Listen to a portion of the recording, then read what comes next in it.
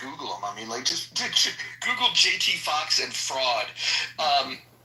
JT Fox is what Grant Cardone would be if he didn't want to be able to fool people that he might be a nice guy sometimes, right? Like JT Fox is just like, I have no fucks, like I am just a piece of shit.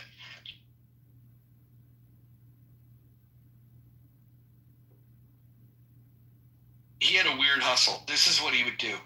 He would tell people in the room, hey, bring your startup idea. We've got people up in here that, we've got investors, and if you've got a good idea, we'll invest. We'll get on the horn with you right now. And people would give their startup idea. Then he'd get on there, and they need shit on their dreams and tell them how terrible it was, right? But then what he would do is like, you know what? I feel bad. I'm going to offer you some help. And then he would have some woman, I don't remember the woman's name, connect with them over the phone, gather all their fucking information, schedule a meeting. And then what they would do is say, hey, your business is not investable right now because of X, Y, and Z. I can help you get there, but you need to pay me a fee, a consultant fee, and I will fix your business for you. And then you could go and get investors or sell it or do whatever you want to do. But that was his pitch to.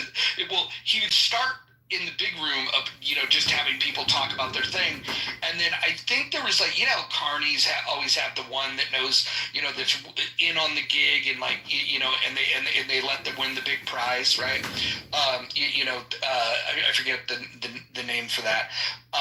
But they would always have one that they're like, okay, we're going to give you the money. Great. Okay, cool. Let's get the information.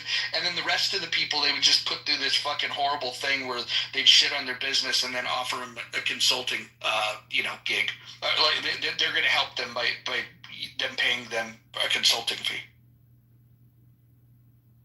And my favorite scam that I thought that amused me the most, hearing people complain about it, and I don't remember who it was, but they were selling some effectively magic VIP card, and people were buying it. 10K cards.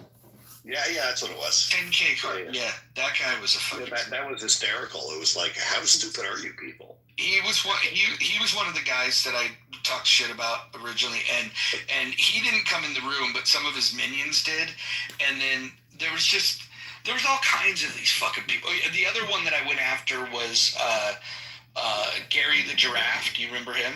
No, man. I stayed away from a lot of this shit. Like I never wasted my time with that part of Clubhouse. Let me go find Gary the Giraffe's real name. He's got a rap sheet a mile long. It's crazy. Let's see. I forget his last name. Yeah, I only tangentially got near a little of this. I remember being in some room about 10K cards, and some guy was just going off because his sister spent like $300 on some of these VIP cards, and they let him go for a while, bitching, and I was just enamored with the level of stupidity. It was wild. Like normal people get hustled for a couple $100, and they're like, oh fuck, I'm stupid, I learned something. Well, part of what that dude's scam was he would get your business information, right? You'd give it to him, and then he would go spin up a website with that name, but then he owned it. And then he'd do the 10K card thing, and then you'd be like, okay, cool, so give me the domain, and then he'd go, okay, I'll sell it to you. And then he wanted to sell you the domain that he only knew you would see value in because it was the name of your business. And so it was fucking weird. Mm-hmm. But lots of stupid people. He got called out though pretty significantly. I would say this: the other grifters went for him. They turned on him. I think he fucked over the wrong person, and then you had some of the kings of that side of Clubhouse that basically said this guy's not legit, and then he left. What's crazy is if you still look at bios, there's people on here nice people, kind people, trusting people, foolishly trusting people that you're like, oh my God, they fell for the 10K cards thing. There was a guy yesterday that I hadn't seen on the app in a long, long time, and I looked at his bio and I saw the 10K card thing in his bio, and I was like, oh, not him, they got him.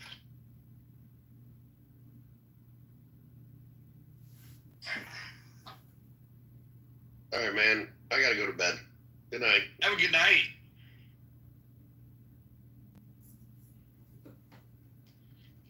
Ann, are you awake?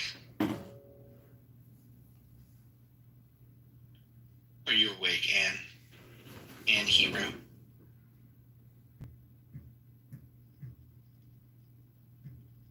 Not awake. Yoav, you're awake. Yeah, I'm awake. What's going on, man? Fine. Actually, Hakima told me about name. Gave me a name of a historian, Jewish historian who's believing there's a genocide in Gaza. And I checked this guy out. Turned out he's gone politically rogue. So that was kind of sad to know Hakima believes there's a genocide. I think that this is what I think happens. I think that people that don't pay close enough attention to what's happening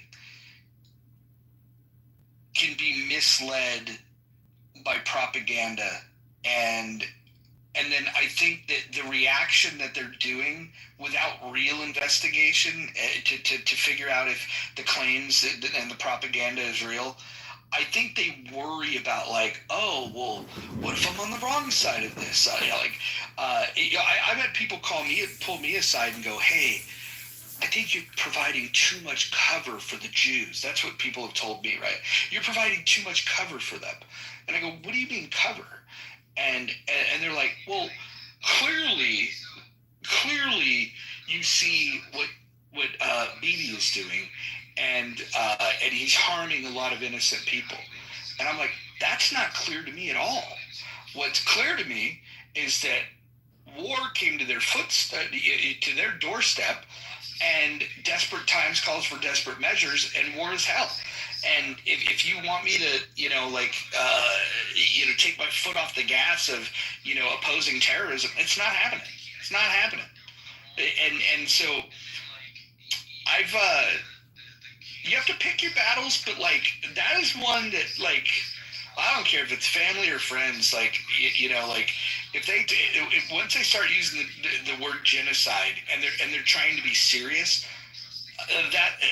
my first pass by them is to tell them that they're fucking idiots, which I should probably just try to point them in the direction of real information, but I can't help myself. I just tell them they're idiots. And then if they keep up their shit, I just can't fuck with them. If you're going to provide any type of sympathy for terrorists, I can't fuck with you. I can't fuck with you. It's just that to me, it's like a morality test, an IQ test, all wrapped into one. Yeah, it feels like the whole world turned on its head with this Gaza war. It's amazing.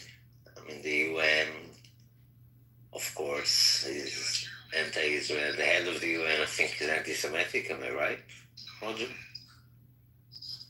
What is your take on that? Yeah, it's funny. As pro-Jewish as I am, pro-Israeli as I am, I'm a Zionist. All these qualifiers. I will say this: I stop short of declaring if somebody is an anti-Semite or if they're just a useful idiot. I think there's probably more useful idiots than there are anti-Semites, and that's not to dismiss that there's a fucking shitload of anti-Semites. I just think that there's a large group of anti-Semites and then a factor of 1,000 of useful idiots. And so when I hear the anti-Semitic tropes, I don't necessarily default to say that they're anti-Semitic. I just my instinct, my initial instinct is that they're just stupid or uneducated. But if you're the head of the UN and you're using those tropes and fighting for policies that would be harmful to Israel, then yeah, it's a good possibility they might be anti-Semitic. Give me a cup of coffee, black, lots of sugar, and a couple aspirins. Okay, sweet. Rich, what do you think? No, ma'am, thank you. We've flown together before? I don't think so, sir. You sure?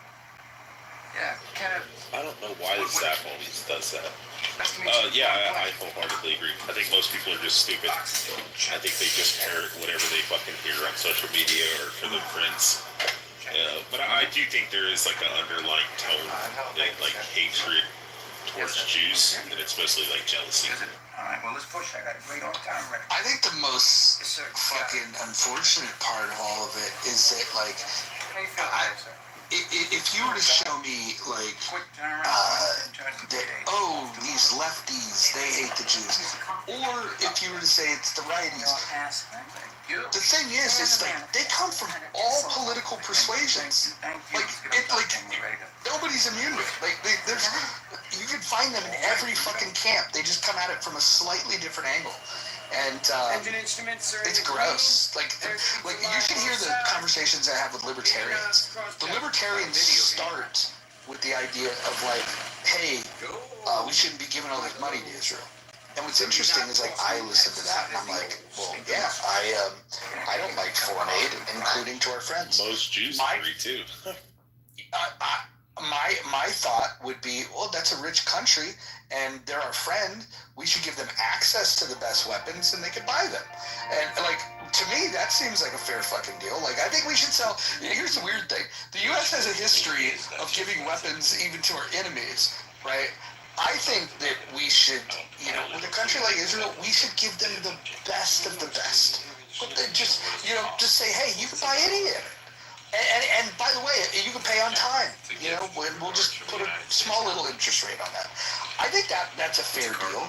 I mean, what we get, because, like, I come from a high-tech background, and, like, I know cybersecurity pretty well, and the one thing I can tell you is that while the attackers are most advanced in China, the people, the white hats, the ones that are trying to defend against these cyber attacks, there's nowhere on planet Earth where you have more sophisticated tools to defend against cyber attacks than Israel. Like these startups that come out of Israel are fucking amazing. And in fact, even large security companies in the U.S., like, under the fucking hood of their security products that are really well known, is an acquisition that they made of a fucking Israeli company and a brain trust of Israelis.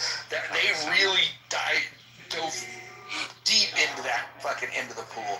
And for that, I mean, like, strategically, even if, like, your politics didn't line up with them, it would just be like, shit, we need them for cybersecurity. Can you imagine if the U.S. wasn't aligned with them and Israel was, sharing their cybersecurity tooling with and knowledge and processes with people we don't like? That would be terrible.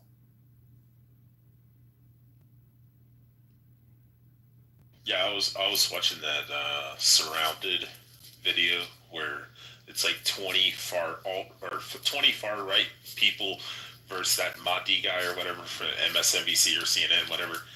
And, like, I'm wanting to root for them and shit, but the entire time they're like, oh yeah, it's the fucking Jews, the fucking, and I'm like, fuck, like, I can't even be friends with you guys. I can't even be, like, on your side. Like, everything is a secret fucking conspiratorial bullshit. It's like, no, Jews are just successful, so get the fuck over it and stop making it sound like, they're just all the Jews in the world are orchestrating this secret cabal to, like, fucking ruin the world.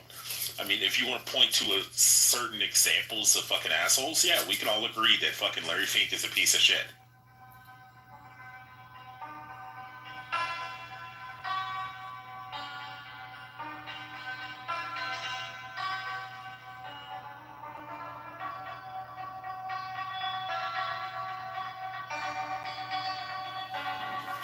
I think Ric Flair wants to want him up. Ric Flair's coming up? What the hell? Yeah, Ric Flair, 16-time champion, something. The Nature Boy. What? I think he's doing it just for you. Maybe it's legit. What's up, Nate?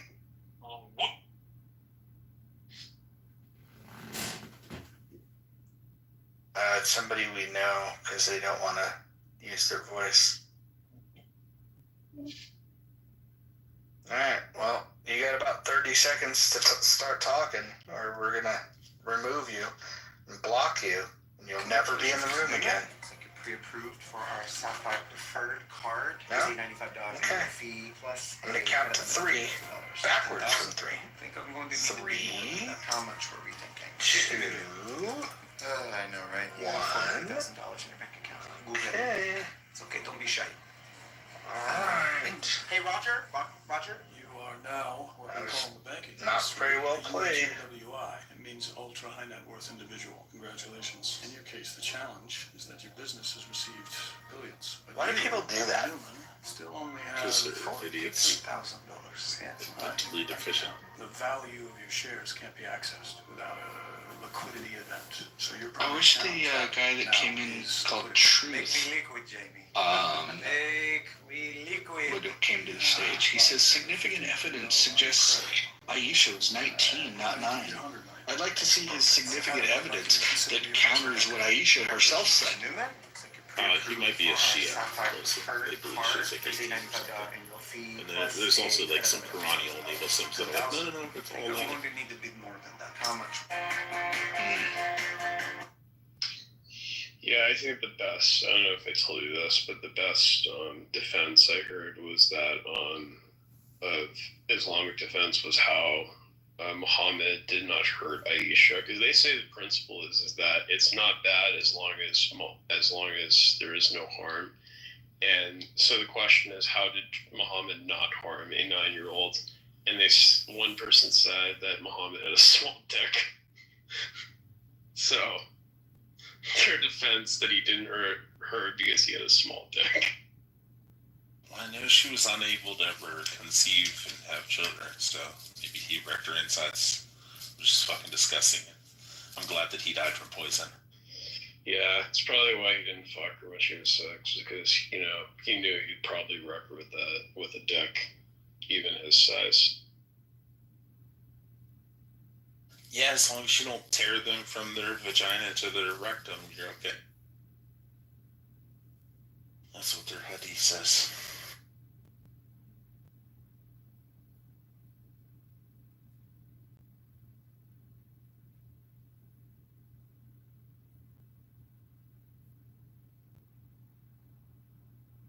Come on, you filthy muzzies down in the audience. Come on up.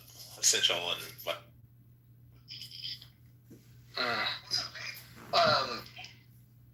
Rich, do you believe that there's good Muslims? Insofar that they don't actually believe in Islam and actually keep the tenets or the teachings of Islam, yeah. I think like some secular progressive hijabi girl working at Starbucks is like, oh, I love everybody, the Jews and the Christians, and oh, I don't really like know the Quran and all that kind of stuff. Yeah, I think she's okay. But the problem is she'll still, if you push her hard enough, because they're usually indoctrinated and like fucking have Stockholm syndrome, that they will end up just validating all the shit and be like, yeah, well, I mean, he's the prophet of God, so if he wants a fucking 9-year-old, Allah says it's okay. Yeah, I mean, it's like I said in the room earlier, in the other room, I said that, like, I wouldn't have much of an issue with Islam if if they were just talking about, charity, one of their greatest pillars, I wouldn't have as much of an issue with it. I mean, if they weren't defending, child marriage, then, I would think it would actually be positive. Yeah, hey guys, how are you guys doing? So I'm like an American Egyptian, right? Grew up in Egypt and dealt with a lot with Islam, right? But it's great to see like you guys in Egypt. Are you Coptic, Sever? Yeah, I'm Coptic. Oh, okay, good. Peace and blessings. Thank you. So yeah, like Muhammad. Of course, you know about the famous hadith, right, of Muhammad having sex with Aisha. nah. And she was 9, right? And actually, sources say that she was still playing with dolls, right? She still didn't menstruate. Yeah, she was playing with the dolls, and the 2 women picked her up and drug her to Muhammad's room. And she said she didn't know what was and he says that she didn't know what was happening, right? Like, being delivered to Muhammad, yeah. And that's the interesting thing is, like, in Islam, I believe it's like, past the age of 9, you're not allowed to have, like, objects like dolls because it's considered idolatry, but it's like, it's acceptable for like a young age. And so it's like, well, yeah, what it says is any woman who's playing with dolls is not mature and ready for it. It's considered idolatry pretty much. I mean, it's because, of course, in Islam, like, I mean, having something like even like a picture of your family is considered idolatry. Yeah. So there is a hadith that says that angels do not enter the house or the homes where there are statues, right? Oh yeah, Muhammad is statues. The black dog under his bed. Yeah, and they would consider dolls to be like statues, right? So they would only permit, like, according to Islamic jurisprudence, they would only permit dolls for young girls who have not yet menstruated or reached puberty. And they made that concession because of the Aisha hadith where she was still playing with dolls, right? And they were saying like she still didn't yet reach puberty or menstruate during the time when Muhammad was having sex with her and consummated the marriage with her. Yeah. It's interesting. Prophet Muhammad also told that in the vagina there is an angel which tells ding dong when semen comes up. I love the Indians. They just hate the Muslims so much. Go ahead. And Prophet Muhammad told in hadith, in the girl's vagina there are no eggs. There is angel waiting when semen enters. They told it to God that semen has arrived. There's angels in the vagina, and that they tell the eggs that the semen's there. Like, eggs are not hey, eggs, get ready. The sperm's here. They didn't know about the eggs till that time. So Wait, hold on. Is this for real? I've never heard that one specifically. It might, but the problem is there's like fucking millions and millions of hadiths. I mean, like, there's so many hadiths. There's a million. Can somebody break me down this thing about the donkey though? Which one? About having sex with a donkey and still be clean for Hajj, or? I thought it was like a transvestite donkey. Oh no, the gay donkey. He asked the donkey, says, "Do you like women?" And the donkey says, "No, I do not like women." Wow, how come Adams isn't coming up here?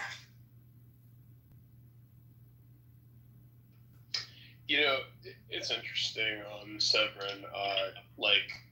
I would like to hear more from like Christians in countries in your case in Egypt, where there is legitimate religious persecution. I'd say particularly because just here in the United States, I think when there's a lot of talk about religious persecution, not to say that there are people who were legitimately persecuted for having a different religion or treated unfairly, but I mean, in the Middle East, it's something I wish the media would cover more. Severin, tell about the pogroms.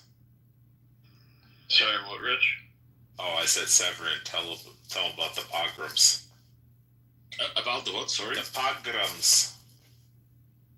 Pogroms? Yeah, the pogroms. So, like, when they go through and, attack the Coptics and shit and burn their churches and shit, like in Egypt. Oh, yeah. Yeah, the Copts in Egypt, yeah, they do face severe persecution. It's really bad. When I was living in Egypt, for example, when it comes, you'll find it at all levels, right? This type of persecution, like even at the simplest level of playing sports, right? You're not going to be picked, at the finest elite teams, right? Like in Egypt, for example, in the Egyptian National League, like soccer is the national, sport, right? No Christian plays in that league. They don't allow any Christians. You're never going to have like this very high level job, right, at the workforce. They don't allow surgeons to be Christians, right, because it's like the highest level of, MD, right, medical doctor, and they only give it to Muslims. You can't really serve with the government, right? Even like right now, there's like a huge backlash that's going on because they just gave like a 25-year sentence to an 80-year-old Christian, 80-year-old Christian, in which the Muslim Brotherhood accused him of sexually assaulting a child, right? And they brought the forensic doctor, right, who handled the case, and he actually in the court testified and said no, the child wasn't touched at all, right? And they still gave him a 25-year sentence just for the sake of it, right? And it's now making the rounds. It's like there's like I think there's like a global it made it into the global news, right? That no, like Egypt is like so wrong when it comes to like handling justice between like Christians and Muslims, right? So it's like really, really bad, in Egypt. Yeah, and it's like in general, it's like I know there's like passages like in the Quran where it says like to subjugate everyone to pay the jizya. You have to pay. Yeah. Like it says to Christians and Jews are the only people who get to live, and they have to pay a punitive tax. No. So it says the Jews. It says go and kill all the polytheists, and then in Surah 9:30, it says that the Jews call Ezra the son of God, so they're polytheists, and the Christians call Jesus the son of God, which makes them polytheists. So when it says go and kill all the polytheists, it's talking about Jews and Christians too.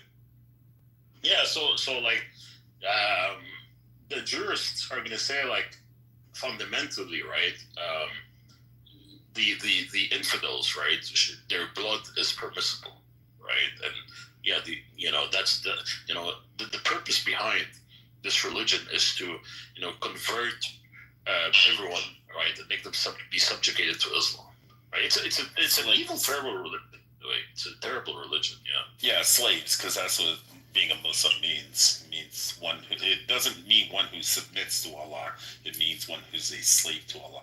Well, like to me, like I said, it's like I don't try to say that anybody's judge any specific religion. It's all about what its adherents believe, and one of the things I find unfair, like in the West, is that we seem to like collectivize when it's racism, when it like the left will collectivize racism, of course, and misogyny. Like this is one of the things I pointed out. It's like you had the Santa Barbara shooting that happened in 2014. It blamed they blamed chauvinism, saying that you enabled this guy to do it. And they said the white supremacist a year later who shot the church in Charleston, that racism, systemic racism, was what caused it. Society enabled it. And then 2016 comes, you have the Orlando shooting, who was a Muslim. However, that guy was a lone wolf, does not represent all Muslims. So you're absolutely correct, and I always say that we should be very wary of collectivizing, right? And that no, absolutely not. Like, and I always make a distinction between like, Muslims and Islam, right? Like the adherents of the religion and the religion itself is what it teaches, right? And so my criticisms always pertain to the religion, right? Not to the adherents. Hey, what's going on, my nigger? But the problem is just like with Sunni Islam, like that religion itself has really bad teachings. Now, the adherents not applying that teaching is because maybe it's a lack of knowledge of what's in their books and what their religion actually teaches, or because of fear or something like that, right? But my criticisms, like you said, Necro, is always pertaining to the religion aspect and not to the people or the adherents, right? Yeah. Yeah. So, Moab, you're gonna have to stop saying the N-word. So I'm not going to lie back up unless you apologize. And if you say it again, I'm going to remove you from the room. Just fair warning. What do you guys think? Oh, go ahead. Sorry, sir. Oh, no, I said you meant the MC guy, Necro. Yeah, that's the guy I'm talking about. Gotcha. Yeah, good. Carry on. Yeah. What do you guys think, like, the United States should do politically when it comes to like this political ideology called Islam? Because I do consider it to be more of a political ideology than a religion. Like I think like there's, I mean, I don't know like how there can be some restriction on the practice of that. I mean, I don't know, like maybe they could ban some books because some classical books pertaining to that religion or political ideology is very, very bad. Like, you know, announcing jihad against unbelievers and all of that stuff, right? What do you guys what do you guys think should happen? Well, I'll tell you what you shouldn't do. You shouldn't ban books. That's first and foremost. You don't ban the book. You have to educate people. You have to. The problem is you got to recognize that there are people that want to organize a society. There's different ways to do it. You do have to rally your society around particular agreements, and I just think it's weird that when you look at some of the text that there's 2 billion people that have signed on and co-signed with nations that and leaders and religious zealots that are saying, yeah, hey, this is the way to go. This is the way to organize our society. And the only thing I can think of for that large of a number is that they're just ruled by fear. This happens to a lesser degree in the West, where, like, when I lived in California, I swear to Christ, like, no pun intended, that the people that were they're apolitical until they go to college or they get in the workforce, and then all of a sudden, the people that are responsible for giving you a job or the people that are responsible for promoting you at a job, they have this kind of groupthink thing going on. And then there's people that I know that, like, they were either, like, in a different camp politically or religiously or just didn't care, and then all of a sudden they get into the workforce in the San Francisco Bay Area and they get turned out, and then the only other extreme that happens is, like, that they're so turned off that they end up hating the left. And so, like, I feel like the American left, like, especially in like the San Francisco Bay Area, that shows me a glimpse of the control that you can have over other people that probably wouldn't buy this shit. But if you're responsible for their well-being and their upward mobility in society or whatever it might be, or just fucking clout in general, it does change the way people think about things. And so I have to imagine that most of them are just pressured into this. Oh, hey, Roger. I gotta ask you a question. John says, ask Roger if he will consult with candidate Kitover on Federal Reserve and Treasury reform and congressional campaign strategy. He text messaged me and sent a screenshot that he's in one of the anonymous accounts. Oh, what is the exact ask here? Because I will tell you. Bear with me a second. Hold on. Yeah, I will tell you. I've been very impressed. I still don't know why he plays my rooms, but, like, he's been fucking streaming rooms that show, like, you know, just how evil some of these terrorists are, and I don't know. I've kind of changed my thoughts on him. I actually think John's awesome when he's not, like, playing around. Like, he's brilliant, dude. I mean, but he says, ask Roger if he will consult with candidate Kitover on Federal Reserve and Treasury reform and congressional campaign strategy. Tell him to come up on the stage and we'll consult right now. He's down there, the anonymous account. Tell him to get on a account. Come on up, Johnny boy. You got like 70 phones, bro. Yeah. I just want to say something before that. Like, one of the things, like I said, with Muslims, if they were to acknowledge, like, on the question of Muhammad, is like, yeah, they agree that it's something that, you know, should not be, that is immoral, that Muhammad did, and should not be implemented in society, then that would be great for them to say. I would have complete respect for them, wouldn't have an issue with them. But that's simply the thing that they, you know, for some reason can't say, you know, and that's the thing that I find disgusting. Yeah, exactly. Yeah, go ahead. Yeah, nice to see you. Me too. I recognize your voice, but I don't remember your previous name. Because I keep changing my name again. Yeah. Wait, what was your original name?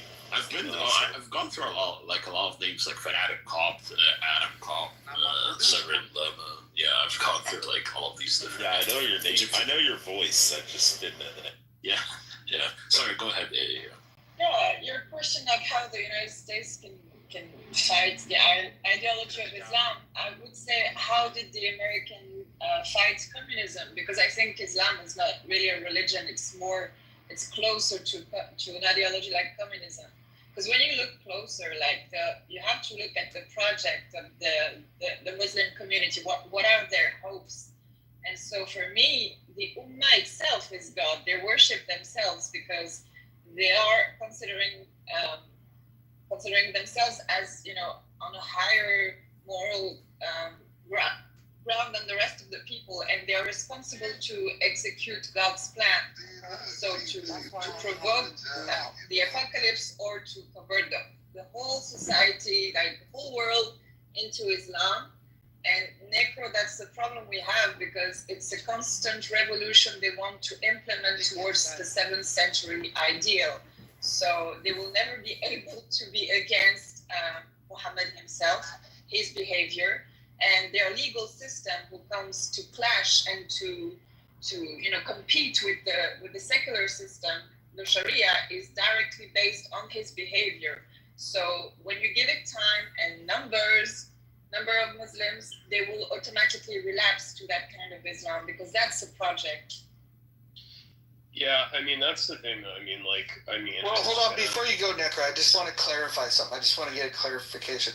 So what you're saying is they essentially come here, behave themselves, but they're like just a sleeper cell waiting to be activated once the numbers are right. Yes, willingly or not. Because some people are willing, buying the possibility that their Islam can be coexistent and modern. But when the numbers grow, it's always relapsing to this system of rigid Sharia law, because that's the ideal. And if they don't achieve that, then they're not closer to God. So that's the problem we have. If we use words that are more complicated, it's a millenarist dream where the Messiah is not sent by God or something happening to them, like when God decides. It's when the Ummah is in action. So they are basically the community is God, and they are realizing God's plan. So this is completely delusional. And I say it's closer to ideologies like communism, because communism, they thought that they could achieve the perfect society if the community was building a certain project and demonizing the opponents. So it has more to do with those ideologies than other Abrahamic religions. Islam, for me, is not an Abrahamic religion at all. And that's how it was designed in its early stages. Muhammad was an apocalyptic preacher. He says that the end is near. So it's not a long-term society model. It's a delusional dream. And later the caliphates rebranded his religion that was false into something for the longer term. And so that's when we have this Islam we know today is a product of an imperialistic theocracy. So. Hey Roger. Hey, John said you have to unblock him. He can't come in. Which one do I have to unblock? Well, I guess one of them. He said his 50 accounts have been unblocked. All right, hold on. He said it's the @Rep John Kitover. All right, hold on. REP. Yeah. Hey Aya, what's up? Hi. Hi, share. Hey. Yeah, so I just want to say, like I said, I don't tend to try to marginalize what the meaning of religion is, because every person's interpretation is completely cultural, and so what individuals their beliefs have is really the only thing that matters to me, and so that being said, I'm very skeptical of the idea that every Muslim who wants to establish Sharia in the United States. I'm not saying that at all. I'm saying the mechanism of the ideology will lead people to do that. That's not what they wish for. I used to be a moderate Muslim. I know how it feels like to be unwillingly an agent of this ideology, to keep surviving and functioning until our dream was to convert the West. my mission was to make Islam look good so that people found it appealing. And that was our dream, to make France Muslim one day. So if it cannot happen by this word, I don't know how to say that, by war, because it's illegal in the West, you can implement it by conversion. So, I mean, I wasn't an evil person, but I was part of an evil ideology. That's my point. Yeah. I'm not. Yeah, it's a virus. It's a exactly. Yeah. Because I wanted to ask you this, Necro and A and everyone else, right? Well, can't someone make the same case with Nazism? Let's say someone was born into a Nazi family, right? And they weren't aware of the evils of Hitler and the Nazi ideology. Does that mean that they just get they just get off the hook, maybe, or that we shouldn't try to educate them or try to make them leave that ideology, right? And of course we should try or make an attempt to make them leave that ideology, right? I consider this religion to be exactly I actually consider their prophet to be exactly like Hitler, right? There really is no difference in a way in their ideology being Nazi ideology. And so yeah, I mean, maybe I'll talk to a lot of the adherents of the religion. They're not aware of his marriages, right, to even young children, right? His wife, right, who was a 9-year-old girl. But in those circumstances, we should make them be aware, right, of those issues, right, and try to educate them what was being said previously, right? Yeah. Well, yeah, I think it's interesting though. You have it where it's Islam is a very popular religion that prisoners. It seems to be a hot spot for a lot of prisoners in the United States, or for people who kind of go to prison, and it's just in general though. I wonder essentially though. I think that if they found out that Muhammad, particularly a lot of African Americans who say the Nation of Islam, who say that Muhammad, that Christianity is a white man's religion, but Muhammad was one that was freed black men. I want most of them are not aware that Muhammad was the whitest person who would have been insulted. He said himself. And that he traded black slaves for Arabs. Yeah, well, also he would have been insulted if anybody suggested that he was, that he was black, and so I don't know. I understand not being into Christianity, but why can't you convert to a real black man's religion, or religion that most people would follow? That would be about liberation. Yeah. But Muhammad, in a way, was a little bit racist, right? Yeah. Well, you must respect the Ethiopian, even if he has a head like a raisin.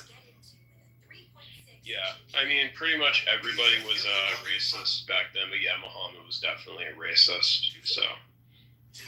Hello, everyone. Hey, DJ. Go ahead.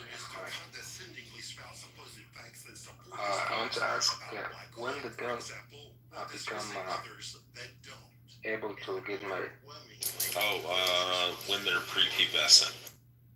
Yeah, there isn't an age. I think they say she has to be physically ready, but it doesn't have to be puberty, right? Well, just 65:4 in the Quran where it talks about the iddah. Yeah, it says the 3 different criteria for iddah is a woman who's pregnant. You have to wait till the baby's born, then you can divorce her. Then the second one is a woman who's menopausal. You have to wait 3 months menstrual cycles to make sure that she's not pregnant before you can divorce her. And the third one is a woman who's too young to have menstruated, meaning that the man and all others are permissible. But it says so that means that the man married the woman who is prepubescent, consummated the marriage by having sex with her, and now he still has to wait 3 months to make sure she's not pregnant. Because she might have went through a menstrual cycle and didn't know it. So there really is no restrictions over the marriage thing, right? There is no age or puberty restrictions. Yeah, exactly. I mean, I've always wanted to know what the alternative meaning of that verse is, because it's if it says, including those women whose wives who have not yet menstruated, Like, what is the, like, how do you not imply that, it's women who have been married who are prepubescent? What's that? Well, because it doesn't say women who do not menstruate, like women who are, things like that. It's ones who are. Oh, yeah, you'd have to read the text here where it says that the text here is the scholarly interpretation. It's all the young women. Yeah. Yeah, well, and that's the thing. That it says not yet. It doesn't say does not menstruate. It doesn't say, it's not talking about. Well, it says the ones that have not menstruated. Yeah. Well, I thought it said actually specifically who have not yet menstruated. Yeah. I mean, they haven't had their menstruation yet. Yeah, so they were like, they had their, which implies that they're going to, they just haven't been able to yet. That's right. And there's like a consensus, right? So in Islamic jurisprudence, there's this idea of a consensus. And so there has been a consensus throughout the ages, right? Throughout the history of this religion that this verse permits young girls who have not yet menstruated to get married and for the marriage to be consummated. Yeah.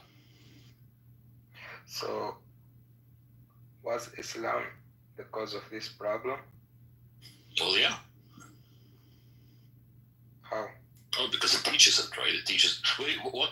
Are you talking like in society in general, like people being like bad, like sexually? Yeah, I mean, if someone's not Muslim, then it's not going to be Islam being the case, right? But if you're talking about like Islam teaching like child marriage, then yeah, it does teach child marriage. No, there is nothing in the Quran say that you are allowed to marry a girl that is not able to get married. Explicitly no. Hold on, DJ. But what about what did Aisha say in the hadith about her age when she was married and the age that she was when she had sex? So she had sex with he, and she is ready. Wait, hold on. So you think that 9 years old is ready? Yes. Wow, that's. How do you know it's not ready? Welcome to Islam, everyone. Okay, again, no, hold on. I just want to say, Adams, this is why we talk about it, because guys like this will admit, they will acknowledge that this is what they do. See, it's one thing when people hear us criticizing it. It's a whole other thing when you get them to acknowledge it themselves. So, this is why we have to talk about it. Yeah, so DJ, your argument is... Hold on, DJ. So your argument is pretty much if it's old enough to bleed, it's old enough to breed. Yep. Doesn't even have to be grass on the field, just playing the buddies. So. Sounds like a pretty juicy conversation you got going on. Oh, we're talking, Captain. We're talking about the people that are ruining your country currently, the Muslims, Africans, and Middle Easterns. Roger, can I make have an on take here? Because why would tonight be any different? Go ahead. Zing. As abhorrent as this may sound to people, what DJ Friends, can I come off the beat? Cause that beat ain't subtracted, man. This is my name. Hey, my name is Terrell. Make it spell. If I'm not button up there. Okay. Yeah, come back up and you can... Wait, hold on. Don't move him down. Listen, I know everybody's got a mod badge, but listen. We're going to just give you a rule. You can come back up, but your next rap has to be a good one. We'll give you 90 seconds, uninterrupted, and it's got to be good. Listen, now check this out. We're going to listen for 90 seconds. After 90 seconds, you keep spitting, but after 90 seconds, all of the moderators can throw you down from the audience. That basically means they disapprove of your ability to rap. So I'm going to bring you up. Well, let's see how long you can last. Let him go for at least 90 seconds. All these damn instructions ain't making no noise. No disrespect, but the time ain't ran out with the 90 damn seconds. And I hope your ass is really counting the disrespect of the ears, cause the ears really counting. My name is Terrell, the noble boy. I hope that everybody's spelling. Got that smack ass back in the river. Make it clear, yeah, I got people in the back of this bitch. Know my name, bitch. Rick James ain't 62nd me. Who the strangers? That symbol on my head. The number 2 username in the motherfucking building. That JPG ain't looking stranger, cause that look like me, and me is my network. Ballin' like I'm who you know that viral tech merc. Looking like you disrespect my flow again, more microphones. Talking about in your hallways. Hit that button, we always. Well, it looks like he made 91 seconds. So I don't know which one of you guys threw him down, but he made 1 second beyond the limit. So congratulations. You know, if I had to grade this is what I would say.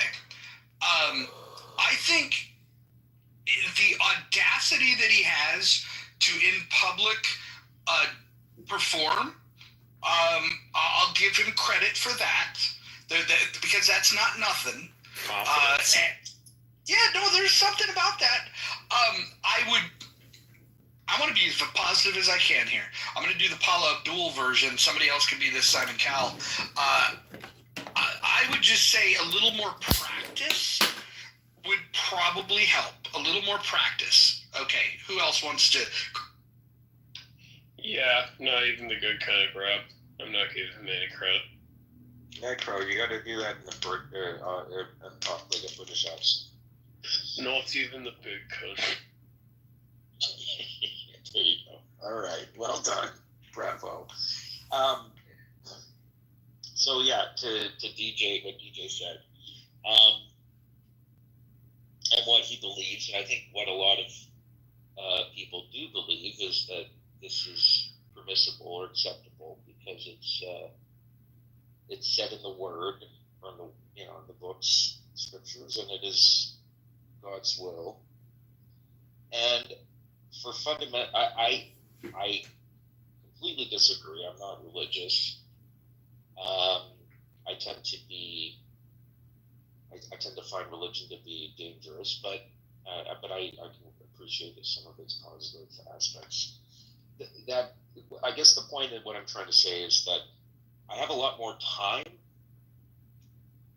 for fundamentalists because there is a logic. It's not something I agree with, but there's a logic, and there's it's based in dogma.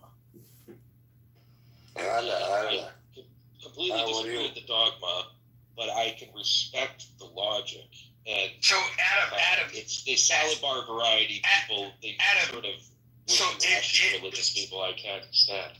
So Adam, if I can, I just wanted to see if I understand you correctly, because I think what would sound like you were saying is that you're still against it, but there's a respect for at least the fact that they're going all the way with their belief, and at least not half-assing it. And what I would compare that to is like, people here in this country that go really balls to the wall of the abortion thing, for example, where they'll say, if you're truly pro-life, I think the consistent logical perspective, if you believe that is murder, then you would not carve out exceptions for rape and incest. And so while you could disagree with the position, you'd have to you could maybe respect the commitment to the logic. Yes, and also I think it's important that we should I don't think the problem is with people. I don't think the problem is with Muslims. I don't think the problem is with Christians. I don't think the problem is with people. I think the problem is with dogma, and I think it's important that people who are genuine in their belief of the dogma express it more in a more consistent and more reliable way with what the dogma says, and then it exposes how outrageous some of this shit is, and maybe it will turn some minds away from it, because I think that we tend to, and I'm not just keen in on Islam here, but we tend to sugarcoat or superimpose modern sensibilities onto static scriptures that are archaic, and I think fucking barbaric. And I think the topic of what you're bringing up here is barbaric, but I appreciate those who stand consistent with it on a logical basis, as well as staying true to it, so it can be exposed for what it is. Right. So another thing that you're saying is that, like, the scarier thing are the people that would support this, but then they would lie to you and not have the courage of their conviction to tell you that. Or worse yet, they actually provide cover for the fundamentalists in their midst. Yeah. No, I agree with you. Because that's even more dangerous, and it's not just Islam. Yeah, no, I hear you. American Party, is this our candidate, This John is Kitover? this is candidate John Kitover for Illinois 16. Nice. Well, we're glad that you've decided to get out of the goo, participate. I can no longer throw you out of rooms for streaming rooms because that the Clubhouse has endorsed that as a thing. So welcome to the stage. Thanks. I think it's a positive thing that they have created Anonymous, because I think through chaos can maybe come a silver lining. Well, I don't know if you've heard. I know that you stream. I don't know how much you listen to, but I have said that some of the things that you've been streaming, I think is wise. I really don't know why you stream these rooms. Maybe this discussion's interesting because we're exposing some barbaric shit. But most of the rooms that since I've been back on the app, they've been boring as shit. There's got to be better material out there, right? Well, unfortunately, if I am streaming it or I'm creating shorts on YouTube, I generally do actually listen to all the stupid stuff I stream. Oh, Jesus. So, what? Tell me about this campaign. How can we help? You want to do a Clubhouse fundraiser? How can we help you? Yes, a fundraiser would be needed. And I think also just talking about the Federal Reserve, the Treasury Department, Congress, borrowing and spending, U.S. debt clock, actually doing financial analysis and predictions as opposed to just the never-ending, nonstop political propaganda distribution that happens here. That's fair. The problem with that, as you probably know, is that we'd have about 3 people talking, and a lot of people getting bored and leaving the room. Yeah, I know. I mean, that's why, Pepe and Sarah and Jeff and all the other amazing people and their great content and their incredible contributions, because they're such, they love America so much, and they're here, because they're really educators, and also, let's not forget, they're entertainers. Yeah. Let me ask you this. Well, before you do, DJ, I just want to ask the candidate Kitover. Have you? And this is a serious question. Have you engaged with the local Republican Liberty Caucus at all? So I have run in the Republican Chicago GOP party before as a committee person, and they spent $10,000 suing me to get me off the ballot.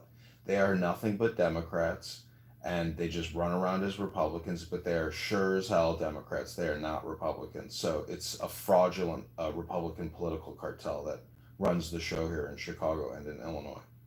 So have you looked into the RLC at all? Like, maybe not in your city or even in your state, but that is the group that believes in the message of abolishing the Fed's the end goal, but in order to abolish it, you have to first audit it, and in order to audit it, you have to get the awareness that it ought to be audited, and that the American people should know what the Fed is doing, And I think that there's a growing number of people that are sympathetic to that. But in the Republican Party, the allies that you would find are within the Republican Liberty Caucus. Got it. Yeah. Thomas Massey, Chip Roy. I've looked at the Freedom Caucus, I think they also call themselves. Yeah, that's kind of a broader thing.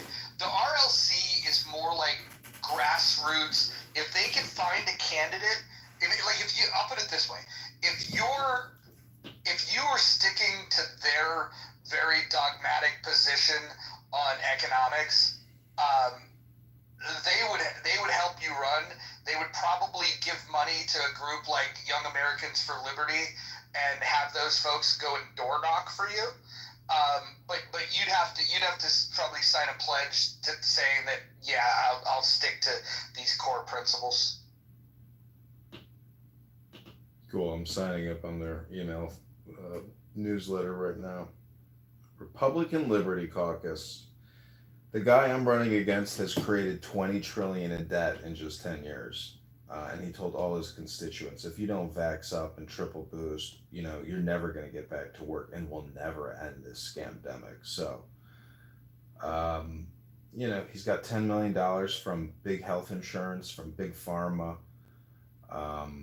And it's unbelievable what you can learn about in open secrets. So it's, if Congress... So I'll tune you into a few other groups where you can find people that will be like-minded. 10th Amendment Foundation, that's another group. I would say you would find alignment with the Mises Caucus within the Libertarian Party of Illinois. Most of the people in Chicago are like the lefty libertarians, but you have some people that want to challenge that. So you got to find the Mises folks. And again, this is not large numbers, but you would get fanatical people. You could get what you need are the people that would actually volunteer to do some of the shit. And then if you go fuck with the RLC, if they believe in you, and you'd have to show serious, they would put money in it to help. And Young Americans for Liberty, if you sign up on their website, give them $25, they'll bring you to a conference in Florida, and you'll meet everybody that fucking wants to audit the Fed, and they'll pay for it. Because what they think is that, oh man, if we could just get him here to hear all the speakers, he'll donate money to us. So just sign up for Young Americans for Liberty. I think a $25 donation would get you a free trip to Florida. I'm talking hotel, flight, the whole bit, because they're going to hardcore press you for money when you get there. But I'm sure you're stubborn enough to not fall for that one. Yeah, I've sat through timeshare pitches so I could get a free hotel room. I think I could probably go there and, not give them any money. Yeah, I mean, it's interesting. In Chicago, I was there for St. Patrick's Day, so of course, I was the only person there who I knew of who was Scottish, not Irish.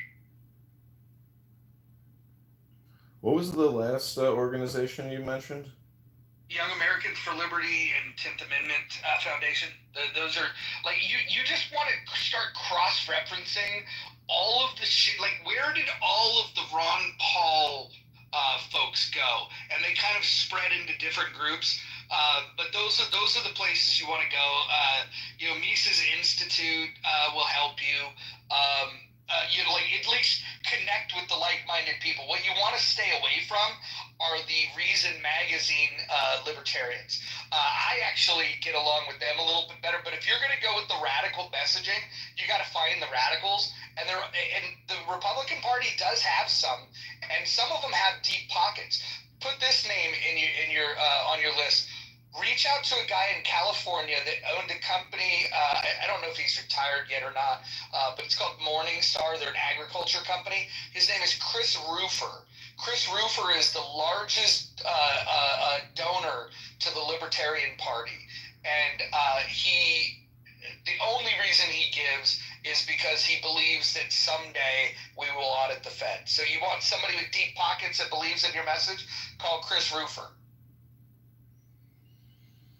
You know, I've been in a coffee shop one time where I heard a Federal Reserve employee who was a PhD talking to this other PhD employee, and it's really just bureaucracy and it's academic.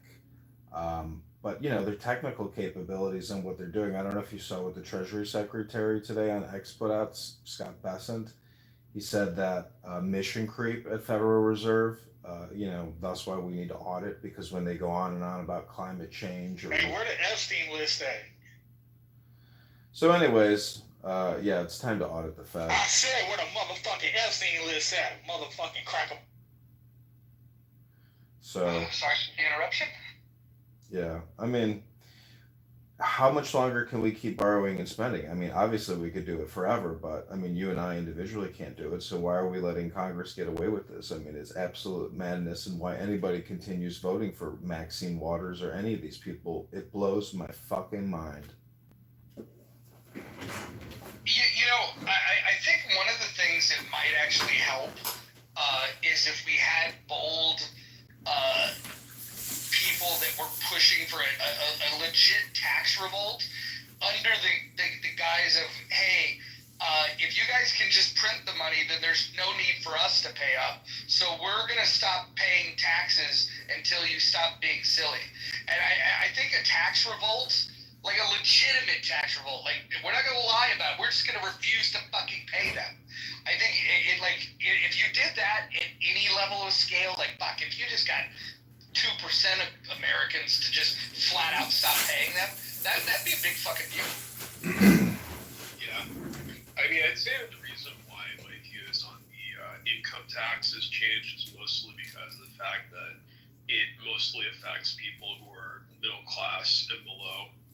Because, I mean, it definitely affects the rich the least because the rich, don't make their money through income. The richest people in the country. So, the people who are the most affected by the income tax are working people. So you have working people who are less incentivized to work. Well, Chairman Powell says that he doesn't ask Congress for monetary advice, and he doesn't give Congress fiscal advice, meaning that we're not going to tell you what to spend the money on, and don't tell us how we do currency manipulation. So, my point is, if we want to have a tax revolt, I mean, we could also just have a spending revolt and essentially enema the Federal Reserve by issuing monthly liberty checks to actual Social Security bearing Americans.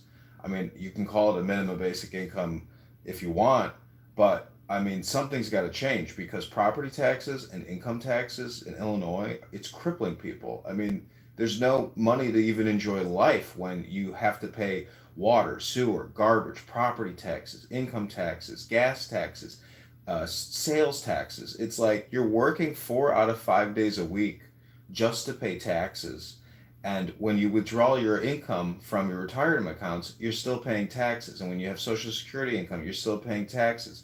It's like the government has to stop borrowing and spending. I mean, the government is the problem, and the Federal Reserve enacts it and enables it with this insane fiat system. Yes. So so I don't know if you can hear me, guys. I come from the most taxed place in the world, which is Italy. We pay up to 65% in certain cases, and no wonder people, they use a lot of how we call it here, black money, basically cash. So, a tax. So, what's your hypothesis of basically tax revolt? It's not feasible because it's not, in your case in America, it's not the Federal Reserve that is the problem. It's the BIS and the Bank of International Settlements that actually directs all the legislation and regulations. In fact, here in Europe, from the 1st of October, we will have the introduction of the CBDCs, which are the central bank digital currencies, and then you will really see hell on earth, because it's basically the social credit system that they have in China. Let's say reproposed, regurgitated in the West, in Europe as much as in America. So that is exactly why they're putting this instrument in place to be used accordingly so that people will not revolt. Yeah, I don't think a social credit score is going to work here in the U.S. In fact, I think instituting one in some ways could be the catalyst. That could be the match, that starts the fire. And so I'd say bring it, because there is a limit that people are willing to be pushed to. Sadly, the limit is fucking much crazier than I thought it would be. We learned that through COVID and what people are willing to do. Shit, I still see people driving in their car with their fucking mask on. It's fucking crazy. Hey, Roger, do you remember actually, you live up in that area where they a little more communist. But like the speed cameras. So when they brought them to Florida, people just shot them. They went out with their fucking guns. I don't know if you heard me talk about this. I've gotten like 5 of these things in the mail, but yeah. The thing is they don't they don't count as moving violations. They treat them like parking tickets, so they can't like revoke your license. Your insurance doesn't go up. It's just a fucking fee that they give you. But I do like the idea that if the camera wasn't there, it couldn't give you the ticket. But I talked to somebody yesterday on this app. They gave me a good idea. They said just to push back on it, because if you fight it, you can come into court and you can ask them. There's like 14 different things that they're required to do, for that to hold up. And the chance of one of those things not have happened is pretty good. The odds are on your side. So I'm gonna fight these speeding tickets. So I wanted to say something. Okay, sorry. No, go ahead. Now, real quick. So to introduce the CBDCs, of course, this instrument is not for me and you.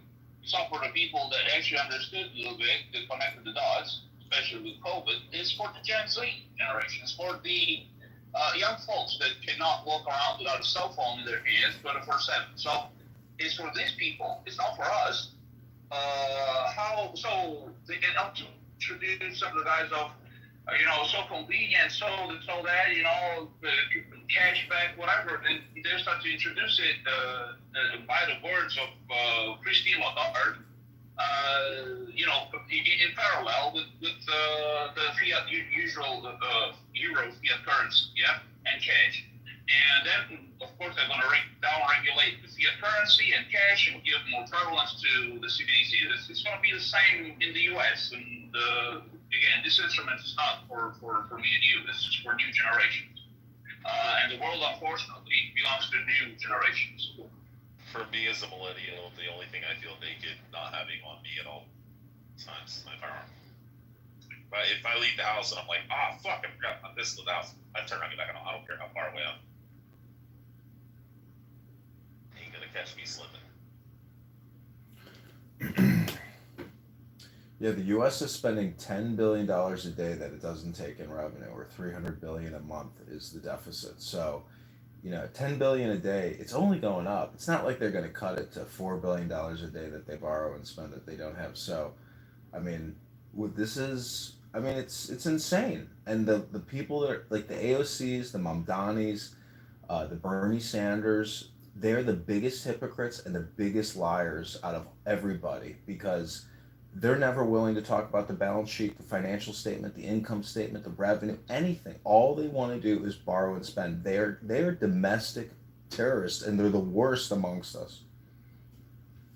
I think really it's interesting. My issues with progressives are particularly on the idea of raising taxes as the way to stimulate the economy and things like that.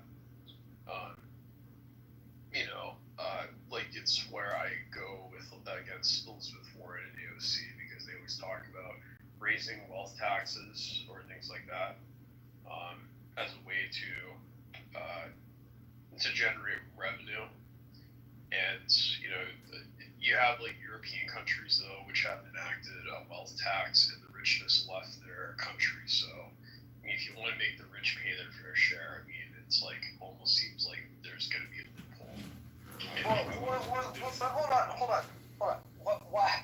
Why do we assume? Why do we believe the headlines that the rich don't pay their fair share? Where did you get that they don't pay their fair share? Yeah, well, I'm just saying that the idea is, though, they're saying that the rich need to pay their fair share. It is a populist position in the country. So, but regardless of whether or not you agree with it, it's so they believe that the best way to their solution to make this happen is to try to impose something like a wealth tax, which Right. But and this is where like education is important. And if people really got the facts, when they were doing that Occupy movement, which stupidest movement in fucking history of the U.S. Well, no, there's been some other stupid movements, but it's right fucking up there. These fucking idiots. The top 1% pays 46% of all of the income tax in this country. If you expand out to the top 10%, that's 76% of all income taxes. And if you go to the top 50%, it pays 97.7% of all income taxes. That means the bottom 50% pay 2.3% of all of the income taxes. And so when people fucking say that the rich don't pay their fair share, they're not looking at the numbers. They're literally just listening to propaganda that is not tied into any fucking reality. That doesn't mean that there's not loopholes. Of course there's fucking loopholes. But despite the fucking loopholes, 50% of the tax, 50% of the people are paying 97.7% of the tax. That means 50% are getting a damn near free fucking ride. 2.3%. Imagine this. We all go to a dinner, big fancy dinner. There's 100 of us, okay? 100 of us. And imagine if 50 people chipped in and covered 97.7% of the bill and handed the rest of the bill, the 2.3% that's left of the bill, to the remaining 50% of the people at that dinner. So those 50 people, guaranteed, would say, thank you. That was very generous of you. We do that with taxes, and the 50% that are not paying shit, that are only coming up with 2.3, those are the fucking deadbeats that are fucking looking at this problem and saying like, oh, they're buying into the idea that the rich didn't pay enough. The rich are paid more. But the bigger problem is, and I think John Kitover talks about it in an important way, is that it's not about us peons. It's really about what the government does, how it's structured. They don't even need our fucking tax dollars. Think about this. They don't need it. They collect $5 trillion, right, in 2024, $5 trillion of taxes. But they spent how much? $7 trillion. If you could spend $2 trillion that you don't have, why not just fucking let everybody keep their fucking money and then go get the ledger down to spending $2 trillion? Like, then it's like, okay, go spend your $2 trillion do what you wish with it, but you get $2 trillion and the taxpayers pay none. I mean, that to me that makes more fucking sense. Yeah. If I can just push back on it, kind of play devil's advocate. Some person might point out, saying, like, for example, but like, how much money do they get out of for how much they spend into the economy is something that they would say, basically, because No, you're saying tax the rich, but where do you fucking think these rich people are getting the income from? Medicare, Medicaid. They're getting it from the military-industrial complex. So when you say tax the rich, those are the people actually earning an income, but it's 40% of the economy is artificial and created by congressional borrowing and spending and Federal Reserve fiat currency. The whole economy is fake and fraudulent. And if we were to actually be ethical and moral and have sound currency, not this currency manipulation, aka runaway borrowing at $40 trillion in debt, these people wouldn't have the income that you even want to tax because they wouldn't be generating the income because it's all artificial and stimulated by Congress. Yeah,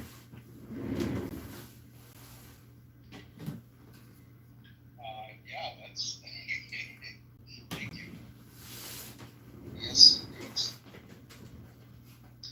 yeah, like I said, I mean, I don't take a position on taxes.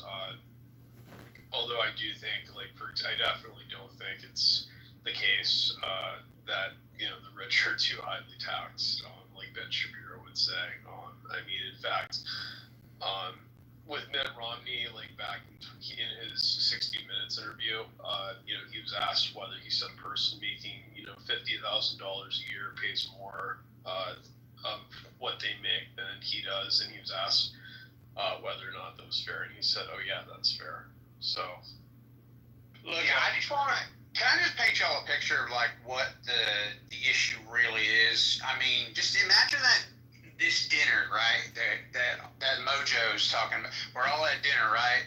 And all the people that are on the bottom, like I don't make much money, like I just like to save, a few pennies here and there. But I'm already drinking that really shitty like Sunny Delight, like sort of a drink. Well, all these rich people are drinking that fresh squeezed premium OJ, okay? Now, if they establish the fact that they're paying way more than me, okay, as it is, and things go to the shitter, then what the hell do I drink that's below the Sunny D? There's a Tampico that is bottled by the Mexicans.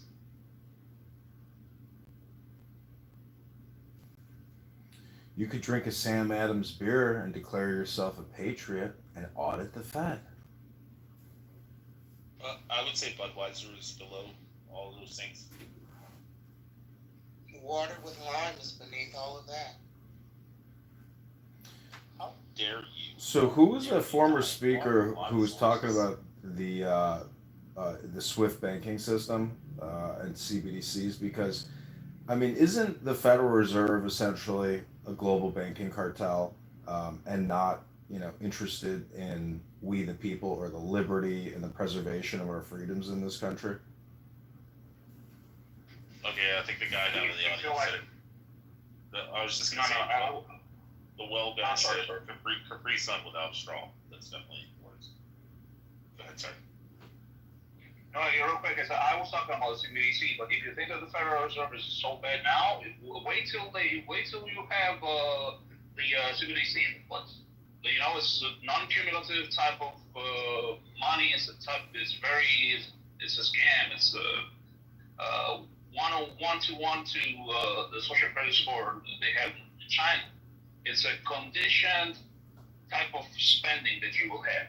They will take into consideration your digital ID, your insurance, your properties, your everything.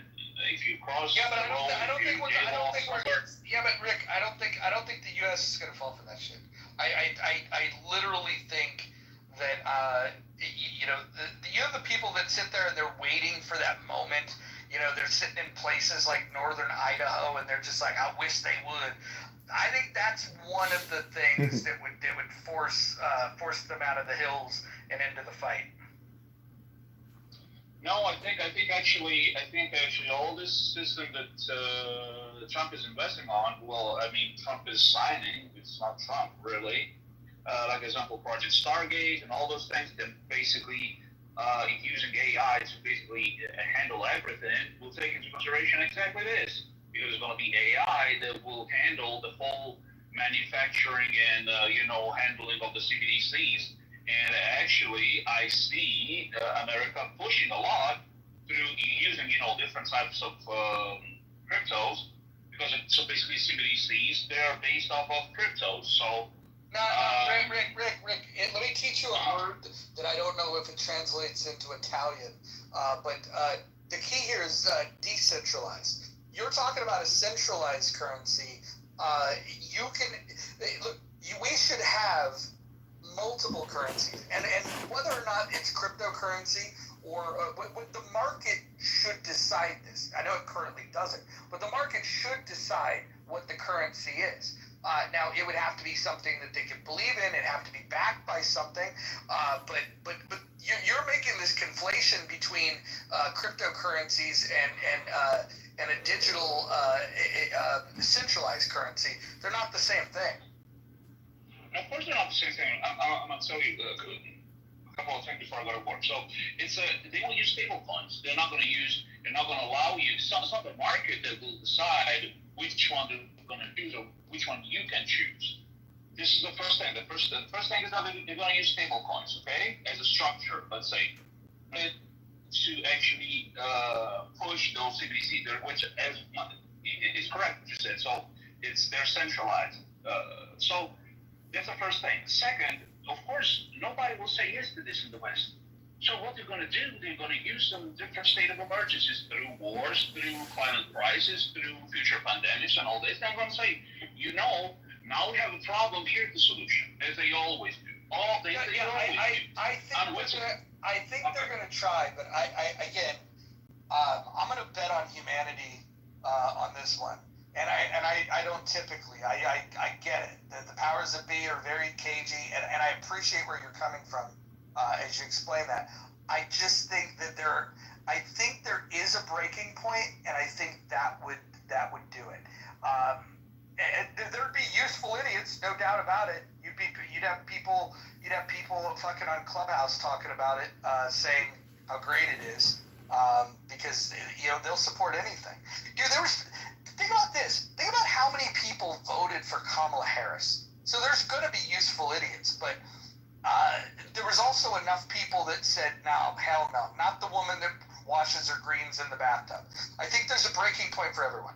So if you look at what Doge puts out, they take a screenshot from SAP and then they're exposing all these DEI contracts. And Pete Buttigieg, he apparently, when he was transportation secretary, gave out what was like $30 billion in DEI education contracts. So just how much has the Federal Reserve, who had lost in like 2023 $100 billion, how much have they given out in DEI research grants and other contracts? I mean, that's why auditing the Federal Reserve to show all their woke spending is most likely what would happen if a full audit could be done.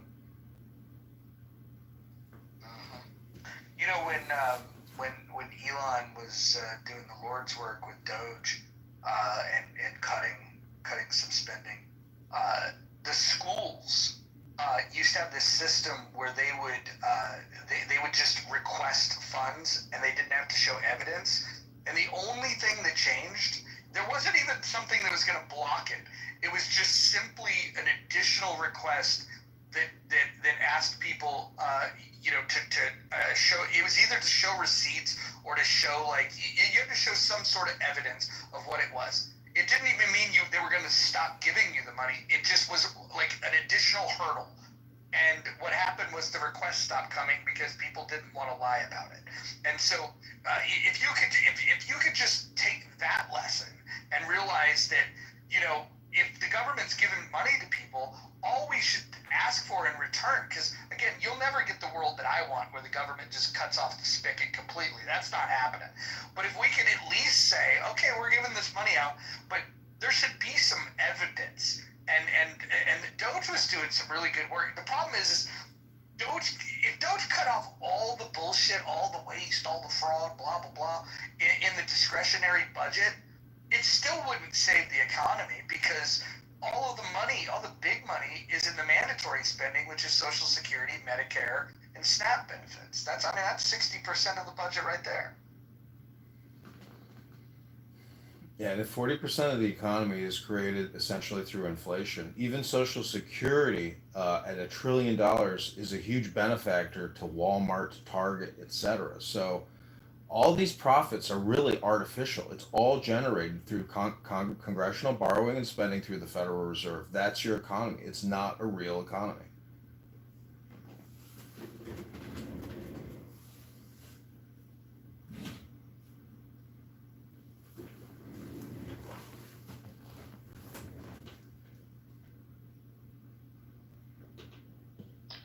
Yeah, one thing I think is interesting is the fact that I wonder that nobody's talking about how gas prices have been going down. It's $5 a gallon here in Chicago. They're not going down because the state of Illinois has high gas taxes because we have a fat, disgusting pedophile governor. Well, I mean, I know when I was in Illinois, it was like $3, but either way, it's like even where I'm at, where I'm in a red state, it's, it's, not going any, it hasn't never been below 5 cents from when, Trump took office. So, Roger, DJ wrote in the chat. So if she's an adult and can get pregnant, what is the problem with marriage? Is he a troll? He's Muslim. But I would agree taxes. I would agree taxes are what raise the cost of gasoline. Change the topic, man. Why are you driven far away from the topic? DJ, are you a Muslim? Yes, I'm a Muslim. Would you condone Muhammad being 54 years old and melting Aisha at 9 years old? Or do you condemn it? No, just looking for clarification.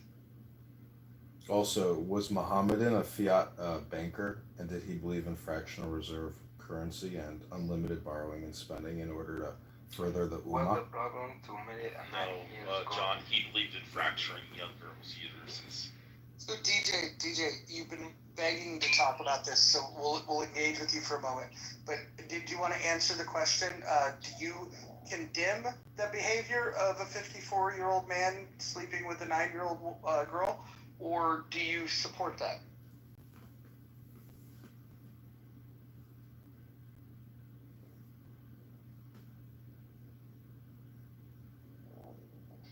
There is no problem with that.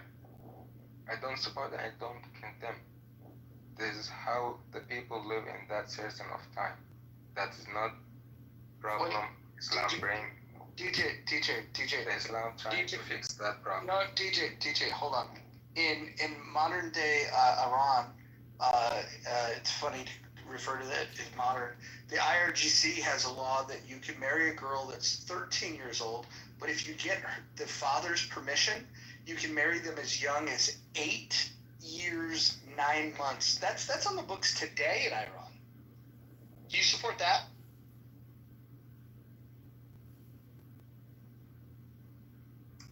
I support what the Quran say. Glorious. So let me Glorious. tell you something. I say in the comment, according to the recent studies and health data in United States, the average age for a girl first period around 12 years old. Bullshit. Well, hold on. Search it, Google it, man. Wait, hold on. Wait, hold on, Necro, hold on. So let me ask you this, DJ. You're an adult male. Would you fuck a 12-year-old girl?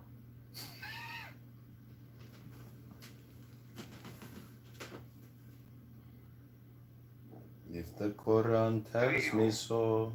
Do you? You took a way too long to answer that question, you filthy Islamic. No, listen. You talk about problems, but you talk about right now, if I can. You can marry a 12 years old right now. Don't let the donkey kick you in the head at the end of this conversation, DJ. Yeah, and DJ, why do you have to lie about us? I mean, or about our morality?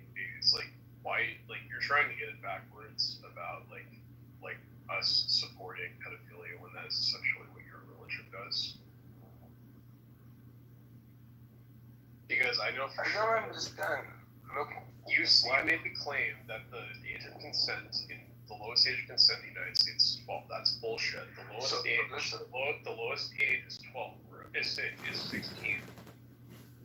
That's the lowest age in any state. Maybe we're giving DJ too much credit. DJ, are you currently milking goats or camels? I said the first period, not the law. For girls, the first period come around. I know that's 12 years old. Why?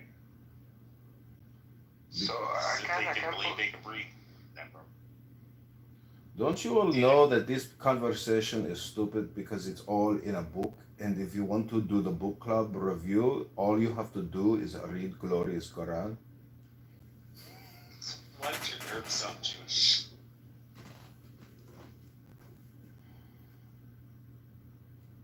DJ, how many times have you read the Glorious Quran? Never. lot of time. Do you consider yourself an Islamist, a Muslim, or a Mohammedan? I'm a Muslim. I believe in Muhammad. And I believe in Jesus. You believe in fucking little girls. Yeah, you don't believe in Jesus, you believe in Isa bin Miriam, which is not Jesus. No. Jesus is in our glorious Quran. We are history revisionists and we have the final say on Jesus too. You didn't know this? The name Isa, the etymology is the semen of a stallion. So Michael, if there are 12 years old girl and she is adult. Yeah, okay, so can you explain to me what it means to be an adult? Adult, that meaning you can have sex. Yeah, so anybody who's I get pregnant. culture can have sex at 12. So my calculation, my name should be. That's not the way this works. Paul, what's happening here? Mr. Harrison, I would like to attend today's briefing. And why is that? So, the data changes so fast. what? The capsule changes, That- the weight and the landing zones are all changing every day. Red. I do my work, you attend these Pregnant. briefings. What does I that have to mean? start over. Because you're not Currently, hearing in a it. few weeks. You're just We don't stating have that. that figured out yet. Why is it she can't attend? Because she doesn't I I cannot do my work effectively and I do not have all of the data and all of the information as What soon as does it available. mean I want to be in that room hearing what you when hear. one is ready It requires the highest clearance. to I be feel like I'm the best person impregnated? to present my What does that calculations. mean? No, I am not. And she is a woman. There is no protocol for a woman. Okay, I get that part, Paul. I shot it. Within these walls, who, Alright, so DJ, I'm gonna read this to you. The youngest confirmed age for a girl starting menstruation is 5 years and 8 months old. Her name was Lena Medina.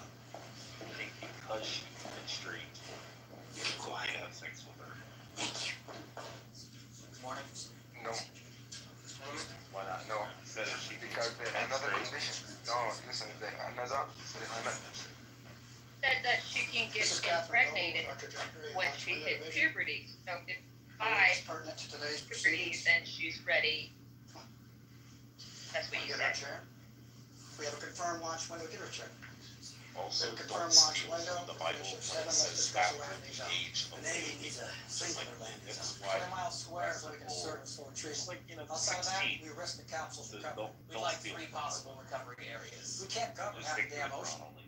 With all due respect, our capsules being altered. Yeah, Over in the earth at what speed now? You don't steal from the Bible.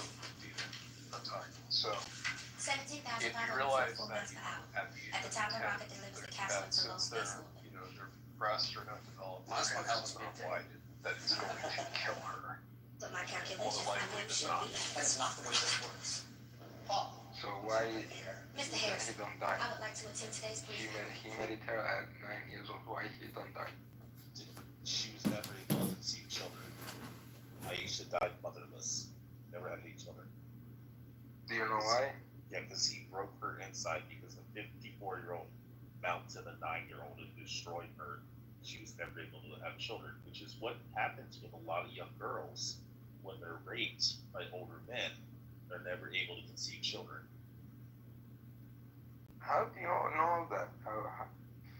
What's your real source? Never heard of it? That's the question for you. How do you know that? And the question, and the answer to that question is there's medical documentation that states that if a person has had, like say her first period, that just means that her body is ready to begin the process of becoming impregnated later when she becomes ready. So that's why I'm asking, what does it mean to you to be ready? Because having a first period doesn't mean ready. What does DJ, it involve? In Islam, there's another condition. No. This is about being human. So fuck your Islam. This is about being human. DJ, So what's take a little girl. You just don't understand, man. No. It's You not. are brainwashed. All you are brainwashed. All you want. Kristen, can I just say this? When you said "fuck your Islam," that's the hottest I've ever found you. That was hot. DJ, what's more important? TJ, what's more important, clarifying whether or not Muhammad fucked a 9-year-old or destroying the Zionist state in Israel? What? I'm asking you if you think that we should destroy the Zionist entity in Israel and free Palestine. The Yehudis. And What do you think about the Yehudis, is terrorism justified in the destruction of Zionism, DJ?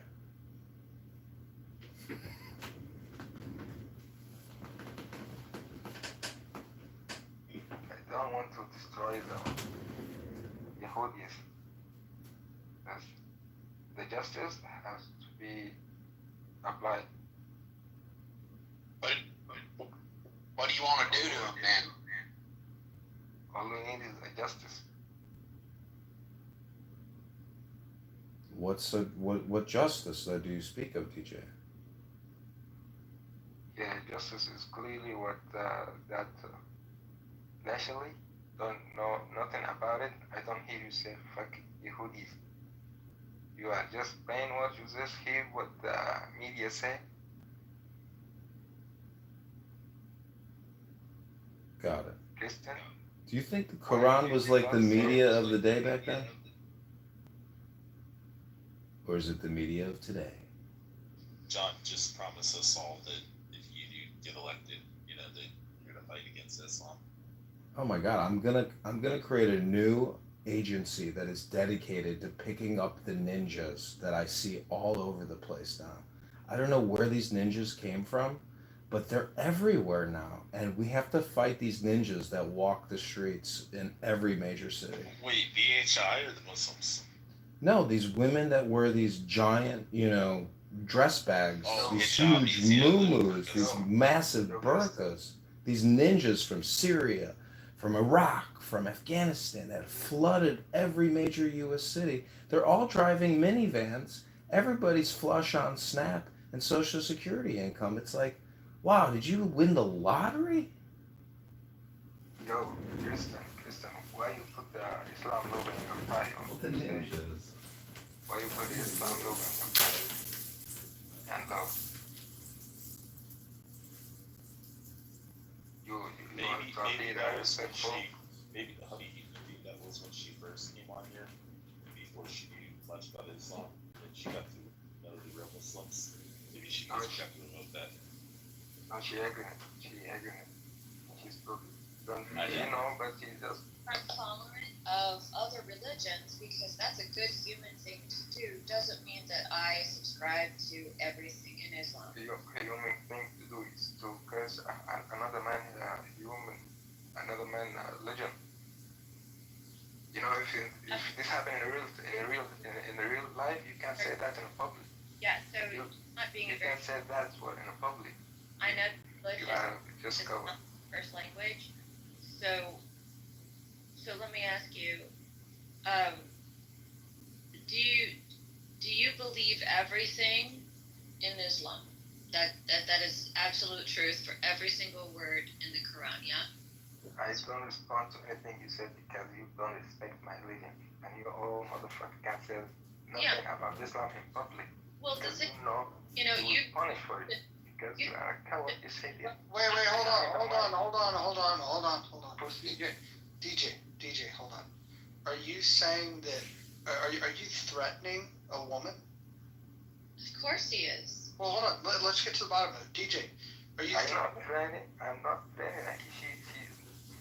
She is, this so what? Is my religion. Yeah, so what, hold on. My religion. Hold on. Well, I'll disrespect your religion. Your religion's based on a pedophile fucking prophet, so-called. So let me... believe in it. No, I don't fucking believe in it. And you want to know what else? I think there's 2 billion people, too many on this planet. And they all have one thing in common.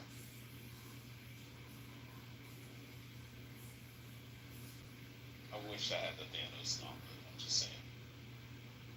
DJ, so what were you saying? What would happen to Kristen if she said this in public? She got punished. Punished by who? You? The Muslim. It's not have to be me, but there are. So a Muslim's gonna punish an American woman for speaking her mind? In Minneapolis, maybe. I wish you motherfuckers would. I wish you motherfuckers would. You can't fucking say nothing about Islam in front of Muslim man. Go on. Bullshit, everyone. You can't. Yeah, DJ. You can't say that in front of a man. Yeah, Muslim man. DJ, we killed 1.2 million of your fucking Iraqi people. So you don't think You don't. You see the people in Iraq. You see the people in Palestine. How they defend. They defend their religion. John's got a bunch of bodies. A woman. DJ, you need to realize. Thank you, John. Thank you, John. Yeah. Let me. Can I speak? Yeah. Let me talk to him because he's been. Well, I just want to say one thing. So, DJ, you have to learn though that it's not the world that must learn to comply with your religion. It is your religion that must learn to comply with the world. So the funny thing is that you are. Leave my religion alone and choose your religion and don't insult another man's religion. But you're not a man. You're not a man at all. You can't possibly think that you're mature if you condone fucking little girls. Wait, DJ, as a black man, how do you feel about Muhammad being super fucking racist and your God saying that the majority of people that are going to be in hell are black people and women? So if I don't understand, I ask. There's nothing in Islam like if I don't this. understand questions, and I've already asked you so many questions, and you don't answer. I don't respond. I would not respond to any of your question. I shut the fuck up. You clearly, and if it was a man, I would ask the same questions, and you still can't answer. I don't care about your question. You are fucking stupid, ignorant. You hear? TJ, how do you feel about women?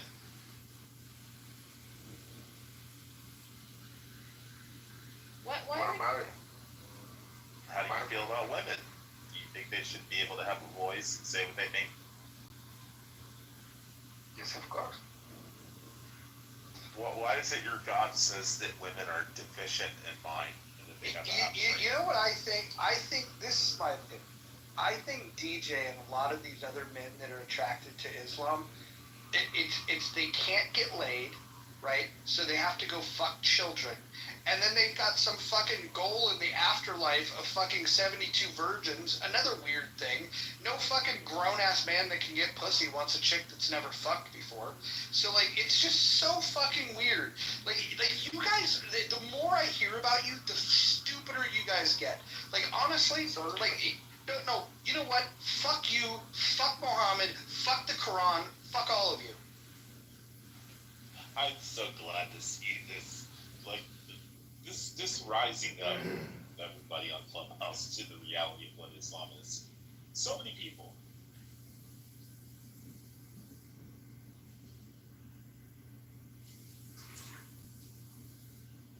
Yeah, Where'd he go? Where'd he go?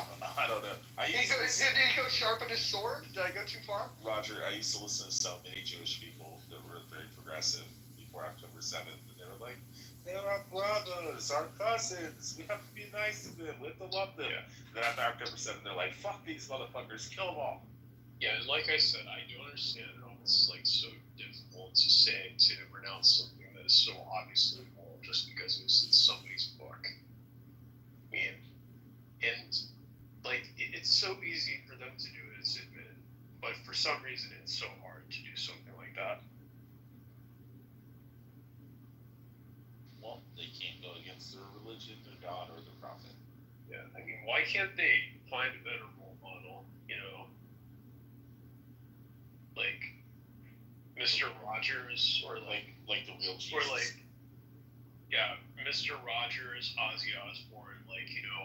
I'd sooner worship, I'd sooner worship Roger before I would worship any other god that shows some guy who sexually assaulted a 9-year-old. Okay, Necro, I got a question. If you have to follow one person as your teacher, of your religion, if you had to choose one of the two, Muhammad or Jesus? Jesus all the way. Thank you. I just said. All right, hold on. Let's get more interesting, Necro. If you had to pick one person on Clubhouse to follow their religion, which person on Clubhouse? If they declared themselves like the Son of God, what would you who would you follow here?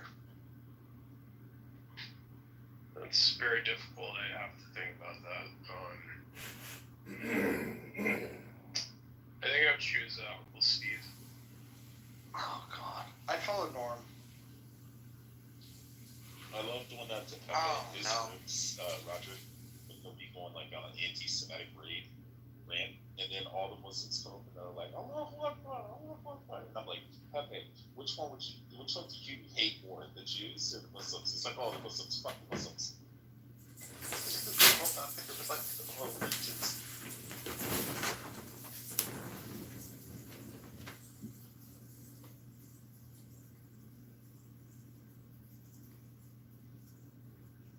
I mean, do you know? Welcome to the stage, Sebastian. Do you know that the Mises Caucus or the Mises Institute has estimated that for every one bomb we have dropped, whether it's in Yemen, Somalia, Iraq, Afghanistan, Syria, every one bomb we have dropped, 1,000 Democrat voters have been imported from those third world shitholes into a major U.S. city, and Obama dropped over 30,000 bombs in 1 year alone.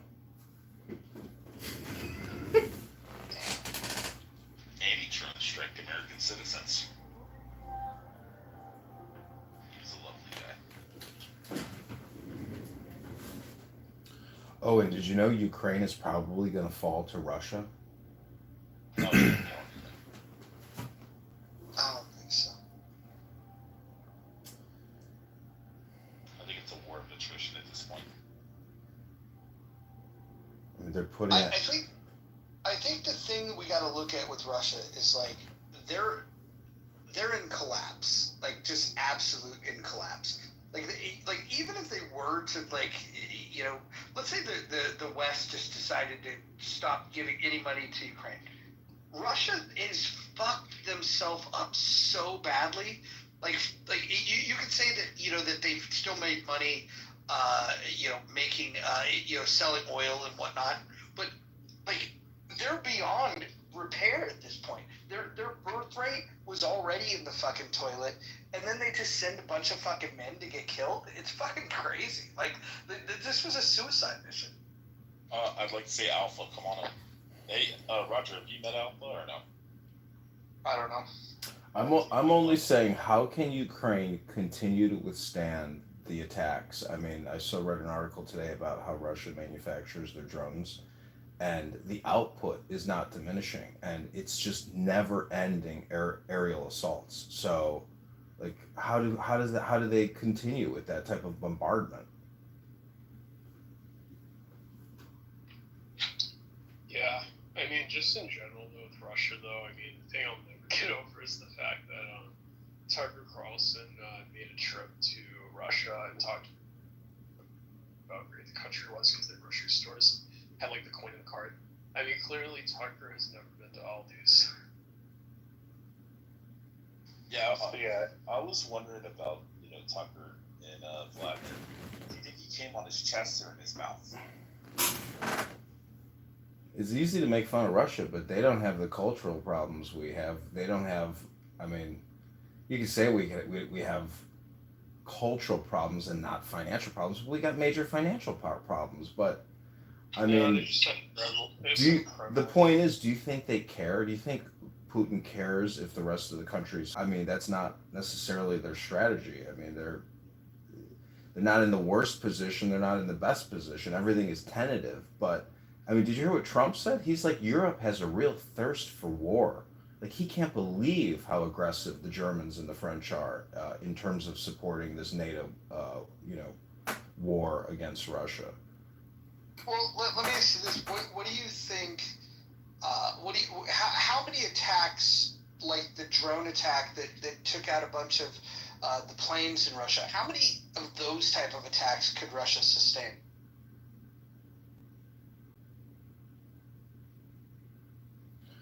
I mean, it's not like what's happening in Kyiv and other major cities. in terms of scale. Like, yeah, they took out that fleet of planes, but I mean, again, this is all being compartmentalized or put into the macro, or the micro, which is these drones and the terror of living under that type of situation, as opposed to having these archaic, Cold War Soviet jets, which weren't even being used. Welcome to the stage, Cairo. What do you feel about the title? I feel like, as Christians who worship a God who is in a little girl's vagina, it's kind of weird for y'all. Oh, you mean like when the angel Jabril, the spirit of Allah, came down and became the most beautiful boy in creation when it died? I'm talking about you, like you guys worship Hold in on, the Middle East, hold right? on. You guys worship Arab in the Middle East, and fucking Jahil. and you guys say he was a...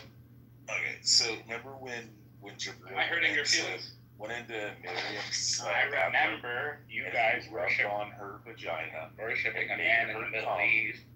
And then he got her pregnant. Cairo, he's in your Quran, sir. How dare you disparage the Prophet Jesus? We could talk one at a time, but you want to go first? Yeah, go ahead and tell us. How dare you? Hold on. Everyone, hold on. Everyone, hold on. Hey, shut your fucking mouth. How about that? Hold on. Why the fuck is this guy still talking? Mute your fucking mic. All right. I'll bring you back up, but listen. You're not going to talk over me. You're just not going to do that. I'm just trying to understand. Was that a fucking pedophile supporting Muslim?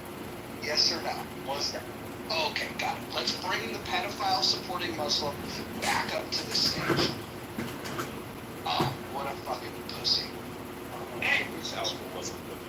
And he had a list. That's the fucking worst. Yeah, Prophet, you'll love Al. Sorry, guys. How's everybody doing? How do you feel about Muhammad? If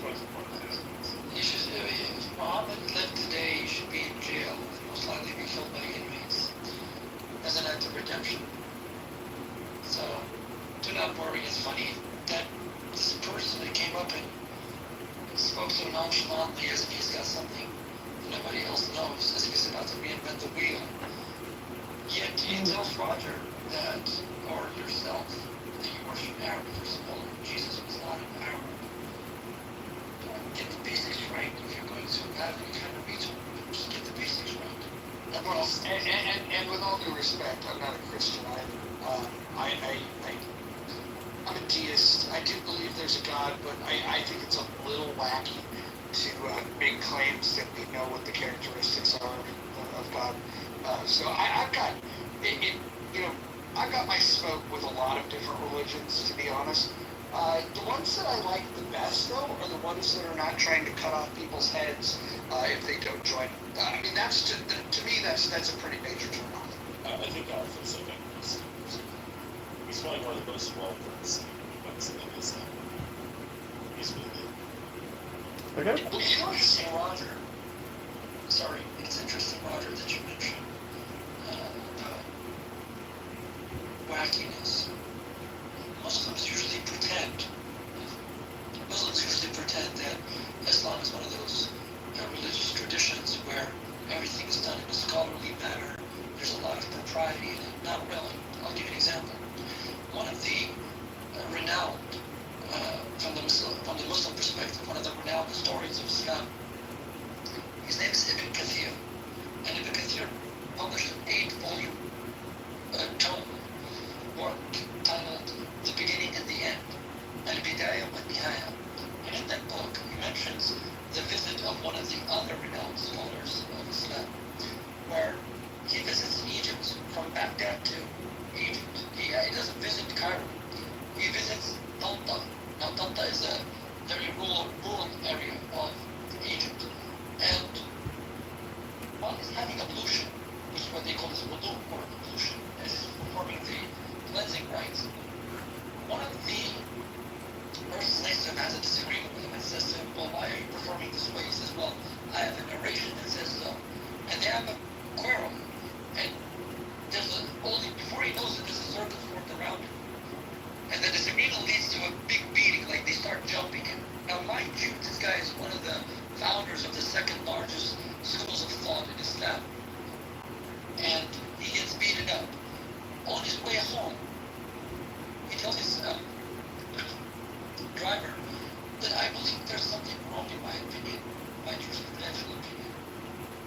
And as he goes back to Baghdad, months later, a new school of thought he devised. So this is the level of propriety you get in Islamic scholarship. You get beaten into an opinion. But they don't mention this, do they? And this is the religion that pontificates to others about civility and morality. Interesting.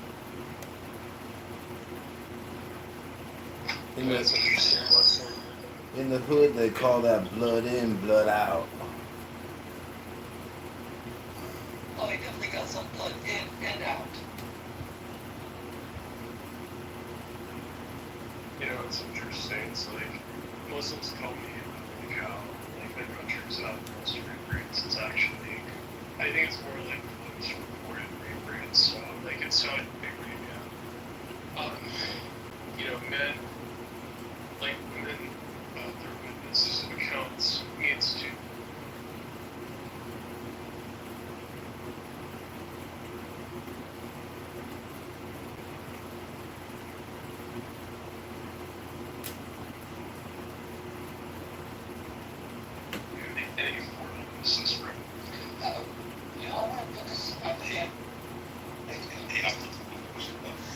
What was the story of Aisha got left behind in the caravan, and then some guy rode on horseback into town, and everybody's like, murder her, and then he changed it from 2 to 4 witnesses.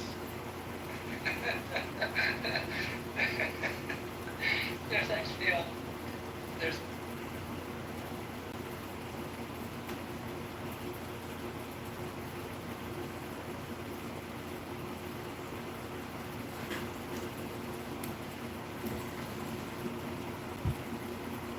from any kind of sin, or exculpated if you like. And what this verse came about so expediently was Muhammad claimed that Aisha was, at first he claimed that Aisha was not left behind. That Aisha was in a different caravan according to some narrations. They were dragging behind because the rider was supposedly sick. But if you look in Surah An-Nur, right, the chapter of light in the Quran, and you will find verse 11 to 20. It's about 9 verses that talks about the exoneration of the youngest wife of Muhammad. So it's in the 24th chapter. And the narrations that explain these verses says that, well, there should have been more witnesses. That's why it requires more witnesses, because she was prominent. She was a prominent figure. In other words, she was the wife of Muhammad. She was prominent. And there were many hypocrites trying to find a blemish to pin on Muhammad, and then that way they could use that as a leverage against him. And this is what's interesting, that Aisha spent actually almost 2 nights with Safwan. Do you see what I mean? With Safwan, one of the companions of Muhammad. So it's quite interesting, you know, because they say that the hypocrites within Muhammad's camps were trying to blame things on him, even though there are narrations in 2 of the authentic books after the Quran according to Islamic viewpoint, Sahih al-Bukhari and Sahih Muslim, which can be found online at sunnah.com. There's narrations from Aisha saying that yes, I did remain behind with Safwan. So that tells you all you need to know. I love the book of Suckling Alpha. The suckling of the adult. Yeah. Rida'at al-Kabir. Yeah, Rida'at al-Kabir is interesting. Be careful, people.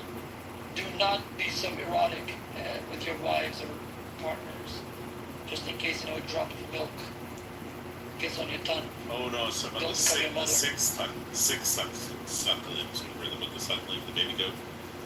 If a man becomes like family. Because Roger mentioned wackiness, right? And to substantiate what I just said about how Muhammad so expediently started receiving revelations is in explanation of verse 24 of chapter 4, which is known as Surah An-Nisa, which apparently is entitled after woman, and many Muslim women take this to be a sign of the highest form of respect. When in reality, the same chapter denigrates women and categorizes them along with feces and illness and periods. I don't know what kind of respect you get by being categorized in the same category as shit, with all respect. So, cocaine in terms of your physical health is not as dangerous as one of the people who became a companion of Muhammad in Medina after the migration from Mecca. He says, we won the battle of Hunayn. We won the battle of Hunayn, and many of the men were used to be our neighbors. These guys used to be our neighbors, these people. But after the battle, some men withdrew, some ran away, some got killed, and only people left were the women and children. As we came upon the women and children, we saw them being very fearful. They were very fearful of us. And he said, at that moment, when we saw them fearing us, we felt a prick of conscience. And we were confused. What do we do with all these women and children? How can we attack them? How can we just prey upon their fears? So we went to the Prophet, and the Prophet said, hold on, I'm getting a revelation. And verse 24 was written of the Quran. Verse 24 of chapter 4 was revealed, saying, وَالْمُحْصَنَاتُ مِنَ النِّسَاءِ إِلَّا مَا مَلَكَتْ أَيْمَانُكُمْ. Except for the married ones, the others are basically what your right hand possesses. And Muhammad said, now their vaginas are permissible for penetration. And these words are actually in the explanations. Yeah, do not permit it except for those who right hand possesses. Because remember in two different hadiths, the one, it says that the men were standing there and said, oh, we already had sex with them. Is it okay? And then the other guys are saying, hey, why are we allowed to have sex with them? Yes, pretty much.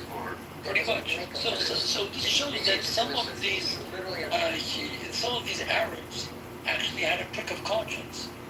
They suddenly felt this kind of, gestalt, as they say. And had some civility in them to say, wait a minute, we can't just do that. We used to be neighbors, we used to know their husbands. And these are worded in the explanations of that verse, the exegesis of that verse. Do you understand? So, and this is considered a part of the Sunnah, which means a part of the prophetic tradition. And the prophetic tradition is considered to be eternal, because Muhammad was the best embodiment of the message of the Quran. So that means it's applicable to all times. So do not be surprised when a Muslim tells you that it's okay to marry a 9-year-old, because it's part of the eternal prophetic tradition. Dude, not only DJ saying that he thought it was okay, he threatened violence to Kristen, which that's crazy. This is crazy. These people are nuts. I had no idea how fucking nutty they were. Well, Roger, I'll say this much, that Muslims that you see that avoid owning up to this, or avoid any kind of, how can I say, they avoid any kind of responsibility that this is part of my tradition, is because they know in their heart of hearts that in modern society, especially in a society that is well developed and knows, even if provisionally, that certain things are just not right to be committed against human beings, they will try to somehow dismiss that. And they will try to say, look, I don't accept that, and the tradition can be misinterpreted or can have multiple interpretations, and they will do everything in their power to try to avoid owning up to it. And one of the reasons, to me, a fundamental one actually, is that they know if they own up to this, then polite society as well as modern society at large will banish them. They will condemn them. They will find this to be an act of contempt against human beings.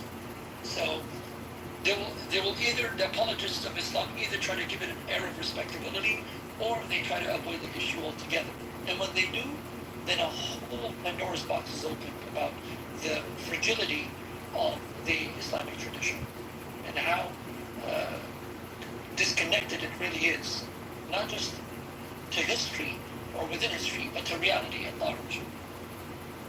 Hey Alpha, could you elaborate on Muhammad going down to the river praying with the young boy? when he come back after Aisha with the things on his clothes.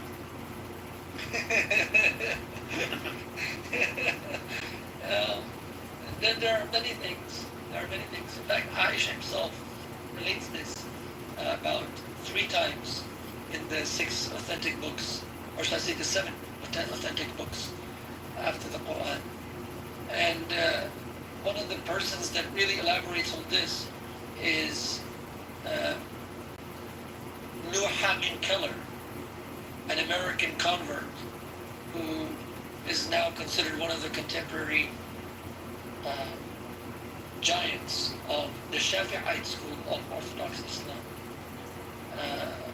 So he did a translation of the reliance of the traveler.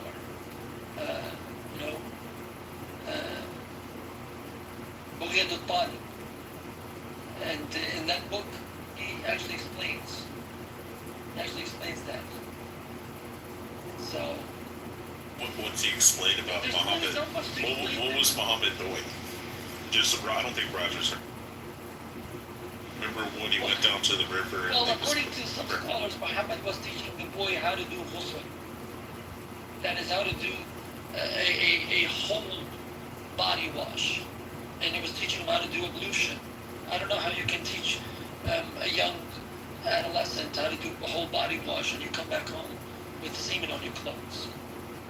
And Aisha used to clean the semen off his clothes, right? Yeah.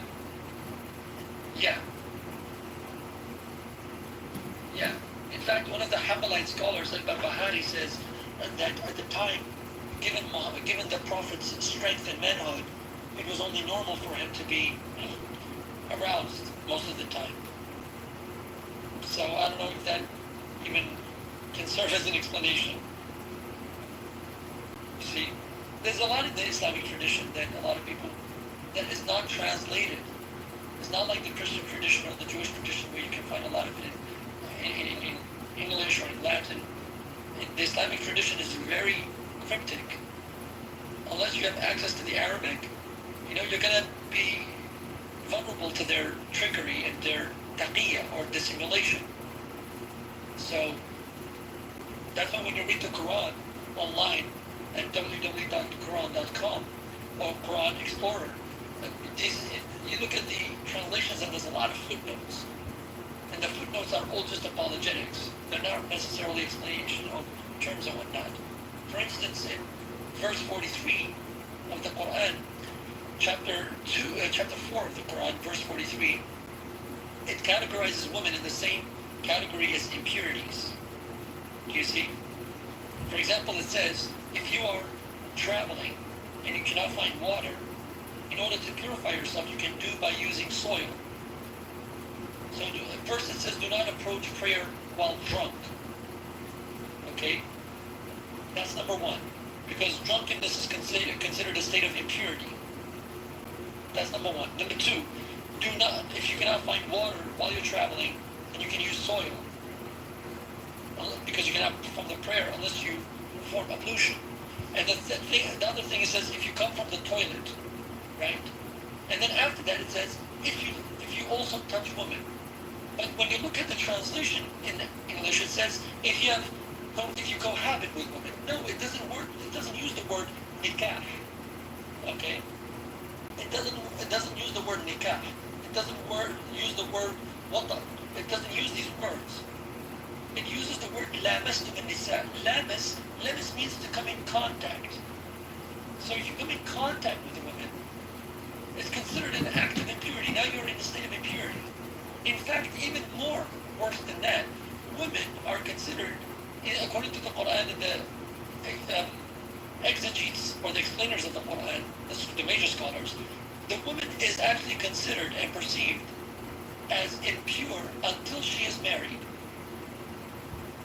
Until she is married, because the word used in verse 24, chapter 4 of the Quran is muhsanat. Muhsanat comes from the word muhsan. Muhsan means being in a state of pure, being a pure being, right? An act of purification that you've undergone. And muhsanat comes from the word muhsana, which means the feminine case of, the feminine gender of the noun pure. So you have to ask yourself, why does a woman have to be considered a muhsana only when she is married, only after she's married? Hey, Alpha, who's the majority of people that are in hell, and why are they? Women. But what's the reason? And this is actually under the, you can see the explanations of this elaborately by the Mufassir or the exegetes al-Tabari. Ibn Jarir al-Tabari was considered as one of the most detailed explainers or exegetes of the Quran. In his Tafsir al-Tabari, as they call it. And this is actually under verse 282 of the Quran, which is the longest verse of the Quran. And it was revealed after the, what they call the sermon of, the last sermon of Muhammad. You know, the sermon of departure, as they call it. Khutbat al-Wida'. But, hey, Alpha, what's the reason they're in hell? Because they're deficient? Yes. Deficiency, yes. Deficiency, they say, well, you know, deficient in mind. في الإيمان والدنيا. So basically deficient in religion and in the worldly affairs. So, but then Muslim women so Not the makeup artist. I don't know how to say this. Muslim women so the $500,000 membership fee would make it the most expensive I would say indignantly membership club in the country. You know, they perceive this as an act of respect. God has respected me by naming a chapter of the Quran after women. Actually, the word is not, the chapter is not termed after women. Attorney General Nisa. Bondi, SEC Chair Nisa itself. Dr. Oz, and a lot of others. Niswa. What is that other Okay, it means wives. In reality. And by the way, that's just like a side thing. You know, you can mean feminine as well, in the plural, in the verb.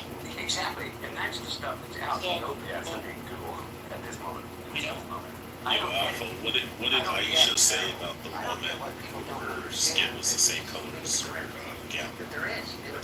Just look over here. I'm sorry. The green spot on the woman's arm that Aisha was talking about. And I get an argument about the laptop and what it was, where it came from, and these random, like... There's a lot. Yeah, because the woman comes to Aisha and she has the bruises on her arm. And it's darker than her green dress. And you're, by the way, you're allowed, you know, the Islamic God has a very profane tongue. Uses profanity too. Just imagine if God said to somebody, I don't know the motivation. Pardon my French. Let that ugly son of a bitch be. Just imagine. So let that ugly son of a whore be. Now, I don't see how you can see this as something coming from a divine source to be so mundane and profane. But you find it in the Quran. You find where it says, an ugly person born out of wedlock. In other words, an ugly bastard. So you have to wonder, why would any God use such terminology? Or using the words hebben, which is equivalent to saying fuck, the F word. And, you know, it says tabban yada abi lahabin wa tab.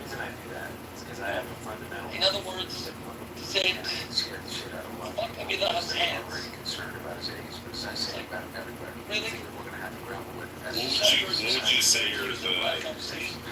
What would you say is the most disgusting thing you found in this life? Verse 4, chapter 65. Disgusting, dangerous. Yeah, verse 4, chapter 65 is chapter 1 divorce. Verse 4 literally permits, without restraint, the marriage of prepubescent girls. Yeah. Yeah, but a lot of people, let me play devil's advocate here. Okay, a lot of Muslims would say, oh, this is talking about the woman's book of complications. Or she's just like 25 years old and she never has her menstruation. I would say that the majority opinion and the consensus of the ulama, aka scholars of Islam, contradict you. And they say the opposite. Yeah, because the top series says that now it's women who are too young to administrate the game. Cancel the fight. Tomorrow, my nephew's birthday. 1, 2, 3 into the fall. If you have to, It's a really lovely religion, Alpha. I think you convinced me to do my shahada. I want to pay zakat.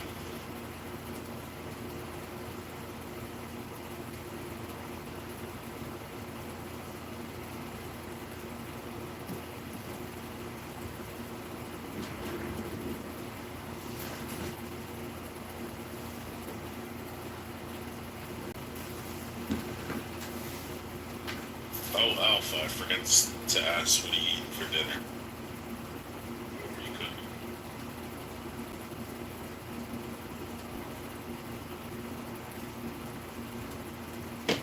I disagree with the official proposal back with the establishment of African vendors.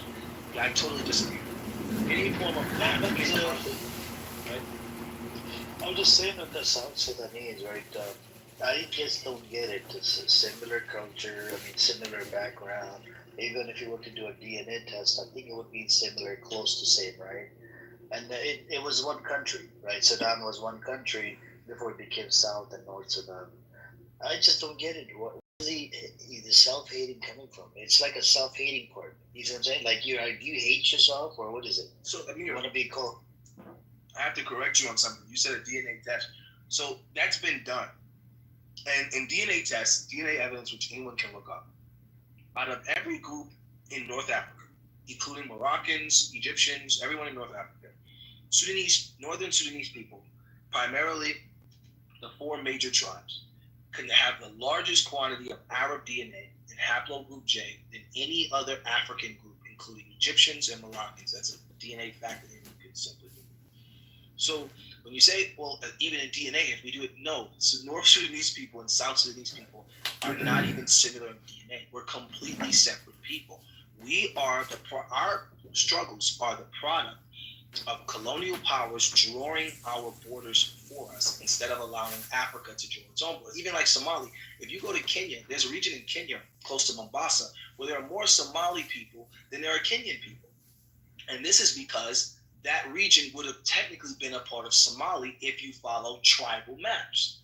But in fact, when you have colonial powers drawing your maps, the same way that was done with Palestine, forcing Israeli people in the region, when if even historically, the only region that Israeli people could actually claim would be the Kingdom of Judah, which was a tiny city-state. Other than that, the entire rest of the region was Palestinian. So it's the same thing. It's colonial powers drawing lines. South Sudanese people have more genetic commonality with Ugandans, with Kenyans, and with other sub-Saharan African groups than they actually do with most Northern Sudanese. Now, you do have some hybrid tribes between the two. Like if you go into a region called South Kordofan, El Ubaid, Darfur, we do have some commonalities because of obviously decades of being together. However, if you're talking about the far north, I'm from the far north. I'm Dongolouis. That's the Sudanese-Egyptian border. If you're talking about the far north to the far south, Juba, we don't have genetic similarities in a high quantity. Beyond, having general African, what they call Dinka or Bantu DNA markers. Other than that, no. Northern Sudanese people are primarily haplogroup J and haplogroup E1B1B. So we're not actually, by even on DNA tests, we're not necessarily the same. Okay, thank you for the share, appreciate it. Anyways, welcome Musan Jufu and welcome Wayfan. Did you want to say something, Musan? I wanted to say something about what Doctor said, but he has basically said it. Uganda, the people in Sudan are very, very different from the people in South Sudan. Most of the people in South Sudan, we call them Luo or the Nile. The Nilotics, they live along the Nile. They are also different from the people in Uganda. At least south of the country, and again, it's what happened in the Berlin conference that caused all this These people, I think it was a deliberate tactic to divide people so that they would control them easily, and it happened across the whole region. You will come to Uganda, the borders are still the same. Like you will find people on both sides that are almost similar, but one end is on a different side. And anytime they want to ferment, let's say, a secession movement, they will use these groups because it's very easy to tap into their sentiments, and they will want to, and they end up destabilizing the whole region. It is the same thing happening in Eastern Congo, where Rwanda is going into to protect people of Rwandese origin, because those borders work out like that. So the people in South Sudan and the people in Sudan are very, very different. Very, very different.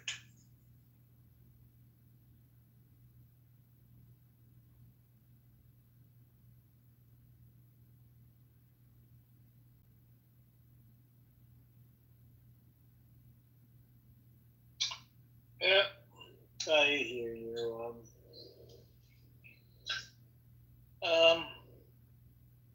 What I was gonna say was, I think we need. I think Black Rabbi should be here anytime, but Norma was here earlier. Sharpening my sword. You okay? Let me see if I could maybe ping him. He's probably online. He's probably waiting for a ping. I just want to ask him what tribes. That's all I just want him to answer. What of the 12 tribes is he from? Also, by the way, I came across something interesting I wanted to talk to you about last night. But my night is your morning, and your morning is my night. But I came across something interesting. Now, I just want to say ahead of time, this is very controversial and not an opinion of my own. But it was an interesting perspective from Jews. So there was a Jewish rabbi. I'm gonna get the link and send it to you because I forgot his name already. It was a very difficult name to pronounce. But there was a Jewish rabbi who was speaking against Jesus. And he said that because Jesus Christ was rejected by the Jews, he got 12 disciples to represent 12 different tribes and tried to recreate the Gentiles into Jews. And that all the problems in the world that was being happened, he was primarily talking about the Palestinian issue, was because of Jesus Christ, because Jesus Christ basically made Gentiles, basically was saying took Gentiles out of their place beneath Jews and created religious equality by making 12 disciples, one representing each tribe. And obviously advocating that Jesus Christ was a charlatan of his time. I'm very curious to know if you have any information on this or if you've heard anything like this before, because I know you encountered one of the Jews often. The only thing that I got, there's rabbi, I saw a video on Twitter. The rabbi said that Netanyahu apparently he reads the translation of a Bible coming from evangelical. So he's basically a Christian. He's not even Jew. The other thing I learned about Brother Fayaz was here last week. I think he shared that there's one rabbi, I don't know if it's inside Israel or outside, he wants the caliphate to come back and take over.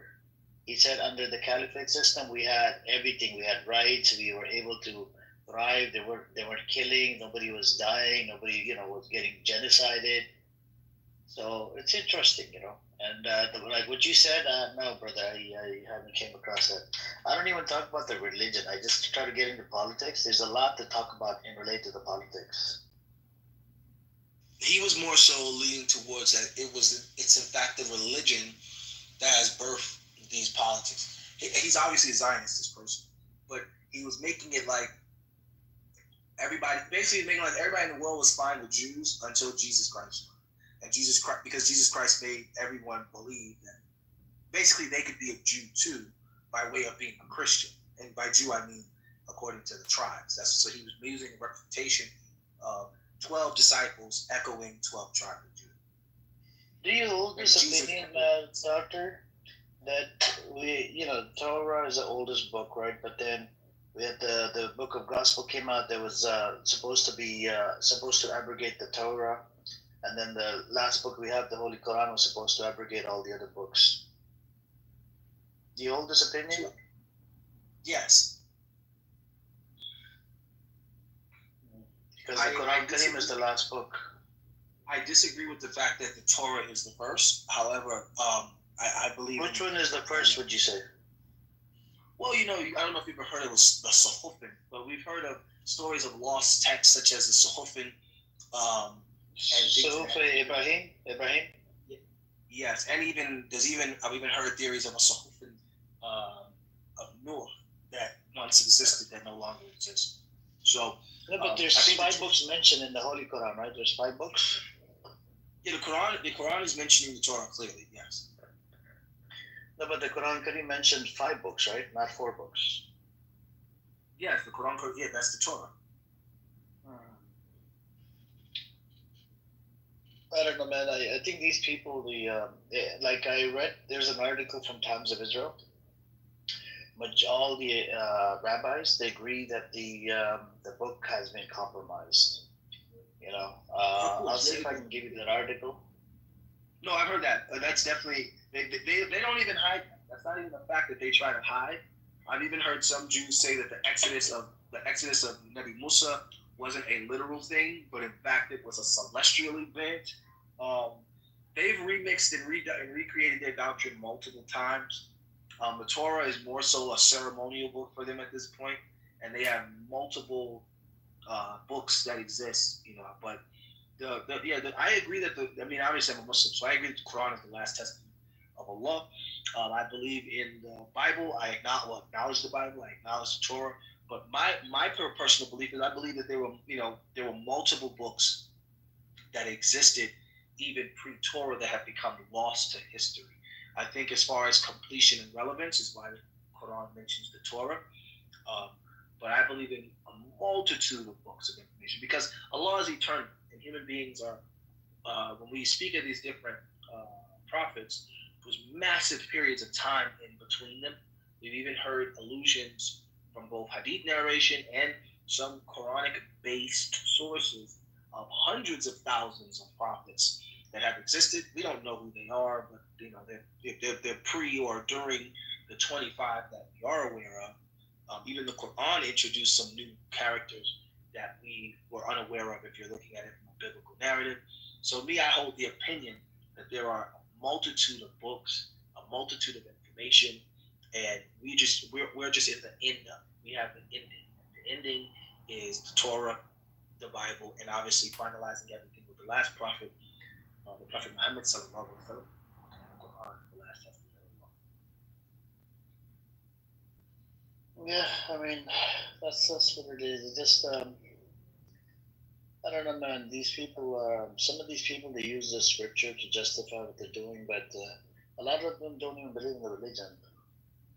I'm just thinking, when is this going to stop, the amount of killings? Do you think that they're going to stop in Sudan, Dr. Nubian? Well, yeah, we already cooked them. So the war in Sudan is mostly over for the most part.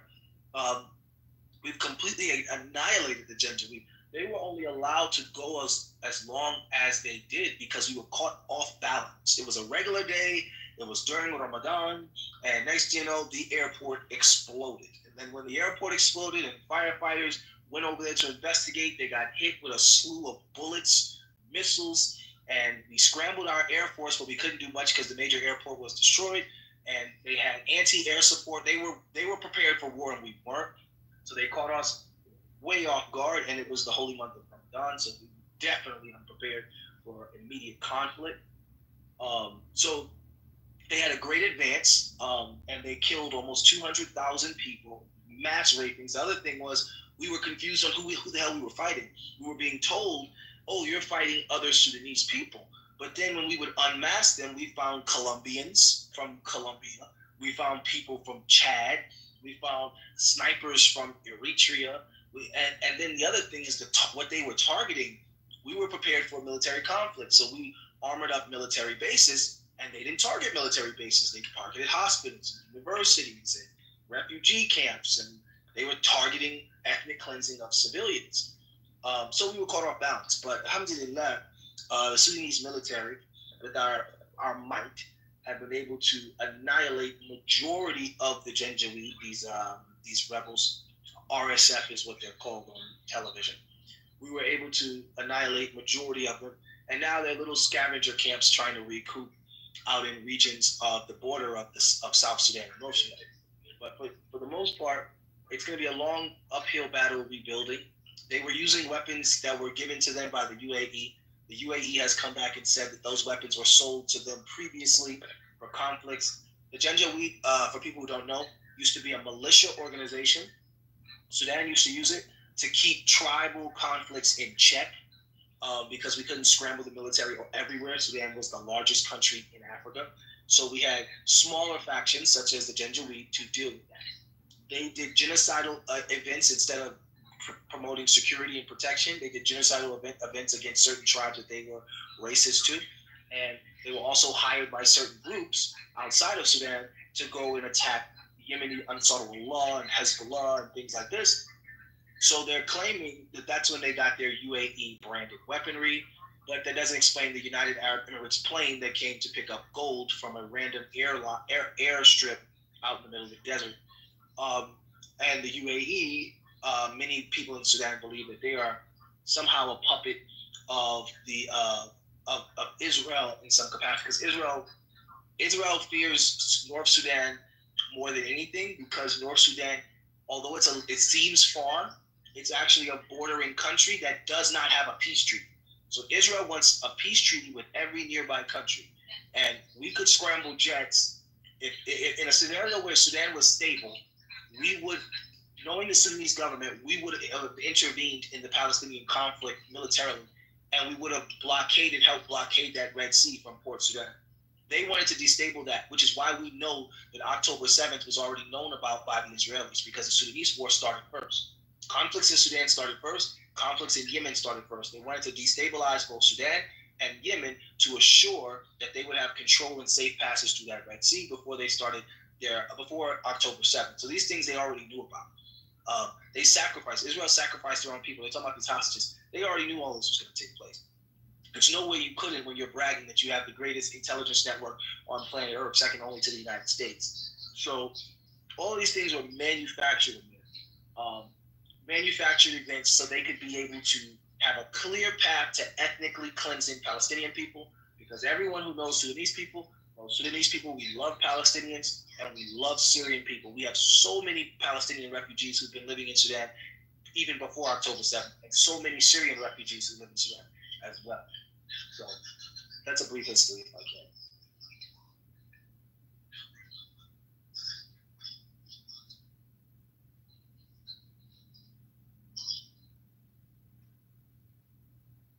Hey, welcome, Brother Fayaz. How you doing there?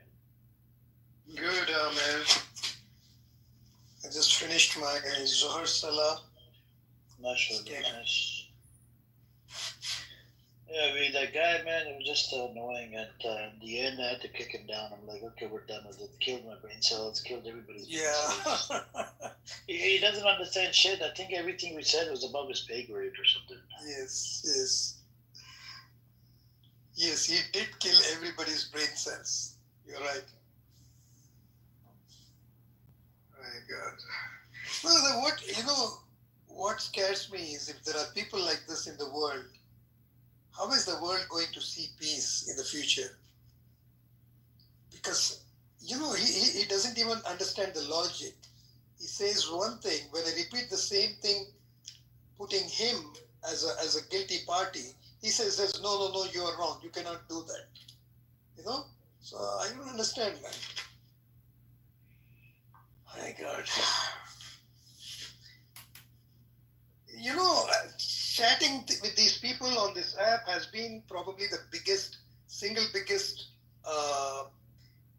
experience for me of meeting different types of people with different mentalities, with different thought processes, and so on. In real life, I don't think we get the opportunity to meet such people constantly.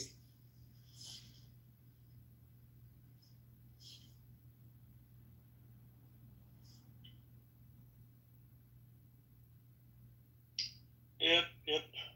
Apparently, what they're doing is so because of the PR war that they lost, So the Zionists, right? They got together. They opened a room in my hallway. The title of the room is Muhammad Like I'm Young, like literally a fucking Islamophobic room. You know what I'm saying? And this is the problem with the Zionists, right? Because they don't have anything to talk about. There's a character called Alpha. He's Iranian.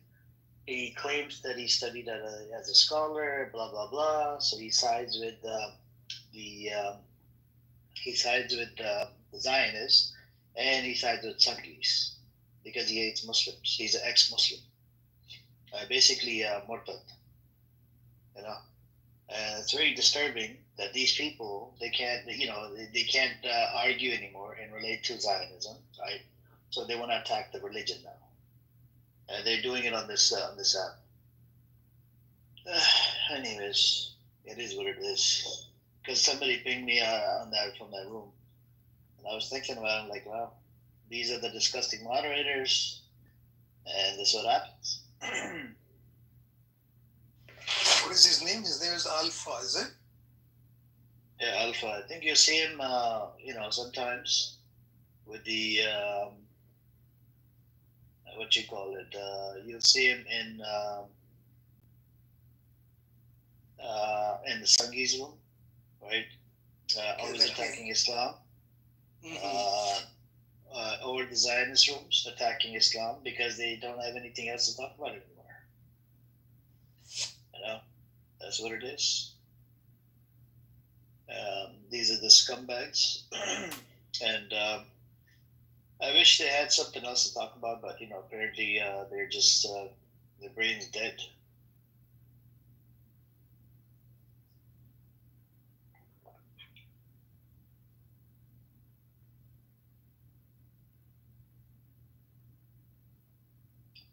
And then you have the ex-Muslim, the Iranians as well. They like to get together with the other ex-Muslims, right? Talk more shit about Islam and whatnot. But as long as we don't give attention, we're good. There's no point of engaging with these people. What else was I going to say? Let me see if there's anything new on the news. Let's see.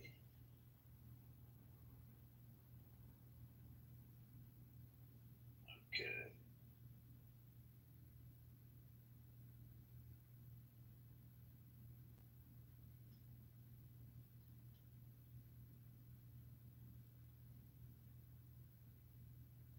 Let's see.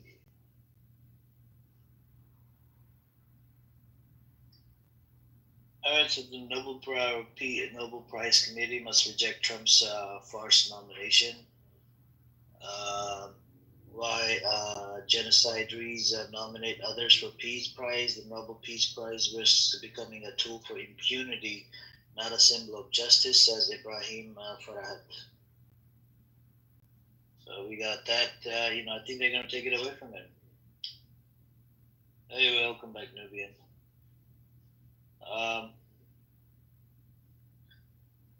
Trump says he was caught off guard by Israel strikes on Gaza church in Syria. What he did in Syria, the psychopath genocidal maniac. What's his name? If anybody want to come on up, just unmute. Come on up. I turn up the hand raising.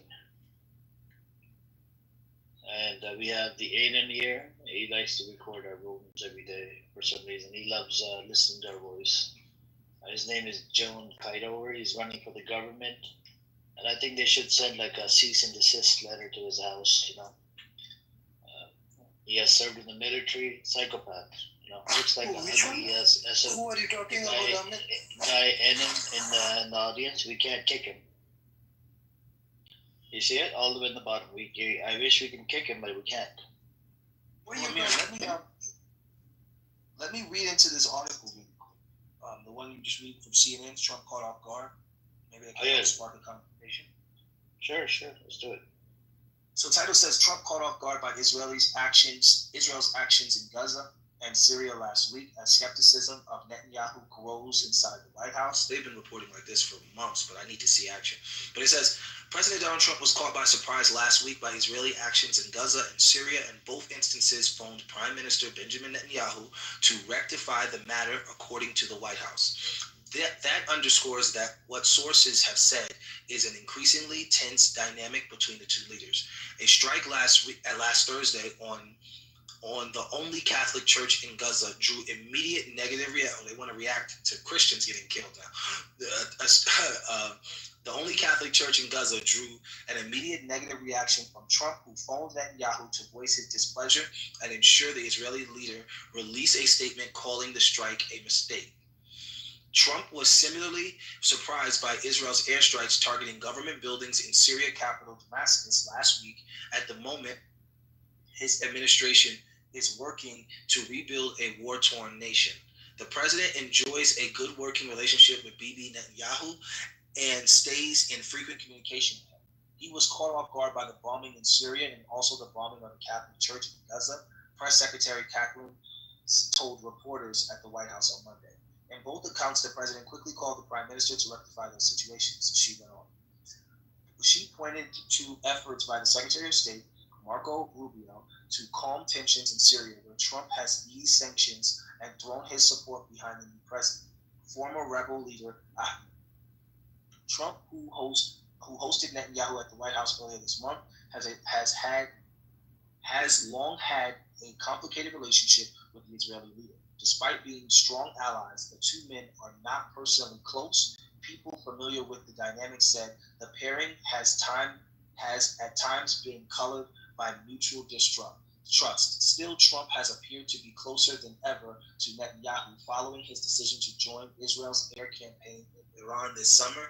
During a dinner in the White House Blue Room earlier this month, Netanyahu made a dramatic show of presenting a letter he'd written to the Nobel Committee nominating Donald Trump for the Peace Prize. Trump had hoped Netanyahu's 4-day visit to Washington would yield progress on a ceasefire in Gaza that would include a release of hostages still held by Hamas and a significant increase in the amount of humanitarian aid allowed in the besieged enclave. The United States president said repeatedly ahead of the visit he expected a ceasefire that week, but Netanyahu departed the United States without a deal being announced. Now, nearly a week after mediators submitted the latest ceasefire and hostage release proposal to Hamas, all parties are still waiting for Hamas leaders in Gaza to respond. Two sources familiar with negotiations told CNN, Hamas in a statement Monday, they are exerting all efforts and energies around the clock to reach an agreement on Gaza ceasefire and hostages release. Trump has watched the growing concerns the Gaza war claims more lives, including 3 killed in last week's church bomb. The president's message on this conflict we've seen in the Middle East taking place for far too long, that has become quite brutal, especially in recent days. You see reports of more people dying. I think the president never likes to see that. He wants the killing to end. That's what his press secretary said. So basically, Doctor, what Trump has said is that you issue a statement saying that it's a mistake, if I understood correctly. Exactly, even though it wasn't. Manufacturing. He's asking Netanyahu to issue a statement claiming that it's a mistake to have bombed the church. Wow. Yeah. We do have a Iranian on the stage. His name is Ali. He supports Israel. You guys want to engage with the Iranian? Yeah, let me. Amir, can you just see the back channel, please? Sure.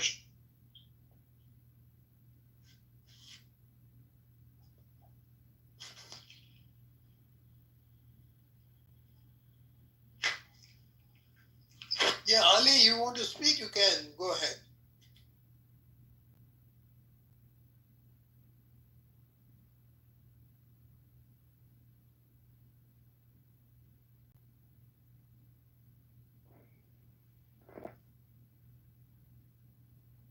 Is he Muslim? I don't know. A lot of these are murtads, man. They mock Islam, so go on, Ali. Do you want to speak? Ali, we can't hear you. Brother Fayaz, this is the problem with in accounts. You can't see their profile, you can't report them, you can't do nothing.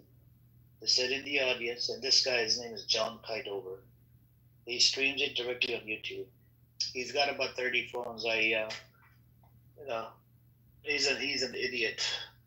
No, but how is it? How is it that we cannot, as a room moderator, Because it's an anonymous account.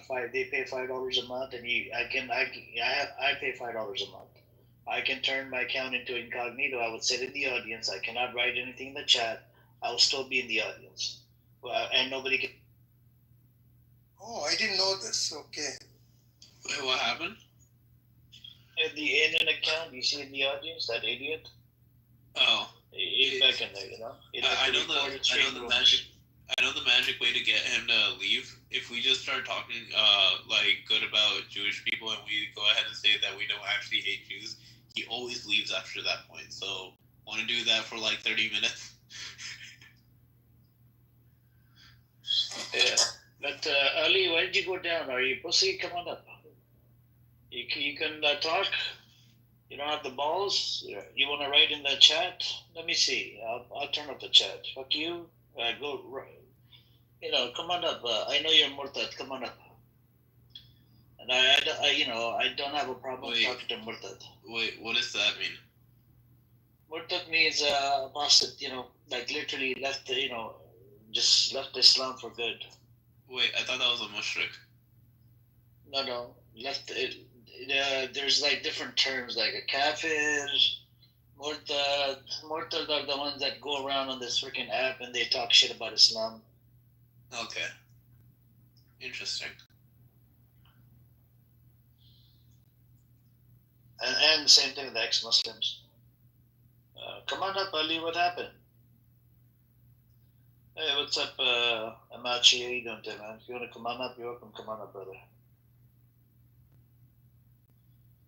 Anyway, so he's not coming up. Let's see. All right. Have a safe flight to the Alway, Ali. Bye bye. Take care. I can't fucking allow you to kill the Palestinian babies and this and that. Mofo. Freaking Iranian. Anyways. So in relate to that article, Doctor, I think there's he's just putting on a show, I believe, and I think Trump got a whole bunch of calls from the Christians, and that's what it turned into. Yeah, they only care about their own. So now that the church has been blown up, now it's outrage.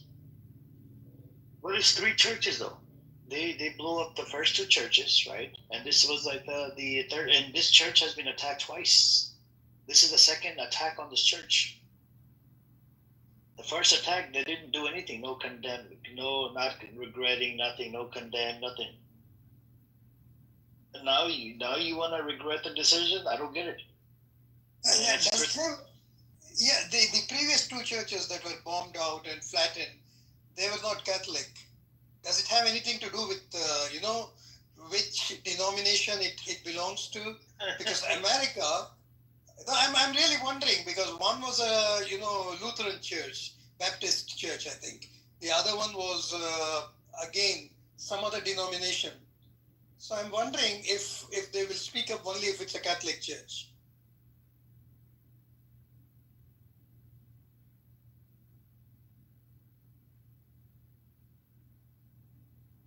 Oh my God! Ash, Brother Faraz, the Ash Khan. Yeah, from Canada. Yeah, you know what the Ghazi did, right? He opened the room and says, underage child molester Ash Khan of Israel, Beno ka dalal. Oh my God! Why? You know Ghazi, right? You know Ghazi? I know. He's a drama queen, man.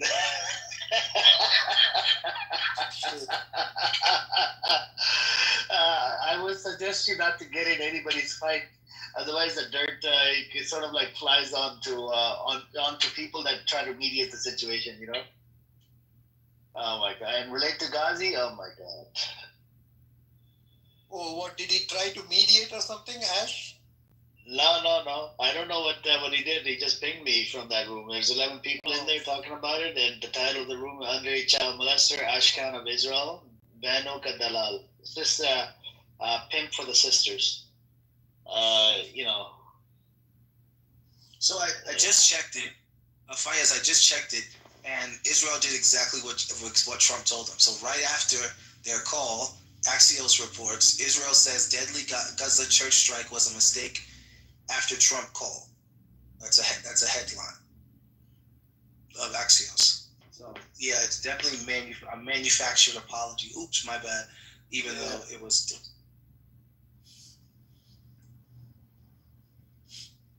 But today, the Israeli U.S. ambassador to Israel, Mike Huckabee, he issued a statement saying that the damage is, he's trying to play it down now, bring down the condemnation a notch lesser now. He said that it's not damaged too much, but it wasn't an intentional attack.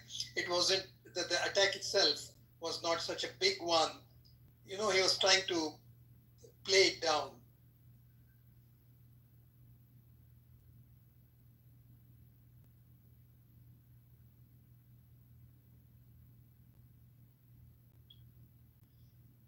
Axios is a pretty good newspaper. They always get and they're the one that said they called him the White House official. They said the madman always wants to bomb shit. Did you read that part, Novia? There's another article that talks.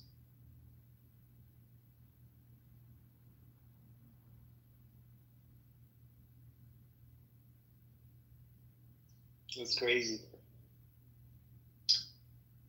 Yep. Did you want to say something, Sonny? No, she left. She'll be back. Is there many good rooms in the hallway for you? No?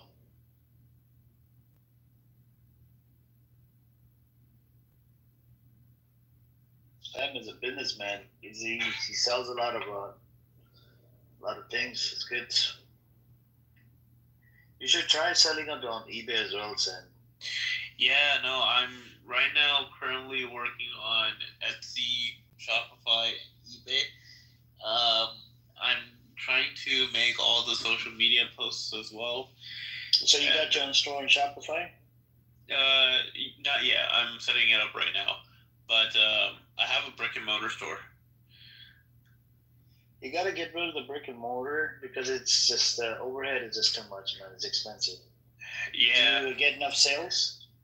So currently, yes, enough to pay the rent and then electricity and all that stuff, and still make a profit on top of it. But the main reason why I got it is that I didn't have anywhere to store my inventory, especially at home. I couldn't store my inventory here.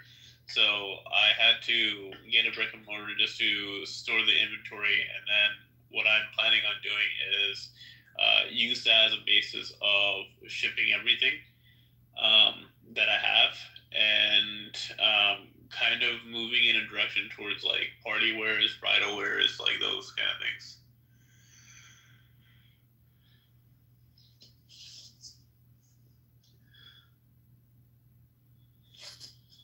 Sam, where are you from? If you'd like to share that information. I'm from Singapore. No, which origin are you? So that's the interesting part, right? My background comes from both of my parents come from nomadic tribes. So both of my parents have come from India, right? But my mom's not Indian, nor is my dad. Like my dad comes from my grandfather comes from Iraq. And one of them comes from Iraq, one of them comes from Afghanistan. My grandmother comes from Thailand, and then my other grandmother, I forget where she comes from. But yeah, they're not native to India. But you have family back in Singapore now? No, half of my family's in Japan. Okay. Yeah. It's very confusing, right? No. I totally get it. I know a couple of families like that. Literally, I mean, you can say globalized totally globalized.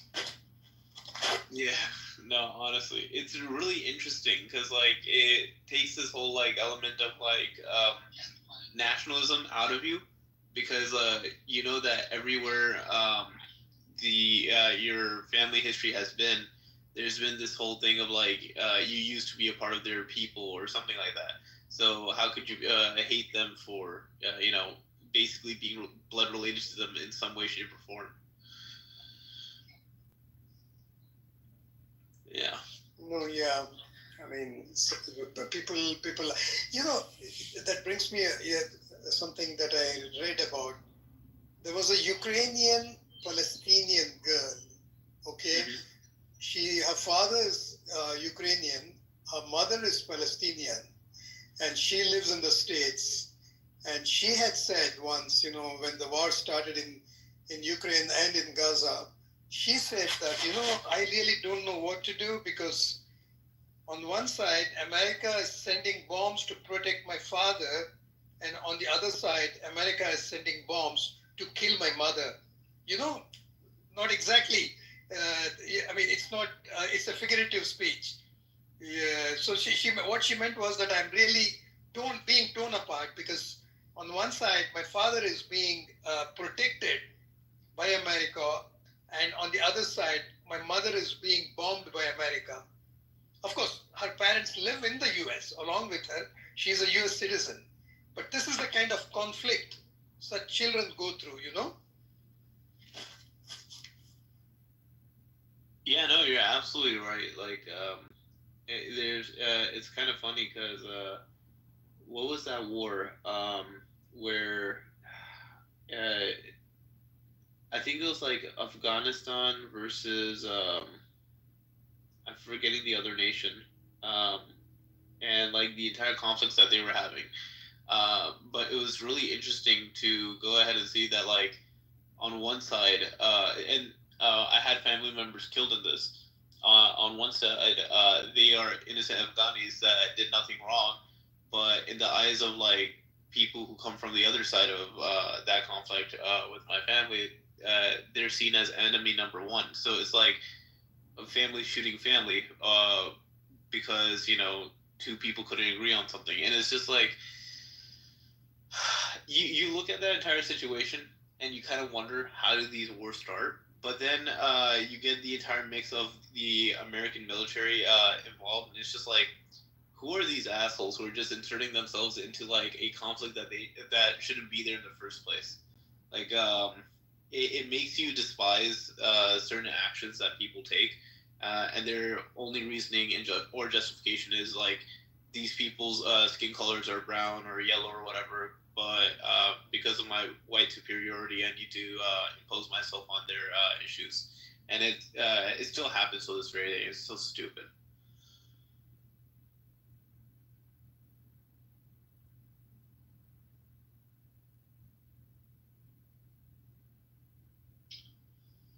Yep. Any good rooms in the hallway for you, Sam? Did you like any rooms? Oh, good God, no. Nah. It's tough, man. It's tough. It just, so you know what was selling on this app before? So the hottest rooms on this app used to be just the Muslim singles where people are always talking about marriage and whatever. But the brother that owned the house, he had the halfdeen.com, the website. So a lot of people got married through this app, but through that app, and people would pay for it. You see what I'm saying? So he was making some money and promoting it, whatnot. That was a different type of thing. And then and a lot of marriage rooms. And even though you have people that are single that haven't even got married, and they're always talking about marriage. And the hottest one were polygamy, 4 wives. And they would do that on purpose to piss off women. And some of the moderators, they had freaking ill intention, man. It's funny that you point that out because, like, what do you say? I've been getting into those rooms where they're just designed to piss off like other Muslims just for no reason whatsoever. And then you hold a conversation with them, and they have like some of the weirdest takes.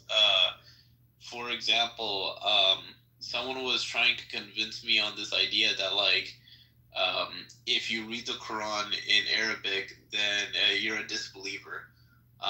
Someone then went ahead and said that if my skin color is not white enough, then I have no right to being a Muslim. I've had all of these things. I even have a stalker on this point on this app now because of the fact that they can't get over the idea that someone who has no relation to Pakistan can be a Muslim, and it's just the weirdest thing ever, and I still can't get over it. Again, it feels like a lot of people are insane in this app.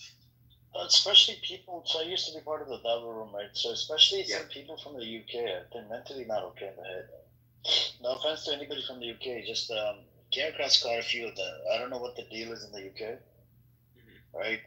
And then there's some Americans as well. They're just mentally not okay. There used to be one guy here. He actually was an atheist. He converted to became a Christian, and then from Christian to Islam, and then he would do dawah. He was a good Christian debater because he knew every verse and whatnot. Because he used to read it all the time, and so he would debate, and then a lot of the people found out that he actually molested 3 of his stepdaughters.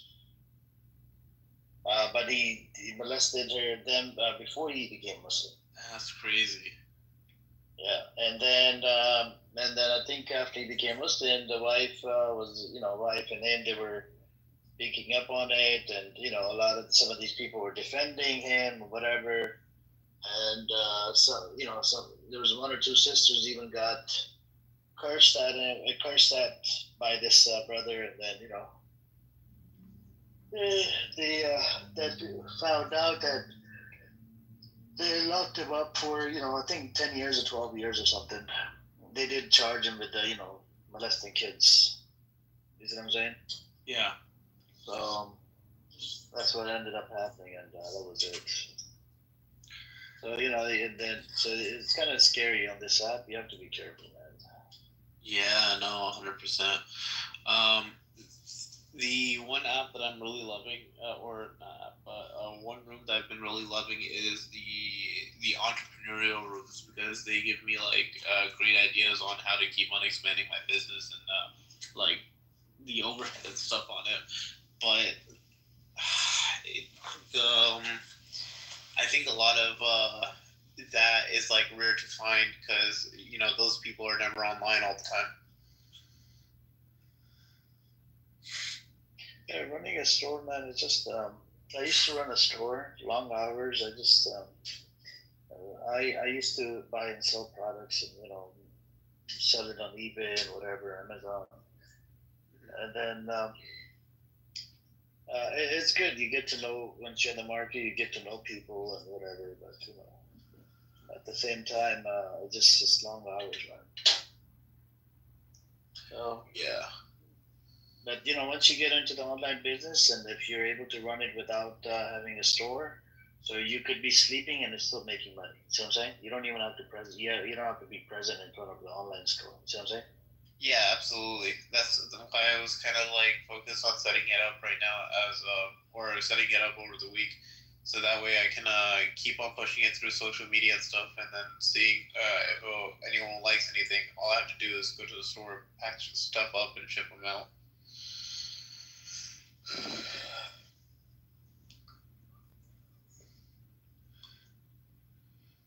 Oh man.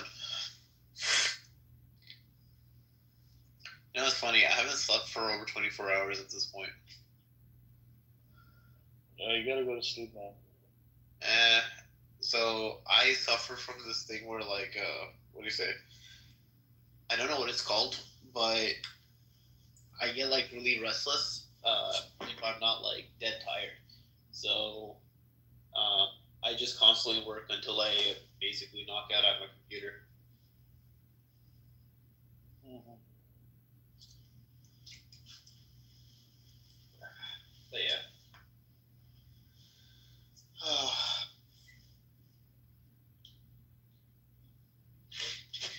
Oh, by the way, Anyways, did you see the other Muslim room that got started about the whole like salam thing? What thing? The whole salam thing. What is salam thing? So okay, I'm actually genuinely curious about this, but they were saying that like, what do you say? So apparently, guys on here, they apparently get horny off of the idea that a woman says hi to them or salam to them. Is that actually true? I don't think so, bro. I mean, so there's a difference of opinion from the scholars. I think there's like hardcore some scholars that say no, they shouldn't do it. There's even there's even a ruling on, like, you know how women, they can't recite the Quran Kareem in front of a woman. So there's a difference of opinion from scholars, man, that women should not be reciting the holy book in front of a man. Interesting. Yeah.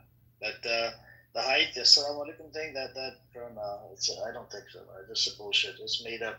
Maybe the person was trolling. Who was trolling? Oh no, it was coming from a bunch of like Muslims. I think are completely serious, like yeah, stuff like that. Oh yeah, that brother trolls, man. I know the brother. Okay. Yeah, he sounded super serious on it. Yeah, he was trolling because he's too pissed off women. Because some women, they attack him, they've blocked him, they've done a whole bunch of shit to him, and he does it on purpose to piss them off. What's up with you, Layla? That's my analysis, because I've shared spaces with them for almost 2 years, a year and a half. That's crazy. Okay. Yeah. When I was part of the Dawa room. What's up with you, Layla? How you doing? Everything okay? Yeah. Did you eat your noodles? I did, dude. That's all I've been eating. Just soup and noodles. You've committed noodle genocide. I know, but it's okay. It was promised to me. And she drank soup. Oh my god. That's soup right there. Was it corn soup? No, it was just literally chicken broth and noodles. Because I can't stomach anything else. Oh yeah, she's got the food poisoning because she ate it from one of those carts on the side of the road, Sam. You know where she's at right now. So she's been drinking tap water. She's in a third world country. I'm not gonna name any countries. Okay. So she's in a third world country. You know what a third world country is? Yeah, I've been to it.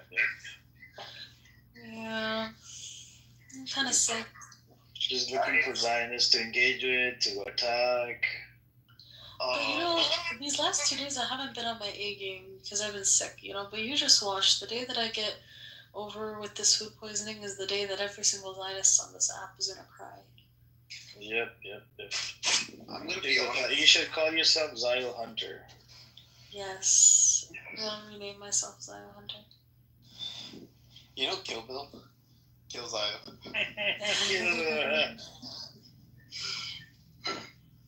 It's funny. So where are all the Zionists? Have they gone to bed? Maybe they'll come around. They'll come around. Black Power Rabbi will be back. A lot of these people go in and out, Yeah. It's 4 in the morning right now, so they should be here pretty soon. Yeah, I just had a couple coffees. I might be awake for another. I need to do some work as well. I need to list some products on eBay. Love you, baby. Yeah. No, honestly, I'm glad that I'm figuring out this whole online shopping stuff or whatever, but it is a lot of work to set up. I mean, if you already have a store on eBay, then it's easy. Do you have listings on eBay? No, nothing. I'm just starting right now.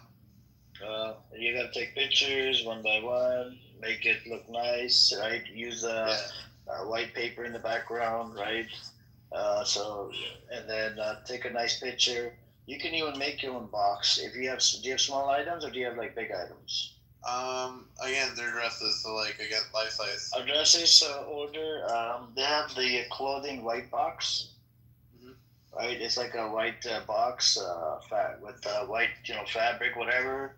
You can hang it in there and take a picture, and then the background's gonna look like all white.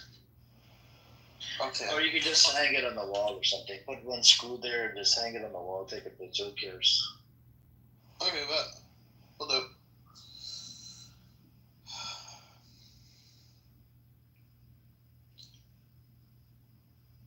Yep. That's what it is, man. Yeah. Not only that, I'm like, I hate talking about like professional life here because Zionists, but I need to change my job pretty soon here too. It is the job market is just shit right now.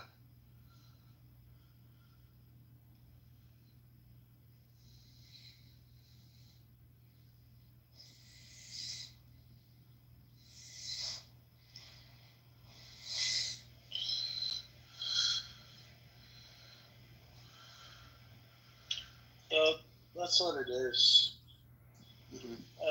And then we have some Islamophobe Zionists. They ran out of their narrative, so they're opened up room attacking Islam. Same thing, same topic. The age of the life of the Prophet Muhammad, peace and blessings upon him.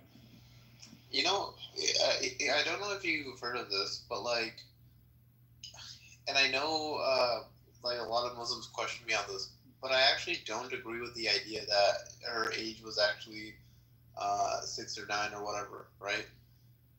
Bro, I look at her when she was 16 or 17.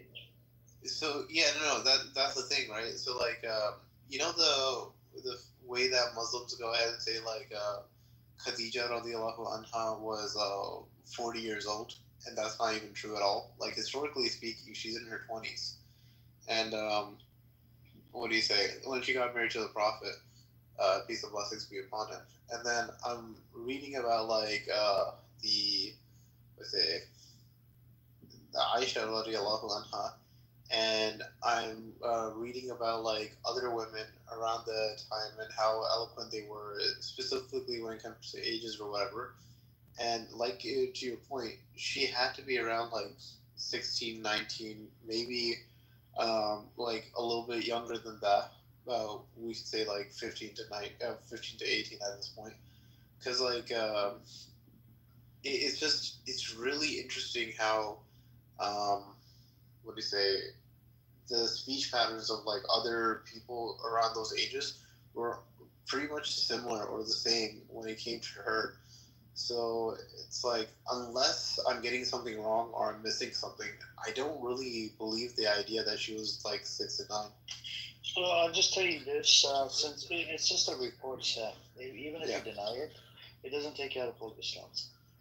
Yeah. It's just, yeah, no, I completely get that. I think it's just more of like, look, God knows best, but it's just, at least from the historical things that I've seen, I highly doubt the whole 6 and 9 stuff.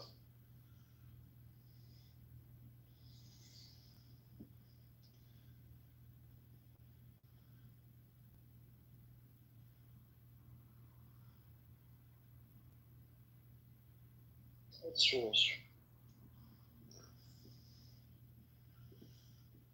Wait, Honor, do you do any like what work do you do, or do you just run businesses? I do a little bit of car rental, mechanic, online, eBay, and I have a store, online store. Okay. So I do a lot of different things, Okay, so you've never had to deal with the corporate shit, right? I had a store before. I had a corporation before. Like, no, corporate in the meaning of like big corporations and office politics and shit like that. No, I never worked for an office job. It was always business or, I worked in transportation business. But I have to do a little bit of office there. He actually makes most of his money on Clubhouse. Wait, really? You can make money on Clubhouse? Yeah, the IRGC pays him. Okay. Wait, I bet you like Hamas is smuggling billions of dollars into Amar's account. No, it's just directly from the IRGC. Just directly, damn. Yeah. How much have they paid you? $2 trillion at this point, Albert? It's impossible, bro, to get any money. I wish I was never famous. Right? That's what the Zionists claim, that they, Exactly, I yeah. know somebody that's not a Palestinian that opens up these rooms every single day for the past 9 or 10 months, and it's fucking us over every fucking day. Why is he doing this? No, but you know what they can't get through their skull? What they can't get through their skull is people other than Palestinians care about the cause. Yeah. That's what they can't get through their skull. Because what they essentially want is no one to give a damn about the Palestinians. They don't want the Middle East to give a damn. They don't want the Africans to give a damn. They don't want any other person other than the Palestinians to give a damn. You know, it's funny that you say that. Because they can't take on the whole world. Yeah, no, it's funny that you say that because, like, what do you say? The entire Eastern world not only has given a damn, like almost every single nation has either, kindly told Israel to fuck off or has bluntly told them to please fuck off, right?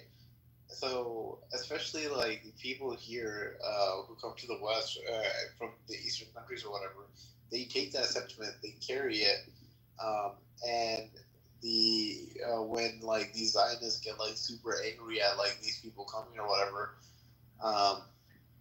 then it's kind of like their ideology or their beliefs spread even more because of the way they're bullied. Speaking of America specifically, like Trump has become the modern day like I wouldn't say Hitler, but dictator in the eyes of Americans, and that they were starting to like put the blame on Israel, especially a lot of conservatives. And with that being the case, a lot of like liberal people who are like sympathetic to immigrants, they'll be like, "Oh, why are you getting deported?" And then it will be like as simple as, "Oh, we supported Palestine." So then the liberals get pissed off, and then they started supporting Palestine, and then it becomes a whole uniparty or bipartisan thing. So it's funny, their actions keep spreading the word.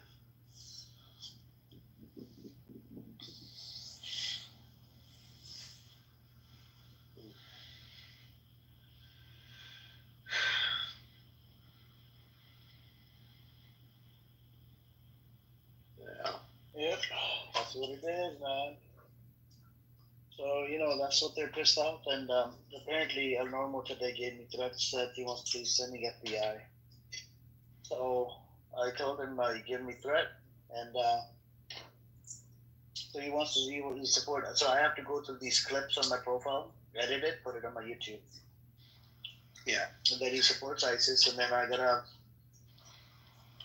put the other clips in there that what he said about giving me a threat. Amr, you could just send those tips to the FBI's hotline, and they actually take action on all this stuff.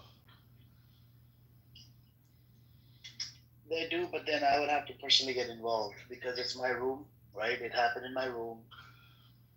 Yeah. And then there's going to be a lot more, things. That is true. Oh man. No, but if it happens, I will probably. No, because I don't want these people, because that's what they want you to do. It's better to report it to their friends and let them deal with it. Yeah. No, 100%. I'm still surprised that like El Normo, being in America all this time supporting ISIS, got away with like supporting ISIS within the confines of the law, right? So I wonder how they're allowing that. It's not like he's very quiet about it either.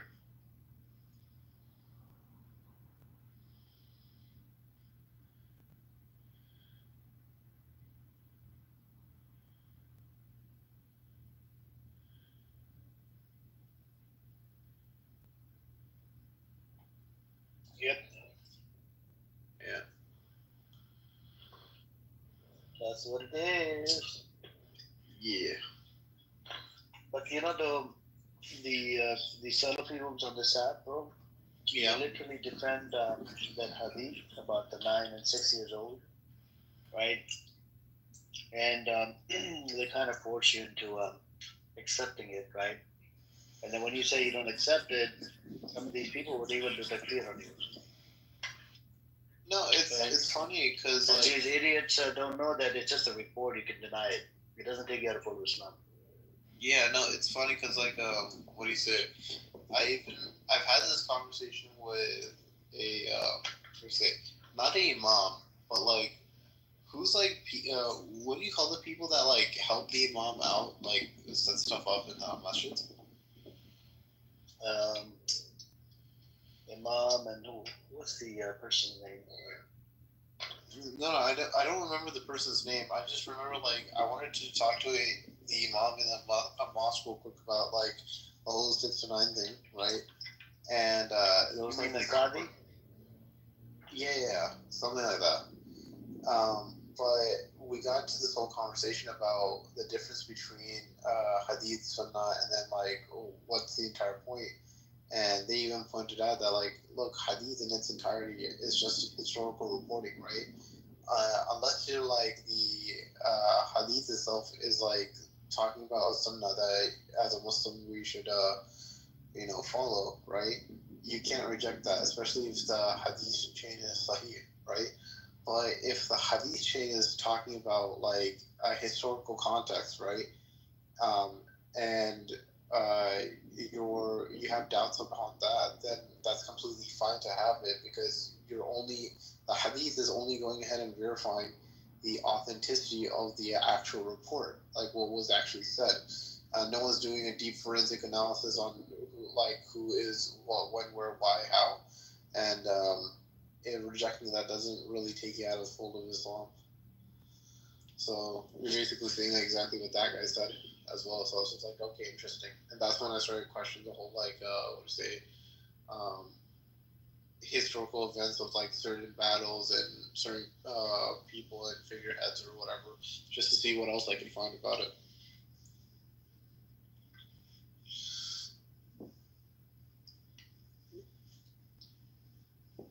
That too, it's really weird to even think of, and this is also what throws me off as well. If she did get married at those ages, right, then how the hell does she get the ability to lead an army at basically a impossibly young age as well?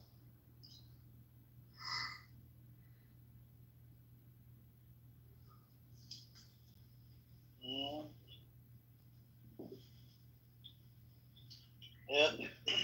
Now, this is a problem with the people that are attacking, right, because they're Islamophobic, right?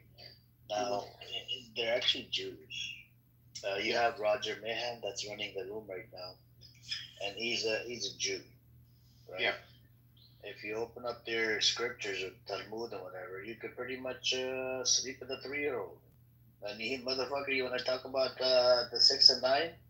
Go look at your own scriptures, fucker. not to try. It's disgusting scumbag. But they if like not even just a Jewish person, but like anyone who believes in early Christianity and Judaism, there was a considered or accepted practice where a 3-year-old could seduce you in bed, where it's just like, okay, what do you do with the seducer? Each of them. So it's just like, yo, if you're gonna go ahead and point out this whole like bullshit, right? Look at your text first before you start projecting on us. Yeah, this is the problem with a lot of these people.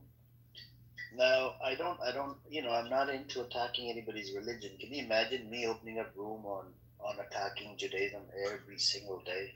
What would it do to the Jews on this app? It would piss them off. They'd be like, "What the fuck, man? This guy, they're not willing to stop." Yeah. And I think they need somebody, and I think I know somebody that could actually make it happen every single day. He did it with the Hindus. You know what he did? Because the Hindus are attacking Islam. Same thing, same problem. You know what he did? He started opening up rooms against the Hindu and started diving into their scriptures every fucking day. And he pissed them off. He did it on purpose. He did it for about 20 days. And, he even freaking cursed some of the things that they're doing there. And it backed away. Some of these wild, crazy psychopaths, right-wingers, they left. They stopped attacking Islam. I think I'll probably have to get that wild creature. Even though I don't like him, he's even cursed at me. If I get that wild creature, he doesn't care about opening up multiple accounts. And he'll open up a room attacking their religion every fucking day. Especially Talmud. And then, they're going to get fucked in the ass, I think, but, according to our religion, we're not allowed to. Yeah, no, 100%. Especially focus on the Talmud, Yeah. And that would be very, very, a crazy thing, but I don't want to dive into it. Yeah, no, I get that.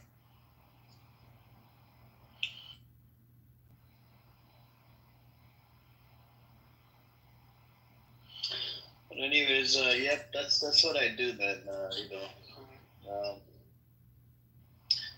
online and whatnot, offline, and just trying to get through it, man. Yeah. I'm just thinking, what would you guys do if you won a lottery, man, for like $100 million? Oh, 100 million. Yeah. After paying off the taxes, I think I'd, pay off all the bills, pay off all the property I own, reinvest that, and then take my money and just move to a different country. I think I want to go on a world tour, man. World tour? Islamically, you can't play the lottery.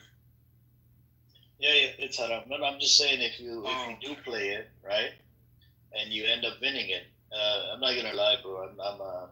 I used to play it a long time ago, when during my Jahiliyyah days, and I was very close. Just one number away the whole system on the Mega Millions. No, the whole system. It gives a lot of people that are struggling financially false. It's like it kind of sets them up for a false sense of security kind of thing. Yeah, that could be you. You're right about that, Ocean. Ocean, do you want to come on up? Have a conversation. Come on up. What are you doing in the audience? Who's in the audience? I think Ocean. Come on up. Let's have a conversation. Maybe you can educate me. I know I'm not supposed to expose my sins, but I was just wondering, what would you guys do if you guys, get $100 million or something?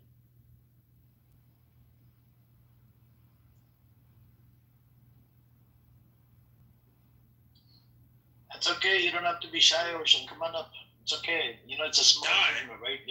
It's not 40 people in here. The general, we don't care about general. We don't care about Sam. What's that to be shy about? Oh, sorry. I'm just kidding, man. I'm just kidding. Yeah, sorry. I'm just so engrossed in this whole eBay thing that I've just been studying up on it. eBay? Another day? Okay, no problem. Another day. Yeah. At least join the house, Ocean. Join the house. You have the ticket. Cash in the ticket. Even that ain't an account. Cash in the ticket, mofo. And Jackie, what's up, Jackie? Long time no talk. You guys can check into the ticket. Give me a second. I'm gonna watch a YouTube tutorial on this one eBay thing. I wanna check out. Yeah, watch it. Watch it. Watch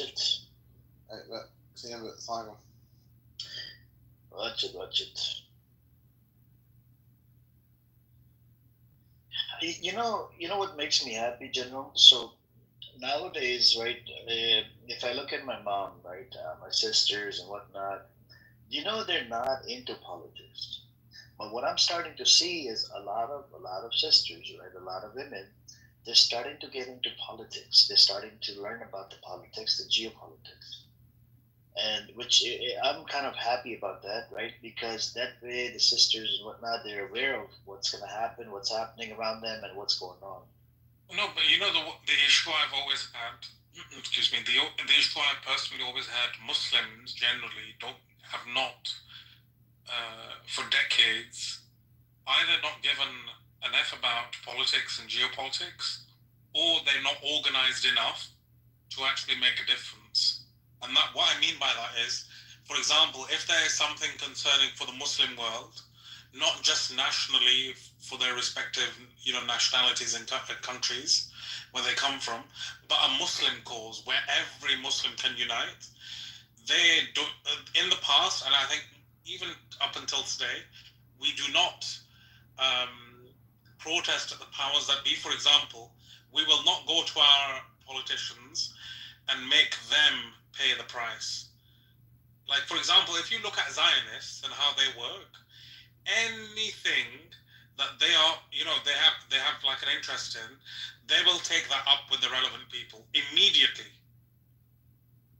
That's how you become kind of a minority, but a formidable minority.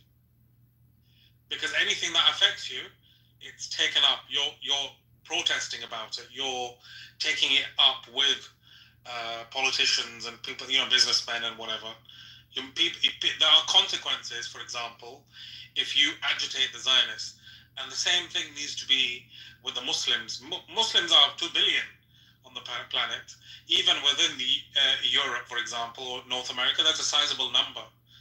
But the problem I have is, for example, a lot of these Muslim countries, they don't, they don't lobby Western countries for Muslim causes. They lobby for their own bullshit. For example, the UAE has always lobbied for its own bullshit, and I know exactly what they lobby. For example, when a prince would get arrested in London, or there was a parking ticket, they'd lobby for that, but they wouldn't lobby about any Muslim cause. So that's what I'm hoping the Muslim world is, because the Muslim world generally, and I might be wrong, has been less educated. Or it's not used its academic credentials the right way. And I think I'm hoping and I'm praying that it starts actually standing up and using it in the right way. Yeah. I mean, Layla, right? She comes in here, right? So Layla said there's people in subcontinent, right, that are not aware of exactly what's happening in Palestine or in Sudan, right? And even I did not know about Sudan. I'm not, forget, them people. I did not know until a sister on this app told me go watch a documentary, and she told me her dad was part of the UN, right? She used to travel a lot with her dad, and she was interested. That's how she started to have interest in this, and she said you should watch a documentary. It's because the skin color, right? Because of their they're black. That's one thing. Second, they claim it's a civil war, even though more than 200,000 people died in Sudan, right? And they've asked the U.S. government to stop giving weapons to the UAE multiple times, and they wouldn't do it. And finally, the UN and everybody got in, and UN gave them evidence. Even the Sudan army kept on telling them, do this. They wouldn't do it. And finally, they did arms embargo. But Israel is still giving them weapons to the UAE. UAE giving weapons to the RSF. And finally, we had the brother Nubian here. He said, we're almost got rid of them. We're almost done with these people. And they're not even from Sudan. People that are, and the UAE's interest is gold and the Red Sea. Because the gold, Sudan has sanctions on it, North Sudan. And the reason why they have sanctions is because of the 9/11. They're like, you had involvement in the 9/11. They just wanted a reason to put sanctions. So the serial number on the gold, whatever, it's not, as the UAE wants to take advantage of the gold. And that's what UAE is trying to do, buy the gold and, for cheap and melt it down and sell it for top dollars or top money, top dinars in the UAE. When you look at these type of things, it pisses you off and it boils your blood. Like, is this the type of Muslims that we expect for? Like, if the Prophet Muhammad, peace and blessings upon him, was here today, would he be happy? Like, he would, literally arrest these people and take them. He would order these people to be arrested. These, so-called Muslims, right? Just on paper, and you're doing what you're doing to the other Muslim nations. And this is, I just don't get it, man. And when I try to get into it, it's just like it bothers me that why are these people deviants our leaders? They don't have any freaking balls to stand up or do any of this. Like, literally a puppet of America, a puppet of Israel. And when the hell are we gonna stand up? And it needs to happen collectively, like all together. You can't do one nation. That's gonna be the pussy move, which means one nation is gonna get canceled. They'll go after one nation. It needs to happen collectively, like 10, 20 countries at once attack, and America and all of these nations will be done. They cannot be 10, 20 countries. It's impossible to beat like 20, 30 countries together. And a lot of these countries are, loaded with oil, money, and this and that, and they have enough weaponry to, do what they need to do. But that's where we're at right now, man.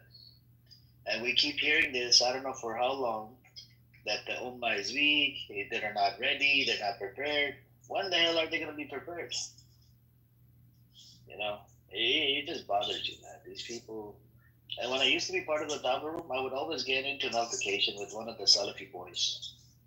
That the NBS is, I look at him as a disbeliever. I don't even look at him as a believer. The UAE and all of these, some of these GCC countries, just disgrace, man. Disgrace to the Muslim Ummah. And then you had a nation that's non-Muslim brings the case to the ICJ, International Court of Justice.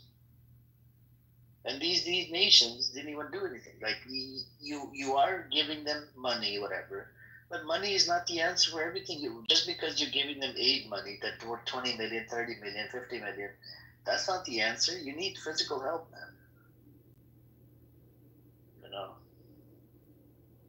It breaks my heart. And then we had the brother Nubian yesterday. He said maybe another year, by 26, maybe they'll part ways. I go, so another 100,000 people killed. We're just going to sit back and watch the show, watch the killing.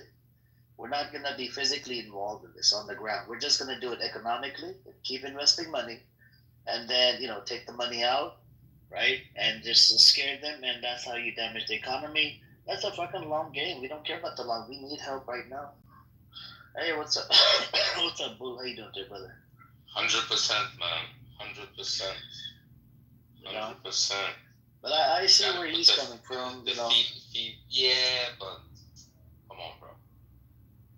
You gotta read the seasons. You gotta read the seasons. This is not that season right now, bro. When people are immediately going down the line and losing, children,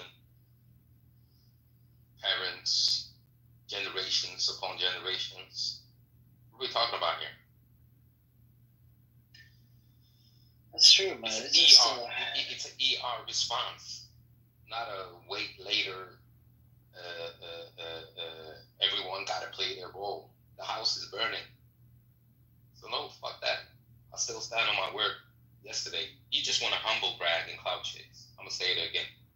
Let me just leave it at that. But yeah, you cooking, man. Carry on. Yeah, the whole thing is about the UN, bro. That's how they get us. Actually, I was subscribing to the plan that you just had because the thing is, we in the global south, we tend to look at things from country to country, region to region that you didn't even set, rather than looking at who's doing what in the global south and then get 20, 30, 40 countries. You realize what I'm saying, Amir? Yep, that's true. That's what needs to happen. 20 to 40 countries, if they come together, physically involved. America, Israel, all of these, they can't do shit. They're done. It's the end game. But the thing is, we have puppet leaders, right? Where you cannot get all the puppet leaders on the same table. This is a problem. You know? No, but bro, But some of it's them, not necessarily about America, bro, because that's like casting blame on just like one part of the world. The world, like the problem is the whole planet, the people that inhabit it. In it. It's not like you can sit and act like we don't have people in our nations going with that program. You know? So yeah, we can point fingers in America, but like there's exception where there's countries where they don't follow the status quo, but they are far and few, man. You know? So you just gotta sometimes, even though we're speaking about secular things, you gotta look at it somewhat spiritual, bro. Because there's always someone who's down for the cause because they have the correct spirit. And this is a macrocosm. But you have the macro as well. But people, they even want to subscribe to faith, culture, tradition, ethnicity, tribalism, all the isms, rather than, you know, especially the global south. I think the global south is very, very confused. I hope you catch the gist of what I'm saying. Yep, I hear you, man. This is the thing, man. It's just, Hey, one last thing. They just moved UN to Africa, bro. One part. Or it's going to be a regional office that has multiple offices. That's how you define it correctly. You understand what that means? Yep. But not to change the conversation, but it is a global south problem. And I think we need to look at it holistically from that angle as well. That's the umbrella. And then you have countries, states, and so on and so forth. But there's multiple things happening at the same time. But I don't know. Let's say, inshallah, man, you know, it's just the UN, I don't know, I think everybody needs to distance from the UN and, you know, go with something else. Have some different type of alliance or something. Because the UN, right, it's only made for the African countries, for the Arab countries. UN is not made for America, Germany, UK, Japan, you know, and they keep on violating a bunch of resolutions, a bunch of shit in the UN. Get it? And even the ICC, if you guys, I don't know if you guys paid attention. So when they were, you know, do the arrest warrant, right, release the arrest warrant for Netanyahu, it took them more than a year. Versus when they were about to do it for Putin, you know, the Russian leader, it was within a month. You know, and America supported the Russian one. What happened to America when it came down to Netanyahu? And then Trump put sanctions on, you know, it was a slap in the face. Trump put sanctions on the ICC members and the judges and, you know, lawyer. And finally, the federal judge came out recently and they blocked his executive order. So no more sanctions on the ICC judges and whatever. So that's a good part. Everything shall be exposed in the last days, bro. Knowledge shall increase it.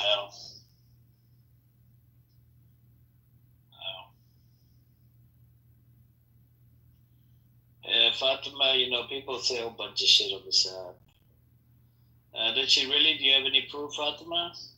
Did she really say it?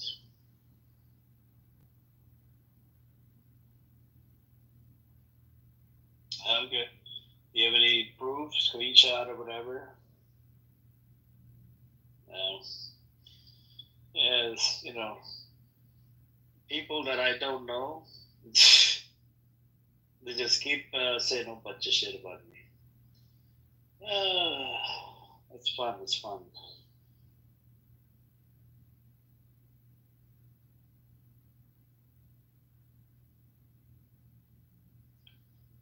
Yeah, like a screenshot or something. No. No. That sucks, man. Sucks. Anyways. Yeah, forget about Last, man. Last has said a lot of shit that people shouldn't take her seriously. Anyways.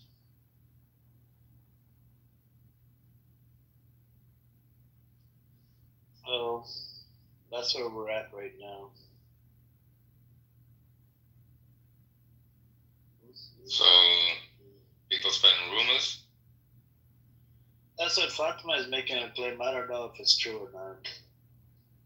I mean, somebody told Normal P word earlier. That was it. You should tell her to hit you up in the back chat. I don't know. In front, Yeah. you know. What's the purpose? I don't know, man. It's up to you, Fatima. If you have any proof, put it in the chat or send it to me in the back channel, you know. And if she did it, it's okay. Nobody really goes into her rooms anyway, man.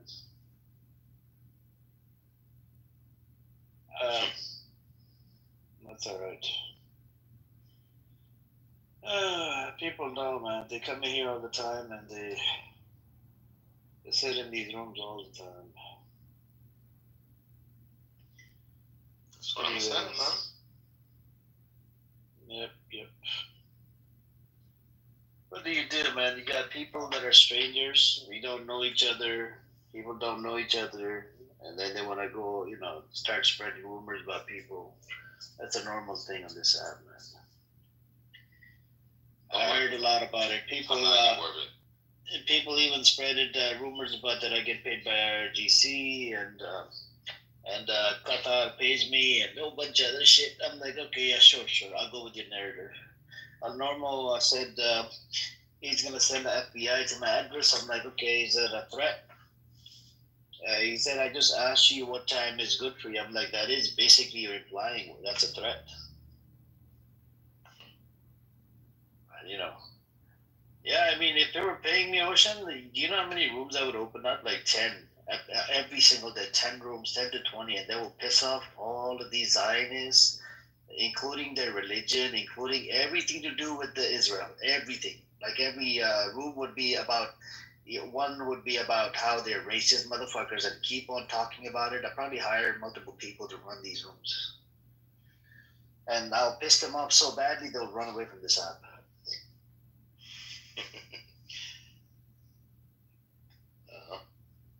You need to hire 10 people to do that now.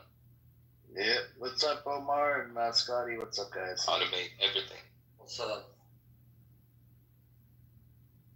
What is going on with you?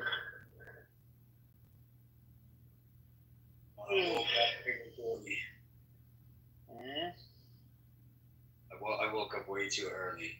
It's not normal for me. You did?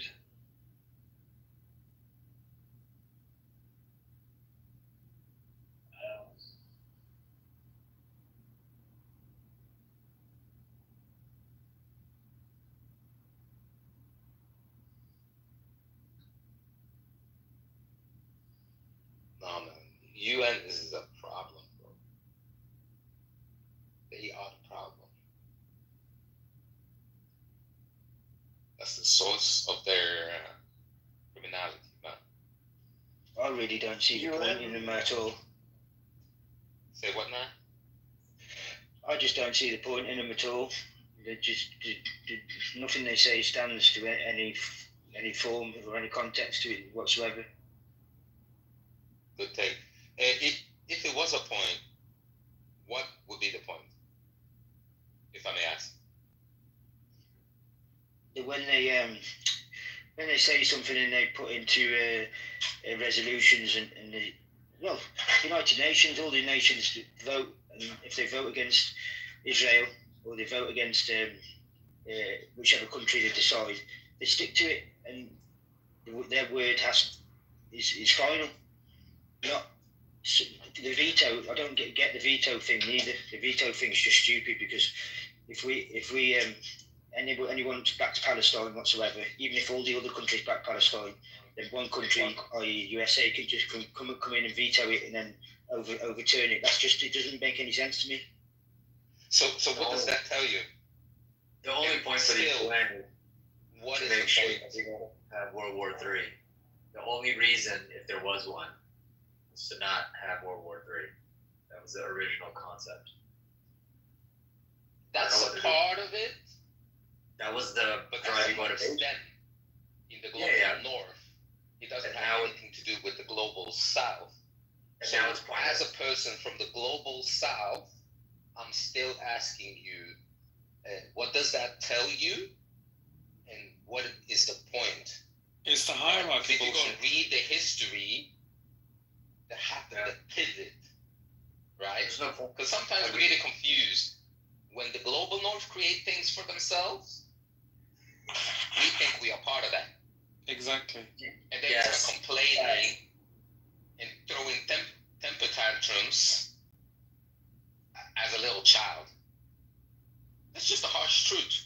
And I'm not trying to put us down, but what I'm saying is maybe we should create a United Nations. You got to think bigger, you know? There's no use for us to go to the restaurant and complain about the chef. You're going to get the meal you're going to get, right? And you can talk about the chef creates better meal for themselves, as they should. So what does that tell you? And what is the point of the UN? If you ask me, to make a long story short, that's their basis of their criminal operation towards the global south. Point blank, period. Bar none.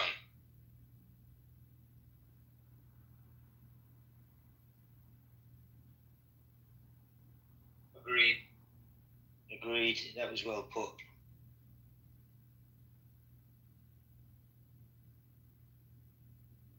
You find that organizations that are created by the Western countries are an extension of their imperialism. It's not like that they've given up that imperialistic mindset. It's an extension of it. It's simply morphed into a new project. Like, for example, when was it the ICC or the ICJ, countries from the West confronted the head of the ICC or ICJ, I believe, and said that these organizations are not for Western countries to be prosecuted. It's for African countries. Which means that Pan-Africanism needs to gain traction a little bit more. I mean, sub-Saharan Africa unification, or at least cohesion, would act as Not a even counter- cohesion, because, well, cohesion I would agree with actually. Because there just simply needs to be empowerment of each and every country in the global south. Yep. For them to work together on common values, common goals. Quite frankly, because you know why? In Africa, Because it can be done. It can be done, but they are left divided by the fifth column. It can be done because example of that is Europe. Europe, Wow. before the creation of the European Union and World War II, was at war they were at war with each other. Look at their history. They were killing each other. Yeah. It's only after the World War II and the creation of the European Union they've started kind of working together, They still have their, obviously, competition, but they kind of work together for the greater goal of tearing other countries apart. And quite frankly, in the Western Hemisphere, I would absolutely support Central and South America to have the single currency as well. I know some countries are going to Bitcoin. You don't have to have a single currency to work together. It helps. Because I think the doesn't single have- currency thing doesn't necessarily work, because if you look at, for example, Europe, there Not are forever. countries with...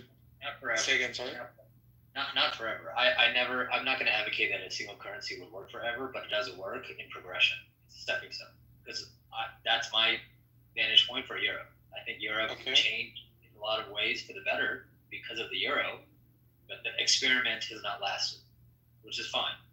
But at least it changed the dynamic. I think third world countries or the global south having a single currency would allow them to kind of learn how to deal with each other. I think having I would not agree with that, simply because of how I see Europe falling apart with regards to the disagreements they have with the single currency and the pressures that are put on much wealthier countries in Europe on the basis, because in Europe, in the economic community, there is a single currency, but it doesn't work simply because each country has their own respective GDP, their own purchasing power, their strengths and weaknesses. For example, yeah, exactly. So I would be a proponent of more having your own currency and then having a common currency that you can deal with.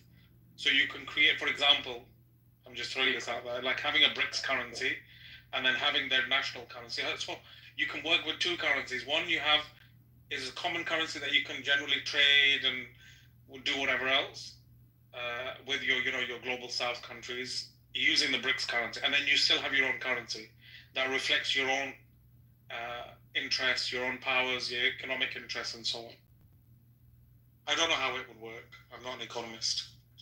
I'm envisioning that. That would be interesting. I mean, whatever baseline standard you can get nation states to agree on and trade, deliberate and deal, but it's got to go beyond language. The UN did facilitate linguistic. Okay? It created a room for every single person in every language to talk amongst each other. I won't discount that. But I think internet age and digital age, I don't think we need that anymore.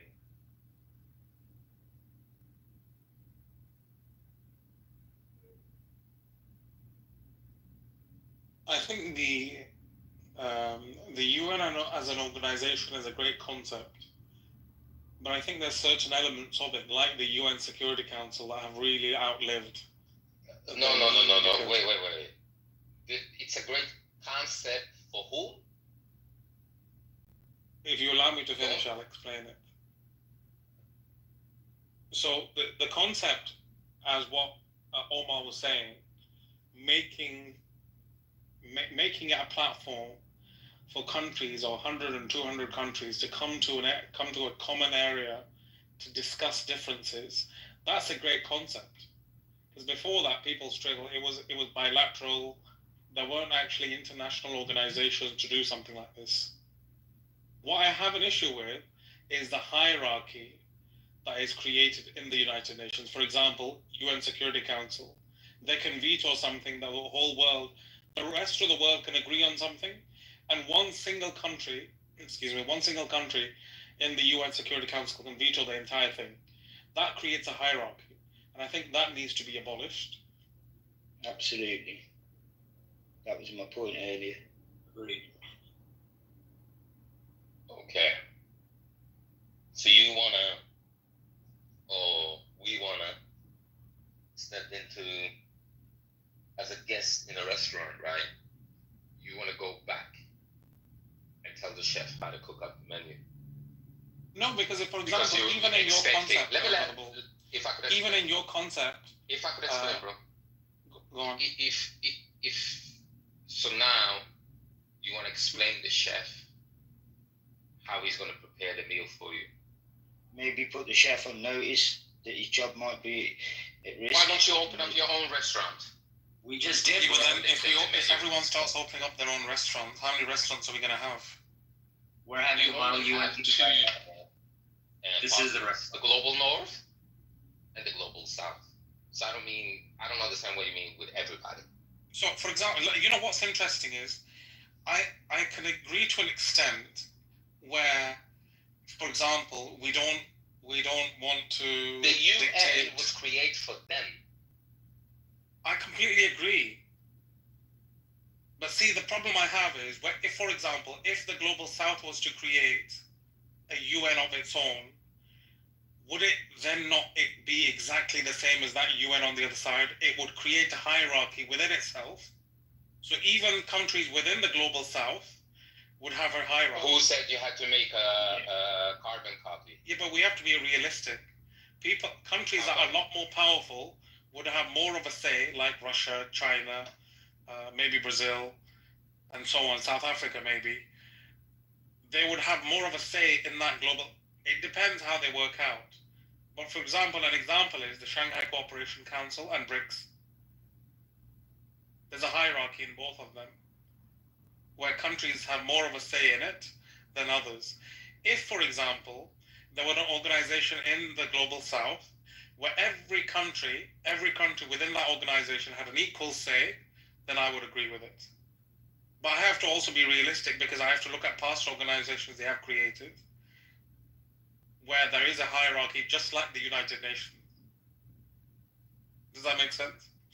It's going to be a hierarchy, but it doesn't mean that every vote doesn't need to be equal, and it doesn't need to be a carbon copy of what they did. It doesn't have to be a carbon copy, but Can I finish? Yes, please. The way they treat the Global South is not like the way they treat the Global North in the UN Security Council.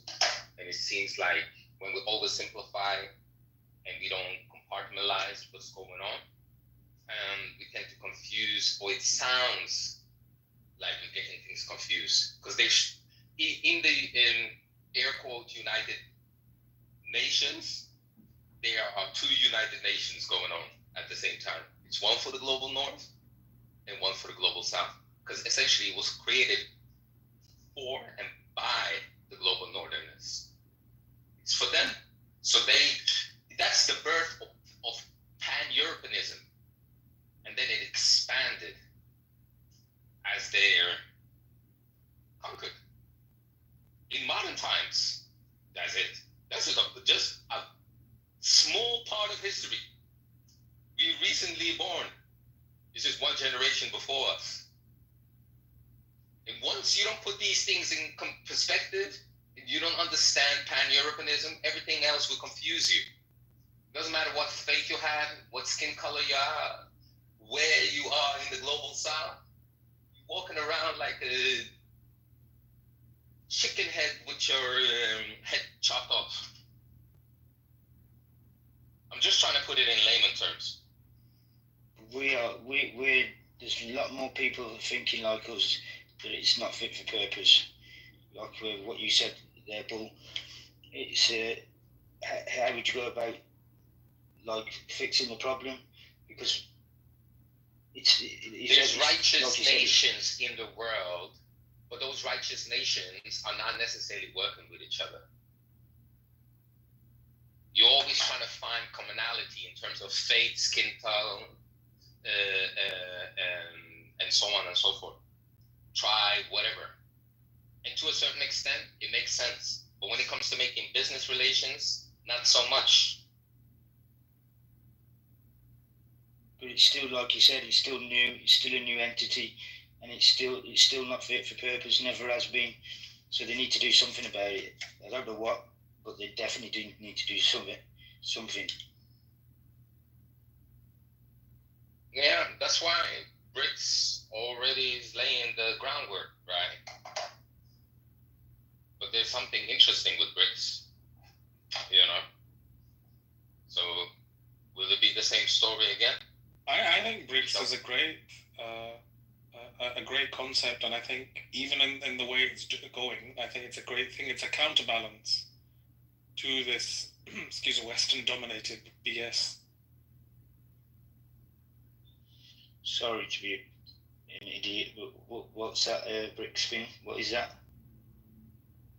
Well, it's a group of countries. So, for example, BRICS, I think Brazil, Russia, India, China, South Africa, and a whole host of other countries in the Global South have either joined BRICS directly or are observers. And it's similar. It's like a organization of countries of the Global South, coming together on economic matters, political, diplomatic, and I believe also military. But that military matters might be Shanghai Cooperation Council. That sounds like a good idea. You've not heard of BRICS? I mean, if you Google it, it will probably explain it a little better, or you'd probably see the concept visually. Yeah, I'm going to look into that now. Thanks very much, General. And Bull.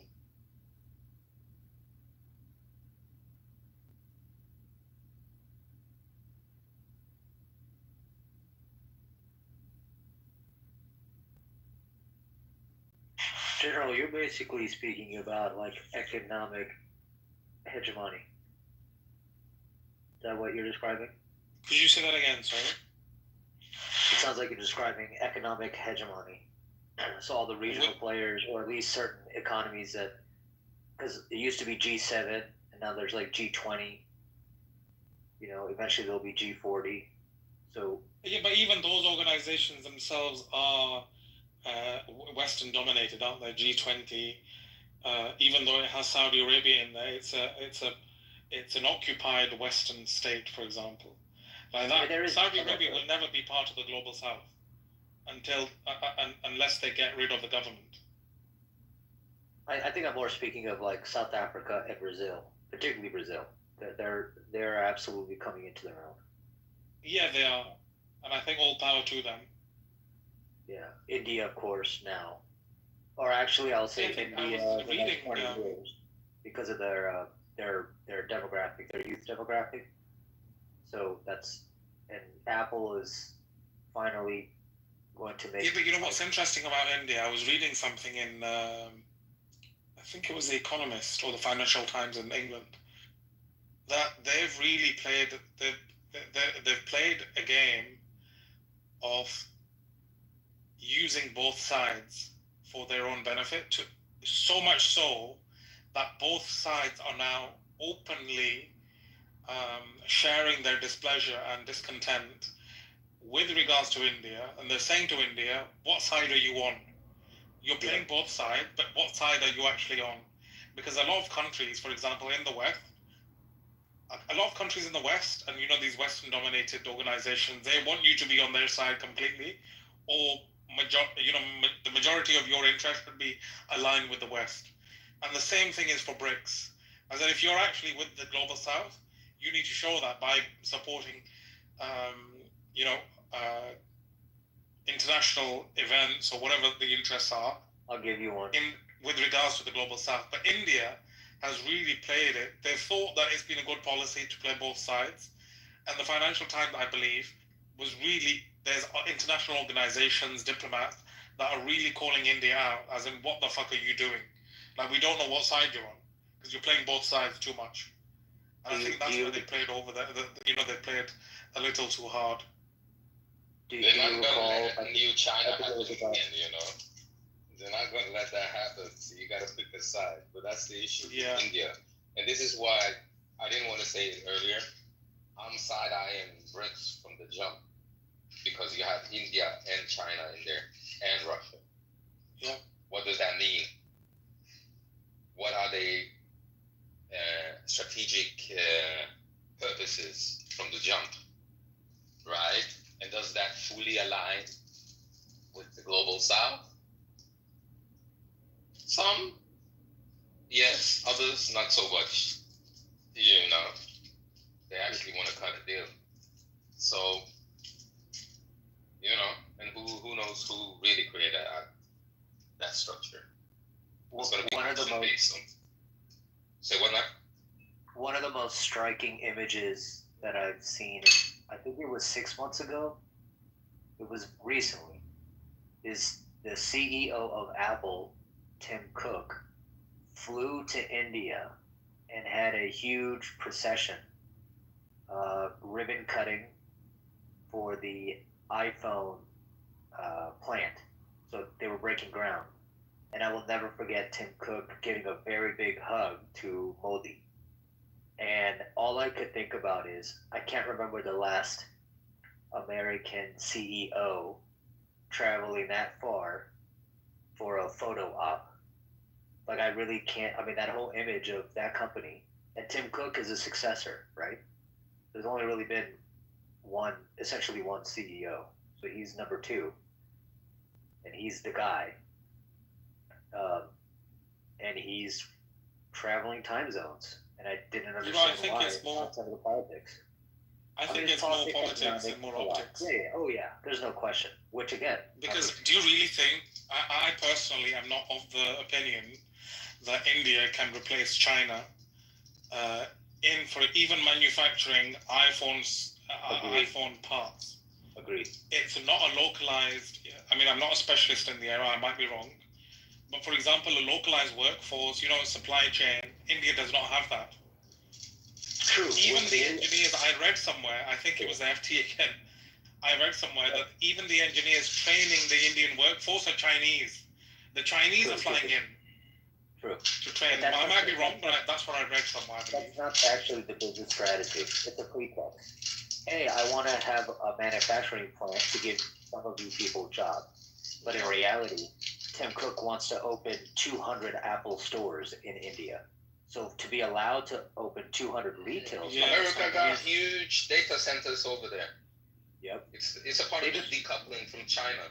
Yeah. India doesn't have iPhones, man. They don't sell iPhones there. So Tim Cook wants to sell iPhones to 1 billion people. Why do you think they didn't want that war between India and Pakistan? Precisely. Trump flew out to Pakistan. Genius. Precisely. I'm telling y'all, we like to look at each other as countries that actually they made up. You know what I'm saying? For the global south. And then we scratch our head when they address us as such. We feed into their paradigm and asking them to change the paradigm. Like a little hater. Rather than, go and create your own shit. Just because you have enemies that look like you, that go there in order to put you and your people down, don't think for a second it's yours. They got plans for us. Because they know already what we're scheming on. Know that for a fact. That's why I'm side-eyeing BRICS. Is it a part of the larger agenda? Because, the global south is not about going to give up their global identity for nothing. But that's what they're working on. They don't want you to have no faith, no country, no ethnicity, no nothing. And for those of us who know the end game, I think you should approach it as such, man. It's one thing to have your notions of who you are and so on and so forth, but sometimes it's about how those who run shit look at you. Don't need to conflate the two. Hopefully that makes sense, man. Sorry for ranting.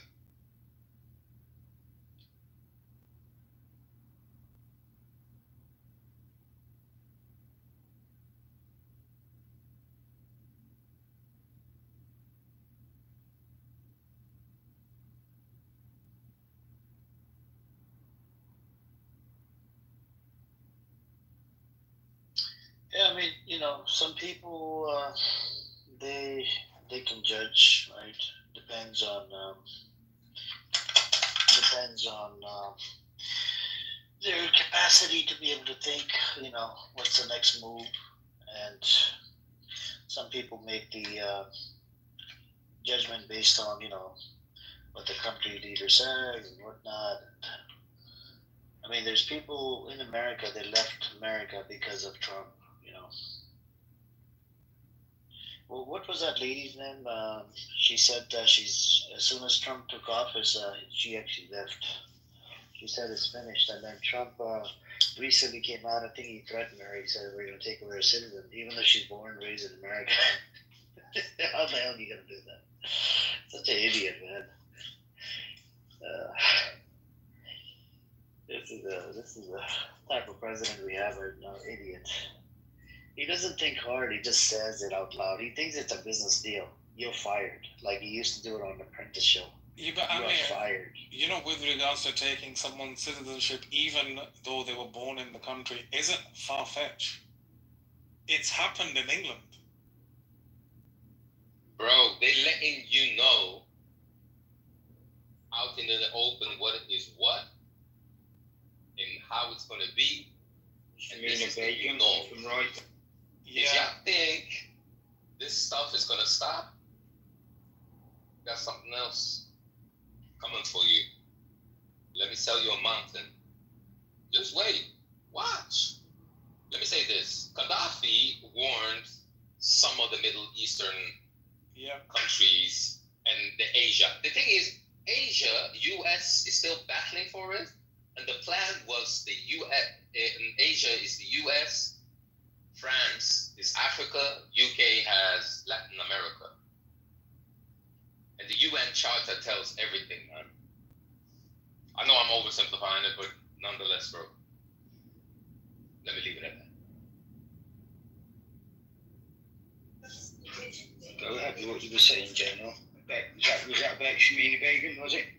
Yeah, Was that and I Roy think, in here? yeah, Shamima Begum. But I think if you look at the legislation that they used, it was to do with more as in if you're a terrorist threat to the country, they can kind of use the. It's all to do with the Terrorism Act. There's a lot of draconian sub-statutes within that they've kind of pushed through when the country was distracted. Did you see? We have a terrorist on the stage right now, you know. We got the terrorist Roy on the stage. Welcome, terrorist. Who's terrorist here? I'm looking for a peace. I'm here to spread a peace. Yeah, a lot of people. Did you not Did you not know that the Muslims actually brought the Jews back to Jerusalem? They were kicked out by Christians. Did you not have this information? When was this? 1400 years ago. Okay, you're in 21st century. Forget all that. Yeah, but you wrote an essay in the chat. You didn't realize that the Christian Muslims protected the Jews. Today, what happened? Do you know? Yeah, but we don't need to listen to. We don't need to have lectures from this fool, do we? No. We need to correct his narrative because he likes to come in and bullshit, right? Big long ass essays. What is the bullshit on there? Okay, so you made a claim in the chat. You made a claim that don't need to worry about the 1400-year-old fake story, blah blah blah. Yes. But then, if it was fake, why do the Jewish people they agree on it? That their scholars agree on it that actually Muslims protected the Jews. There's a famous line. So are you denying? Hold on. Are you being anti-Semitic? Are you denying the Jewish history? Hold on. Hey, welcome back. Roy's from India. He's denying the Jewish history where the Caliphate, right, brought the Jews back to Jerusalem. Do you know they were kicked out by Christians in Jerusalem? Today, what's happening? Do you deny or do you agree? Hold on. See, I don't know. See, you people are, believers know about a lot of history, but unfortunately, as an outsider, if I look at Gaza, a lot of innocent Gaza Muslims, children and women are feeling their pain. You understand, right? I'm here to support them. I want them to be immigrated to Sudan immediately.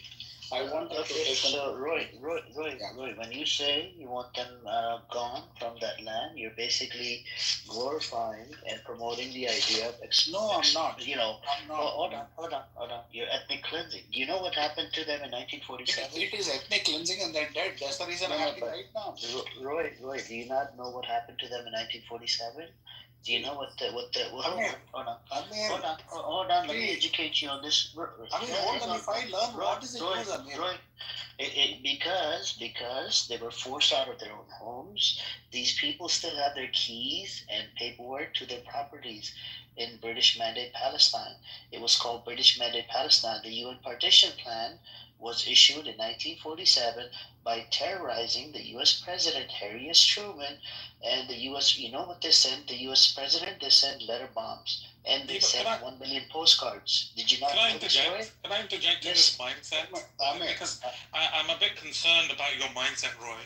And I think it's concerning that you think that to stop the killing, you need to ethnically cleanse the population. No, the problem is, let me finish. Please. Let me finish. This is wrong. Because I've understood what you've just said. I'm coming from a land of Mahatma Gandhi. Remember, I don't care where you come from. I'm looking at your mindset. Mahatma Gandhi preached peace. I'm not here for a Mahatma violence. Gandhi was a pedophile, Roy. I'm sure you should look into it. No, hang on. So, do you believe that Bhagat Singh was actually a freedom fighter? I believe Mahatma Gandhi got Was freedom. Bhagat Singh a freedom fighter? He was one of them, but Gandhi won finally. So, hang on. Do you know that even though Gandhi did the silent protest, do you know the British actually left because they ran out of funding, they ran out of money and sources and whatnot? That's why they left. They didn't leave because of his silent protest. You didn't know this, Roy? See, but you should look into it. Look. My question is, what happened to Bhagat Singh?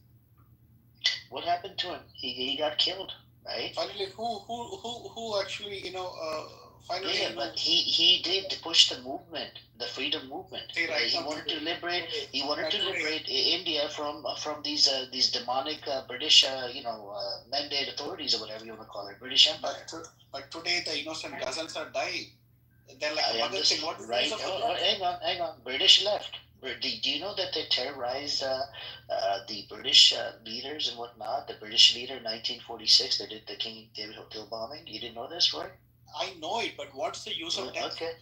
No, it's used because, look, Roy, every time a topic comes up in relate to whatever, Palestine, Israel, or any other nation, we have to dive into the historical facts. Even in relate to what happened in Lebanon and Israel, do you know I had to go back to the UN Resolution 1701, which said that, the Israel cannot violate. You know what Israel did with Lebanon and Israel? They stole a land. Hold on. They stole a land called Shiva Farms. They kicked out a whole bunch of farmers out of a small land. It's called Shiva Farms. And that land was disputed between Lebanon and Syria. It had nothing to do with Israel, but Israel came and stole the land.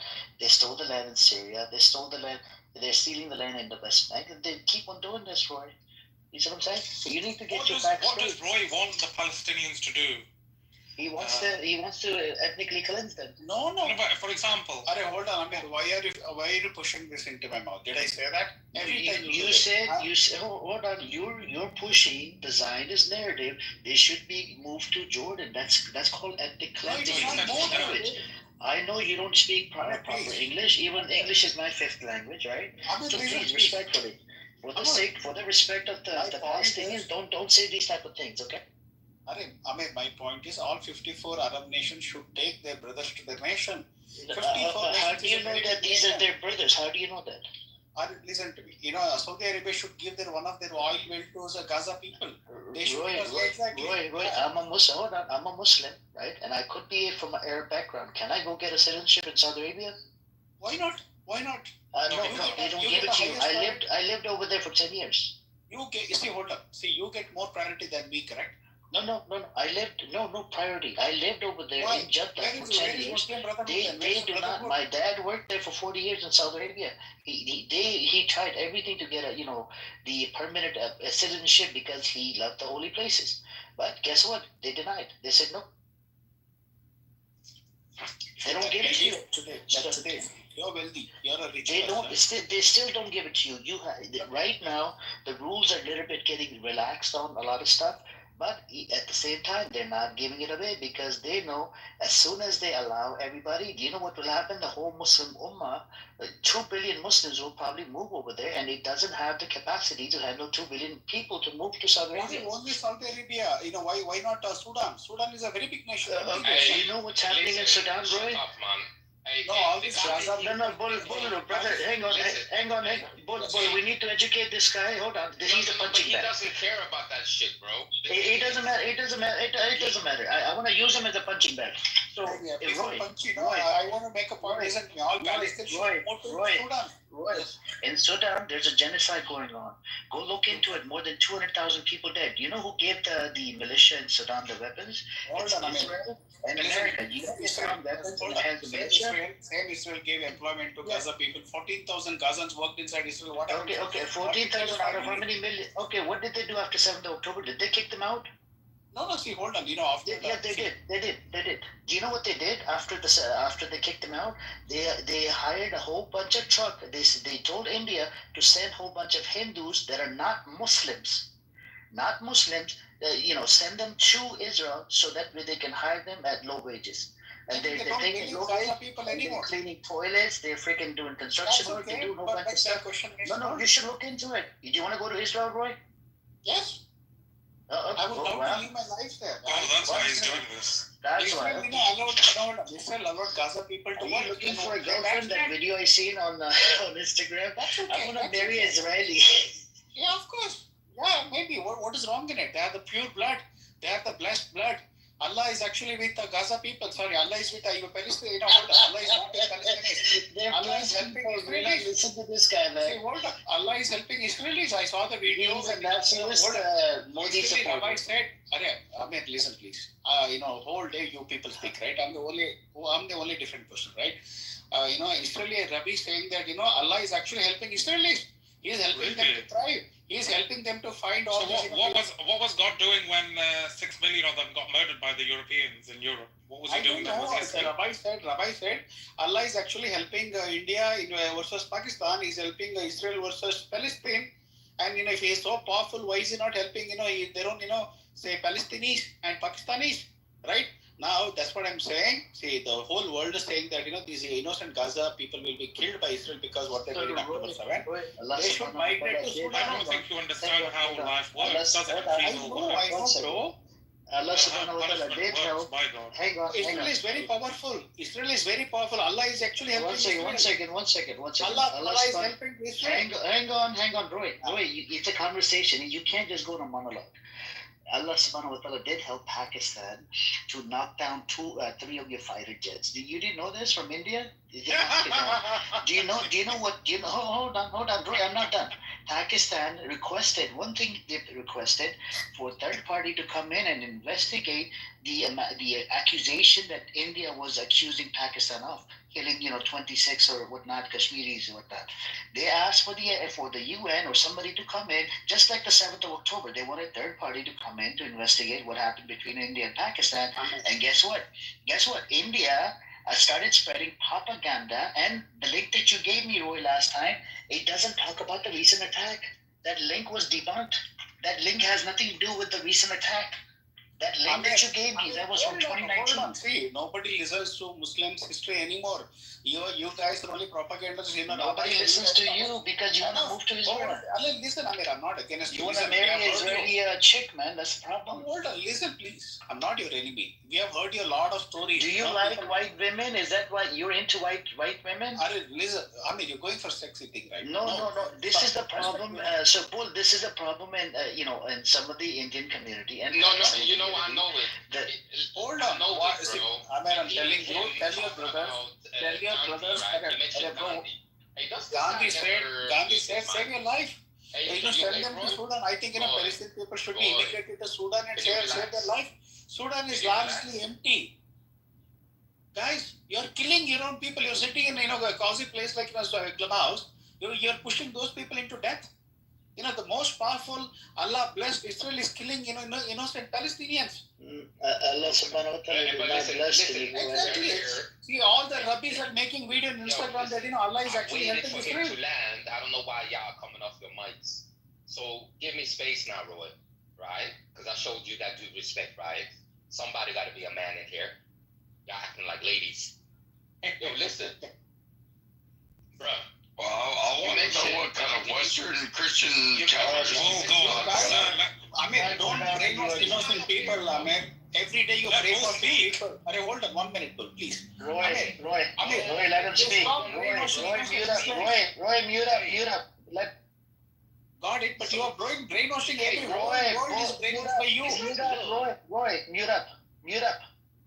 Bull is gonna speak now. Okay, but don't brainwash innocent Muslims. Mute up. I said mute up. This guy is okay. Mute up. No mic discipline, and then he left. Wow, the thing is, with these from India with that demographic and that type of faith, and I don't want to cascade everyone from there. And he even mentioned Gandhi, which was a racist. he was even pleading to the global north to not be looked as a global southerner, right? So they have this mentality because they have intra-Indian problems with other faiths, and they hate them. So now he doesn't care for Israel whatsoever. He's just gonna align with them because the enemy of my enemy is my friend type shit. You see? And that's where we at. And this is why India shouldn't be in BRICS. Until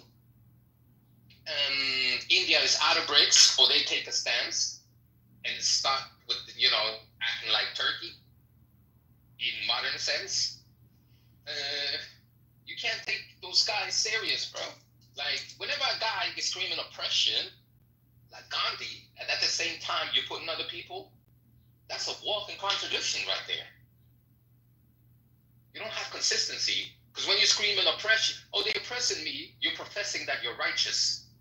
So you wouldn't want to wish that upon no man, And this is why if the global South that professes that they're righteous would create a United Nation, you can call it a United Nation if you want to. You have to structure it a little differently, So there's no use of taking that guy too serious, I know he's a punching bag, but he's most likely an Islamophobe. And that's what he lives in.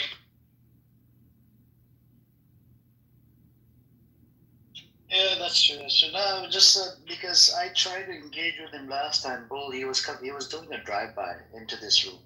You see what I'm saying? So today he was sort of like allowing it to have a response back and to be grilled on a lot of topics, I'm like, okay, I gotta grill him since I have a chance now, since he's calmed down. No, you gave him the word, but he's not listening. But you gave him the word.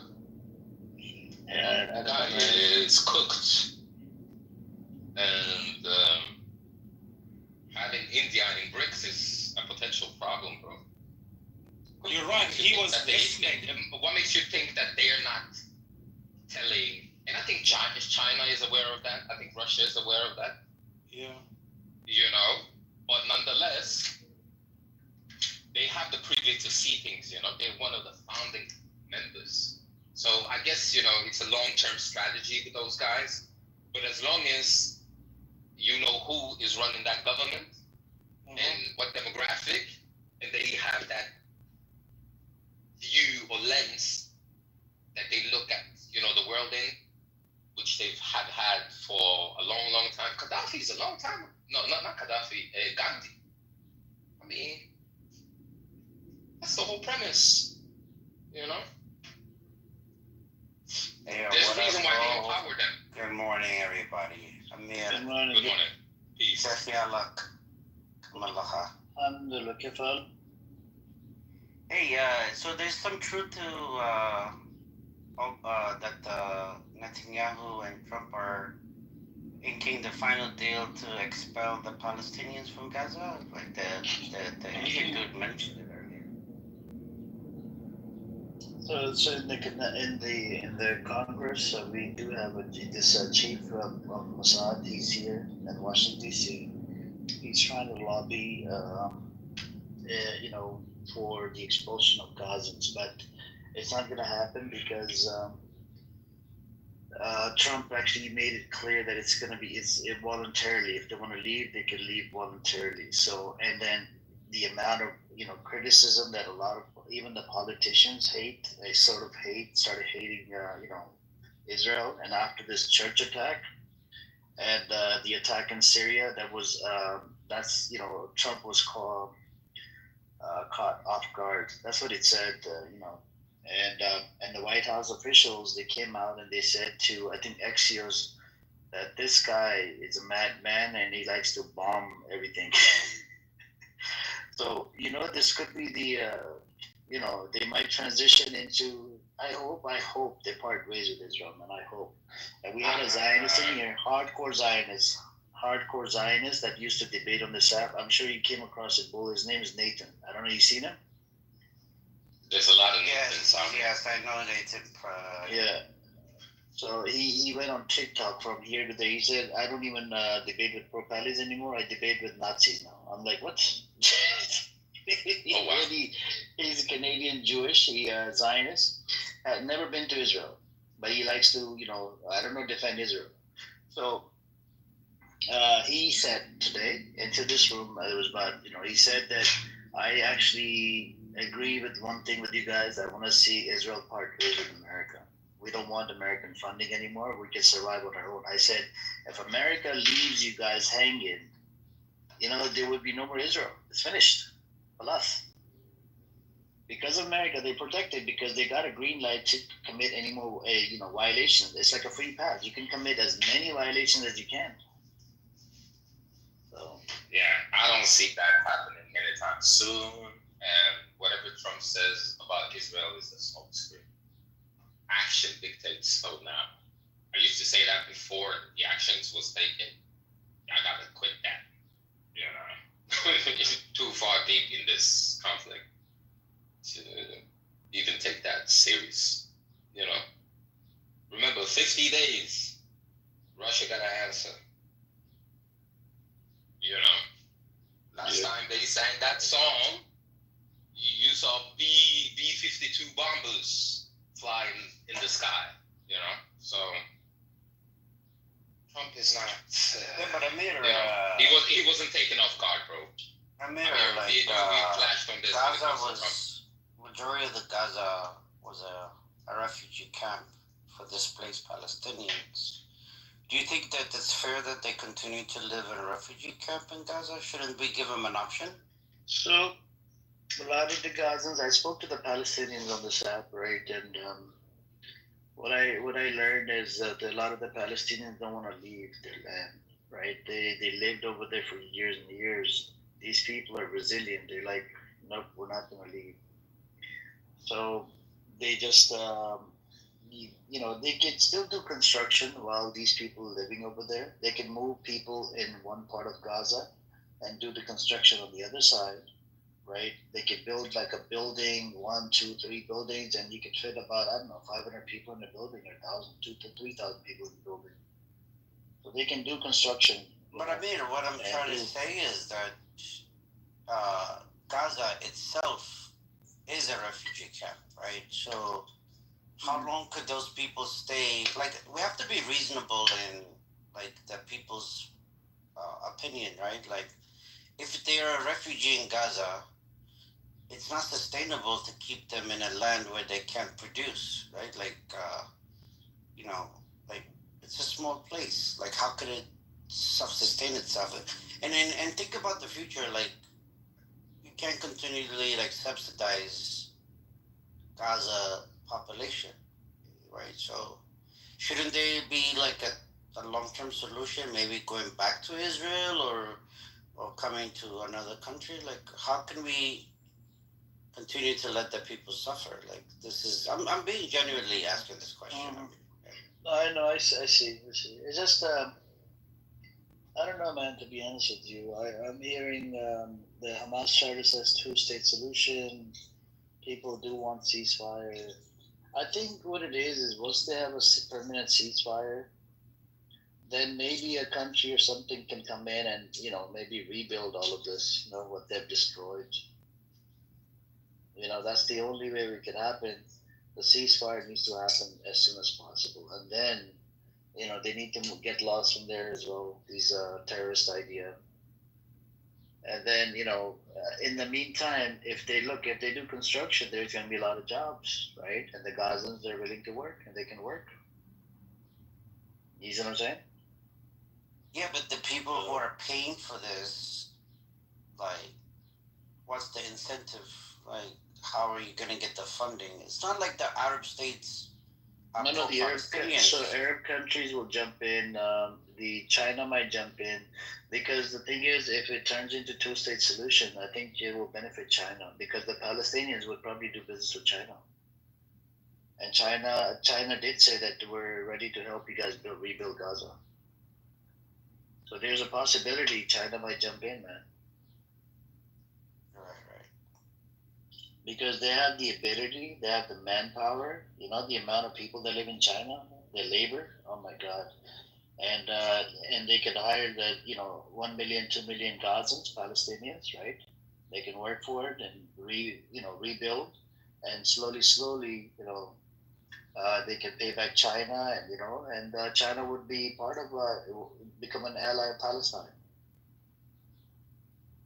and Israel can be on their side. These disgusting, filthy dogs, they can stay on their side of the state, and the Palestinians can stay on their side, and the United States would foreign interests would not allow China to have monopoly over that region. So I doubt that's the solution.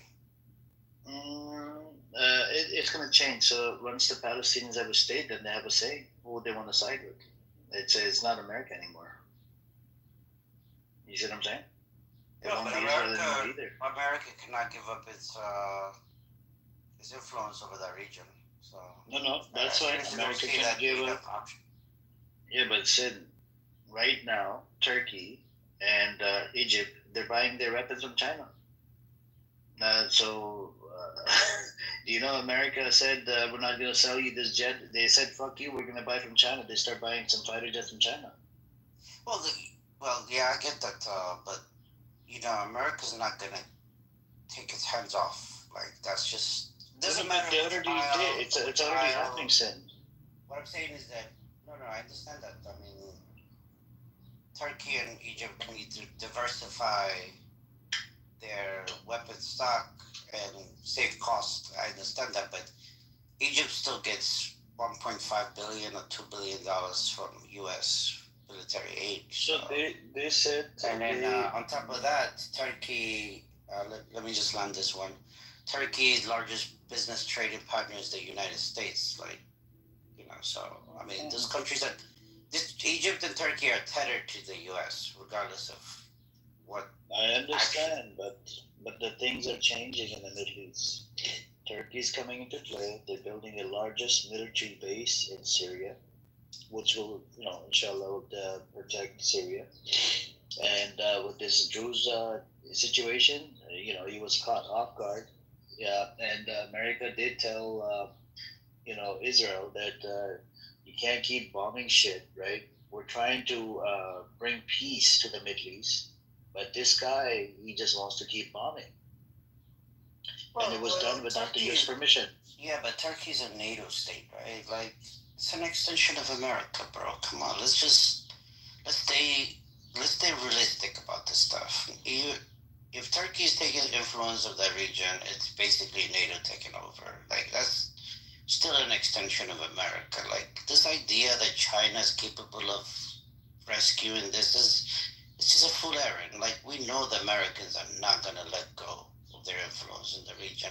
Turkey depends on the NATO, and it depends on America for its economy. Egypt does too. Like, we have to be realistic. Like, let's not live in a fantasy world that somehow, some way that China is going to take over the region. It's not. So, like, what is in the best interest of the Gazans? China is not going to take over the region. China is just going to help them rebuild and be part of it, be an ally. Right. They're not taking over the region. Right. So, but again, we have to think about the best interest of the people of that region, right? So yeah, but America, once I just told you, once it becomes a state, then they have to, then it's up to them. It's just like any other country. Even tomorrow, if Saudi Arabia wants to make business with China, they're able to. America freaking does business with China. Well, the whole bunch of countries do business with China. My point was to show you that the Palestinians are completely surrounded, and there's no one coming. Surrounded by who? By everyone. No one's in their side, like, right now. Let's just be realistic about that. No one's gonna come to rescue them. No, I'm saying, I just told you, I just gave you example. After the ceasefire is done and it turns into two-state solution, then they'll have the autonomy and everything. Will they'll do it themselves, and they have the ability to make anybody an ally. It's not going to be American ruling over that part, because it's Palestinian state. That's what I'm telling you, but you're not getting the point. No, I guess. But Who's gonna pay for the rebuilding of Gaza? I just told I didn't I say China? China said it came out and they said we are ready to help you build. For free? They of course they'll probably want something in return, but they will invest money, rebuild, and they have the ability, infrastructure whatnot. They know how they can make it happen. And once it's built, they're gonna have ally. Chinese will be an ally, and they'll buy and sell stuff from China. Somebody has to pay for it, and who's the payer? I just told you, China and some of these Middle East countries. No. China's offering their services to rebuild, but they're not paying for it. I'm asking you, who do you think will be paying for this bill? Who's gonna pay the bill to rebuild Gaza? Let's look it up.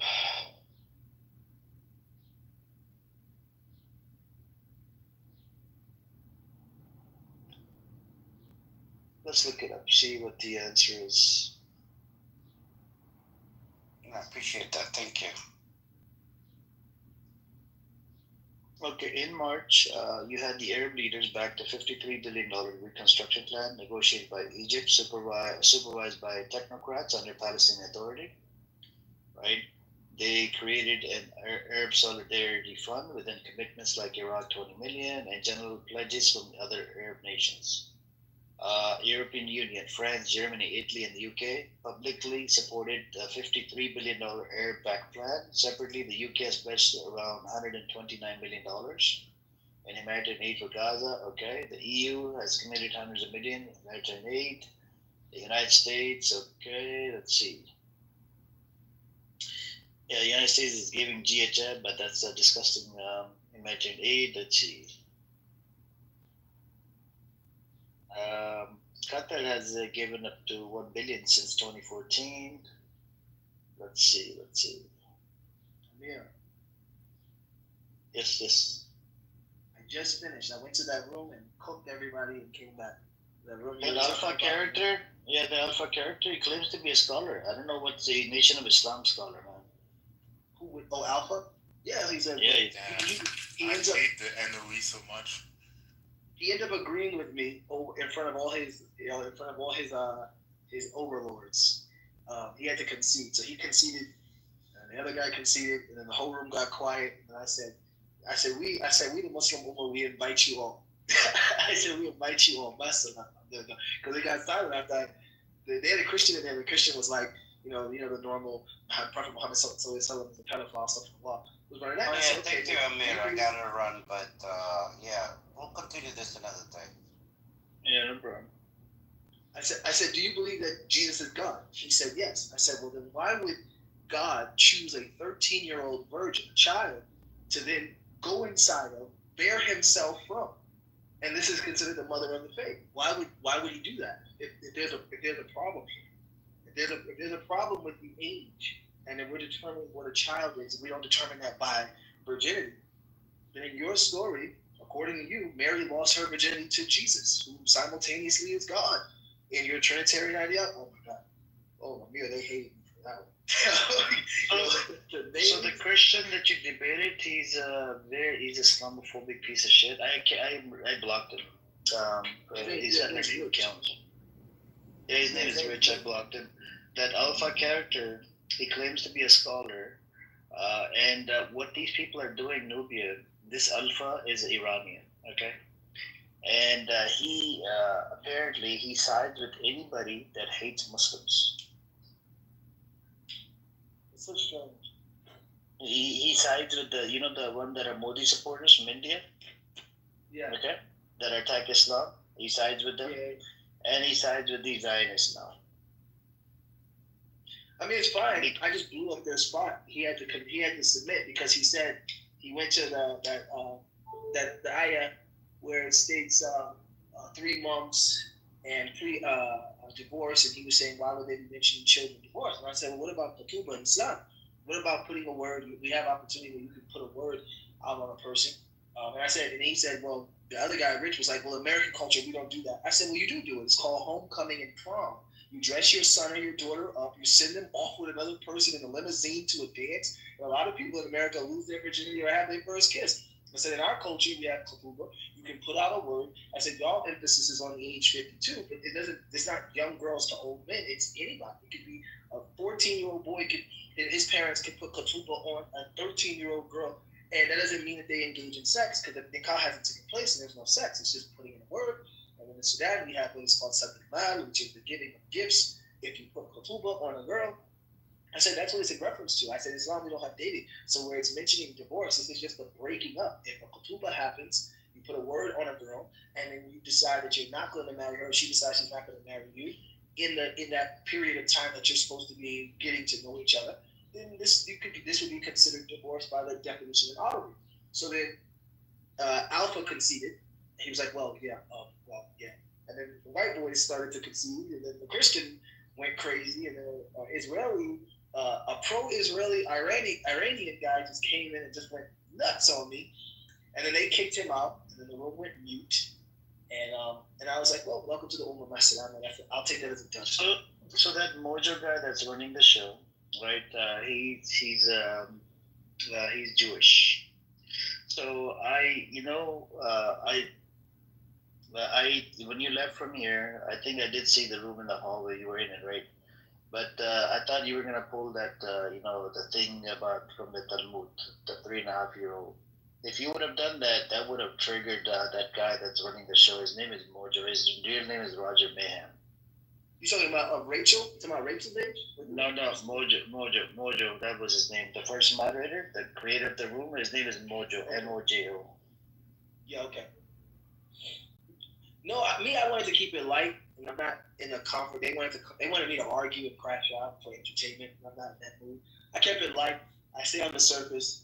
I didn't allow myself to be triggered by their insults because I was focused more so on maybe about 15. I'll just call them agnostics for now. 15 agnostics in the room who don't have a clue about Islam and are learning, and I wanted to execute Islamic etiquette and slice them down one by one. Everyone else didn't know anything. Alpha is the only one worth talking to. So once I got him to concede and agree, then at that point he tapped out. Then they tried to change the conversation to how, well, New Age Islamic opinions that are anti-Salafi are censored. So then I went to how the United States has tried. I mean, you've tried to kill your president. You killed Abraham Lincoln. You've tried to assassinate Ronald Reagan. You killed John F. Kennedy. I said, so they're censoring everywhere. But we don't do that today. That was 100 years ago. I said, in the Black Lives Matter protests, 1,500 people were shot and killed. Journalists were tear gassed and beaten with sticks. It's 3 years ago. So I said, one country is saying you cannot protest in the Middle East, and the other country is saying you can protest, but we'll kick your ass. I said, it's the same thing. Every country has censoring. Every country has these faculties. So to try to paint the picture that the Middle East it doesn't have the freedoms that the West had, then why is one of the major groups of expatriates moving to the Middle East British and Americans? They're one of the largest populations after Indian and Pakistani that's moving to the Middle East. If their freedoms are being compromised, why are they coming for work, jobs, opportunity, tax-free? They're the number one. They're number 3, I believe, or number 4 when it comes to the UAE, and I think they're number 6 in Saudi Arabia as the expatriates, pouring in by the hundreds of thousands.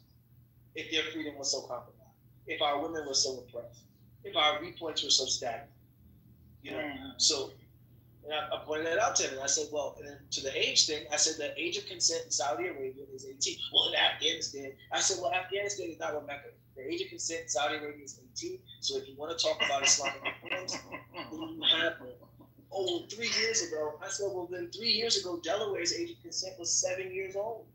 So what the hell are you even? And if you do the national average for all 50 states, the national average for the United States is still not 18, it's 16 for consent, and that's not even with parental.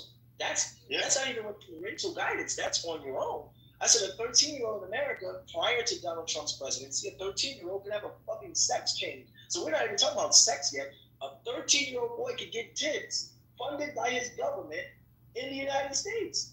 So again, if we're gonna do cultural extremes, America is going to lose every single time. And he said, well, the atheist guy was like, oh well, that's why I don't believe in religion, because of the. And I said, well, if you're gonna blame the Prophet Muhammad sallallahu alaihi wasallam, that's your choice. However, if you're gonna claim that there is a God, God must be a natural entity. So don't be mad at me. Argue with a tree of why nature decided for girls to get their I period thought 12. this wasn't a religious room, Amir.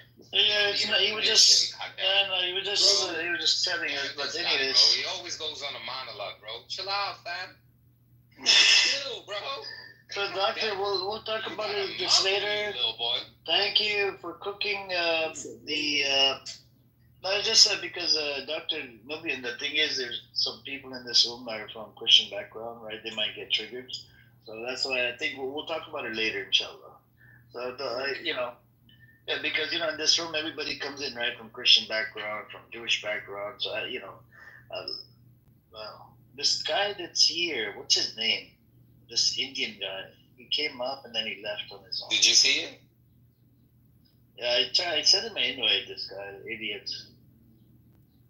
What the hell? Even the term jihadist was invented by the mainstream media. The idiots don't know what the jihadist is. Yep. Anyways. Yeah, but essentially what Sin was saying to you is, what makes you think that China will butt into that conflict in order to benefit the Palestinians when Palestinians don't have any friends, even within the faith that Nubian was speaking about. So much, it's not like people are coming in. Earlier you even mentioned that it had to be, a country in Africa that had stood up and, use these organizations, in order to plead the Palestinians' case in the UN. So I think it's going to be very hard days ahead, man. Yeah, China said that China has expressed strong support for Gaza's reconstruction, but as of now, it hasn't committed major investment funds like some Arab states or Western donors. So China has officially endorsed Egypt Arab $53 billion reconstruction plan, with foreign ministry spokesperson stating they support post-war governance under Palestinian Authority oversight. Chinese officials stressed the need for a durable ceasefire, fully imagined access and a two-state solution, repeatedly called for Palestinian self-governance. And this is the problem we have. In the Zionist entity would not give them,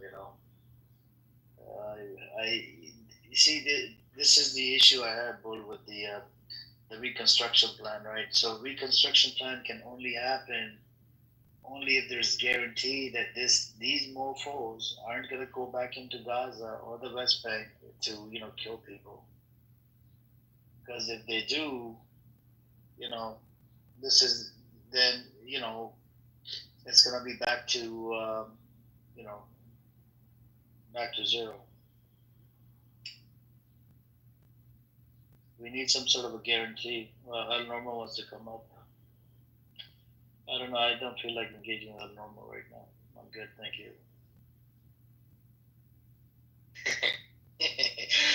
But bro, I just don't see it in the cards for now, man. To be honest, I don't want to sound pessimistic, but I don't think these wars is gonna stop, man. It just don't look like it, man. Yeah, it doesn't look like it, but we can hope for the best, and that's it. Just hope for the best. Just bring up Normal if he wants to come up. You want to come up? Okay, come on up, Al Normal, but he goes sideways, man. I don't know where the hell do you get all this energy from, old man. Doesn't have to. I mean, if people are honest. Look, Amir, the offer's always been on the table since before the formation of the State of Israel, the National Jewish State, that if we want to live in peace, and if our neighbors don't attack us, as they have repeatedly, they're not going to have any problem. So Israel is willing. So Israel is willing to give a two-state solution. Well, Israel has offered this to the Palestinians numerous times. 5 times. I'm not speaking about the past. I'm speaking in terms I'm speaking about the past. The future. Well, I mean, we passed a point of no return now. The past is a indication of the future. Yeah, and the so what does Palestinians the future tells you? the There's not going to be no Palestinians ceasefire. the It's full spread Palestinians war from here. let me tell you, I'll answer you, then you can ask a follow-up question. The past seems to indicate that the Palestinians don't want, never have wanted, and will never want a so-called two-state solution. If they are looking for access to more and more and more weapons, and they're right on Israel's border, Israel won't put up with it because the Palestinians have demonstrated the eagerness to be extremely violent as they were on October 7th. Hamas has promised to do October 7th again and again. So it would be irresponsible for Israel to allow them to pose that threat again. It's Israel's duty to make that impossible. Now, if they wanted to negotiate a peace, if they wanted to put their guns down, everybody in the world would prefer peace. Israel, United States, maybe decent Palestinians. Palestinian state. Palestinian state. What? You allow Palestinian state with army. Would I allow, you said? Yeah, Palestinian state with army, yeah. With weapons and army. Would who allow that? Israel. Netanyahu. The idea of Palestine having an army and being... He just say he wouldn't. Is it oxymoron? He did. See, this is the thing. This is the problem. This is the genocidal mindset. Wait, that's not genocide. I'm saying peace. Peace is the opposite of genocide. Okay, yeah, listen. But how come they have to put their weapons down? Don't you? Because they have attacked repeatedly. Because they have attacked repeatedly. Yeah, you know that rhetoric right there? They're the aggressive party. Yeah, let me just say this. That rhetoric right there used to work, right? But there's been a lot of things that have happened. And when I say work, I'm using that loosely, that you could use that type of rhetoric before. But Israel has done a lot. Yeah, but Israel has done a lot of things in 2025 and 2024, bro. We made this deal with Egypt, and it is held. We've had it for 30 years. We made the deal with Jordan, and it is held. We've had it for 30 years. We made the deal Did you, for the deal to come into fruition, they have to put their weapons down? Yes. There you go. Yes, they did. They gave peace to Israel. It's a peace agreement. We made the deal with UAE. How come Jordan has weapons now and Egypt has one? Jordan now defends Israel. When Israel was attacked by rockets from Iraq. Weapons. Yeah, they don't use them against Israel. They use them to defend Israel. Saudi Arabia, we have a quiet peace deal with Saudi Arabia. UAE, Bahrain, why are you laughing? So they have to go with Israel in order to have weapons. They have to not attack us. They have to have peace.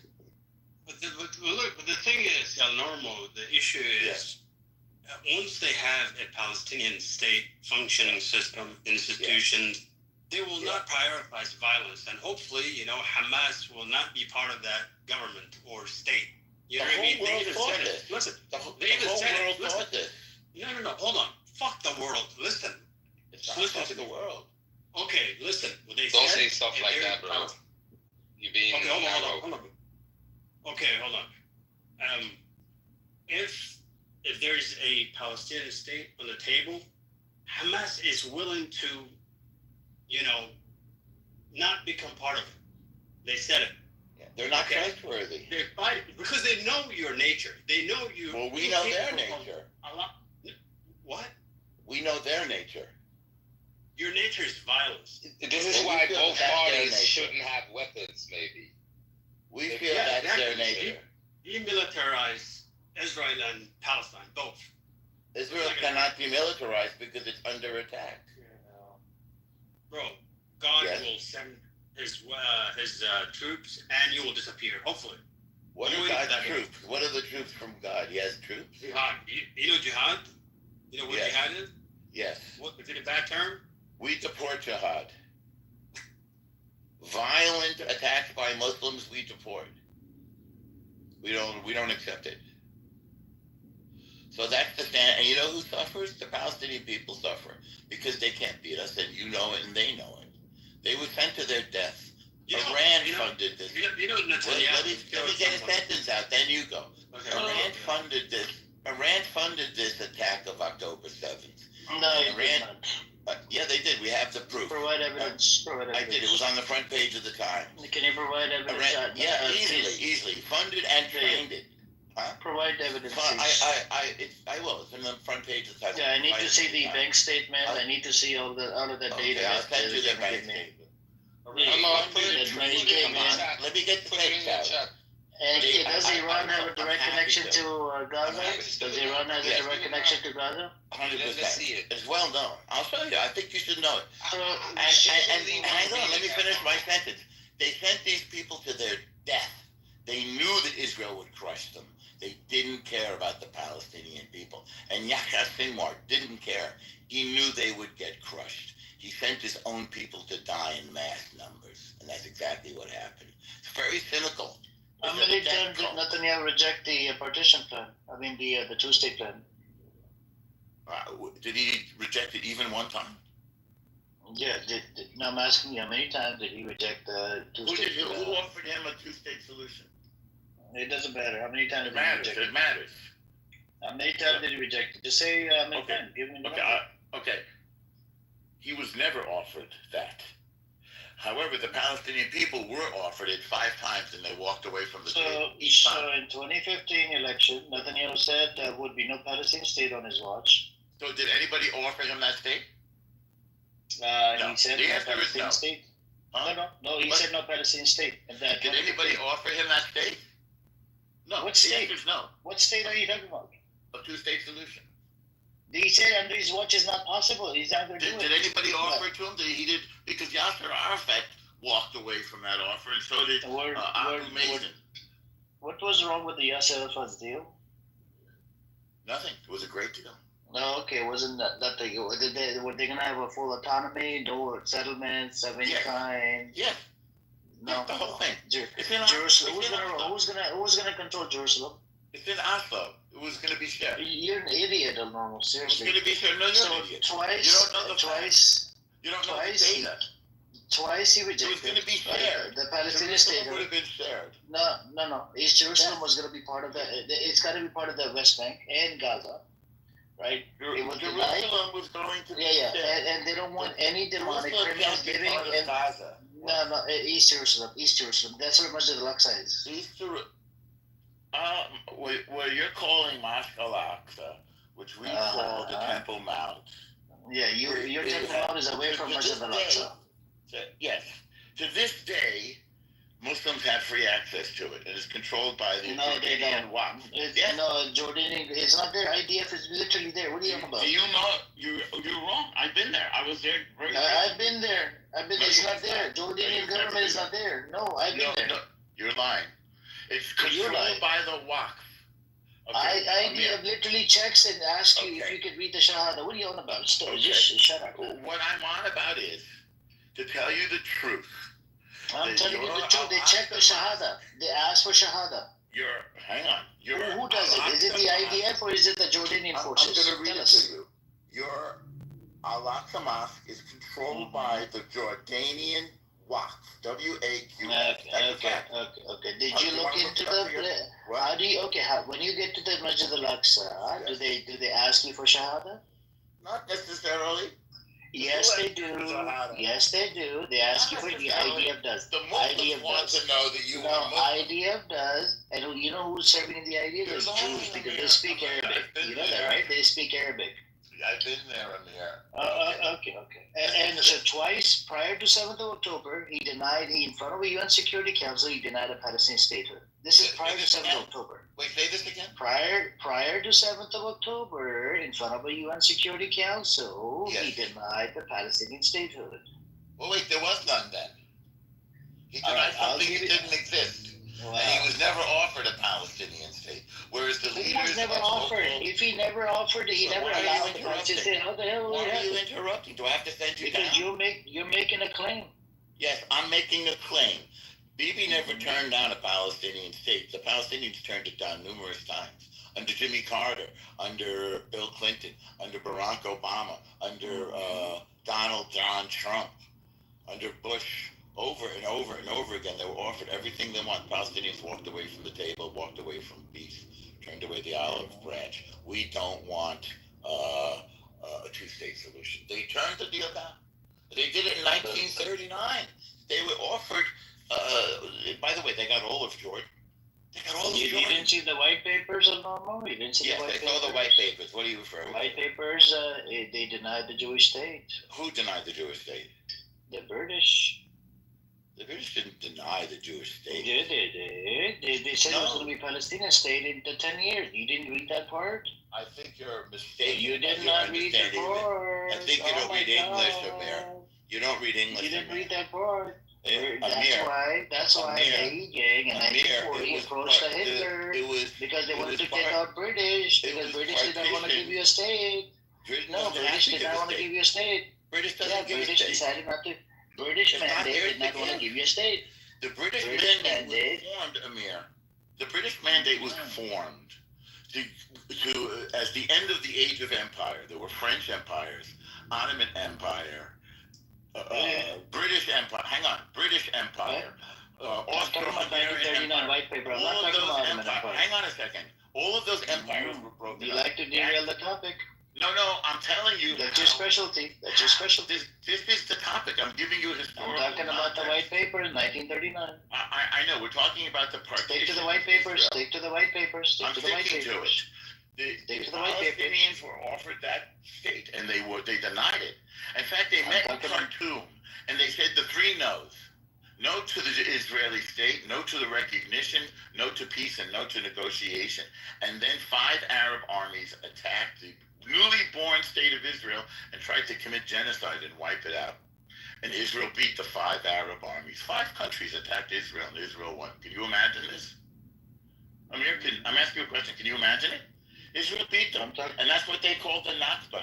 Israel beat 5 Arab countries that attacked it in 1948. Okay, on did May the war 15th. happen in 47 or 48?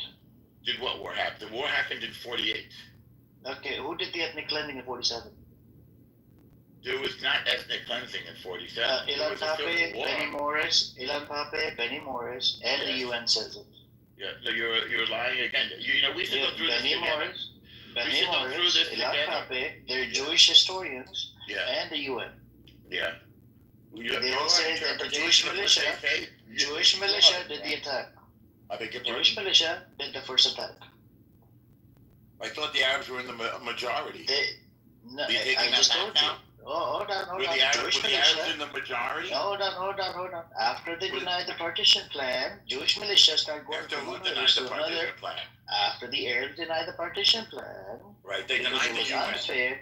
They denied the UN partition plan because it was That's right. unfair. Why was it accepted? unfair? So why They did had they everything to negotiate lose. better? They had Why everything didn't to they- why lose. Jews didn't had they everything do to better? gain. What? See, this is the problem, Bull, with El Normo. He doesn't want to.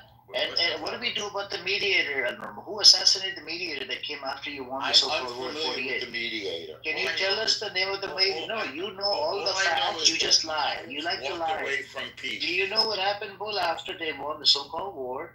After we burned won out- which war? Whatever war. Burned out. What do you mean, 1948. whatever war? You This don't just know is the mute on, history. man. That's it. I'm talking to Bull. This is why In the 1948, Palestinians don't come to your room. I don't care. I don't give two fucks. Well, you should And, care, but if you don't I know don't the care. history, I don't give two fucks. I burned out. well, you came should learn around. the history Yeah, then. you went. Yeah. He wanted Learn to the mediate the history. situation between the Arabs and the Jews Yeah. in 1948. Yeah. And do you know what ended up happening? He wrote a whole bunch of reports. He went Yeah, to, what he report did spoke he to a whole write? bunch of Let's people. read the report. Yeah, go read the report yourself. To Okay. mediate the What's the situation between report? the Arabs and the Jews, he was on his Yeah. way back to his Yeah. office. He gets assassinated by Jewish militia. Okay, that's Fucking your terrorist. contention. That's listen, that's okay, historical Amir, fact.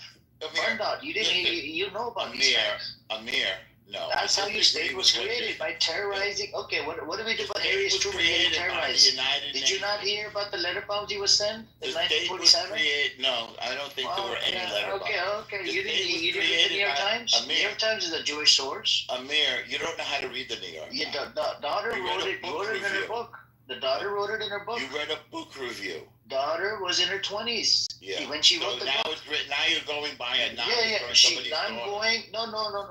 The daughter lived with the Harriet Truman. Daughter You're changing the witnessed all of subject, this. Amir. You're I'm running not away changing from it. the topic. And You're running they away said from 1 the million topic. postcards. Amir, They said let me 1 make million it so postcards. The Stern yes, Gang, Jewish postcards. militia gang. Yeah, 1 million postcards. You have a And you had the lobbying groups in America trying to lobby and pressurize. Conspiracy theory. Yeah, You no, had I a can give you state. facts. You want They facts? had a, Amir, You want they had a the state. data? You want the data? Amir, they had a state. You're They walked away You're from not it. ready to surrender. Why would I surrender? We're winning. The self-realization needs to happen. You can't be lying all the time. What's the lie? The lie is Harriet Truman did get terrorized by the Stern Gang. You know who the Stern Gang I was? It didn't was a say terrorist it. Jewish militia gang. You're the lie. I'm the lie. They were offered. Do you know? Do you know what they acknowledged? The Stern Gang even said they freaking sent letter bombs to the You're British men. purposely changing the subject, Amir. You know British they were offered men. a They state. send a letter You're bomb purposely to changing British. the subject. You do know, right? They accepted. You They know they confirmed was that. offered a state, Amir. You're changing. Who was offered a state? You're Who was running offered away. a state? Stay on topic, Amir. You come onto my Stay on property and you're gonna offer me a fucking state on my property? Fuck you. You know, I have the right to Wait, defend. when did it become their property, Amir? They had the deeds, they had the keys, paperwork, No, they had everything to lose. The when Jews did had it everything to become gain. their- Amir, when was it their property? 1947, it was theirs. Okay, the 1947. What was whose, Amir? The Arabs were living in villages where Yes. Jewish militias start going from one village to The another Arabs to were ethnic living cleansing. in villages, and the Jews were living in villages. Mhm. There were And you know what the Arab Jews militias. did? Do you Wait know a what the second. Jews did? There The were Jews started Arab siding with militias, and there Yeah, were but the Jewish militias. Jews started There was the siding with their Arab Jewish revolt. militias. What's that? The Jews that were living side by side, they started siding with their Jewish militia brothers that were There were ethnically Jewish cleansing the Arabs. militias, and there were Yeah, there Arab were Jewish militias. No, There was according a to the civil UN, war. Ilan Pape, no, there was a civil, There was according a to civil Ilan Pape, war. And by the according way, to Ilan there was Pape, there were massacres by the Arabs of the Jews. there's no point, man. You're just a lost cause. This is why I don't How am I a engage in lost it. cause? This is what happened. Because you lied so much. What's the lie? I just told you, Ilan Pape, What's the lie? Benny Morris, What lie did I Benny tell? Morris. What lie did I You tell? have the UN report. I'll put the UN report in the chat. Hold on. What lie did I tell, Amir? Hold on. The UN report says. Amir, I'm asking you a direct question. What lie did I tell? You said there was a civil war in 47. There wasn't a civil war. No, I said there was a civil war in 1936 to 1939. I'm with the Arab talking about 47. Why are you shifting? Okay. I'm not shifting. I'm giving you the history of this period. I'm giving you the militias, how they ethnically cleansed the Arabs in 47. In which the Arabs it turned into a full-blown war in 48. Right. The Arabs were offered a After state. you called it the Israeli state, which you did not have permission to call it Israel. Of course we did. You did not. You did it without Of course consent. we did. That's what You did the without mandate consent. was. Yes, we did. No, you did without consent. What are you talking about? Did we voted on it? The war happened after you called it Israel. You know this, That's right? correct. That was the point of Israel. Yeah, but you called after ethnically cleansing the Arabs. You called the state called Israel. I disagree. This is what it's called Nakba. You know what a Nakba means? Catastrophe. Genocide. The Arabs tried to commit genocide. This is the and problem. they This failed. guy doesn't want to get into the details. I do want to get into details. I know more than I you. just know a lot more educated than you. Okay, if you know who Berndot was, can you tell us about Berndot? Berndot? Yeah, the guy that came in after that UN mediator that came from Sweden. Can you tell us about it? Can you tell us who he was? You do know it. You know more facts than I do. I do know more facts than you do. Tell us. Yes, I will tell you. The Palestinians were. I'm talking about the Berndot. I need this. Can you educate me on Berndot?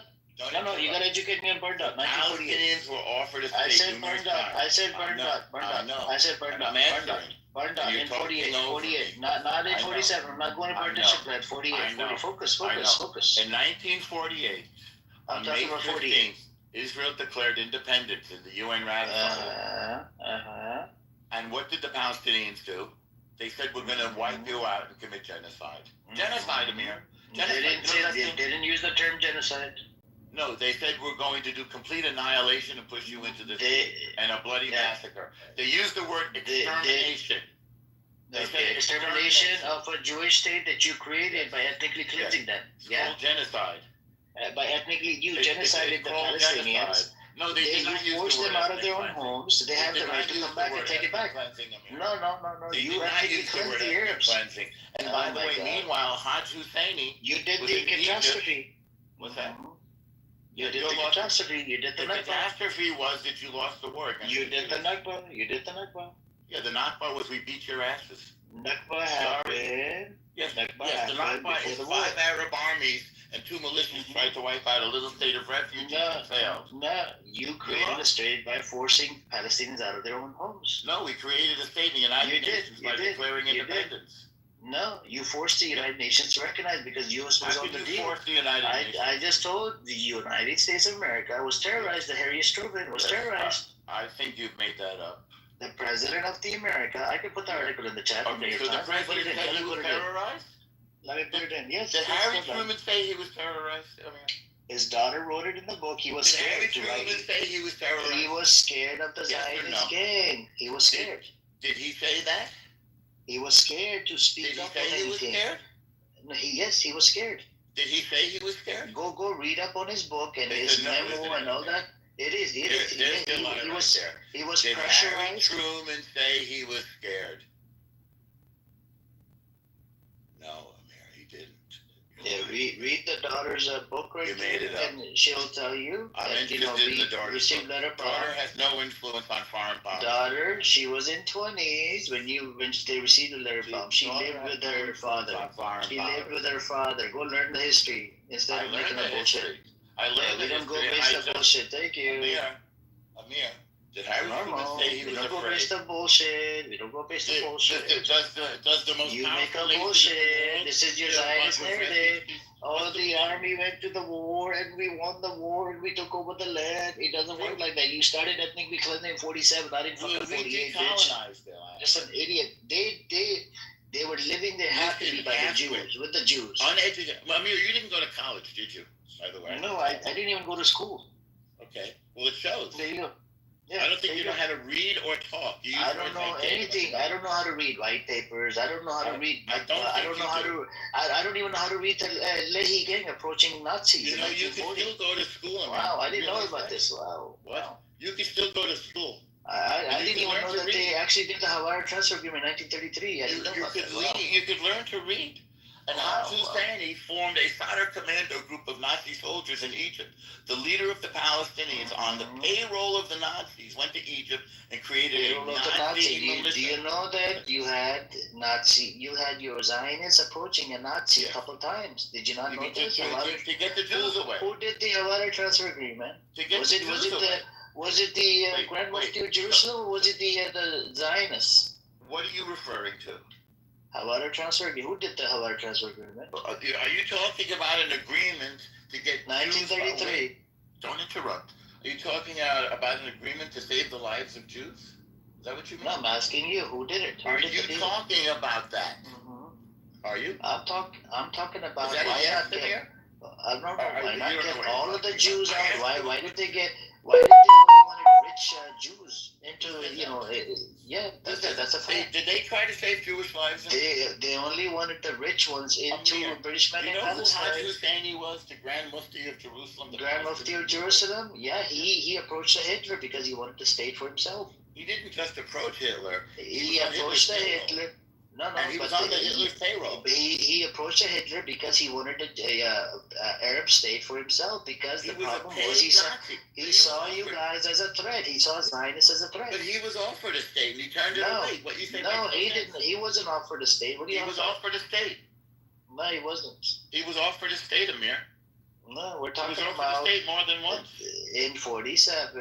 It was a UN. It wasn't the Grand Mufti of Jerusalem plan. You know this, right? I'm sorry. You know it was a UN partition plan. It had nothing to do with the British, or it had Actually, nothing it was to do with the created British. with Jews and Arabs and Arab sheikhs. Yeah, That Arabs, land was created. they had everything to lose, and you got bigger piece of a land versus them getting a smaller piece of a How land. did they have everything to lose? They have nothing now. They had everything to lose because they were living on those lands. They lost it because They were didn't living. agree to They a were plan. living. They were living on that land. So were Jews. No, yeah, they were living on that land. How So the were fuck Jews. can they give up the properties? Same as Pakistan and India. Exactly. I don't give two fucks about Pakistan and India, bro. Well, that's an example of what has happened. It happened in Greece and Turkey. It happened in Europe. It happened in Israel. When two countries can't get along, the people from one country go to the other country, and the people from the other country go to the first country because the ethnic groups don't get along. This is what happened all over the world, in Israel, in Pakistan, in Europe, in Africa, in South America. It was repeated over and over again. It's a pattern in human history. Deflection, whataboutism. That's what you do. There's no whatabouts. I'm explaining to you the historical moment. The end of I empire. explained you the historical. You didn't want to stick to British, you didn't want to stick to Israel Palestine. You want to stick. You want to take the conversation. See, you're shifting the goalpost. Not at all. They made a tremendous strategic error. They could have accepted a state. No. What's the goal? What is the goalpost? What's the goalpost? Moving the goalpost. I thought the goalpost was a Palestinian state. Did you not see the Tentura? Did you not see the Tentura? What is the goalpost? Did you see the Tentura? Yeah. What's the goalpost? Okay, what did they do in Tentura? What Amir, what is the goalpost? Can you tell us? Can you tell the room what was the testimonies about in Tentura? Wait a second, Amir. You just said I'm shifting the goalpost. I want to be clear because I don't want to shift the goalpost unless I want to stick to 48 and 47. I want to stick to 48 and 48. What is the goalpost? I thought the goalpost was the formation of the state. My question Am I to you: misunderstanding? Can you please tell the room what were the testimonies about in Tentura? What I will tell you is the following. Palestine was offered a state numerous times and turned it down. They walked away from peace. They walked away from a Palestinian state. They never said yes. They never acknowledged the Jewish state. They chose war. They chose genocide. They put the genocide into words. We want to annihilate, exterminate the Jewish state. Those are genocidal terms. They put it in writing. It's published. And Israel said, we're not going to allow you. Huh? So he's not gonna. So this is how he's Are you intellectually shifting the dishonest. goalpost, Amir? No. This is how you're intellectually dishonest, right? Okay. Do you disagree with one word I just said? Is anything I say incorrect? Yes, I disagree. Okay. Which word is incorrect? Let's fix it. I asked you a question about Tentura. Did I ask you a question about Tentura? I disagree because you didn't answer my question. Okay. There's one word that I said incorrect. One word. I asked you a question. You didn't answer my question. That's why I disagree. To change the subject, and I didn't like No, I asked you about Tentura. What happened in Tentura? What were the testimonies about? Amir, before you he's never gonna tell us truth. He's not gonna tell us. These are testimonies. These are testimonies from your elderly IDF soldiers. Before you change the subject, how many times? I'm not changing the subject. Yes, you are. How many times were they offered a state? Okay, my question again to you. Wait. Before you change the subject to a movie, how many times were they offered a state? Tell the truth to the room. Okay, I disagree because I want to talk about Tentura. You can disagree. I will tell you since you don't know because you're not educated. I want to talk about Tentura. They were offered a state minimum of 5 times, and all they had to do was have peace and acknowledge the Jewish state. And to this day, they haven't done it. The most notable example, it was in Madrid, it was in Oslo, it was with Ehud Barak, it was Ehud Olmert, it was Jimmy Carter, it was Yasser Arafat, it was Abu Mazen. Not once did they accept the state. So you got to think, after all this time, it seems to me they don't want a state. So you made a claim about the Jewish state. The British did not. What about the Peel Commission, 1937? They didn't deny the Jewish state? No. Did they say that they're not going to divide the part? They were against the idea of dividing the partition. The partition plan. The opposite. Okay, let me read it out to you. No separate Jewish state rejected the idea of partitioning Palestine into separate Jewish and Arab states. That's not the Peel Commission. That's not the Peel Commission. That's as proposed in 1937 Peel Commission. This is not the Peel Commission. It is Peel Commission. 1937. No, it's not. You're reading some AI summary that you put the wrong way. 1937. You know it. I know it. Just stop lying, man. And then. What do you think I know? Wait. What do you think I know? Okay. What do you think I know? You know about the ethnic cleansing. You know about Tentura. What I'm going to say is that you know about Burndock. You lie all the time. There were massacres of Jews. And there was were massacres. And there were massacres. Palestinians. No, ethnic cleansing. Okay. Why is it called Nakba? Well, it's because it's a catastrophe, because you lost the war. That's why. No. Yeah. That's why it's called a Nakba. Do you know that the Nakba started in 47? As far as you're concerned, the Nakba is any Jews on the land. Your Nakba is a Jewish state. Nakba started in 47. It did not start in 48. I'll prove it to you. It started in the 20s. The genocide against the Jews. You're gonna bring up Hebron massacre. You're gonna bring up Grand Mufti of Jerusalem. The same fucking Zionist talking point. The same Zionist It didn't happen. Was there a massacre in Hebron? Okay. Did you read the Hebron report? Wait, so it's not a talking point. Did you read the report? Yeah. 120 Arabs were killed. Did you not read that part? Yeah. And how many Jews? Jews were like 90 or 80 Jews. It's a fucking from both sides. They weren't even. It was from both sides. Do you know some of the Arabs even saved the people? You admit it. Do you know some of the Arabs? Hold on, some of the Arabs even saved the Jews at Hebron. Of course, it's part of the historical facts. Yeah, from both sides. You're admitting the massacre. Both sides. Okay, both sides. I agree. Both sides. Which is why there was needed to be a two-state solution, which the Arabs rejected because they thought they could destroy Israel. I just told you, white papers were part of it. They denied the Jewish state. Let me get to the logical point. White papers was against the idea of dividing the state into two places. Do you think they want a state? The Arabs. Who? The Arabs. In what year? Anytime. They were against the idea. They had everything to lose. Why could they not live together? Do you think they ever wanted a state? Yes or no? No. Why would they want a state? Okay, you agree with me. They never wanted a state. British decided not to give you guys a state. Okay, they don't have that power.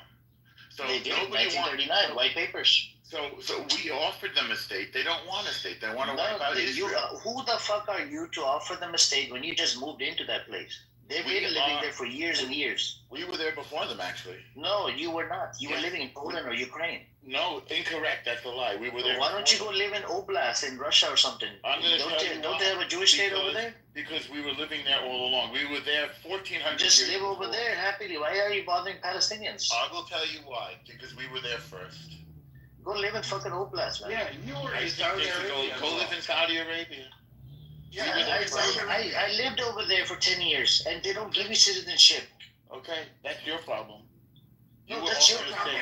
You were offered a state. Why doesn't he basically go back to Saudi Arabia? No, he could live in Oblast. There was a state. There was a Jewish state. There was a Jewish state. Look, I want you guys to look up. I want you guys to look up Oblast. Yeah, it was literally a Jewish state. Yeah, it was a Jewish state for the Jewish people. But this idiot doesn't want to go. You're a Polish man. What do you want? Me? No, I'm not Polish. Are you Polish? You look Polish. You look Polish, Amir. You're just a white person from Poland. You look like a white person from Poland. I don't care whether you're Jew, Muslim. It doesn't matter. You're just a white person from Poland. I just want people. Yeah, you're just a Polish person from Ukraine. I think you're a Polish person from Ukraine, Amir. Yeah, Ukraine or Russia or something. I don't know, man. Yeah. These people are just. So here's why we have war. You were offered peace and you it's turned like it a mental masturbation talking to a normal. Why is it mental masturbation? Did I say anything? Were you offered a state? I asked you a question about Bernard. You don't want to answer the question. I asked you a question about Tentura. Can you answer the question about Tentura? What happened in Tentura? You were offered a state. And Can you answer a question related to Tentura? You can tell the story of Tentura. Okay, Tentura, literally there's testimonies in there from the elderly IDF soldiers, how they've ethnically cleansed people. They're laughing and talking about how the people that raped a 14-year-old girl or whatnot. Disgusting. Yeah, and these are elderly IDF testimony. How does this help the conversation? Okay, it helps. So this proves that ethnic cleansing did happen. Okay. Fine. There was ethnic cleansing. You agree? Do you agree ethnic cleansing happened? There was ethnic. I agree there was war, and I agree that ethnic cleansing. No, I'm not talking about war. Inevitable. I'm talking about war. No, I'm talking about war happened 48. I'm talking about 47. Just like all over the world, there was population. Did the war? Did it start in 47? Ethnic cleansing. There was what you're calling ethnic cleansing. Just be honest, man. Why can't you be honest? Like, what's wrong with you? I'm being honest, and you won't let me speak because you know I'm right. You know I know more about this than you. That's why. every single state that was formed at that time at the end of the empires. Greece and Turkey. What aboutism?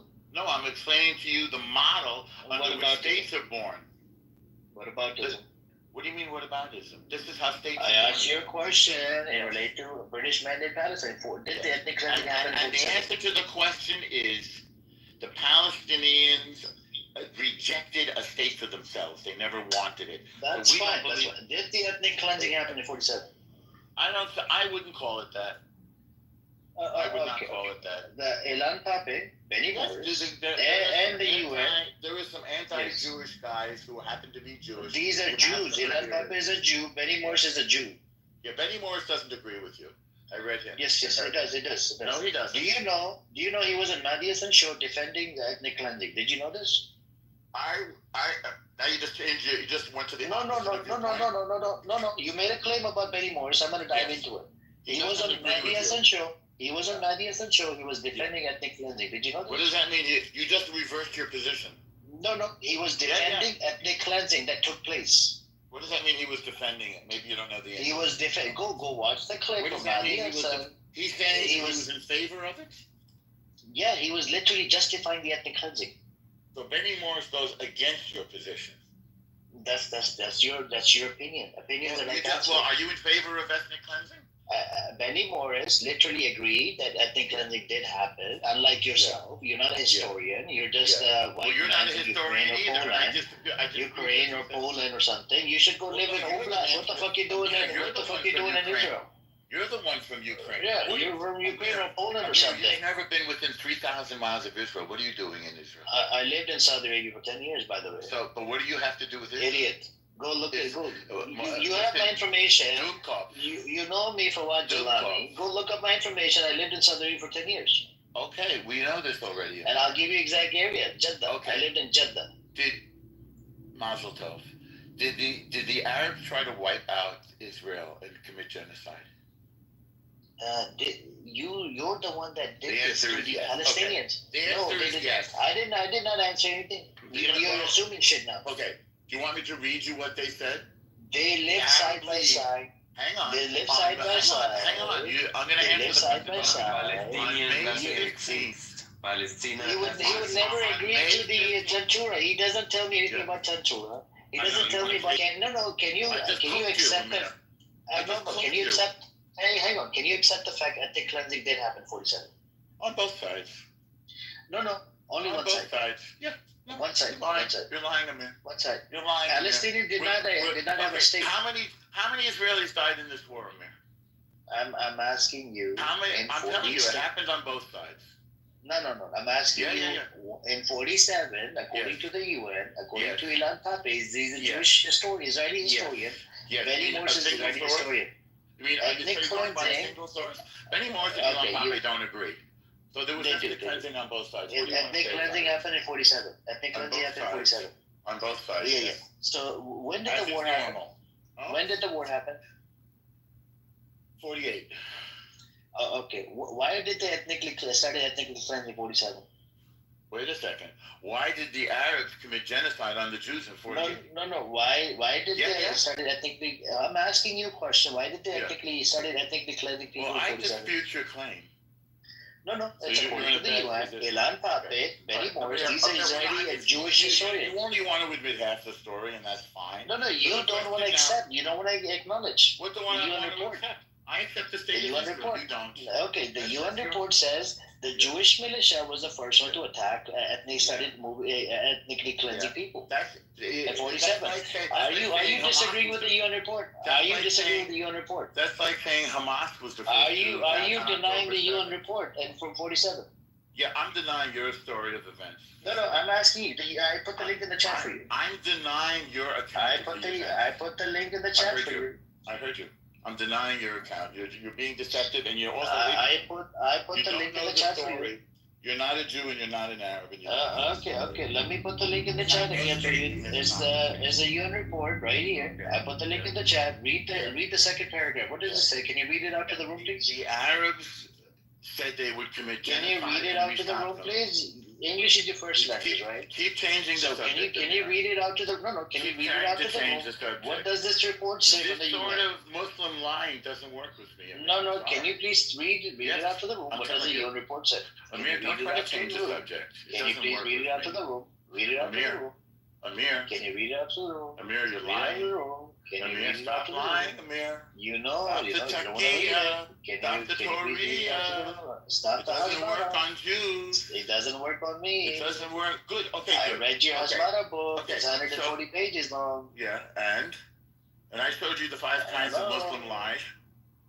So what do you want to do going forward? It's just Bull wanted me to bring him up, and then Bull went on silent, and I'm engaging with this idiot. Hey, Eze, when did I call you? Eze, when did I call you boss? Eze, when did I call you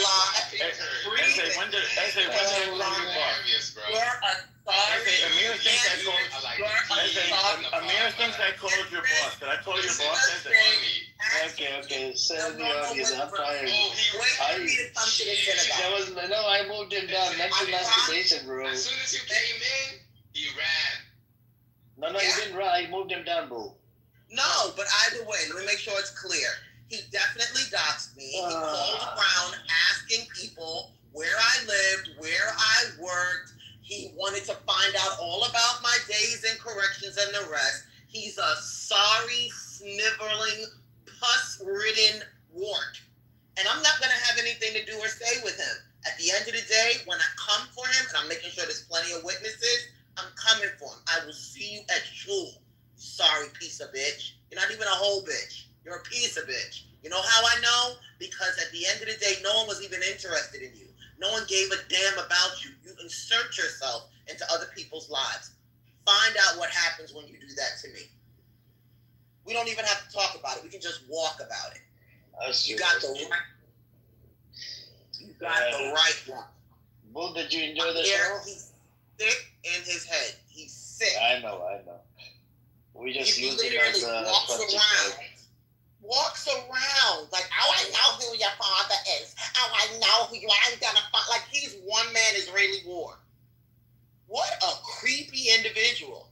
But I promised myself I was not going to direct my attention towards him. I'm gonna let the authorities take it from here. So if you don't hear me directly speaking to El Normo, that's why. I hear you. I'm here called my bluff. Man, please. There is so much proof. I have screenshot every one of his back chats. I have spoken to people he thinks he was speaking to against me. People just collecting information. He's going to get his. He's going to get his. I can't wait. Anyway, long story short, did you see the post that I put in your message feed, Amir? I'm really worried. I'm really, really worried about the numbers of individuals who are stepping out on stages and barking for a fight they can't win. They can't. You're walking up. There's so much evidence of individuals antagonizing folks just because they're protesting or just because they're speaking or just because they have a dissenting view. What is that? Like, how big are your balls that you feel you can just jump in people's faces, touch them, push them, file false police reports? I watched 3 incidents today in the United States of individuals walking in the midst of protesters and calling the police, claiming that they were being attacked because they were Jews. Talk about the boy who cried wolf. Sick. That's a felony offense. You cannot just file a false police report. Terrible. Yep, that's terrible. It's sickening. And this is the problem, man, with some of these people. Did you enjoy the show, Bull? Wait a minute, Bull started this one too. You know what, Bull? I didn't bring him up. Bull said to bring a normal up. I'm like, I bring him up. I should have known Bull was in the details. I should have known, man. If there's fire and smoke, there's Bull in it. My bad, no. No, stop bringing this airy behind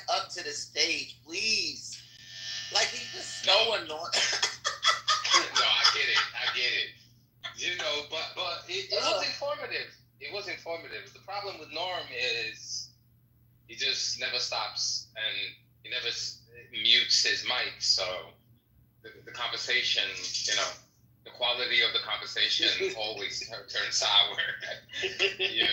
But Amir, he did a splendid job. And plus, I didn't know that situation. You just, highlighted. He's so weird. That's why I kind of pinged you in. So he's basically doxing people and shit now, huh? He's been doing that for a while. The moment he thinks, if you are black and you're Jewish, he targets you. He targets you because he can't come at you with the anti-Semitic claim. He can't possibly accuse you of reporting on Jews when it's your lived experience. So he tries to find other ways to attack people. He's gross. But what is the deal with him? Do you think he's an agent? He's solid. Do I think he's a what? Agent. No. He's basically a normal citizen, No. He is the male. He's the Kevin to the Karen. That's what he is. Yeah. Oh my God, he's Norm. the Kevin to the Karen. He'll come into rooms and he feels like. It's a Is real. he religious at all? No, not at all. You don't see him on the Torah, right? Not. Let me explain. You'll see him on this app on Shabbat. That's the first clue. Not a soul has ever seen me from Friday night sundown to Saturday night on this app. Why? Because observant Jews observe the Shabbat. You'll never see me here, and you will never, on Shabbat or any of the holy days, you will see a normal on this app every chance he gets. Saturday, Friday night, the holy days, the whole nine. That's number one. Number two, he doesn't keep kosher. You can see him all over the internet, engaged in activities on the Sabbath. He literally leaves himself exposed. So imagine how you would feel if you're trying to be super. So he doesn't have the spirit. He doesn't have the correct spirit. Then. It's not the spirit. He doesn't have the behavior, which should be evident in the way he speaks. Like he's used the N-word on Clubhouse. He's a really, I don't even know what to call it. He's a very confused person. He'll yell and scream, "I received an award from the NAACP." What does that mean? What does that mean?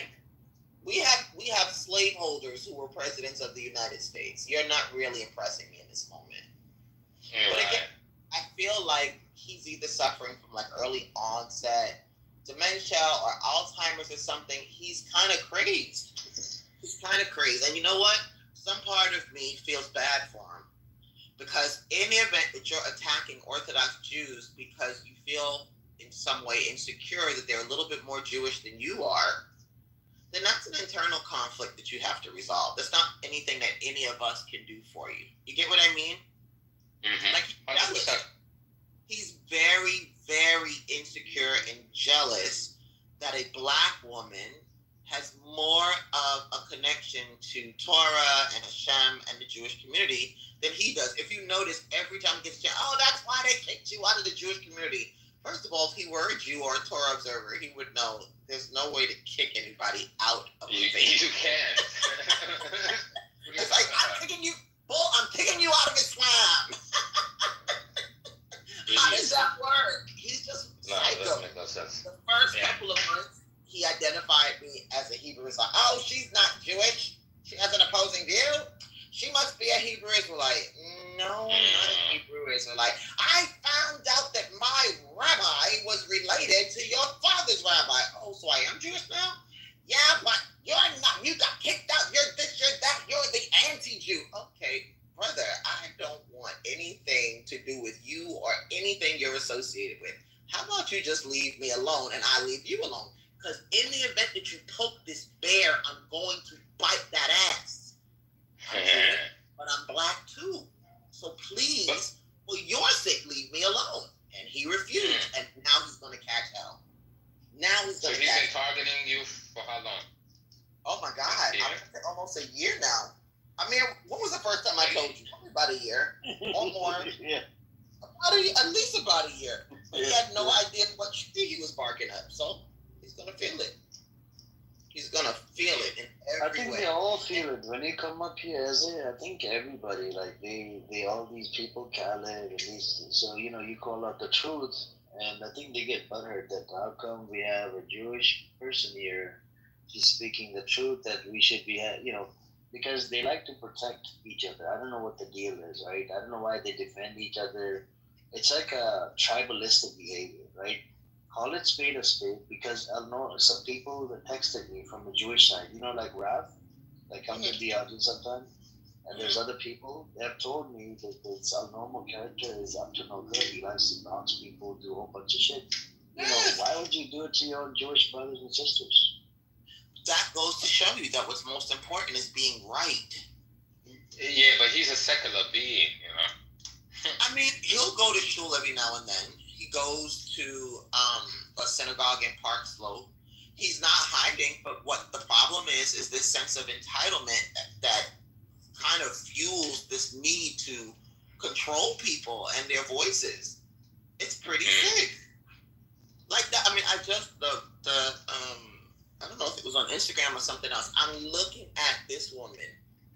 She's standing in, like people are protesting on a corner or whatever else. She's walking her dog. She takes her dog. She walks the dog in the middle of a protest. And she stands so that everyone can hear it. This is a bunch of Palestinian women. And she calls the cops. Yes, I'm a Jewish American. I'm afraid for my life. Oh my God.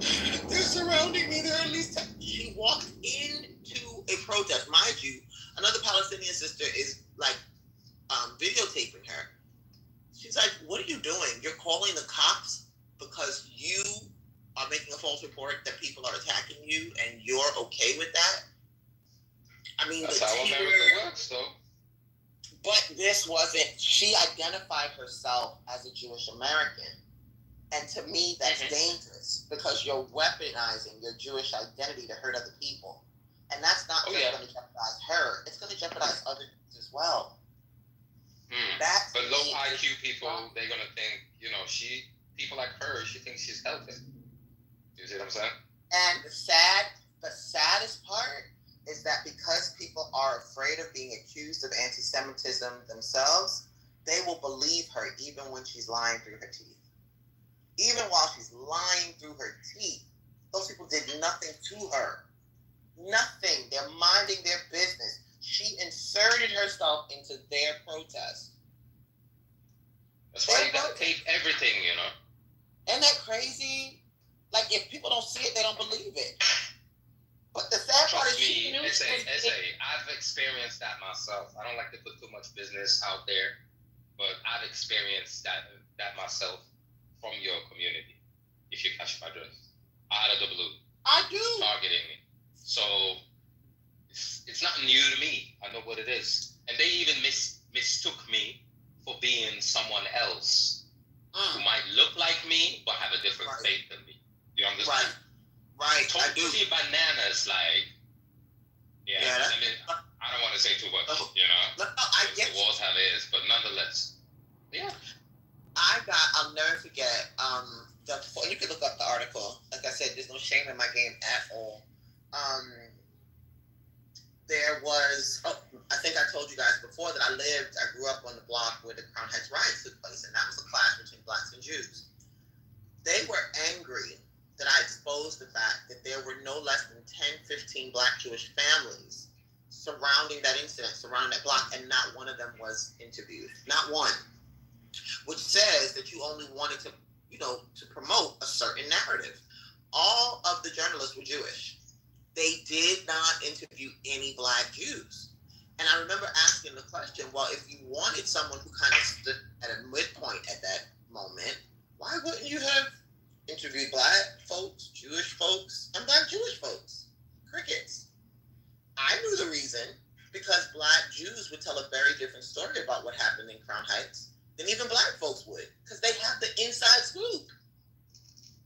You're running around, many, not all, but so many were engaged in criminal, crooked behavior. And many of the black folks got fed up when they saw that an ambulance that received both private and public funds refused to save the life of a black child. Refused. child pinned against a wall. Child, to this day, it doesn't sit well with me. One child pinned against the wall, one child underneath a car, and you take someone with not a stitch on them because he happens to be European and Jewish out of the community and leave two children to die. That's enough to start a riot, don't you think? But the story was told that it was just anti-Semitism. It was a pogrom. It was just black people attacking Jewish people. Well, that's not the whole story. Did someone die that night? Yes. Was that an atrocity? Absolutely. But can we tell the whole story and not just the part that makes you appear as a victim? That's impossible. The whole time you're saying, hey, yes, no one here has denied that 1,200 people died at that rave. No one has denied that. What people also haven't denied is the fact that damn near 100,000 or more Palestinians have been targeted and persecuted as a result. Somehow or another, those numbers don't add up. You say you're targeting Hamas, but we see Palestinians dead. Can you show us the connection between the two? Well, did you say what happened to Israel? Yeah, we saw it, and we own it. Now what? Can we move forward to understand that there's a greater issue that must be addressed? Impossible. Impossible.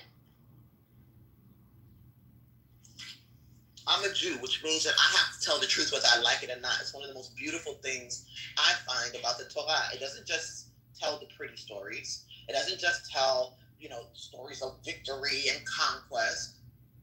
It tells it all. The good, the bad, the ugly, the strong, the weak. It tells it all. Why can't we tell it all now? Sick.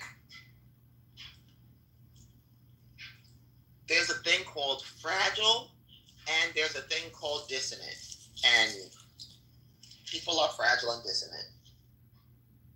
You can't see yourself. That's the point. It's not that it's not there. It's not that people aren't showing you. You will literally sit in a room full of shit, cover your eyes and hold your nose and say the shit doesn't exist. Meanwhile, you're the person who cracked it out. Gross. Well, we have, is it Akita? Did you want to say something, Akita? And I think this room served its purpose. It's been running for 15 hours. What's the name? Akiva? Akede? Akede, did you want to say something? And who's this boss man? I want to know. See, I'm calling folks out. I'm sorry. Which boss man? Yeah, I'm not sure. Welcome. Yeah, what is it? I know people who come into the room when I start talking. Right. Bossman, do you want to come on up? Maybe we can come up. We have Aiden down in the audience. He's probably streaming their room on YouTube. And go on, Akeda. Do you want to say something? What are you guys talking about? Are you guys talking about Israel and Palestinian war? I think you have to come back tomorrow. The shop is closed. Yeah, guys. I mean, you need your own show. I swear. I'm like, tomorrow is closed. The shop is closed. Normal took all my energy. Yeah. That is hilarious. Yep. I need some energy drink. Yep, no problem. But anyways, thank you for coming, Akede. Is it how do you say your name? Akede or?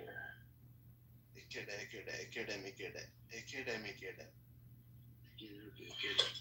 So just follow the house, and then I think we'll talk tomorrow, man, or later today when I open the room. I mean, yeah, later today. I'm gonna go decorate the hallway. Yeah, I'm gonna end the room. And I'll see you guys probably later today when I open a fresh new room. Guys, it's been running for 15 hours. Thank you for coming. Appreciate it. And any last words before I end the room, Eze, or anybody, Bo, or anybody? So are you going to end the room now? Yes, I'm gonna end it right now. No, we're good. Love you all.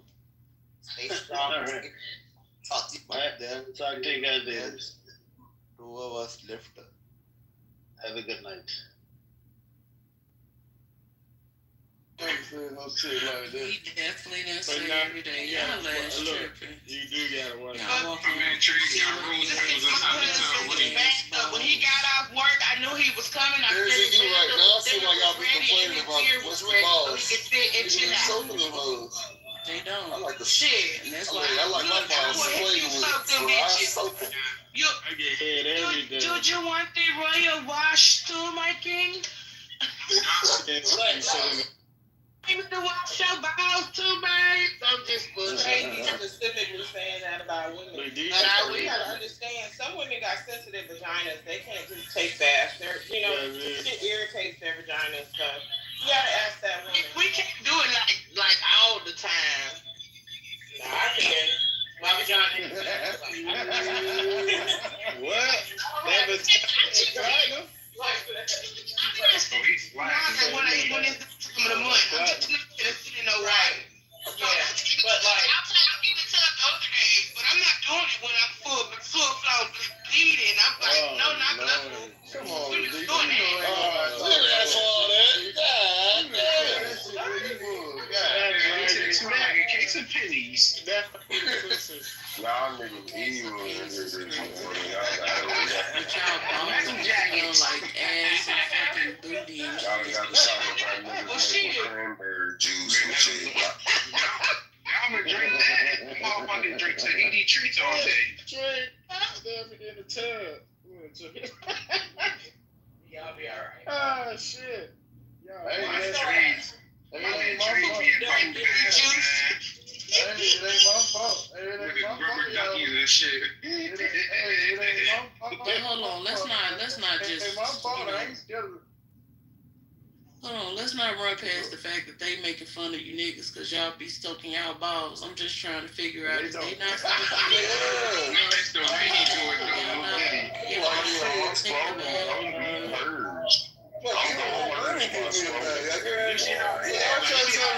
He's sucking his balls. Hold on one second. You see how she tried to flip it? Hey, Tracy. No, that's what y'all said though. I ain't flipping shit. That's what you said. Said nothing. Yes, Hey, so y'all trying to tell me y'all women ain't never ring y'all hot, man? It is with the shit, bro. You ain't had What about you soaking your balls is what she's saying. And she Yeah, Ain't soak nobody your balls. said You that. might get the best head you ever had in your life. Okay? I want you to soak your balls. If you wash them bitches too, what you need me to do? That's what I was going to say, Ladisha. My wives done washed my ass up before and washed my lips. Yeah, they done played that in their job, man. Thank you. I have a question. What receptacle do we soak our fat in? Yeah. What? Got this done. They was talking like it was just a sack. I'm sorry, maybe I was off this. What is the price? Yo, it's too early for this shit. What receptacle? What orifices? Knock it off. I just You need to watch the royal balls, your highness. know they don't wash that every day. They do wash ups and shit. They know they don't soak that foot. Yo, I ain't gonna lie. Y'all know y'all be wash ups and shit. Have you on the deal with talking that fucking That stinking ass. Stinking ass rag. That stinking ass. Doing wash ups and going right back to work. Very tiny story, nigga. He sound like his balls sweaty and musk. It's not. I was about 23 years I ain't arguing with a guy I like used you. to work 2 jobs, and I used to have time to break in between and hop in the shower, so a nigga take that quick goddamn me man bath right fast and burn out.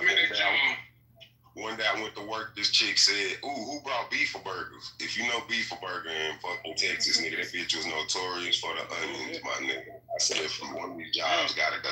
gotta go. Yeah. One of these jobs gotta go. If you ain't got time to smell good before you go to the second job, let one of them go. Let one. I know why they mad. Hey, dude, I know why they mad, dude.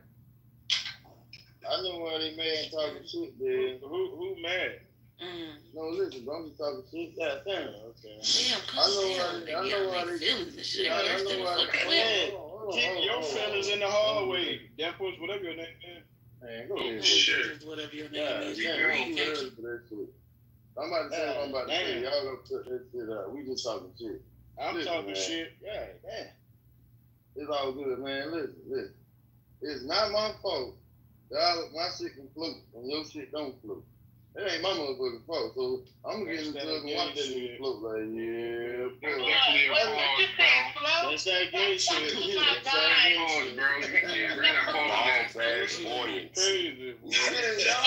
Y'all don't want to hear talking shit about getting in the tub. That pause though, bro. You drunk. How that's a pause, nigga? That nigga, what the fuck? Hey, man, you should say that to a female. If your sack float, nigga, that's a problem. That's a fucking problem. Loose balls. This shit's either empty or malfunctioning, nigga. You need to go see somebody. You need to go see in the medical field, do they have a ball tech? Is there a ball tech in the medical field? Yo. That was funny. Hey, man, it is what it is. You need a back position. Because I'm an ass man when you get in the tub. Is it supposed to float? Like, what is it? No, they're not supposed to float. That boy Trey not gonna get checked. That's why I'm worried about my guy. I'm worried about my guy over there. He said it's funny.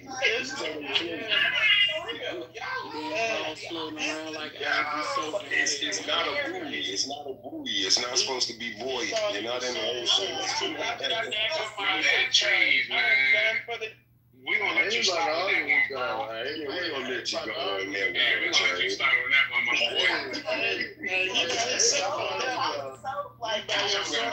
You talking about he laid back in the tub and it's flowing like it's a little I'm cool with being by myself with grown ass man thought it was cool to look like a 1993 cell phone in the bathtub. This nigga look like a flip phone from 96 and shit in the bathtub, and he think that's alright. That ain't alright. If you was a random bro, we would have been on your ass. Yeah, we had to burn you down, Trey. You better tell that man right. They had to call the fire department on your ass when we got done, boy. Would have bought you down, shit, like. Yeah, man. Get quiet now, Trey. Come on back here, your ass ain't ready to shit. Just keep flowing. Hey, it's levels. It's levels. Oh, hell,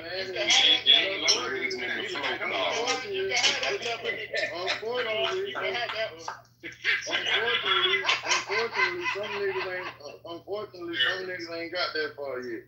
Some niggas I don't think I want that part. I don't think I want him to float trade. I want him to drop this bottle. You still talking about the incredible floating ball? Shit.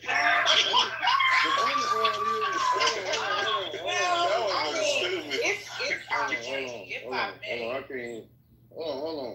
I never said nothing about the balls floating. Y'all said that. I ain't never said balls floating. Y'all said that. No, the fuck I didn't. It ain't my fault y'all niggas got some shot niggas. Well, ain't got nothing to do with it. Nah, nigga, you ain't gonna do that, Trey. Hey, wherever you did go, your balls go. When it move, they move. And it's just like that. You ask who. You do want the penis to have some weight on it, right? You want it to have some weight on it.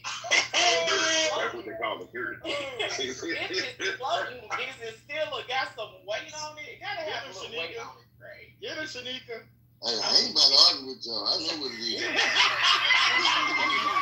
I ain't go back and forth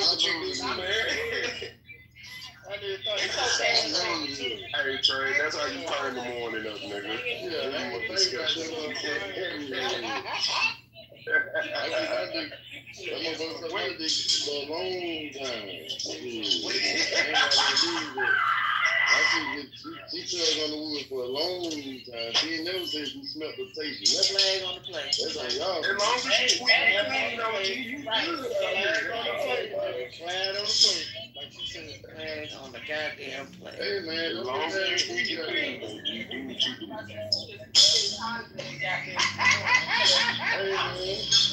Hey, man. Who is that laughing like that? Y'all got to kill me. That shit funny. That's true. That shit sound like a nigga great Amy. Yes, it did. Last thing, you shut the hell up. You know my shit ain't no better. That nigga thought he was saying dude. I learned that's the only shit y'all like to talk about. So No, that's not no niggas. I hope not. Definitely General Homicide, that shit. Hey, I had to separate that one, bro. You supposed to, but you know I'm talking about the women, fool. I know. You wouldn't say some shit like that. You know how we do, nigga. That's okay. Trey is slightly hoeing on this app. That's why. I know he's Slow down. So women are holding on this app? What? No, Trey is hoeing on this app. Let us find out. I'm hoeing on the app. He got a hoe with somebody. Hey, you got a hoe with somebody. Out here about your boy. What? Wait, somebody hoeing with him. How you sitting on that information mouth you ain't told me? You fired too right there. How you gonna fire me, nigga? I'm your main man. How you gonna fire me, nigga? Tell me they got some shit about me you ain't said nothing to me about. You Cause niggas gonna die quick. Ain't nobody ever heard about you out here hollering at nobody on the app. I just tell you, man. Nobody ever heard that shit. They didn't even want to bring it to the table, nigga. I'm just telling you. Damn, I'm the type of nigga. I'm your homie. If a motherfucker say they give me proof, nigga. Give me proof, cousins and somebody back there. What's her name? Trey? I don't know what that motherfucker name is. That motherfucker told a good lie, got me pissed and everything. I ain't said nothing to the bitch. She was mad because you want to come out there. I just noticed that you can't really, I noticed that it's hard to have a good topic and have a conversation. We can talk about dick and pussy shit, and that shit lasts a long time, but we get them good topics and we want to, and you got to think a little bit, they don't want to do that. So I keep it on dick and pussy shit, we can have them conversations. I've been noticing this shit. Y'all think I be doing this shit trying to do this and third? No, it just shows me what you like to talk about. Everybody trying to have no intellectual conversation every 20 minutes, bro.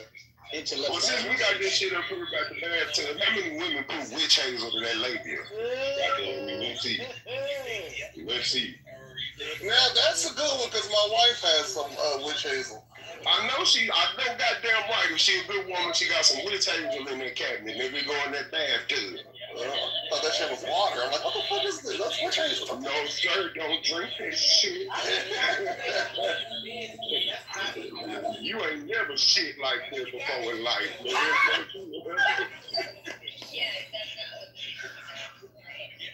They use that witch hazel. I thought I drank some of that shit as a kid, being the boy. I thought I was gonna have to call poison control, nigga. My mama didn't thought it was over, nigga. I was a little badass kid when I think about it, but I was doing too much, man. Goddamn, bro. You might as well come on out the group, bro. Come on out the group, man. Come on out the group. I understand you been talking this shit, bro, but we ain't talking about nothing, man. Come on out the group. Come on out the burner. We know that you dying, it ain't one or two people that do this shit every day. So we know who it is, man. So come on up, man. We know you, man. It's all good. Ain't nobody mad about me. It's all good, bro. I know it ain't the two people, man. Hey, Trey, I got a question. It might be a little too personal. I got a question. Here y'all go. They probably can't soak their ball. Their balls probably floating on water. That's what I was going to ask. To the fellas, has your woman ever tried to weigh your nuts before? Nah, I ain't never put them on the weed scale or nothing, but that's some nigga though.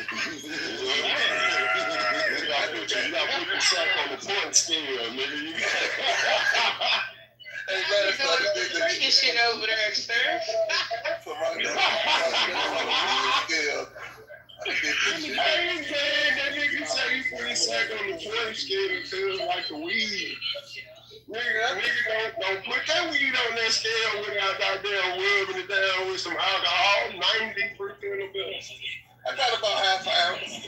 They over there smoking the dick weed over there. No.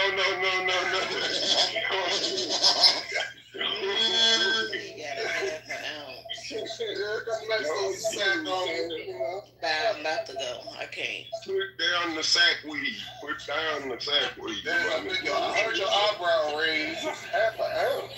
With the straight rock bottom eyebrow. I need a pound. What we talking about? Who has a pound of ball sack weed? We can get it over there too. Now we can get it.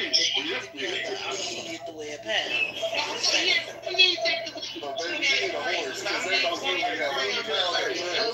You come over here, we got a pound right now. We can put together for you. We get it over there too. We can get it over there too.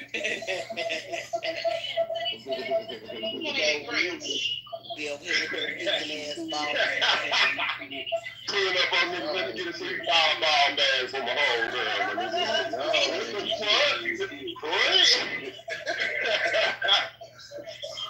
Come on now, you need that. That's tragic. That is tragic. Welcome to Texas, home of the ball sack weed. God damn. I got another question. Y'all want to give y'all a bubble bath before, like you don't wash shit from head to toe? You did that. Well, I done been washed from head to toe, but I wasn't in the bubble bath. I wasn't in the bubble bath. I was in the bubble bath. You put your skin so soft in the tub, I'm a grown ass man. And give me all the damn bubbles. What give a fuck about that shit? I like passion. No, nigga. Man, I was smelling like goddamn. I got them suds. Yeah, I got the bubble gum. You smell good? I'm from a different time period. Don't act like y'all don't like our motherfucking products. First off, we don't wear y'all except for the You be in the I'm sorry, niggas came out the house smelling like Chanel and shit. I like when a woman wash me down. Y'all got them soft hands. Let me tell you, you got crazy as hell, bro. That shit don't last long. Let your nigga do it, man. Go ahead, Salute. Okay, so I use this product called Coochie to shave. It's actually called Coochie. If you wear No, I don't need it. like they have them at the sex shop. It's like a shaving cream at the sex shop. Those your freak ass. No, well, whatever. It's a great shaving cream. I recommend it. Right? Anywho, so my husband ran out of fucking shaving cream. And he was like, babe, you got some shaving cream. I was like, this is what I use. He was like, what the fuck at first? Then he used that shit. He was like, oh, this shit good. Like, my shit is all motherfucker. I ain't got to worry about no ingrams or nothing.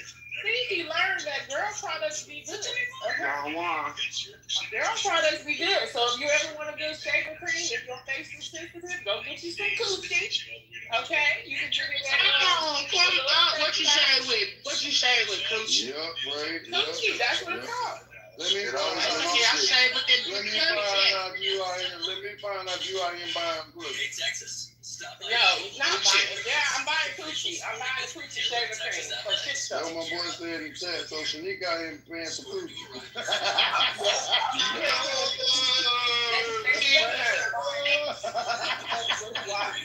For stuff. What's the little set? Like, what's the place called? What's on back there? That fool say mine sink to the bottom like a fishing wing. That's fucking stupid. So I be like, okay, it's okay to use some products and think they smell good. I appreciate Hush for being honest that you like this shit. Yeah. My mom was running me down. Like I said, you gotta learn how to clean meat. You gotta hold these nuts when you wash them. That's what matters. Y'all change your life. Don't change your face. You gonna get some coochie on it. See how I rock with it. Coochie on your face, shake your face, then add. Nah, I can't shave my face. This beard ain't going nowhere. Can't do that. Yeah. Damn. Shut up, shoot. Just because y'all got beards and shit. There was a time when you didn't have them beards, both of you, when you was in the military.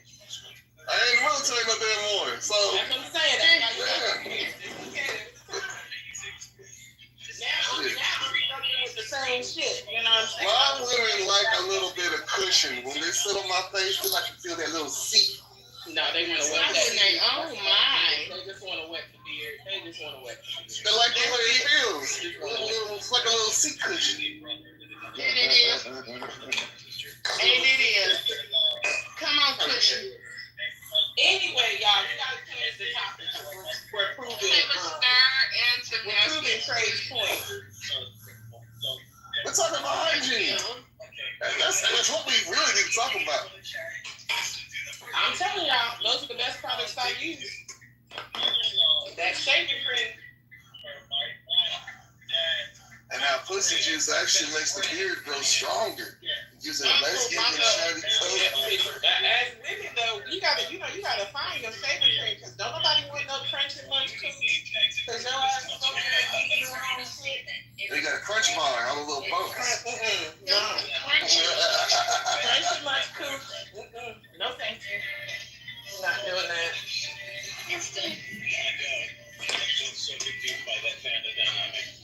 Got a braille pussy. No. Gotta have good products. It's the crunchy munch for me. Yeah. So what you got going on, man? I know for my goddamn country, motherfucker. You done lost your mind. You moved to Texas. What country? That's Rick and so. I was reckon so. Goddamn right. Yep, you did it. Put your ass down here just to be able to get out of the country. Them good old boys. That's nigga. Yeah. Now I'm a man. I'm asking a question. Now I ain't had these problems, so I'm asking a question because I see a lot of women do this shit. I want to know how y'all get a BBL in the front. Shut up. I'm for real. Perfect. Sugar. She's still talking about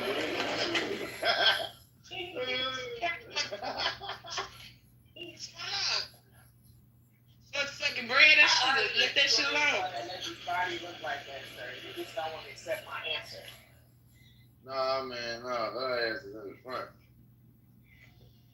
Like I ain't never seen two whole ass cheeks in the front. I understand you got a little whole ass cheeks. But she got two whole ass cheeks in the front.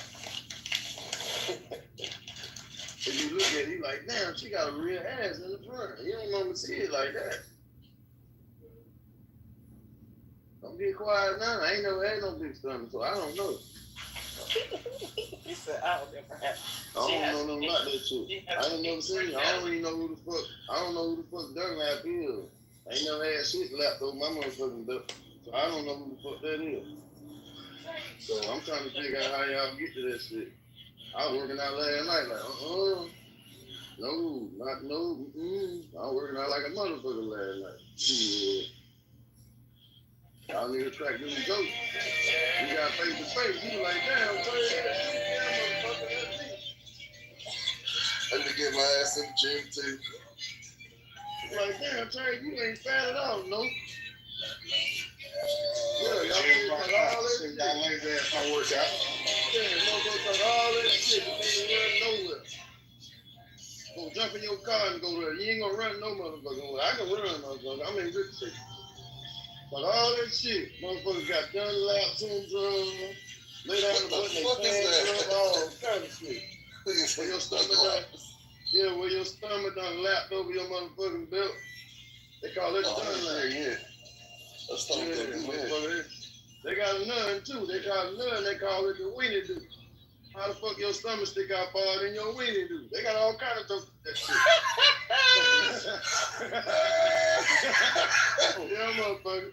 Yo, y'all want to talk that shit? Motherfucker. Yeah, you gotta suck your stomach in to see your shit.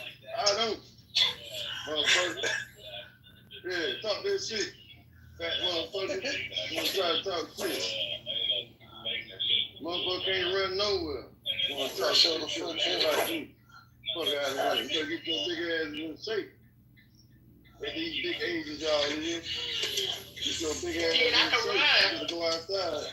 You better drink some motherfucking water. I can't run shit. I'm shooting. Shit, I can run. That's why I keep that shit. I can run, and at this big age of 40, I can still do the motherfucking splits at any given time. You mad at Trey? I ain't mad at nobody. I'm gonna need a JPEG. Right? It's a specific fat person. I talk about shit. When I let 50 Poom say they could do the splits, I'll be like, hey, I'm gonna need a JPEG of that, cuz a PNG or something. Show your ass. Life, baby. That man is. When's the next life so I can jump on that train? Hey, shoot, I ain't talking about shit. I work hard.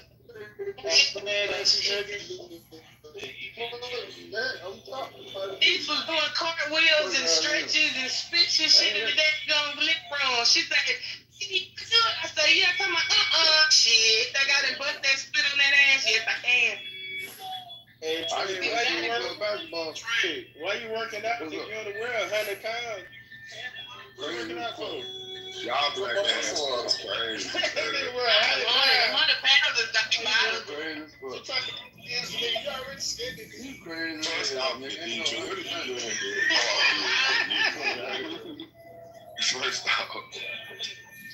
these are outdoor activities.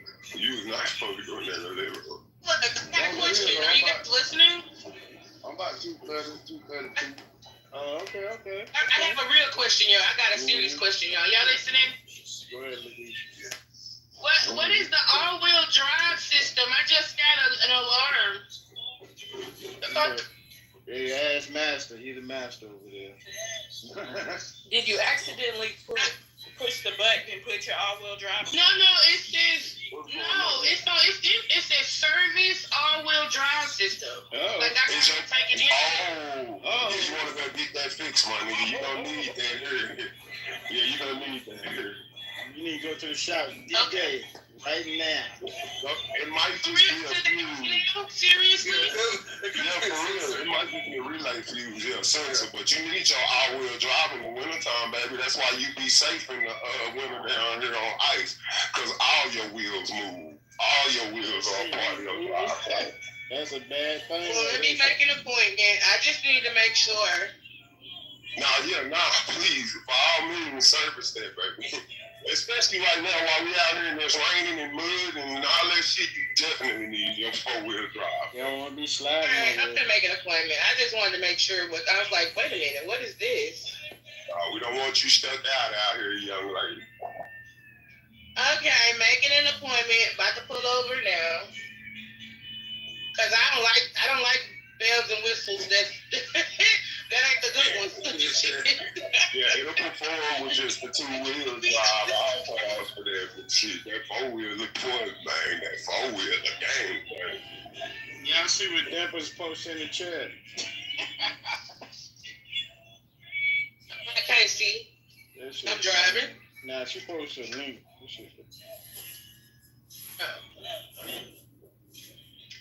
Soon as a motherfucker said something about doing the splits and flipping and shit. That's how it be though. You be with your whole lady and you got your motherfucking number for another woman. And then the fact that she even text him makes me further know that these bitches don't give a fuck. If a nigga you didn't know? They never gave a fuck. I never gave a fuck. I never gave a fuck. I never gave a fuck. I never gave a fuck. Dez, are you really that surprised, Dez, or something like that? Oh, God. You shouldn't be. She should not be. Come on, Dez. You guys are, y'all are diabolical than we are because y'all will sit there and have 2 niggas. Y'all will have a whole outside niggas show up to the same party your nigga was and play that shit smooth off. And fuck the other one in the bathroom. By the other one sitting on you. That should be real. You just saying. Y'all be cold blooded. Why not put both of them at the same time, nigga? I'm just saying. If you got it like that, nigga, I want you and you. What the fuck? Okay, if you ain't my girl, I'm gonna just say no enough. Not at the same time. So I ain't trying to see another nigga's dick.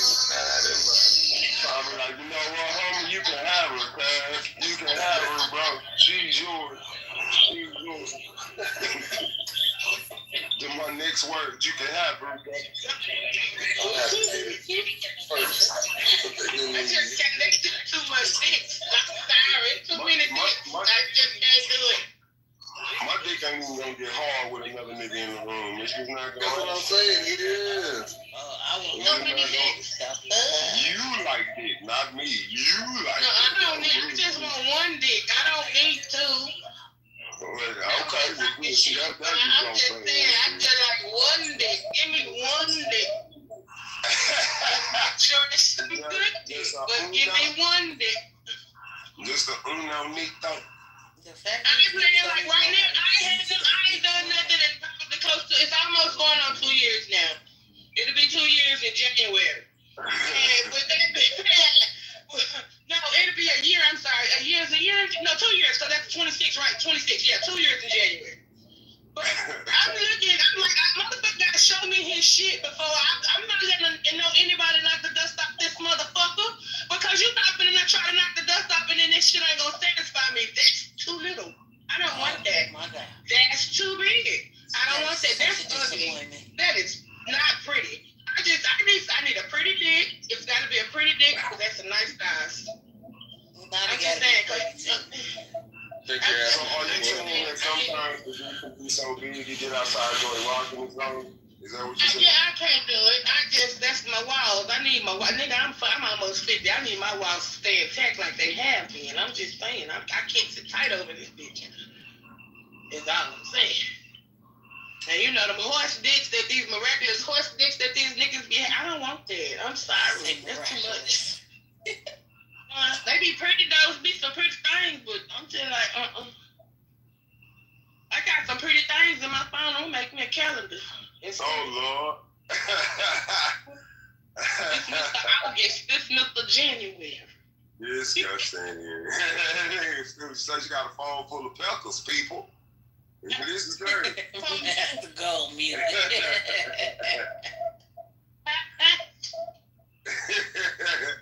Shit's crazy, dude. Y'all ain't got a damn thing. Trace, it's okay to talk about dick and pussy every now and again. Yeah. So I might as well have them service my brakes and my tires. Yeah, I gotta go get my fucking tires put on today. I swear I don't feel like it. I set myself up every single time. Why you make appointments for 9 in the morning? Hey, man. It's just crazy. I know why you did that, Dimples, because you were thinking you had a man. See, when you got a nigga, you could schedule him to get up early in the morning and go change your oil, change your tires, put gas in your car, get up have and go it to back fucking before work you wake early up. in the morning. That's what you did that. Yeah. Wife does it for me all the time. Wake up to a bunch of chores. Yep. As the fuck you should. I love that as a wife. I love the chore list.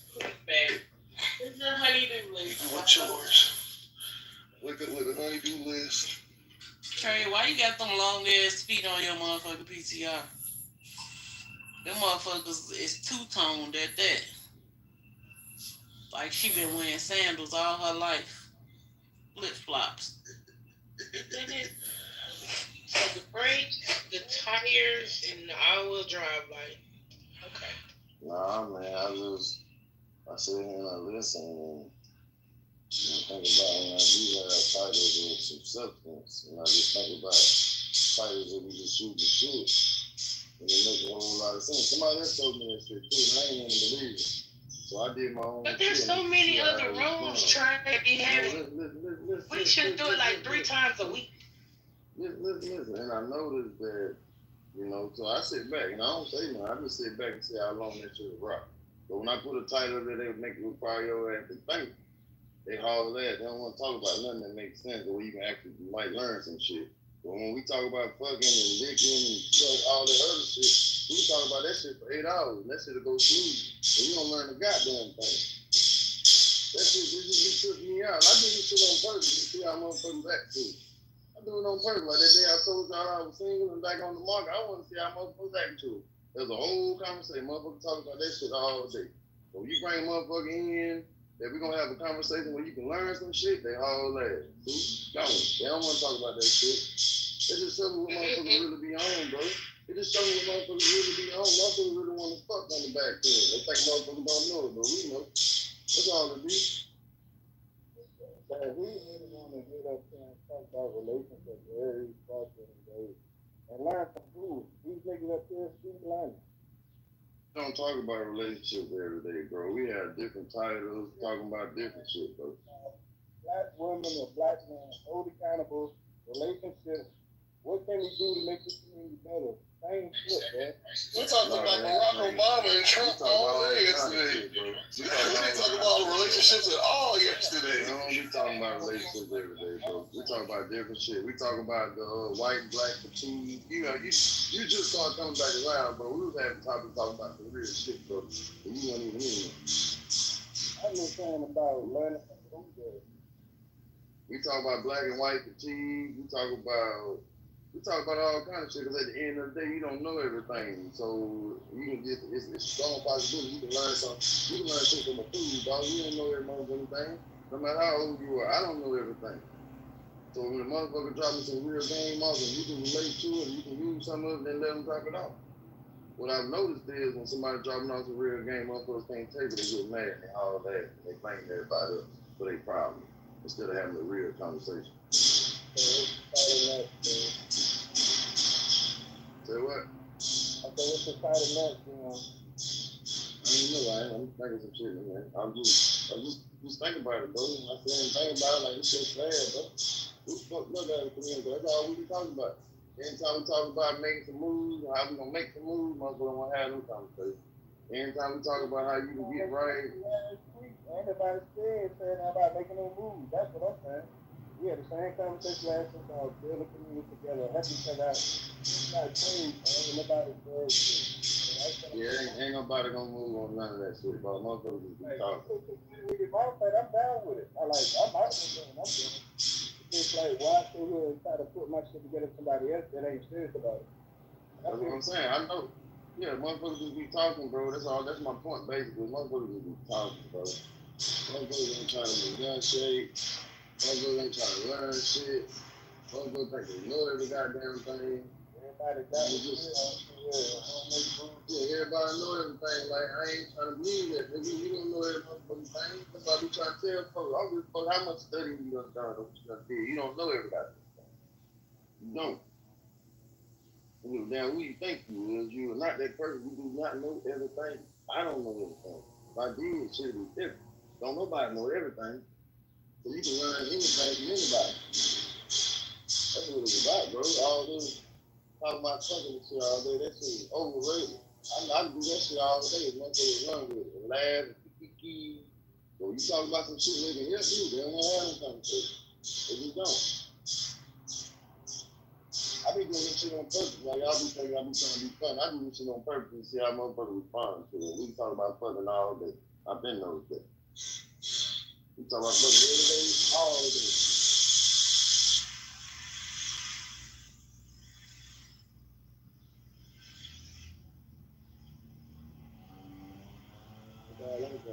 We can talk about fucking every day, all day. That's all we can talk Ain't about. nothing wrong with talking about a little sex. Let's talk about sex, baby. Let's talk about there's nothing wrong with Let's talking talk about about all the good things and the bad things that make. Oh, my bad. No, you good. I'm just saying, it ain't nothing wrong with talking about it, but that can't be the only conversation that you can really want to talk about and really interject. That can't be I the mean, only but if you conversation. put the conversation up there, they gonna talk about it and take it and run Nah, with it. you ain't gotta put it up there. You can just say some shit and they gonna take out with it. You ain't even gotta put it up there, and that shit gonna last for 2 hours. But I had Doc in the room breaking down goddamn, he was breaking down this AI shit. He was breaking down this goddamn, what the other shit he was breaking down? He was breaking down the AI shit, and he was breaking down the cybersecurity shit for people who was actually trying to get in the space. Motherfucker gonna have that conversation. He in the space, been in the space, know all about this space, getting you free games. Don't wanna hear that shit. Don't wanna hear that. Paul Ward, I know he had about 1,000 people. Yeah, I mean, I'm just saying though, like, you don't want to hear the shit from the experts. They think they know. They gonna be playing like you crazy. Nah, I'm like crazy, y'all. I'm talking about this us as a culture. We more of a recreational culture. I did notice we don't really take shit seriously like that. I will admit that. Hey, I just changed it, so let's see what they're talking about. Oh my God.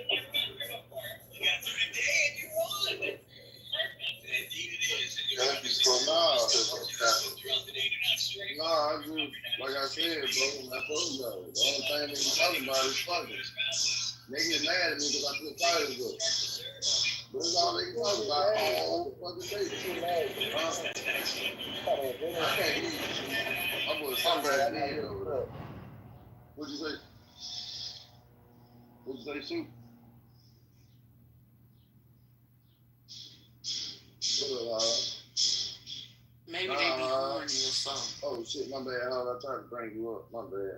Yeah, I agree with that, Dez. I think we are a little over-sexualized. But then it does get uncomfortable because I get what Trey's saying.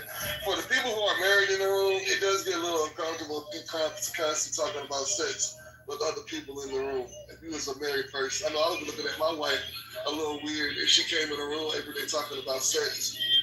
She shouldn't be in there talking about sex anyway. You see what I'm saying? And vice versa. So for the men who are married in this room, you know, I would understand if my wives did get uncomfortable if we talk about sex in this room all the time. But then we never talk about sex with these damn women. No, I don't. Shit. But I will take it. But you know, I have a little bit of my house is a little different. I'm just saying. You mean you like talking sex with women? No, it's just like everybody is. Yeah, general. Oh, so in general, like talking about sex with other people. Oh, okay.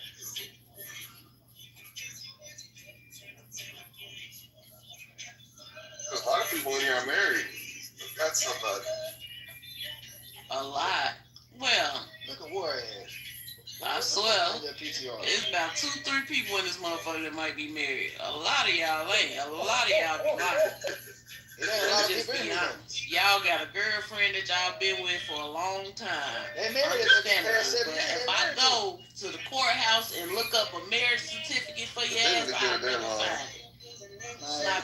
Let's be well, I guess it depends on what state you're in. In Tennessee, if you with somebody past 7 years, you're practically married to them. That's just a common law. I'm talking about legally married that has a legal document that states that you are married. A marriage license. You married, different? I'm divorced. I'm talking about a marriage license.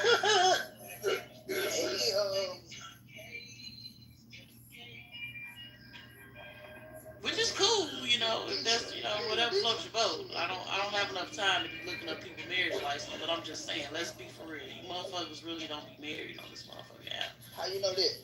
How you know it's a lie? You said what happened?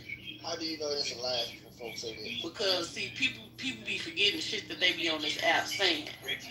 That's why I know. What they be saying though to make you feel like that?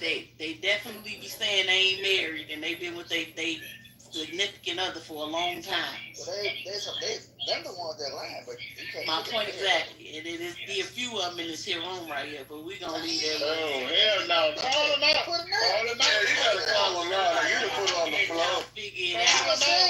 Somebody in the room, but it's like 3, 6, 9, 10 people in the room. He gonna say it's like 3, 6, 9. Shit. I These ain't said that shit for sure. I know she ain't on this here app just lying. You know, Clubhouse is an app where you can pretend to be who you want to be. You know what I'm saying? So I just allow people to be who they want to be. Cause shit, I ain't gonna lie about nothing. Shit, like I said, I want a nigga to pay half the bills, but he lives somewhere else. He can't live with me. Hell yeah, shit. What I live with me for? Don't live with you. Hell yeah, he gotta pay half my bills. I'm gonna pay your bill where you stay at, and then go pay my own bill. Hey, that's the part of life. You funny as hell. That shit ain't happening at all. So that means if I pay half your bills, I'm gonna get a key. I can pop up in that motherfucker. Yeah, you can get a key. I can come on and beat your back in every day. If that's what you choose to do, that's your business. You're paying half the bills, but you can't live here. This shit is crazy. I never heard this shit. You might want to be a side piece then. You gotta go home when you might want to be a side piece then, right? Hey, just go home when you're done. However you want to put it. Might be a side piece. That's what I say.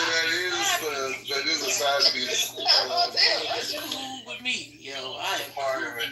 Let me take you out. Side piece. Paid on the first of the month. Goddamn, no, he said I left home to be with my side piece. Okay. Yeah, you left home. Left his home to be with you. He got it from his daddy. So we went home. This is crazy. I never heard this shit. You can definitely go back home though. Long as them bills is paid, that's all that matters. So if your rent $1,500, all I had to do is just pay half of it. Light bill $400, pay half of it, and I'm good. Cause that's the only one thing. No, that ain't all the bills. You got a phone bill, you got an internet bill, you got a car note, you got car insurance. Hold on, we got to pay half of all the bills. Shit, man, you must got a pluck ass nigga then. I ain't found him yet. That's probably why. I know. She said light bill, water bill, shoe bill, tire bill, all that shit. Damn. Hey. Look. Your pussy not that good. You know, there's bills in the house, but I'm just making clink. Your pussy is not that good. Talking about paying all the damn bills. It is, trust me. Man, a plug ass nigga go find some more pussy. I'm gonna jump across the street there. I'm gonna knock on next door your ass. Hey, how your pussy? Let me try this shit out. Can I play with half your ring, your light bills, and what's in it? Then go back home. Hey, it's some fuck ass niggas out here doing it. Trust me. I just ain't ran into them yet. It's some old ass fuck nigga for sure doing it. Hey, I'm trying to find me a sugar daddy. I can't find it. They out of sugar. I couldn't be a sugar daddy. See, I would treat you like my goddamn grandkids.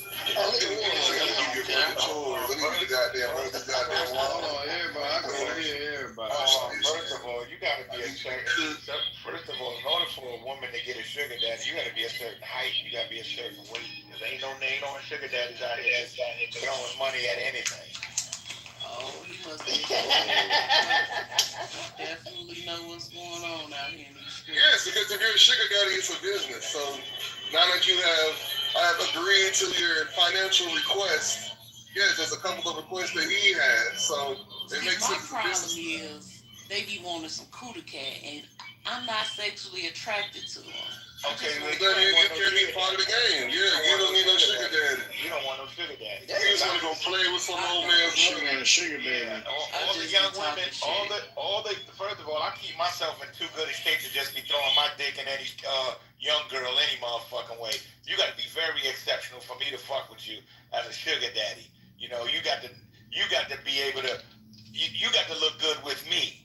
Right? Because I know I'm keeping myself together. You got to be. Hey, I ain't trying to be in the public with you now. Oh, no. Well, you ain't want no sugar daddy. You don't want him. You don't want him. You don't know what this is She about. just wants somebody. Yeah, she just wants bills paid. She don't understand the lifestyle. You gonna get what's gonna happen? You gonna get yourself hurt.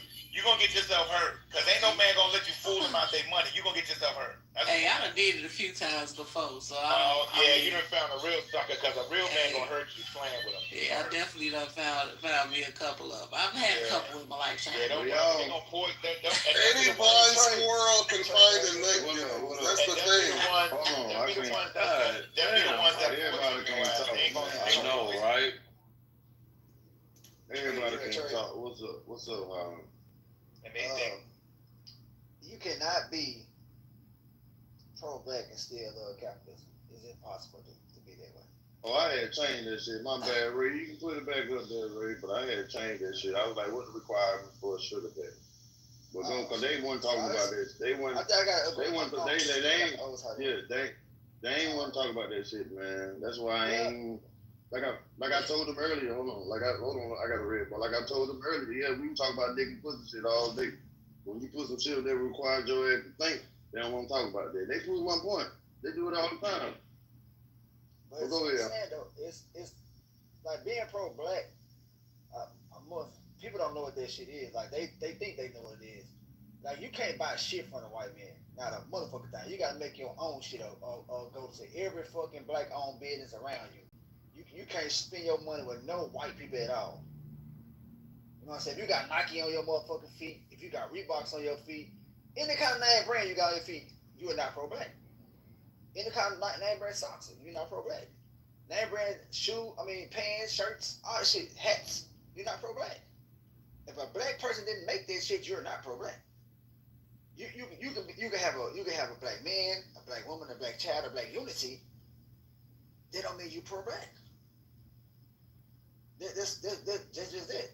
I don't know if anybody gonna disagree with this shit because I will. I know, cause I know somebody will. It's always one out of like three.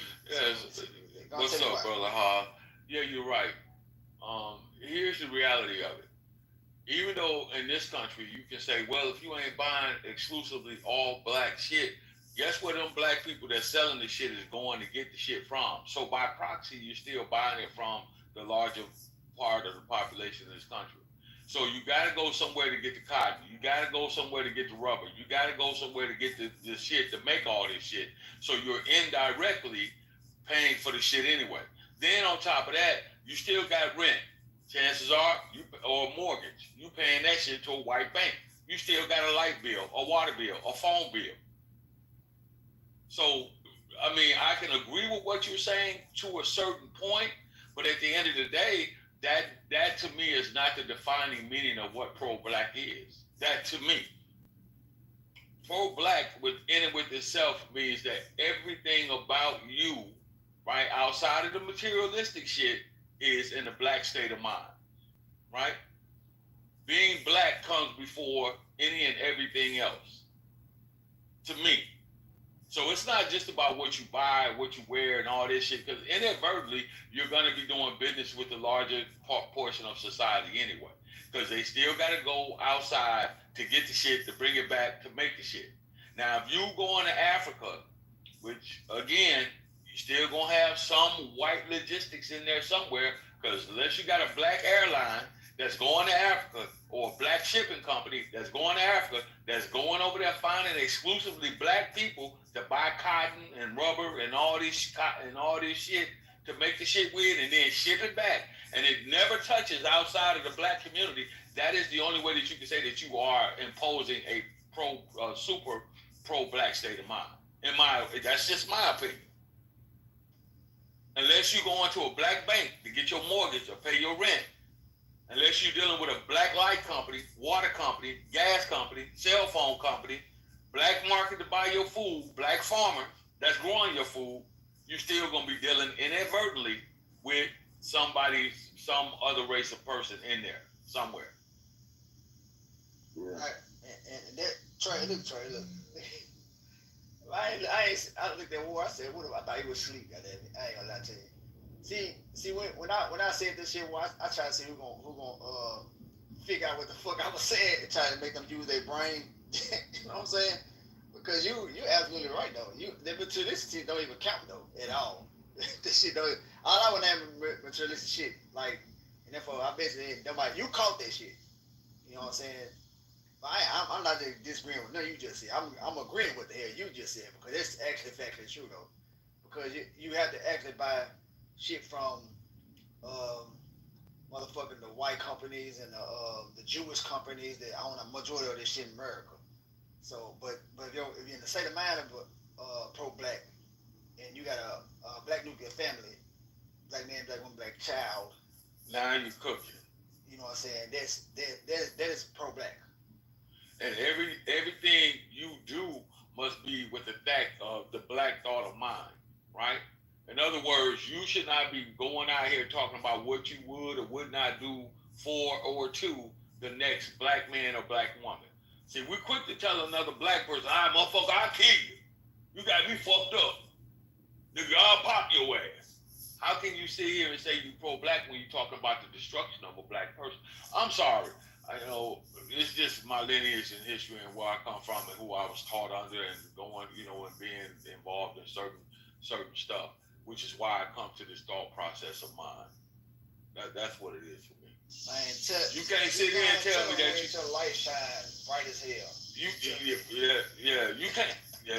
Shit. You can't sit here and tell me that you are pro-black, but you laying up fucking and sucking on a goddamn pork belly. You that don't work for me. You can't tell me that you pro-black, but your kids are mixed indigenous in race. You can't tell me that. All that shit. Huh? I'm sorry. I said, why can't you, War? How can you say that you pro-black when you don't want nothing to do with the very womb that brought you into this world? Oh. But you pro-black.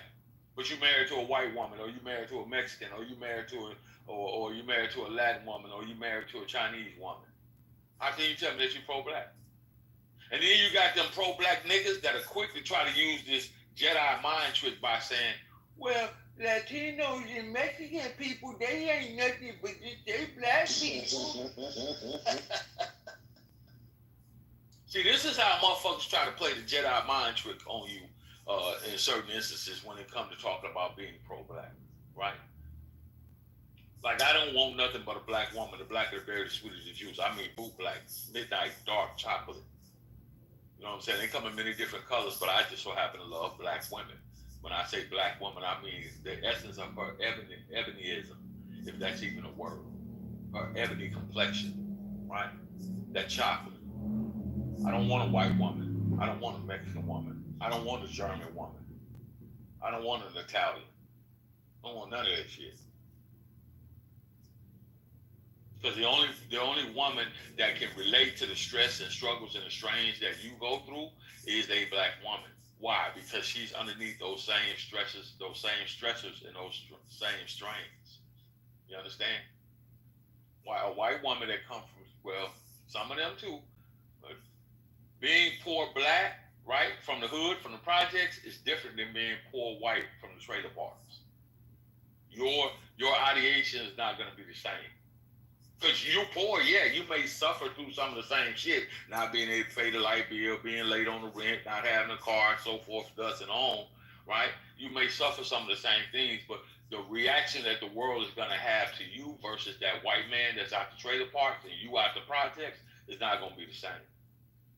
They don't even look at our homeless people the same way. Yeah. Anybody that want to get in there quick? You trying to get in? It's from the corporate sector, of course. Good day, everyone. This is Urban reporting live from the corporate sector. Just for sake of clarity, I was wondering what in the world would capitalism have to do with my community? So, Urban, I'm the one putting the time around. So, basically, the closer you get to capitalism, the further away from community you get. So that was the intent behind it. Again, I don't think that's true, Urban. Please, hold on, please, because I am appalled and bewildered. I can see what you mean as far as money changing people, and then sometimes people have the possibility of forgetting where they came from. I could see that. But to say that capitalism pushes people away from the community, and then I can also see the people that boss up and make a different bag and wanting to separate from the traumatic areas, like the hood, where they had to keep their car locked and watch the kids like a hawk because speeding cars speeding through the neighborhood and stuff like that. So I get that, but there are still a lot of people that make the bag and give back to the community and build infrastructure and try to bring people up with them. That's kind of it's kind of unfair to say on everybody. You know what I'm saying? Even saying, oh, it's the majority or it's the most. That's really unfair because there's a lot of rich people that do philanthropy initiatives to put one in a position to bring people up to their level, and they basically get the funding from capitalism and then go back and cook their books with the community.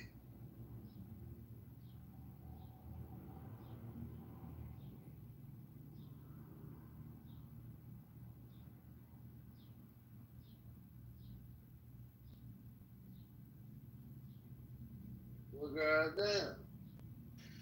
The reality of it is, man, look, what is the end state, the end goal for many of us in this room right now? Do you think that I want to go back to fucking East Compton or West Compton, where motherfuckers out there just shooting, killing, robbing, breaking in shit, kids can't go to school? Do you think I want to go back to that environment? Do you think that I would want to try to work and struggle and strain to have nice things and to make a nice niche in this world for myself and my family, merely to go back and be in a certain situation? And I'm not saying that it's primarily in the black community, but I want you to think about that for a moment. Why do we do the things that we do to try to improve our standard of living? To put yourself in a position to be in a safer environment. That's the number one reason why. You got professional athletes that make a lot of money. I can name a few of them that go back to their hometown, move back, try to do things in the community. They get their cars broken into. Some have even been killed. They get robbed. Their family members get fucked over simply because of the success that they have and the things that they're able to acquire, the money. You get what I'm saying?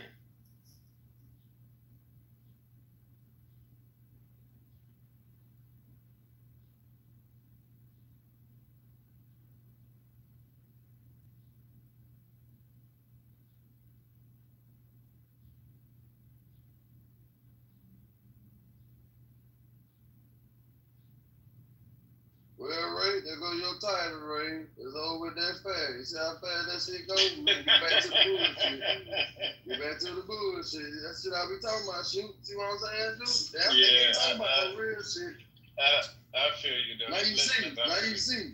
Now you see what I was saying. Like, They gone. I told you. Hey, Tradesman, and I want you to also make a note. Notice all the women left. And all the men stayed with you.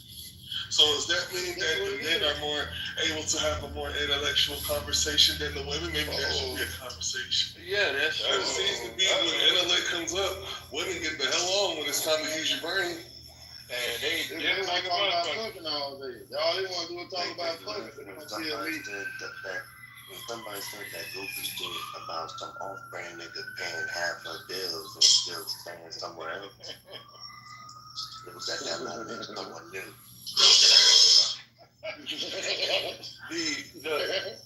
See, Arrested Development, get him more.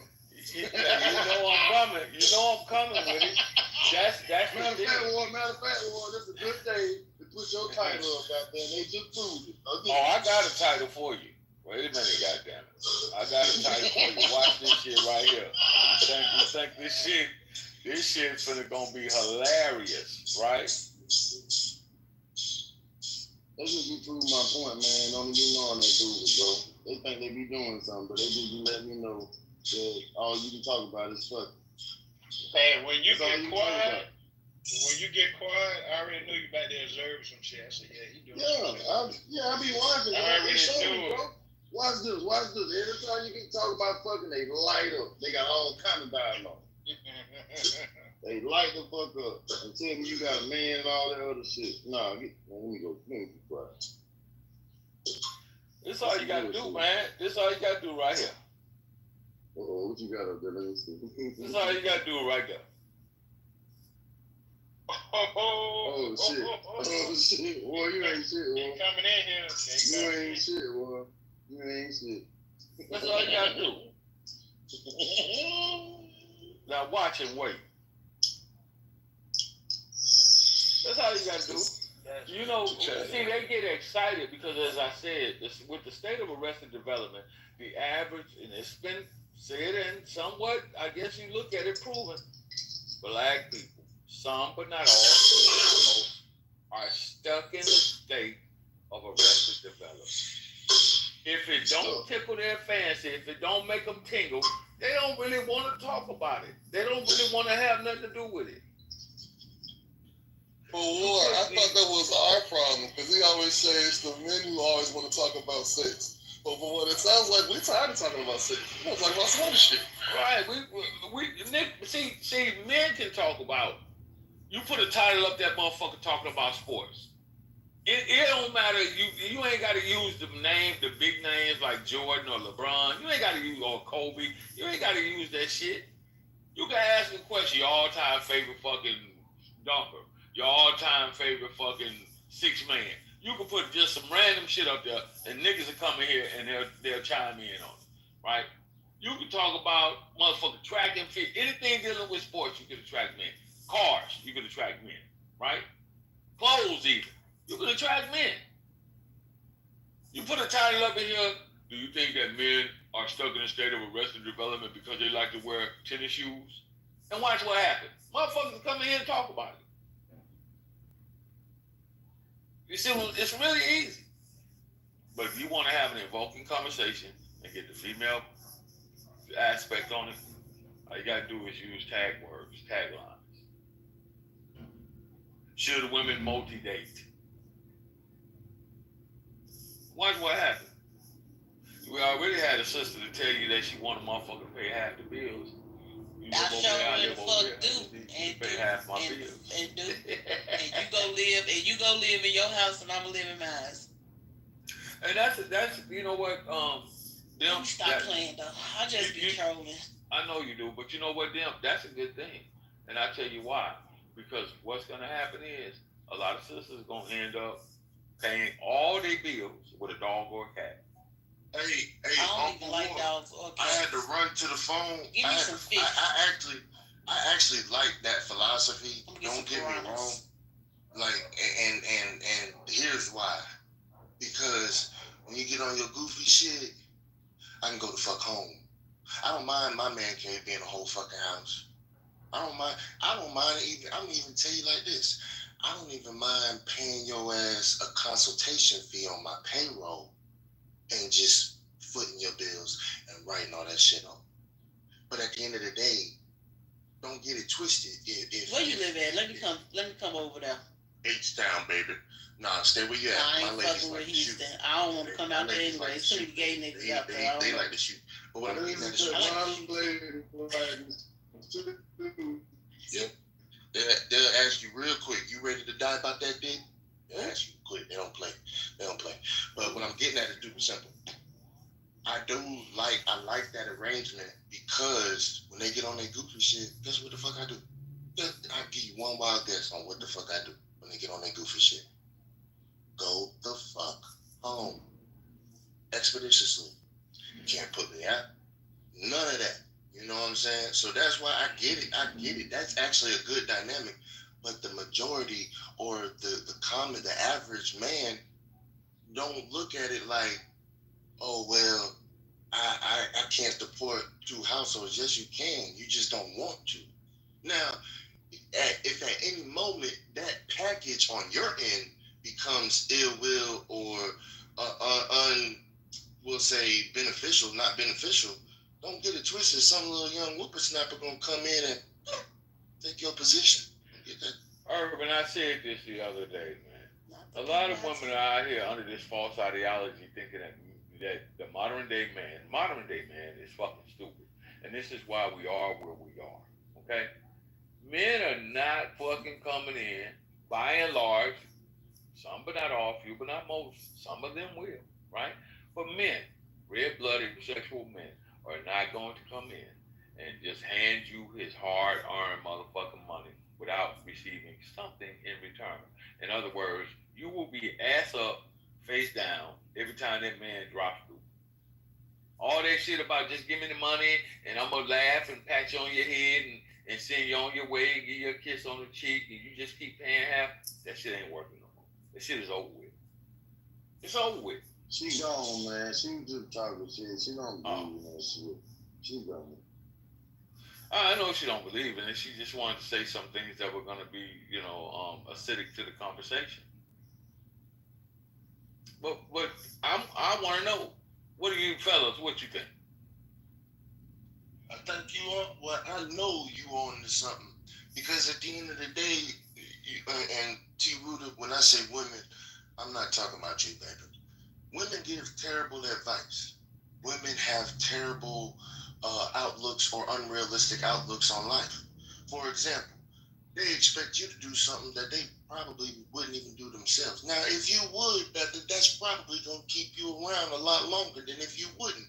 For example, I know for a fact that if I get fucked up, my co-parents will hold me down. Like, I get in a position where, you know what, I lost it all on a trade. I need about $4,000-5,000 to hold me down. I need 1,000 from you. I need 1,000 from you. I need 1,000 from you, and I need 2,000 from you. I know for a fact they will hold me down for a month or two, maybe even 3.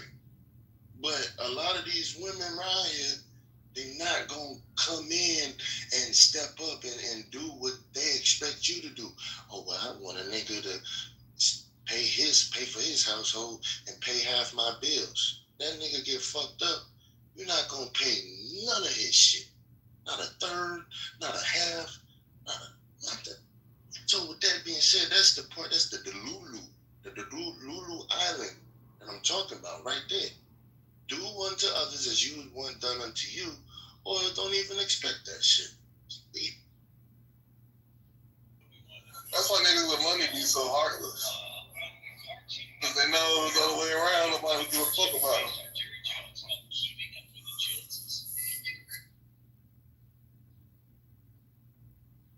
What up, Tell Rudy? Tell Rudy. Sunshine. Okay, let's. If you ask people to do a physical example, right, of what that looks like, right? Okay. Physical example, you get two glasses. Go in the kitchen right now, get 2 glasses, right? You turn the sink on. That is a man and his job and his ability to produce.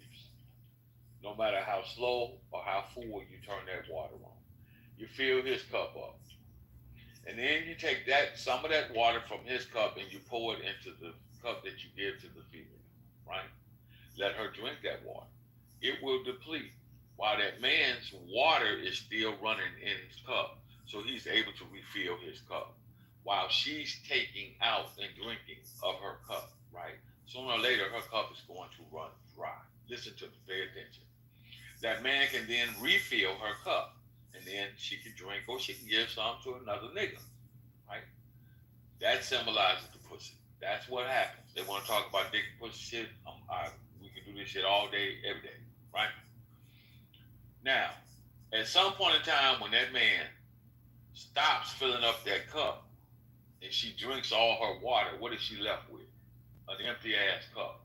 While that man is going to be able to go and sing because he's got a job and he produces, he's going to continuously fill his cup up.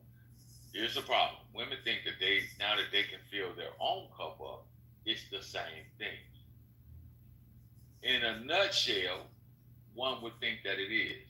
But at the end of the day, you keep giving a man all your water out of your cup while the other man is filling his cup up. Don't get confused, right? You're going to end up having a dry ass cup. You're going to end up with a wet ass pussy, used up wet ass pussy. But that man going to always be able to get some water, some new water. In other words, make new money. And this is what I think the young people don't understand, right? This younger generation, they don't understand that.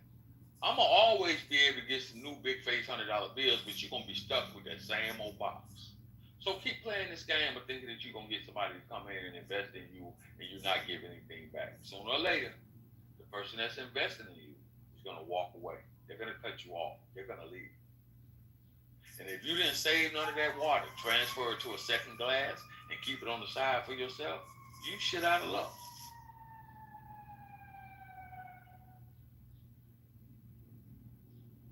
I think we have to. I think we're gonna have to find a man to talk about war, because the women ain't gonna come in and talk about this. They ain't nothing but a bunch of men gonna tell Rudy go. So we're gonna have some. Let's have some men talk today, goddamn. Let's bring some shit in. We're gonna have some men talk today if y'all want to, but the women ain't gonna talk about this shit. No, I'm saying chocolate thunder still right there. I refresh my screen. No, she ain't here. She on the phone, bro. Might need to refresh. Hey, listen. You know she with this. Yeah, you want to have a man conversation? Do you brothers think that for the men who are still involved in a certain lifestyle, would DNA testing be mandatory? DNA testing be something that you would find beneficial? If you still on the shit now, if you still with the shits, if you still out here dipping and dabbing, because it's a double-edged sword, right?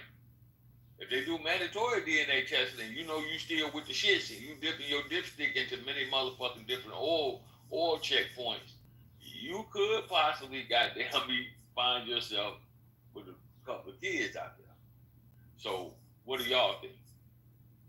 Do you think that mandatory DNA testing would benefit men more, or would it benefit women more? Yeah, switch it up in the title like that, or put it in the title where it's on both sides. The way you have the conversation, because the women ain't gonna talk about it on their side. It'll benefit the men more. Because the man can't just walk in the goddamn courtroom and throw himself on the baby. But a woman, many women, over many decades, have walked in the courtroom and threw any baby on any nigga, so they wasn't the only one. Now, if they were to go ahead and push that as mandatory, that's going to make a lot of women rethink their vagina. And that's going to make some niggas rethink they dick too, but it's going to make a gang of women rethink their vagina, because you can't pull the same shit you used to pull. You get the nigga who belongs there, not the nigga who you want there. You get the nigga that belongs there. So that whole thing about you fuck Tyrone that worked at Chunky's Chicken, the nigga that got the $12 an hour job, and then you go to the club and find this nigga that either sell big packs or that could got that 6-digit joint, you're not finna get the fuck his life up. You gotta go over there with Chunky Chicken, cuz. So that's beneficial in my eyes. Just my. Uh-oh. It's gonna be beneficial.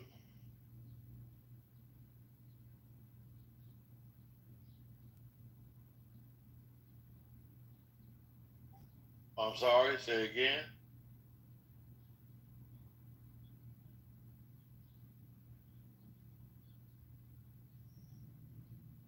Come up on stage, Bunny, talk your shit.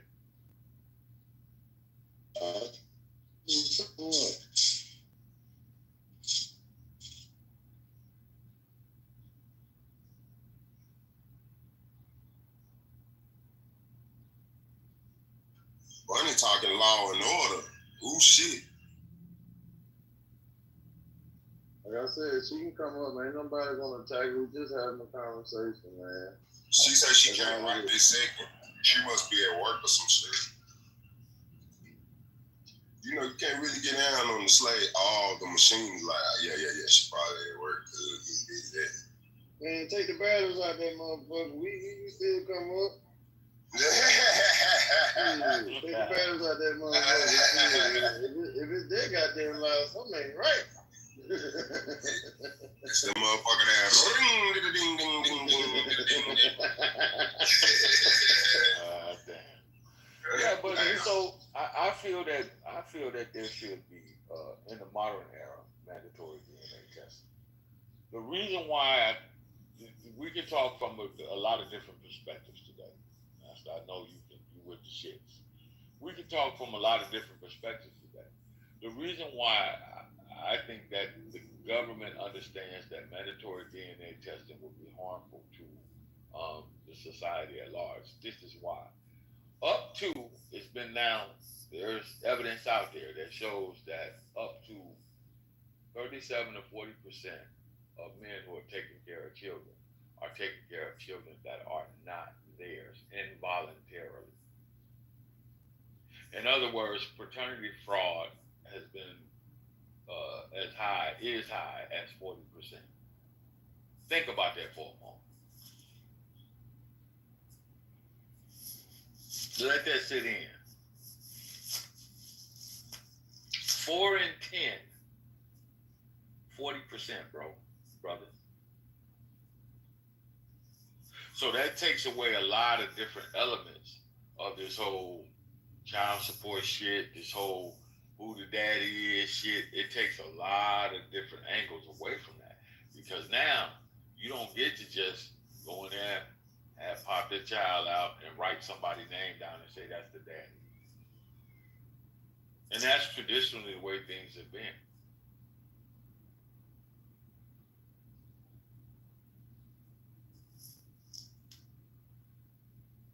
Y'all can't believe you niggas scared, thug. I know you ain't scared. Oh, you must be.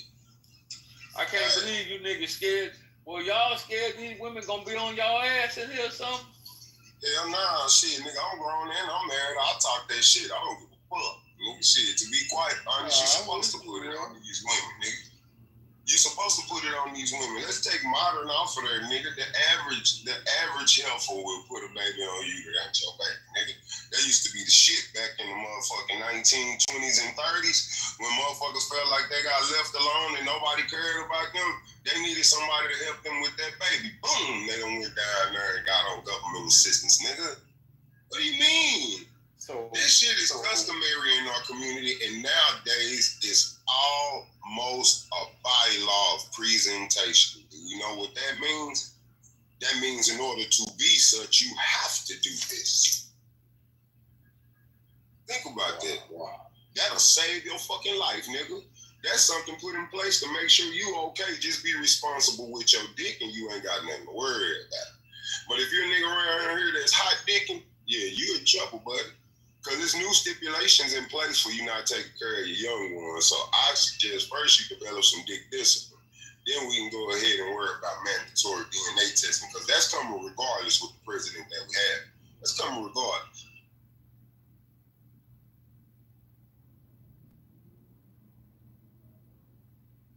So do you feel that it's going to have a larger impact on the men or a larger impact on the women? On the men, as far as not having to deal with having child support and being put on the hook for taking care of a kid that's not yours, which obviously helps, or forcing women now to own up to their fucking misconduct when it comes to, just saying you the pappy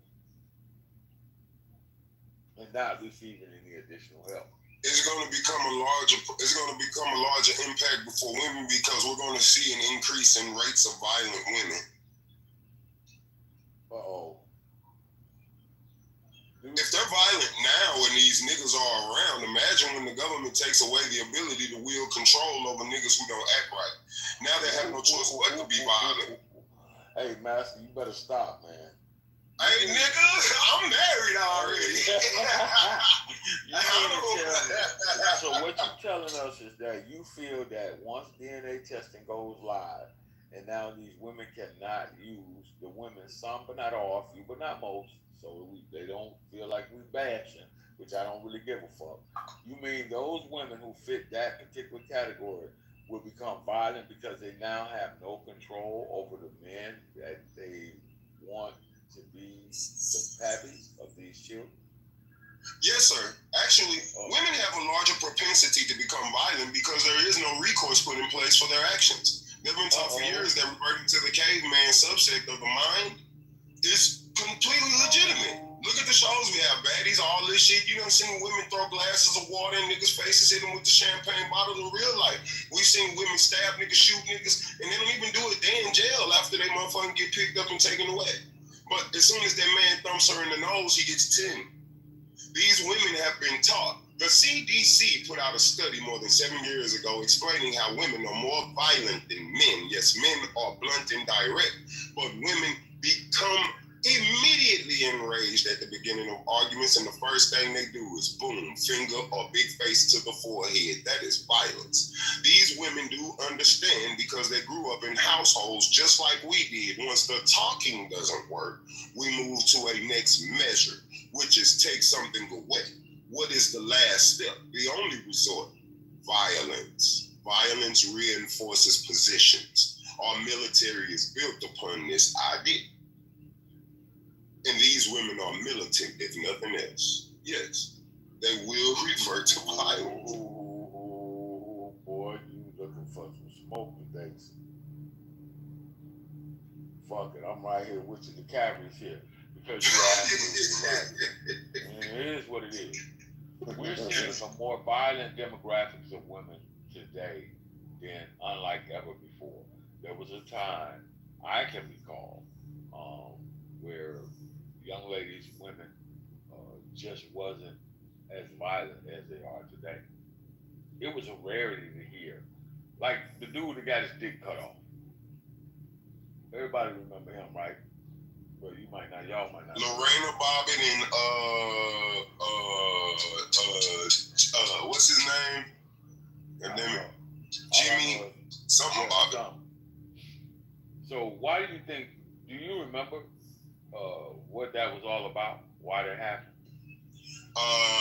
Really, hey, from what they now talk about today, she might have been on a little something, but back then she accused that man of being a cheater and some other shit.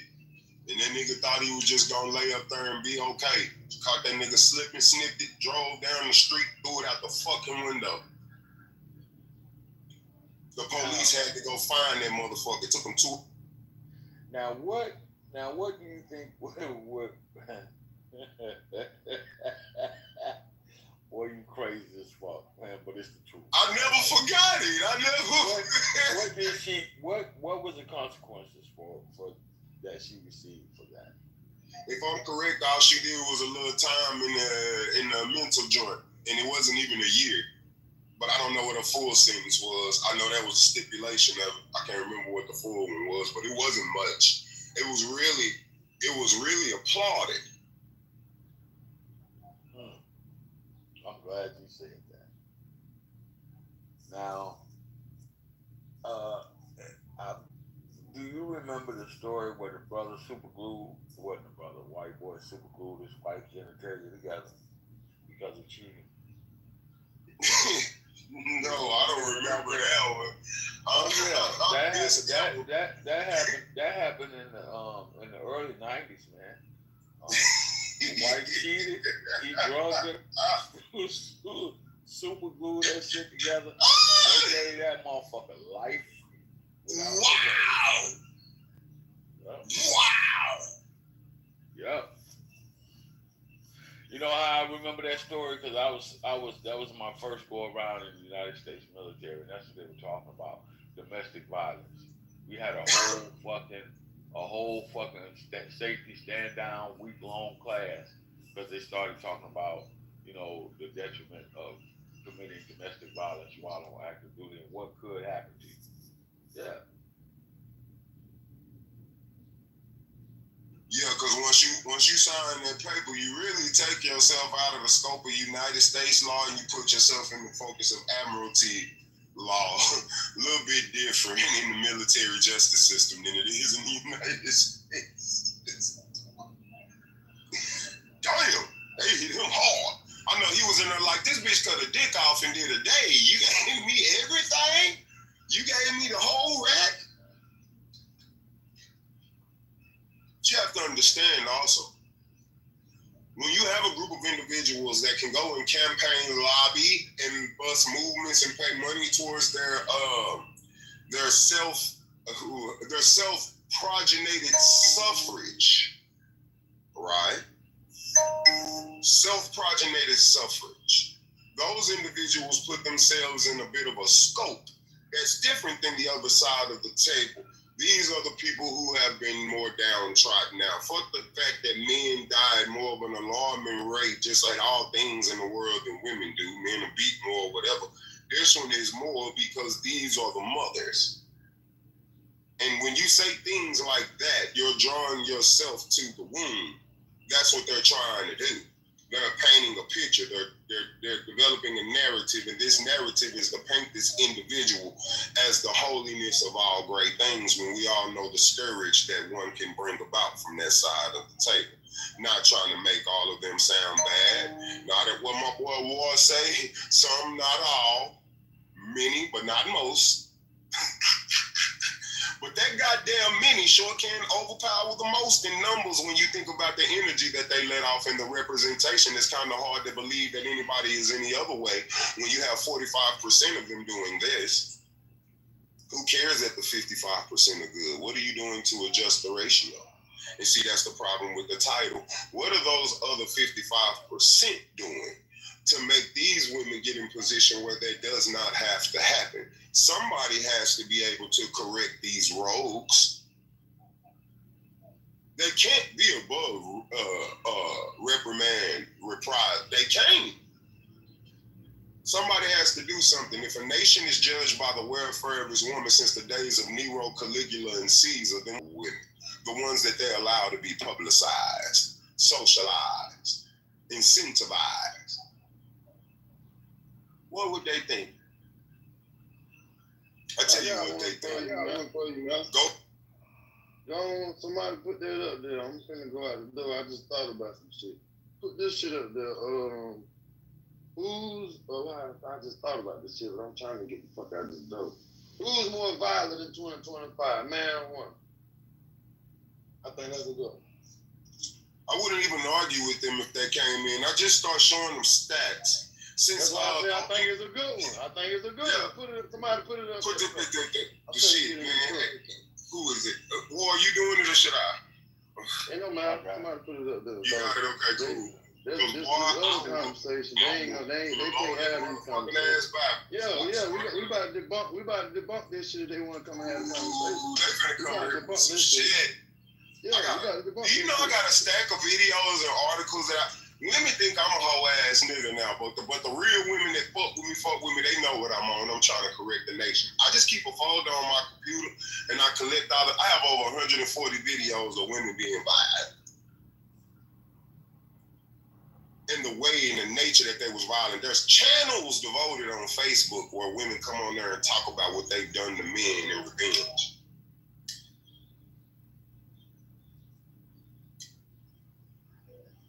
No, I just thought that'd be a good one. Yeah, I think that's a good one right there. But we doing the most shit, but if you look around, they doing all the craziest shit. The one little bitch, bro, she say that she had her homegirl drive the car on the side of a nigga car while she hung out the window and shot the fucking car. And she literally killed the nigga. The nigga crashed into a motherfucker. So what did the person in front of Cuz do to you? God damn, man. That's crazy. That is crazy. Hey, I think men are more particularly violent, but I think women are more just what's the word? Correct the word if I'm using it wrong, but errant is that word where you don't have control over your, you know what I'm saying? You're just doing this shit because you pissed off. You're not doing it for a common goal. Oh no, I'd have to disagree with you. See, men and women are wired differently. So when a woman does her thing, it's already been strategized months in advance. Many of these women have strategized years in advance what they do because they have been told by women what to do in case they're in this situation. If he breaks your heart, break his fucking car. If he fucking get caught cheating, stab that nigga. Burn that nigga. Pour hot grits with Karo syrup on the nigga. Boiling hot. These are things that they've learned and put in practice. Now women are just pulling out the jammy and burning niggas. I live in Fort Worth, Texas. It's 12 miles from Arlington, Texas, where my homeboy is a barber. And he could have died if he was at work last week when that lady went in there and shot her husband and that motherfucker with her child in there. True, what he did was fucked up. Death wasn't the answer. And then she killed herself so she didn't have to face the law about it. See, we could talk this shit. Like I said, I'm from the home of Shantae Mallet, the lady who hit the man lodged him in the windshield. He was basically being cut in half.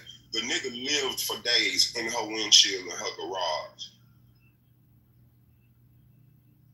Do you know what type of fucked up, demented person you have to be to go in the garage and try to feed a nigga that's lodged in the window and half of his stomach has glass in it? Where does the food go? He needs help. These things are thought out. You had to think you didn't want to get in trouble. Well, how will I do this? Well, I just want to drive this car, keep this nigga in the fucking garage. Oh, you're thinking on the fly. And like I said, many women structure these things before they practice them. You hear them all the time on social media. You hear the box wine bitches. You hear these hoes. They talk that shit. They talk about beating up the nigga. A lot of these women date little niggas so they can whoop on cuz. They'll tell you. That's a fact. That's why you see a big skinny girl with a skinny ass bones on motherfucker. See, my brother was saying that, and I respect what he's saying. Once upon a time, that was true. But that was the 1700s. By the 1800s, throats were getting slit across America, son. Niggas was getting stabbed and kidnapped. Whorehouses were known for murdering motherfuckers and disappearing bodies. See what I'm saying? As a part of practice. These things be structured. Now what you have is a moralist race of individuals inside of a generation. And they have learned these things through the generation. Matter of fact, I'll even say that it's stored in the Akashic Vault in many of them. They don't have to learn shit. It's automatically in the brain. It's just us. We have to think first. You're right when you say that we should, but they strategize harder than us. We think about how we gonna knock a motherfucker off. They think about how they gonna get off in everything. Nigga, who they was with, they done lined their alibi up, alibi on deck. Nigga, everybody going, nigga, these to-be movies are made by women. When you see women in the situation coming out in the end on top, like the one with the nigga who was the doctor that ended up getting fucked over because he tried to give his girl a drug to induce what they call a miscarriage. So she went and got this nigga lined up with a doctor bitch. The doctor bitch helped her. Man, tell me why, nigga, fake pregnancy, got this nigga barred from his practice, nigga, got this nigga a murder, destroyed this nigga whole fucking life.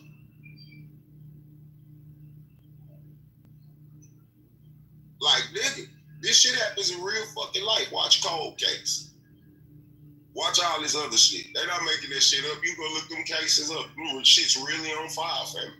Hey, I heard somebody talking about these young girls trying to set this boy up for them to kill him. Now, this shit just happened this year, recently. Is that the one where the nigga got the death penalty and she got life? And the other little boy got out? That's the one where they killed that Mexican man? No, these are kids. These young girls were plotting to kill this little boy. Oh, yeah. And they was like elementary or middle school, wasn't it? Right. Oh, yeah, they got the back door in them. A girl to a woman, she got that back door in her. She'll back door your ass real quick. Have you not paid attention during COVID-19? That's all that was on YouTube, Facebook, and Instagram. Niggas getting murdered from fucking little bro. How do you know with your back door? Your front door, your window. Nigga, you not watching this little helpful? You see these niggas now in these videos throwing these little hoes out because they had their location on and texted. Well, this hasn't been started. This has been going on. You know, my cousin was killed. Now niggas don't feel comfortable going to a woman's house. Cause she might even be trying to set you up. She just got so much drama. She might got a crazy nigga she still fucking with. That want to pop up whenever he want to. It's dangerous dealing with women in this day and age. That is why I say, if I were out there today, the way you speak can be rejected. I've always been like that. Because I have been friends with women who says stuff like this. And the moment I hear any sort of violence because, oh, you're a man, you can deal with it. Oh, we don't need to be friends anymore. Yeah, I'm not talking to you. I'm not discussing things with you.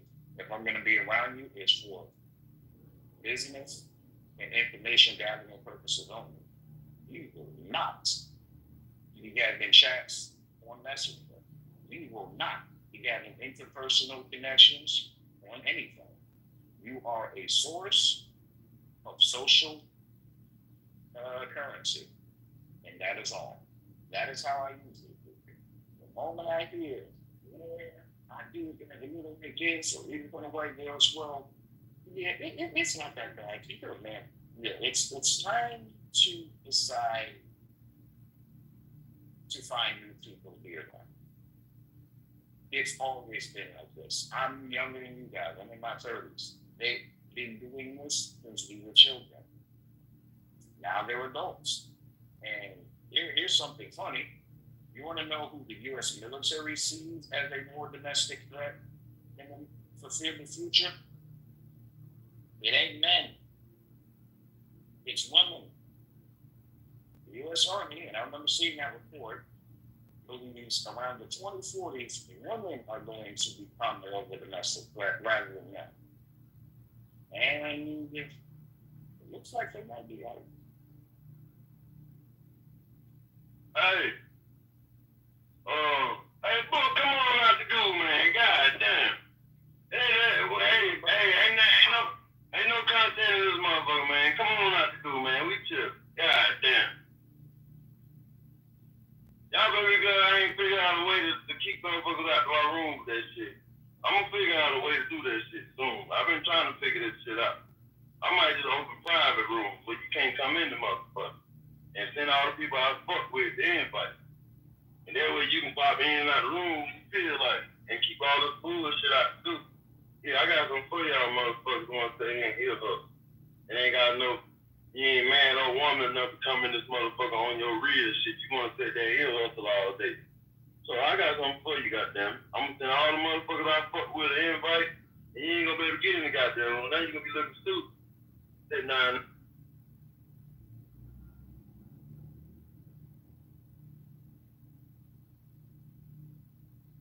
My bad, y'all. I ain't mean to interrupt y'all conversation. That shit is stupid. You good, Joey. You keep it on your stuff. I'm trying to think like, that shit is stupid to me. Y'all. Anyway, what's y'all morning looking like? Shit, we cool, man. It's been a good morning. All the women, all the lads, they don't like to talk. I think somebody open up the room. I don't give a fuck. I be chilling. That's good. Bro,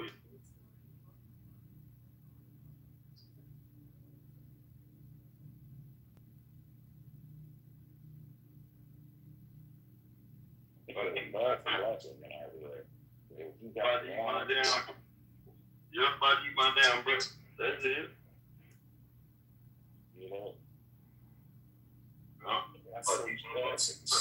Some of these women out here, you got the ones it's regular, they ain't on BS, and you got an increasing amount that is.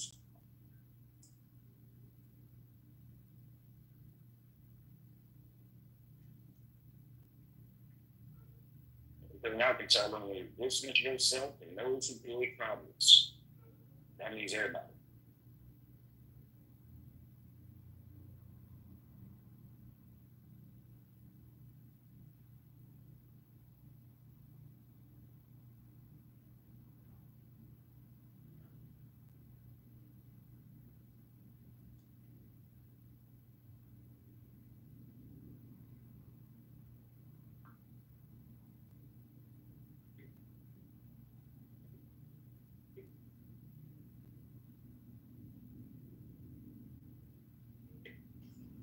Yeah, but women are considerably more violent. Yeah, mucho more violent. Look at who fighting outside the club now. And it be about 90 of them motherfuckers. just falling out the club doors, looking like one of them old Western. And they think that shit cool. I think what fucked them up is that whole shit. I think like a nigga. No, you don't. And if you think that's what we about, you crazy in the motherfucker. Well, that's what you been doing? No, it's not. That's not how it jumps off. And this is just me, right? I think a lot of these women have a lot of emotional baggage that causes their mind to think of devious shit, the mental shit. Like, motherfuckers need help.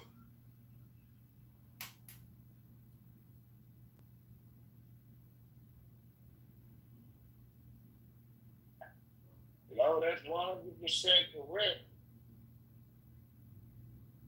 And there's only one place that comes from. I remember looking at, this is about maybe, I don't remember, maybe like 2007, 2008. Was just reading some new, because I used to read a lot about psychology back then. And I was just, looking at what's new in the research.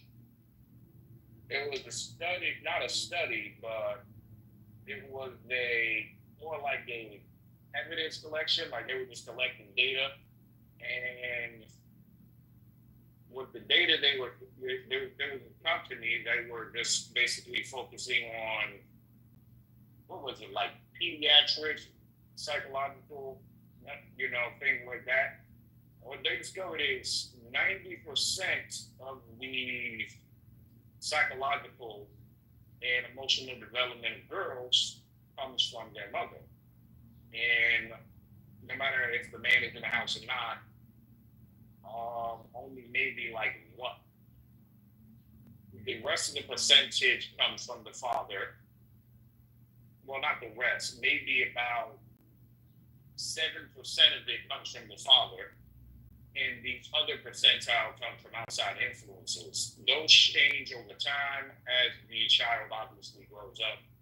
But their first developmental years comes from their mother. That basically sets how they're going to be as people for almost the rest of their life when it comes to young girls. So when I'm putting that out there, it begs the question, what sort of messed up developed child environment do you gotta have to just be this messed up? As not to have these sorts of thoughts, but to think that they're okay to act on. Because I had actual psychosis. I was born insane. Brain chemistry, psychological conditioning, everything was sick. So I know I had messed up thoughts. I learned how to deal with them. I learned how to control them. These women, on the other hand, I don't think all of them were born with insanity and psychosis at birth. They have developed insanity and psychosis. And my question is, what sort of mental shit you gotta go through to develop that? And be even worse than me. Because I don't understand how.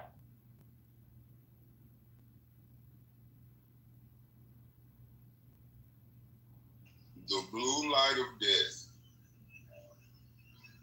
Oh, I could have gave you that answer easy. Oh, it's a screen? All right, yeah. Yeah, nigga, the TV. You ain't watched this shit change? CRTVs was in, nigga. We was good. The tubes, we was good. Many people were still getting programmed for grown beat. When they start putting DLP, plasma, and all that, the blue screen has always been there. It never went anywhere. Hey, Master, that's why, she started liking to watch them, like Snapped and you know what I'm talking about, the murder mystery shit, where they be in relationships and shit? Yeah. No. Cold case. And cause you ain't, every time I come home, you watching that shit. So as soon as I'm up, man, you motherfucker ask me to get some tomato paste and I bring home ketchup, you cut my motherfucking dick off. Nah, we ain't doing that. I really believe that shit. I believe everything you consume, that's what you turn too. Motherfucker don't just eat a, you know what I'm saying, a 100 hamburgers and don't get fat. So the same way you know, even though you ingest that, but you still consuming it. So you consuming all this bullshit, watching it. Your brain don't have no choice but to start forming ideas surrounding that. Your thoughts become this shit. Nah, we ain't doing that. The first thing I did when a problem arose in my life and my wife was around, I made sure that I was very brutal in how I handled that shit. I didn't want to scare her. I just wanted her to know I'm a fucking monster. I come from a family of beasts. Never ever forget this. Fucking with me is your decision. Cause at any time somebody on bullshit and he get there, I'm going in. And this ain't even everything about me. Ma'am, meaning that this ain't even the farthest I'm willing to go to kid a motherfucker. You playing. My wife, I don't have to worry about that. We don't hit, we commit to using words. Because we don't want to go there. She a lunatic too. I made her that way, but I'm telling you, she know there's something wrong with that nigga. That's not even the worst of him. That's not even the worst this nigga can do. And that's a fact, bro. Sometimes you just gotta pop out and show niggas. That's what Kendrick said. But see, when does it become ridiculous? I have a video I shared on my page with this fight. It was a gang of women and two sassy ass niggas in the mix, right? That was fighting in the corner of a building. There was a lady involved that was trying to break it up. This girl lied and said the lady pulled her. It wasn't her, it was another lady. This bitch picked up a parking post and hit that bitch in the hit that lady in the temple. Man, when I tell y'all the lady went offline before she hit the ground, her whole body went wet noodle. And then when she hit the ground, her head hit that motherfucker so hard, man. I'm just like, yo, why? And I said it on the post. And then I shared it and I said the same thing. Why do these videos not make it to the damn sergeant's desk? We see niggas all day long, cuz online get picked up for shit that they did in public. Very seldom do you see shit like that get justice brought to it. That lady probably dead. Ain't nobody gave no update on this woman or nothing.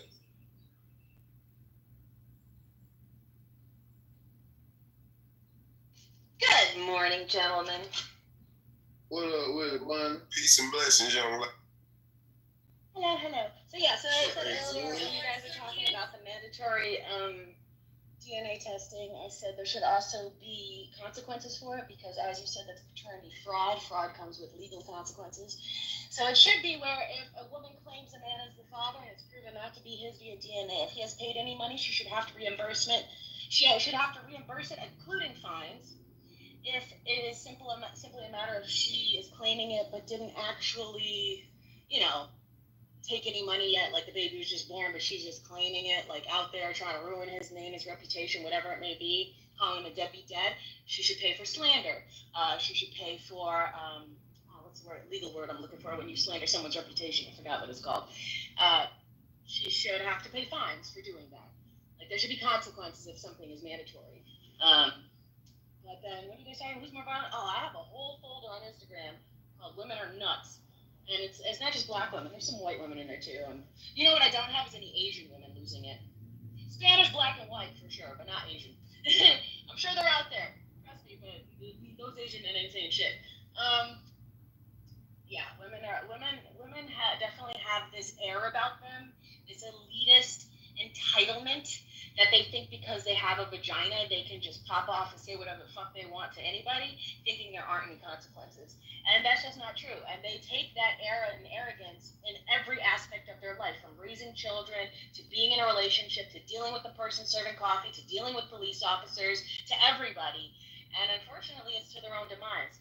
Now, it would be nice if these women stopped having children and stopped raising them, but, hey, a woman's going to get fucked. It is what it is. Lock their ass up. You little bit with the Uber, Asian American woman. You low, Isaac. You got the mic inside your mouth. Can you hear me now? Yeah, that's better. Okay. Yeah, they cover their track. It's not that they don't. It's agree with court ain't gonna really, unless they do a full investigation, you ain't really gonna catch him. I know this it happened to a friend of mine who came from, they came from Malaysia, got with a Japanese American woman, and she pulled out on him. The only reason she got caught was because dude had some relative in Malaysia that was studying law, and he asked him, hey, this lady's trying to blame fraud on me. Guy didn't really know American law at all, but he said he had loads acts about this, and this from what he did know about American law. So he did an investigation, got the police involved, and that's where he found that she was basically falsifying hospital records or plagiarizing them to make it look like his DNA actually matched up with the birth record. She nearly got away with it because she did figure out how to make his DNA kind of match up with the child's DNA, but she got caught because the doctor, when they went to investigate, they're like, I never signed this. I never did any of this. That's how she got caught. But yeah, some of them discovered their tracks a lot better. Like they didn't falsify records and everything. It's harder to actually trace that sample. But all American women do it. Yeah, I'm not saying it doesn't happen. My friend Larry got stabbed in the shoulder by his ex-wife who was from Thailand. Thai women are notorious. That's why if it ever happens to you,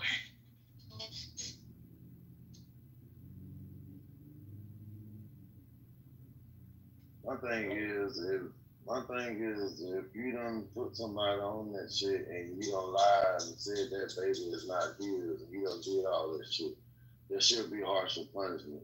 They should take your motherfucking driver license just like they take the man's driver license if he don't pay. They should make your ass go back and forth to court just like they do the man. You was no different.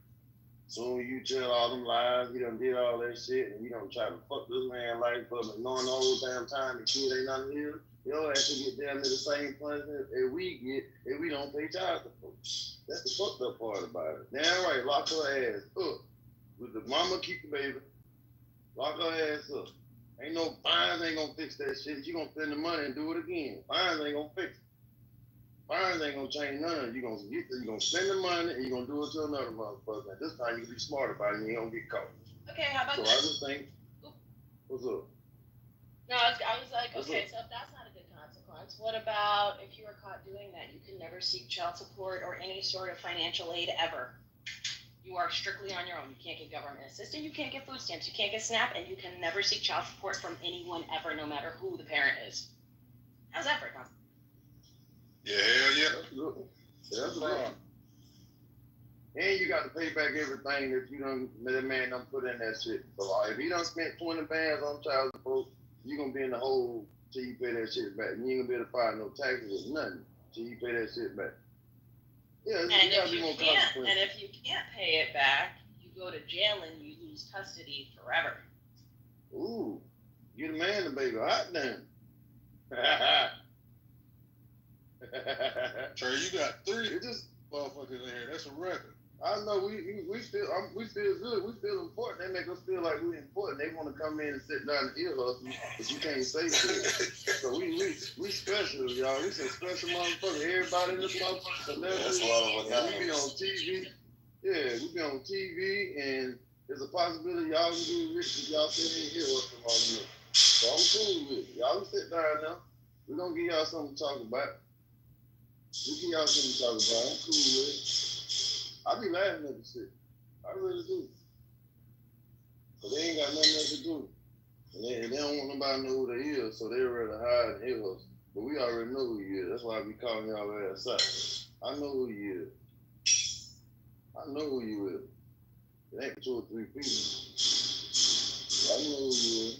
Call your ass out. When you pop in on your regular, I'm gonna call your ass out. So don't even pop in on your regular account, because I know who you is. So I'm gonna call your ass out. Don't pop in on your regular. I'm gonna tell everybody who you is. It is what it is, though.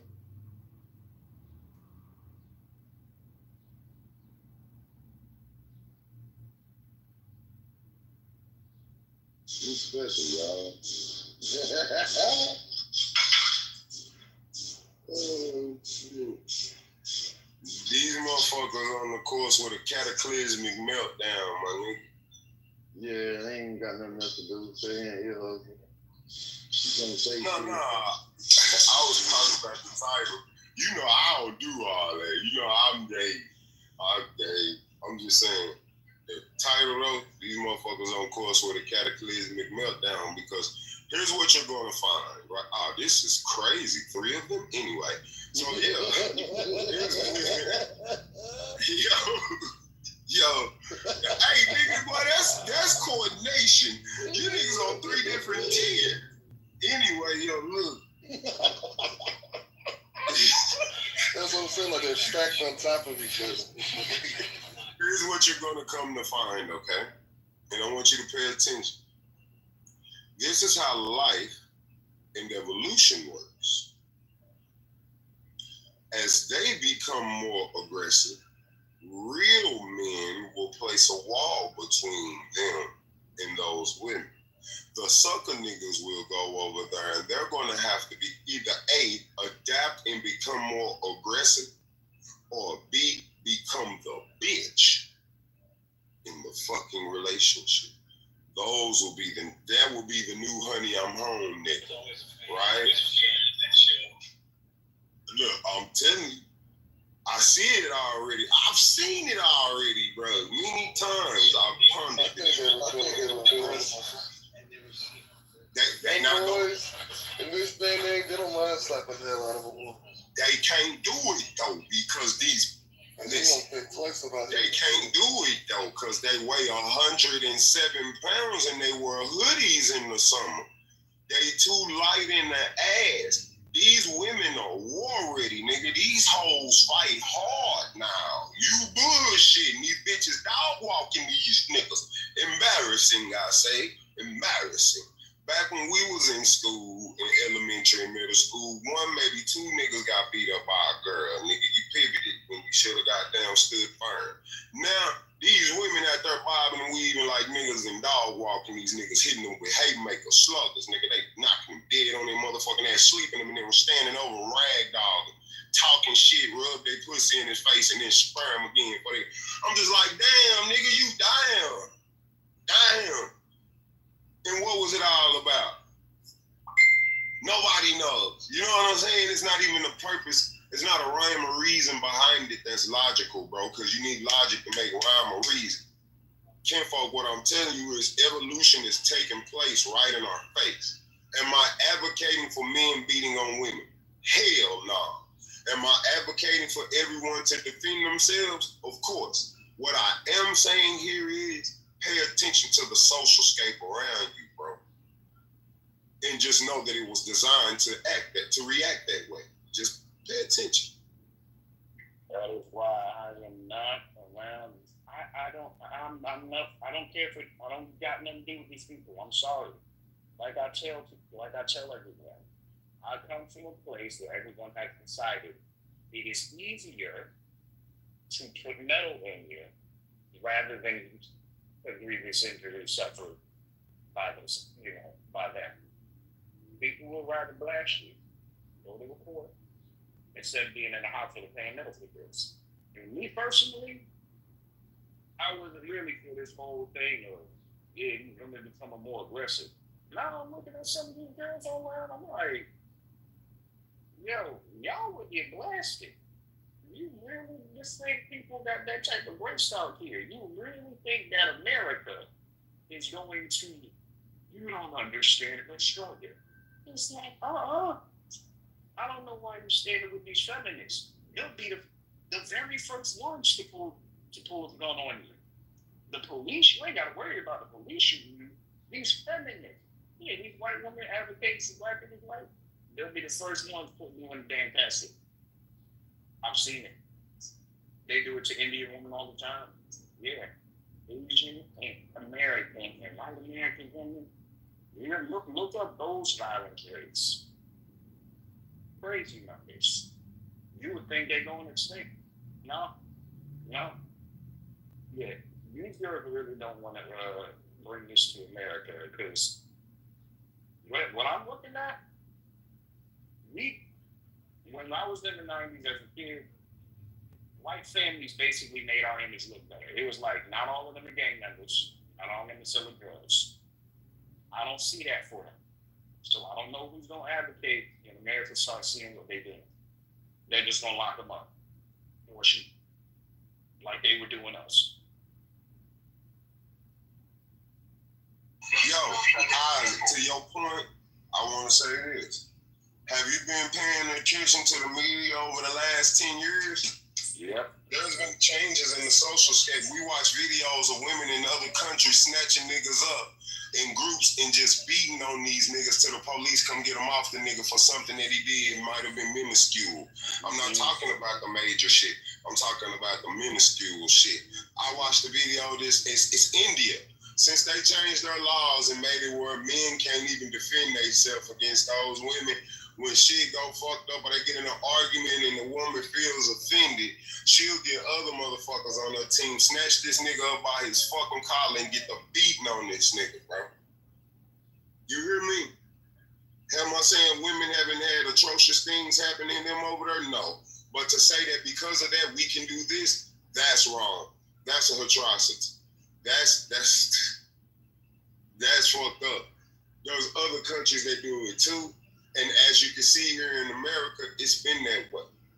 In a minute, what you're going to have is a whole, I'm not being funny, you're going to have a global overshift in thought process.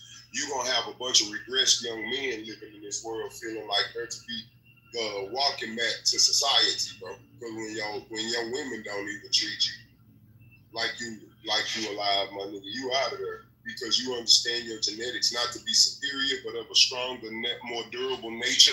But you got this less than durable subject stomping on your neck. You get what I'm saying? It does something to the psyche of an individual. It breaks them down internally. Their soul is no longer still. And now they're jelly in the spirit, which makes you more subservient, which makes you more slavish to the power that's over them. They did it once before in slavery. They don't talk about it. They had women riding horseback, carrying shotguns, being slave patrol. And they beat the shit out of niggas with them shotguns. But all that shit with the shotgun, and they broke them niggas. And they'd have to get in the good graces of master to get them up off of it. That type shit. And guess what that leads to? Mouse Utopia, where eventually, the mice were eating their young, and vice versa.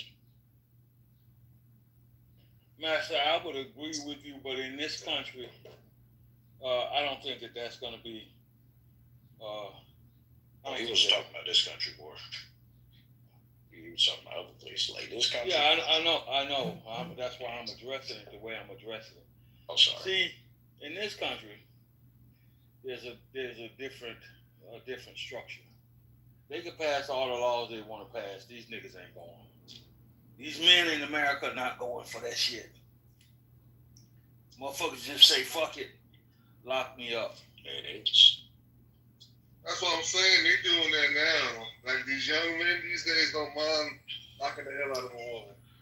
They don't have that chivalry that we had as men not to hit a lady. These young men inside a woman's head so fast. That's why these young girls are quick to put their hands on these YNs. They put their hands on the older men because they know we still have that nature about us not to hit a female. But notice, ain't no woman hitting these young niggas. Sure not. The ones that are getting their ass handed to. Well, I mean, it varies by location, right? But the ones that are trying that shit, and I'm not advocating for it, but I was raised at a time where both boys and girls were taught, keep your hands to yourself. You don't hit nobody. You don't let nobody hit you. I'm sorry. That's the era in which I grew up in. I'm sorry. Girls understood that if they got out there with the boys and they got handsy, you subject to get the shit knocked out of you right back. You punch a motherfucker back in the day or slap a motherfucker back in the day, you was gonna get the shit slapped out of you right back, because that's how the environment was that I was raised, and at that particular point in time, that's what I was taught. Listen, keep your hands up and protect yourself at all times. That's how I was taught. You don't let nobody, you don't start nothing with nobody. This is how most of the young kids from my era and generation was taught. Listen, you don't start nothing with nobody, but you damn sure better not let nobody start nothing with you. You don't hit nobody, nobody, boy or girl, but you damn sure better not let nobody hit you, boy or girl, right? If they do, you make sure that they understand not to do that again. Don't put your hands on me. Keep your hands up and protect yourself at all times.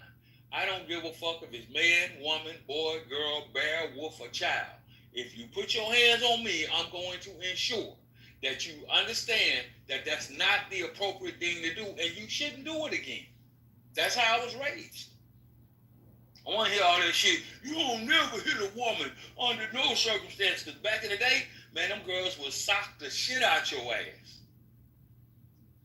They didn't play no games. And they were heavy-handed, too. Man, say, my sister used to whoop niggas. Still can to this day. Dog roll the shit out your ass if you ain't on your shit, bro. Cause she ain't no little helpful. Man, my sister 5'11", maybe 6 foot even. About 230 pounds. Man, my sister take half these niggas out here. On me, I got 100 on my sister. On my soul, cause I know what stock we come from. I got it on her. I seen her do it before. We done gave it the motherfuckers together before. So I already know. You know what I'm saying? I had to look at my sister one time because she was on bullshit. You hear me? So what I'm telling you is, I don't know what y'all be seeing, but I have more than 100 videos. Plus, I can bring people into the situation that's around me that'll tell you women out here whooping these niggas. Alright, these young niggas getting dog walked out here, bro. It ain't what we think. Yeah, they'll take off, but they ain't got no weight. They ain't got no motherfucking fight development. Them niggas fight like girls, and these girls fight like niggas now. See how the tables have turned when you add xenoestrogen to men and women's diets? That's another way that this is shit. I'm not disagreeing with you because I've seen it too, man. I've seen motherfuckers. I know for a fact that these motherfuckers got gold. They got some giddy up. And these dudes, these dudes are not, the young men are not in tune with the level of violence that these chicks are coming from. These chicks are going from 0 to 1,000 instantaneously. They not 0 to 100, 0 to 1,000. What? Who the fuck you talking to? You got me, you got me fucked up. And niggas ain't prepared for that shit. Man, if your woman whooping on you, first of all, you ought to be ashamed of yourself. Second of all, you need to take your punk ass to the jail. There's no reason a woman should be whooping on you. You need to leave her. Come on, bro. Put that on the table. You gotta leave her, bro. Put that on the table, bro. You gotta leave her. Because if you do it, you going to jail. Nah, family, we can't. No, I know you're joking, bro, but I'm just saying that's actually a thought that people. I want brothers to not have that thought, bro. If you gotta listen, and I use this word because that's what you have to call those type.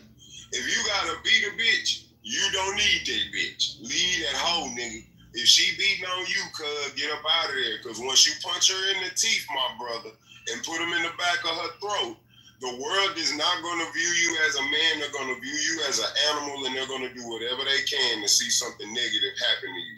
Nobody in this world gives a fuck about you, not even you sometimes. So what I'm telling you is, fuck that shit, bro. Get away from her if she treats you like that. Straight like that. And if you gotta hit up, punch her in the belly. Hey, good morning.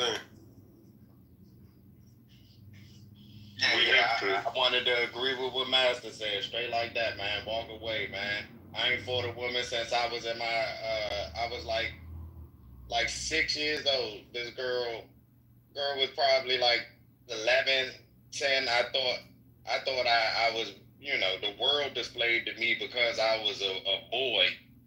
that I could beat any girl ass. I got that totally misconstrued. She beat my ass. And I had to sit and meditate on that because but ever since then, not only because of that, but when I grew into it, man, I'm just like, I know I can fight. And even in that time, I was brought up in martial arts. Even though I was brought up in martial arts, my mom's ex-husband was a grandmaster of a dojo, karate, Philippine. My uncles taught me, but I still got my ass handed to me because first and foremost, she was stronger than me, whatever the case was, and I was dead wrong for just me trying to bully her off because I thought I could beat her because I was a boy. But on the same note, once I grew in the adolescence and I realized that, look,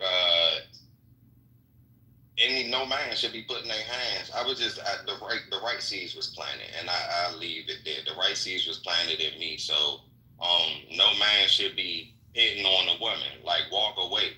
I know I got hands. I done shattered people's jaws with these hands. So with that being said, one punch. So with that being said, I know I shouldn't be putting my hands on a woman. I'd rather walk away from a woman, but or a man.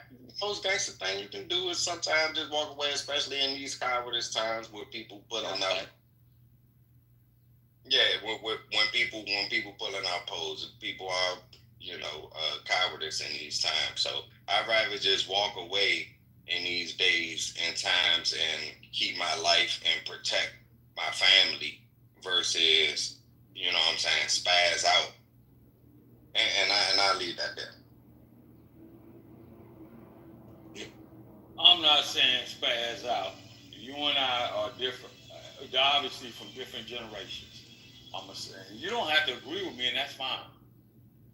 Do not, under any circumstances, man, woman, bear, wolf, or child, do not put your hands on me. Don't touch. I'm not gonna touch you. I'm not gonna put my hands on you. So don't do it to me. I've seen a few niggas with that, oh man, just walk away shit, and get their whole goddamn eye knocked out of their socket, stabbed, cut with box cutters, all kind of crazy shit, because they trying to be the bigger man and walk away. I seen this girl, man, when I was first in the military. This dude and his girlfriend were having an argument, right?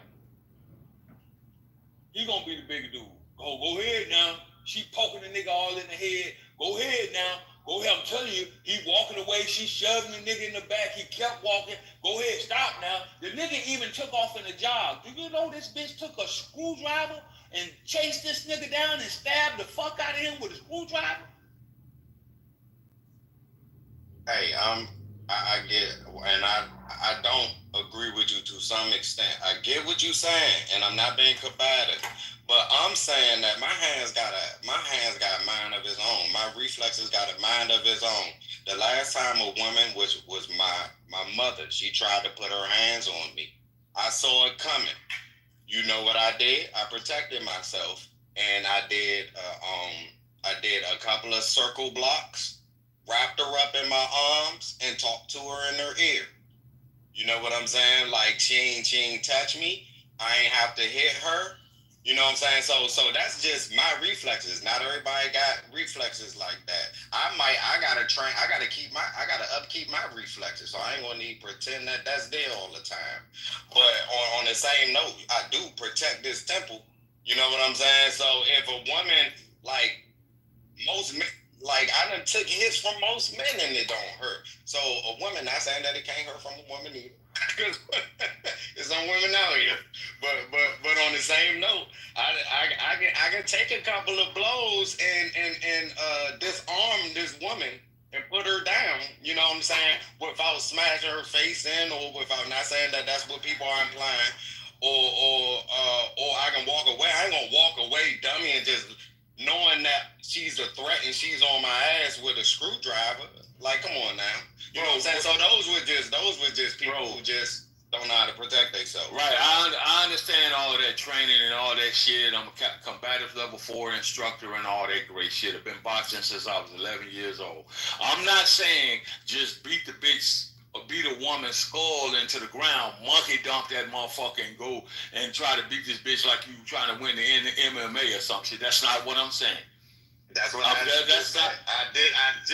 Okay, so well, I understand. What I'm saying is, if you smack me, I may.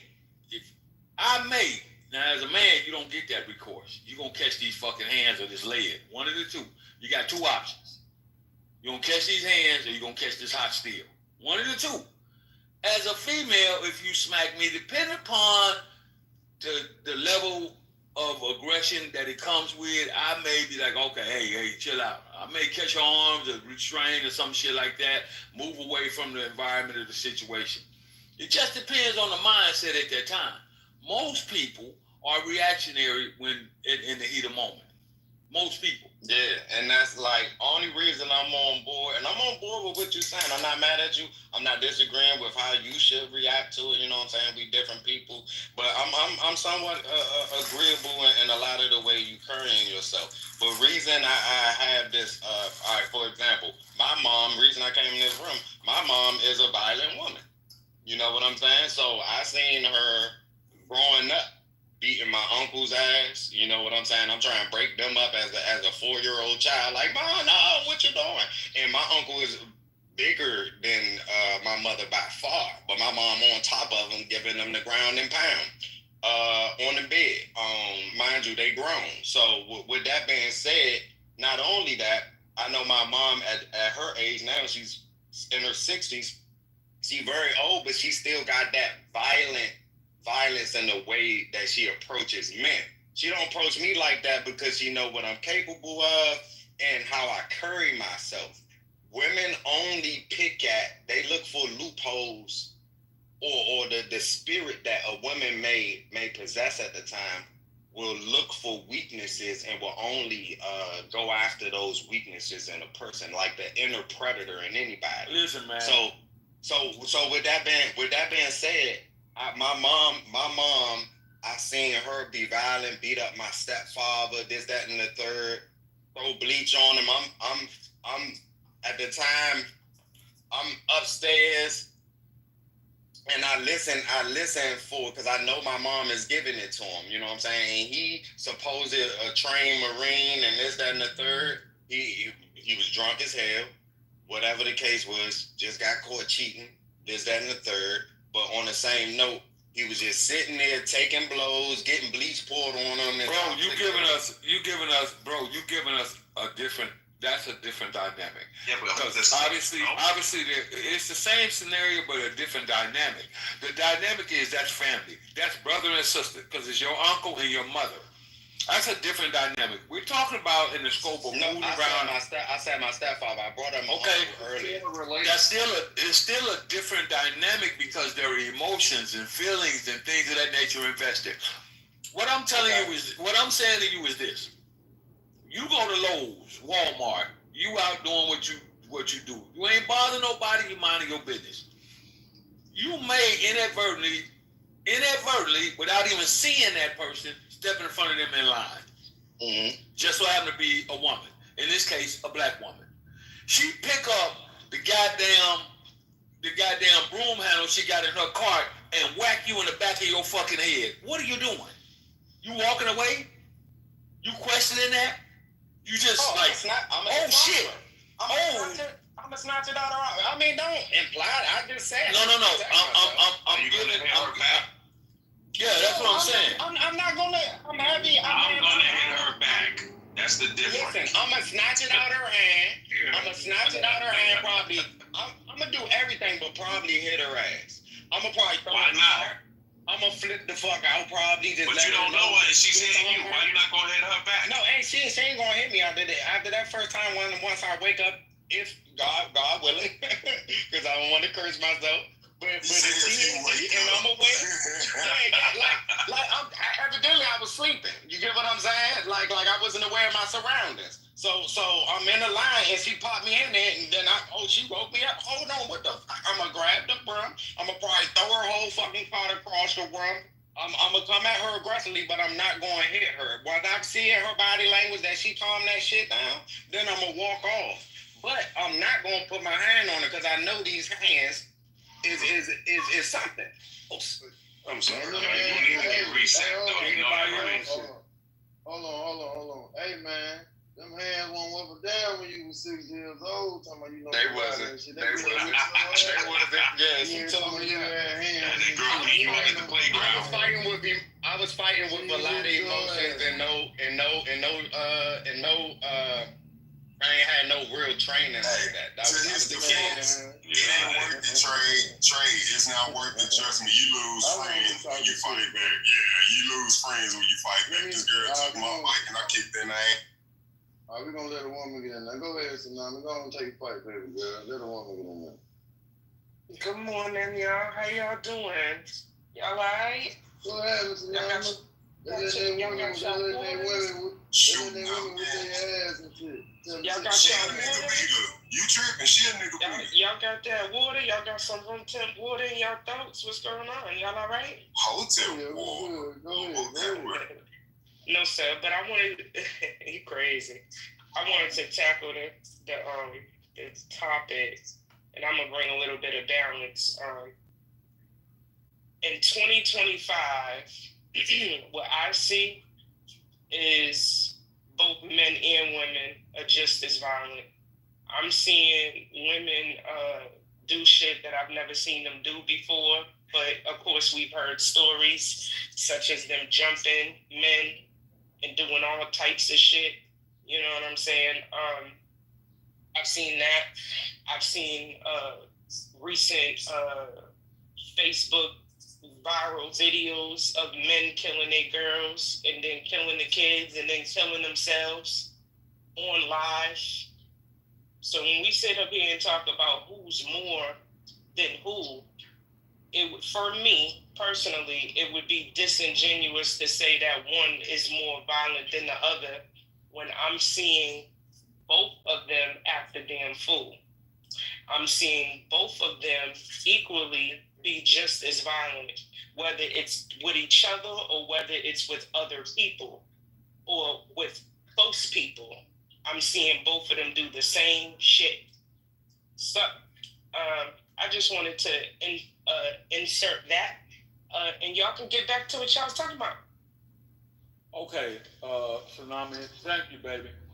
But let me say this: the reason why we worded it like that is because we didn't want women coming in here thinking that, well, y'all just bashing. So we try to word it so it wouldn't impact certain people a certain way.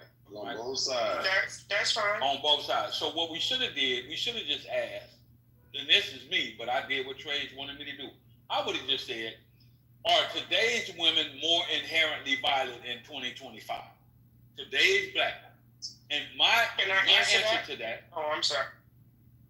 I'm going to give it to you. My answer to that is, the fuck yes, they are. Yes. Back in the day, it was only maybe, when I was a young man, teenage boy growing up, 15, 16, 17 years old, it was maybe 1 in 7, maybe 2 in 10 that would actually get out there and physically, throw hands with a teenage boy. It just didn't happen because we were, in my community, where I was, we were taught differently. Boys did boy shit, girls did girl shit. Okay.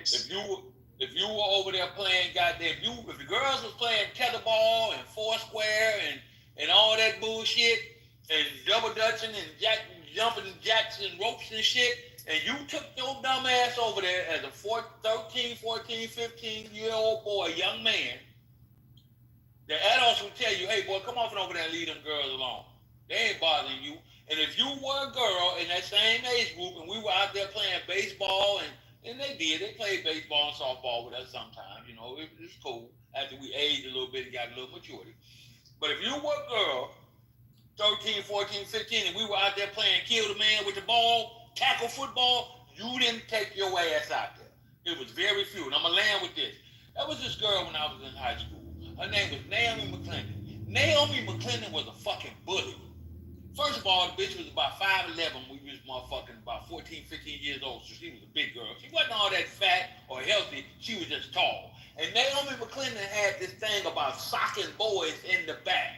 Where you know how you get hit in the back, some motherfucker take their fist and swing with that curve overhand and sock you in your back and knock the wind out of you.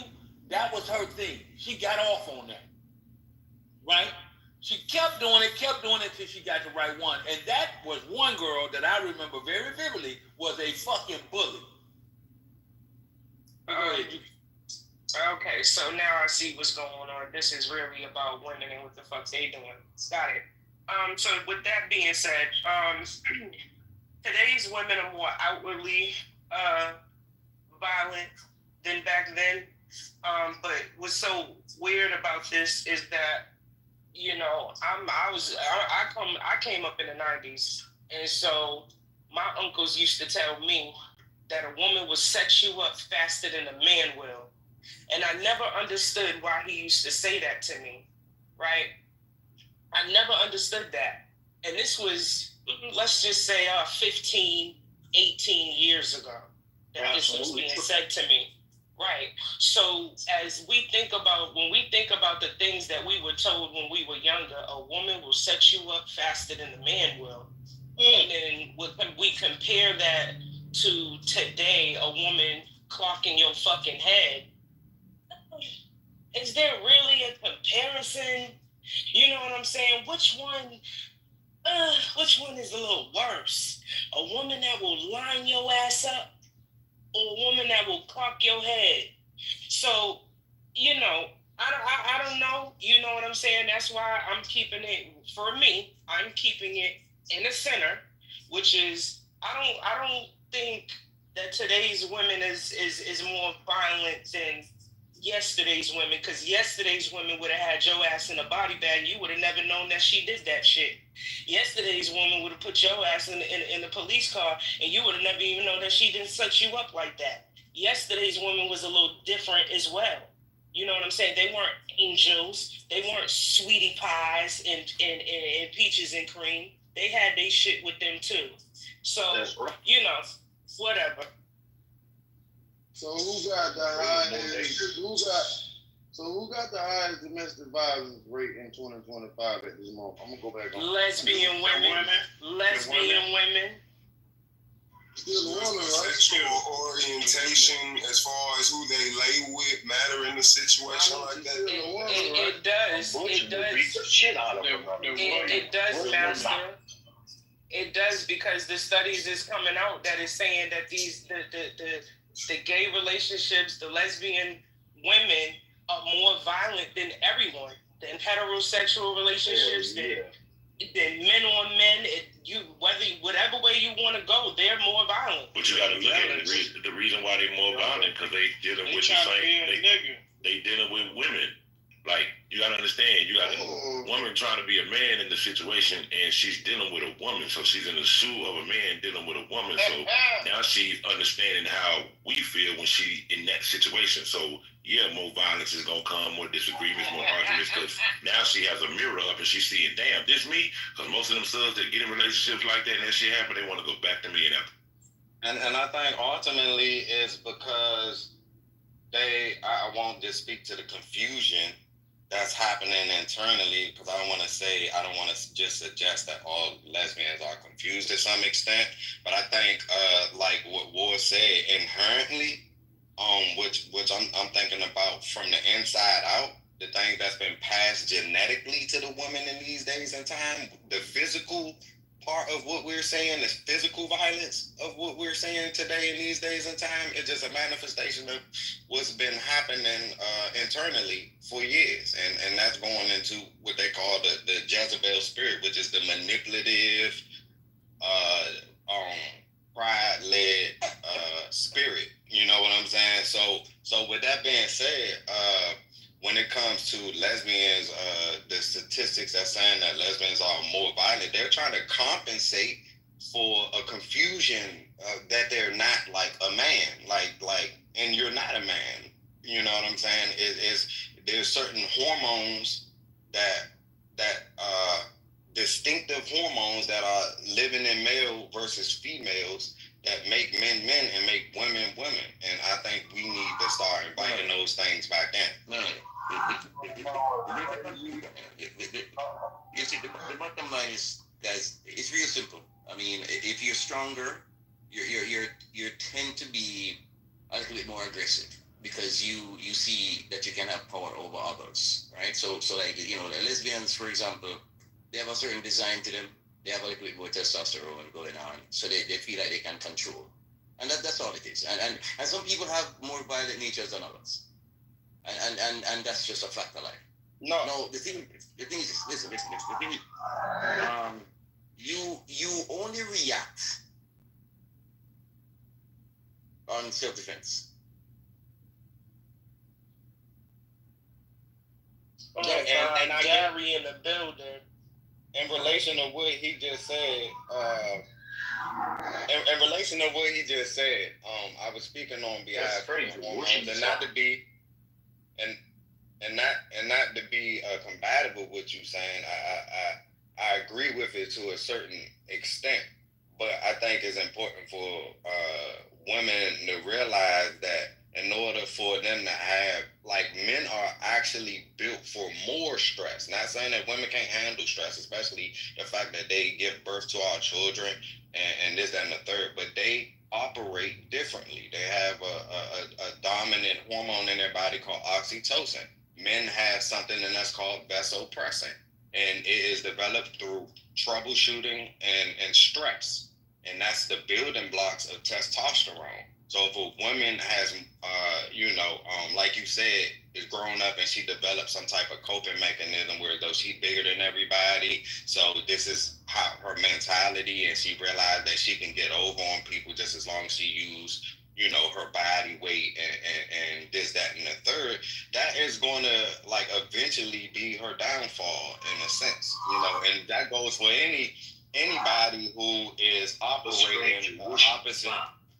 Oh, okay. You know what's crazy? So in New York City, there is a movement called LGTOW. Similar to maybe you heard MGTOW, men going their own way. It is what you think it is. Lesbians going their own way. When I came across this, I'm like, I think I know what they're about to say. It's the same shit men been saying, and I'm like, so let me hold the fuck up. Lesbians going their own way, away from the problematic woman. Same with men going their own way, which had nothing to do with women, by the way. They was going away from society using us as slaves and robots, but yeah, women just got thrown in there. But yeah, basically lesbians are now doing the whole thing online where they're dictating their issues and dating. They're voicing their outcries of dating women. The only thing I can do is watch. I can't be sad anymore. I can't hang my head. I can't empathize. I don't even laugh. It's just accepting what the hell is going on in America. I don't know what the hell got into women. Maybe it's feminism. Maybe American society is falling apart. But when you have lesbians saying the same thing and starting to think about dating men because dating women is just that much of an issue, I don't know where the fuck we're going, bro. I don't. Because that's confusing. And then the women that date them and the other women still deny that it's a problem. So it's just like, what the fuck do you do from there? What do you say to a person that says, oh, we're not the problem? You got two different groups of people that don't even fuck with each other like that, saying that something's wrong with your ass. But to be fair, this is kind of what we get when we just let a bunch of entertainers dictate how our so-called community or civilization or whatever. Because when this whole black thing of men and women get more violent, I don't blame mass media, but I do blame the black people that allowed mass media to come in. I do blame them to some extent. Why? Because before they were broke, struggling, but they were talking about the problems that do exist and certain solutions. When the media came in, the media don't care about solutions. The media wants to make money. Pain, suffering, destitute situations that people are in, that makes money. So guess what? They are going to push that to make money. And yeah, unfortunately, the family unit is gone because Vietnam War created so many drug addicts amongst black men that, yeah, it was kind of understandable why some of these women did decide to take the government check.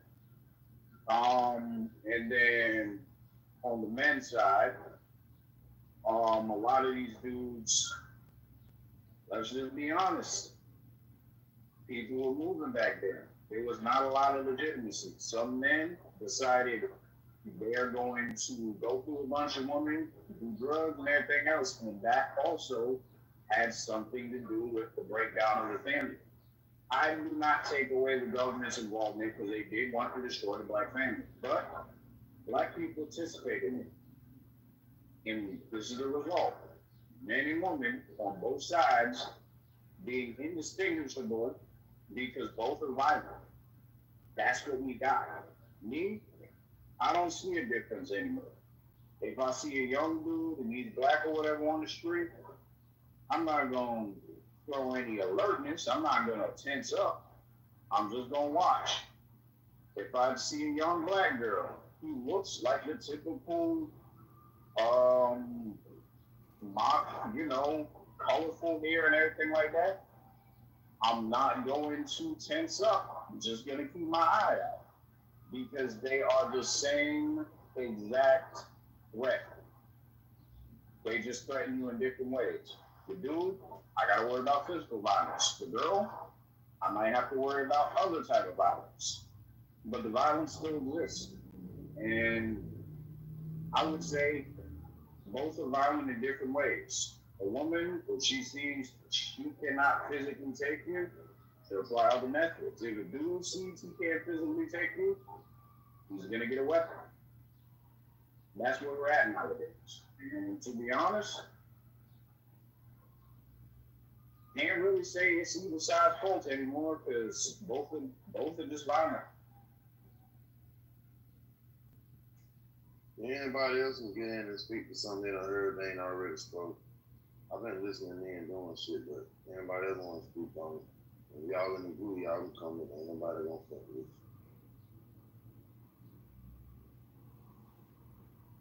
Yeah, I'm just thinking about the statistics about. I think that women are, more violent in these days and time. I think the roles has been flipped. I think everything is in reverse. I don't think they're supposed to be that way, but I think that they're trying to compensate for a lack of internally. So I think that like what Isaac just mentioned. It was a lot of things that he mentioned, but one thing I'll speak to the feminist movement, not the definition of a feminist, because I believe in equality through both men and women. But the feminist movement did something to the people, and we all, we can go back in history and see how they use that against us as people in general, not realizing that this will have an effect on humanity in despite of your ethnicity. But it's the feminine movement. But as far as the definition behind being a feminist, which is it just means the equality through both man and woman. I'm on board with that, but I'm not with the feminist movement and everything else that man twisted to be in order to rile up the people. And that's what the system does. It gets everyone. It puts us in bondage by our emotions, wavering fear over our head, knowing that we're not emotionally intelligent enough to and humbled enough to even acknowledge the fact that we feel a certain way. This is why stress is a silent killer. Because if you ask the average person in the middle of them arguing, why you angry, the first thing that's gonna come out of their mouth is, I'm not angry. Like, what's going on? you don't see the hypocrisy and or the oxymoron behavior that's happening right now. So it's look, many will perish due to lack of knowledge. I'm figuring this thing out. I need to be more. I'm guilty of everything that I'm presenting before you because I'm battling with emotions as well. But this is how they're holding everyone in bondage. It's through our emotions, knowing that we'll identify with these emotions before we take a step back, take a breather, and realize, am I being violent right now? In the way that I'm speaking, in the way that I'm presenting myself, will this lead to me put my hands on somebody? Like, people don't stop and think about those things. We just react. Hey, bro, say what you said about equality again. I was trying to listen, but I'm working away from my phone. I couldn't hear you. I don't know exactly what I said, but I did say that women in the spiritual realm, and this is my faith, in the spiritual realm, I believe our Creator sees both man and woman as equal. So, with that being said, feminist, and I believe the Webster's definition of feminist just means a person that thinks that female and male are equal in the spiritual sense of the matter. But this system says one thing, but they operate the opposite. That's just the way that the systems of this world work. So I really don't pay attention to what is being waving, what's being shown before us. Because like they said back in the past, what Jesus said about the Sadducees in their praying, knowing the scripture, and I'm paraphrasing, but praying and knowing the scriptures, but doing the total opposite, and that's the way that the system works. They just use God and universal laws when it's convenient, but when it comes to actually modeling it before us, it's obvious that this world's stupid, man. Humanity is stupid. And I digress there. Hey, punch me, I'ma punch you. That's how it is too. And that's man or woman. But back in the gap, it ain't used to be like that. And now, because it is like that, more women have decided to become more aggressive. When they bought those motherfucking pistols during COVID, nigga, shootings went up.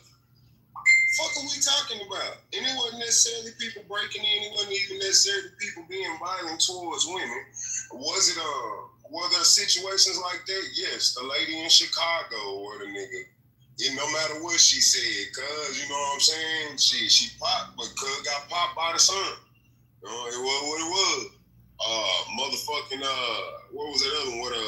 Where the lady was getting robbed up there, and then she ended up popping cuz, not the cop lady, but the other lady. The nigga was in the car. Shit like that happens. We get it. We talking about the women like the woman who pulled up on the nigga in the car with his family member, his fucking family member. I remember the news broadcast when the girl who was in the car with the man was there with the family. That was his fucking cousin. The lady swore he was cheating. So she pulled up, went off outside the car and told that nigga, you ain't gonna cheat no more. Earth the driver's side of that motherfucker out. The cousin was just lucky. That's all. The lady, she was lucky. And he was lucky that she was here to tell the story. I don't know what happened to the woman. I'm gonna be real, I hope she got the DP on that one. Because that was fucked up. I hope she got the DP. That man dead because of what you thought. You see what I'm saying? They think, that's what I was telling Herman earlier. He said they just react with the, nah, man, nigga, they be thinking, bro. They be fucking thinking. Nah, I hope that she find it in her heart to realize that she was fucked up for what she did. Because if you knew better, you do better, right? So that goes for anybody. Except for that is Maya Angelou saying, like, if someone really knew better mentally, was in a mental, a healthy mental state, they would do better. Period. You know what I'm saying? But she wasn't. and she spazzed out and she aired out. And I think, I just thank God for His grace for me being forgiven for everything I did. And I still fall short. I still backslide. You know what I'm saying? But on the same note, I pray for her or anybody that's living that they could get out of those mindsets and really find it in their heart to forgive in general, because that is hurtful. Once you realize all the horrific things that you've done after doing something cruddy, and you realize what that hurts more than anything. But after you get through that pain, you will see something. You will see the light in a sense. So that's what I wish for her. And it was detectives that also mentioned, and I'm pretty sure some of y'all heard of the same thing, but they said and I'm paraphrasing, not exactly sure of the percentage, but it was up there. It was at least 70, but I believe they said over 80-something% of domestic issues and or like murders and stuff associated with domestic issues started over a woman. Rather, a man was angry about a woman or jealous or a woman setting up a man. Over 80, I'll just say 70. It was at least 70-something% of murders that are happening is homicides and whatnot is happening over women. So that says a lot too about, and that was in the 90s. I need to research that more, but I heard it come out of a detective's mouth, but I need to also do research on it because I'm sure something to that. So with that being said, now we're in a day and age where that manifested more now. Like that was, everything starts off with thought, and then those thoughts turns into you end up speaking it off your tongue. Thinking it is not far from saying it. Saying it is not far from doing it. And that's just the manifestation, the levels of manifestation. So, what's in the darkness is going to come to light. So if a person angry and envious or pissed off, from something, it's going to eventually come out. Rather they going to speak it or rather they pull a pole out and light somebody up. But it's going to eventually come out. So is he? Yeah, for sure.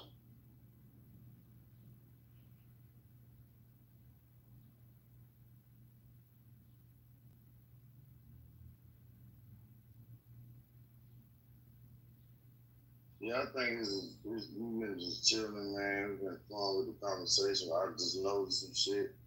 When I put that shit in that space when I was telling little girl, it got quiet. Nobody they couldn't talk about that shit. It got quiet in the motherfucker. We know who got the highest rate out here. They don't want to talk about that part. We just having a conversation, man. Some people just can't have a conversation. Well, statistically, men are more violent than women, though. Yeah, but y'all got all the numbers though, so make that make sense. It's still the men.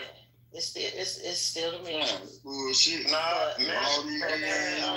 Hold on. Y'all gonna let me talk or y'all gonna come and fuck out? Goddamn. What the fuck? Look the shit up. Men are still more violent than women. And I'm agreeing with you, Dimples. It is true in the physical sense of the matter. So yeah, that's true. But I'm saying under the scene, behind the scenes, I'm saying it started from a woman. Rather, a man was, hating because he's jealous or whatever the case may be of a woman, or maybe a man with mother issues. Mm-hmm. You know what I'm saying? Certain things like that is associated with a woman. You know what I'm saying? To some degree. But when it comes to the actual stats of men killing men and being on top of it, by far, men are still on top of that still. But y'all catching up. I don't know when we just y'all catching up though. Yeah, and that's what I'm saying. y'all coming out of the woodworks. beating y'all motherfucking ass. Because I'll knock a nigga ass out. Play with me. See, there's this.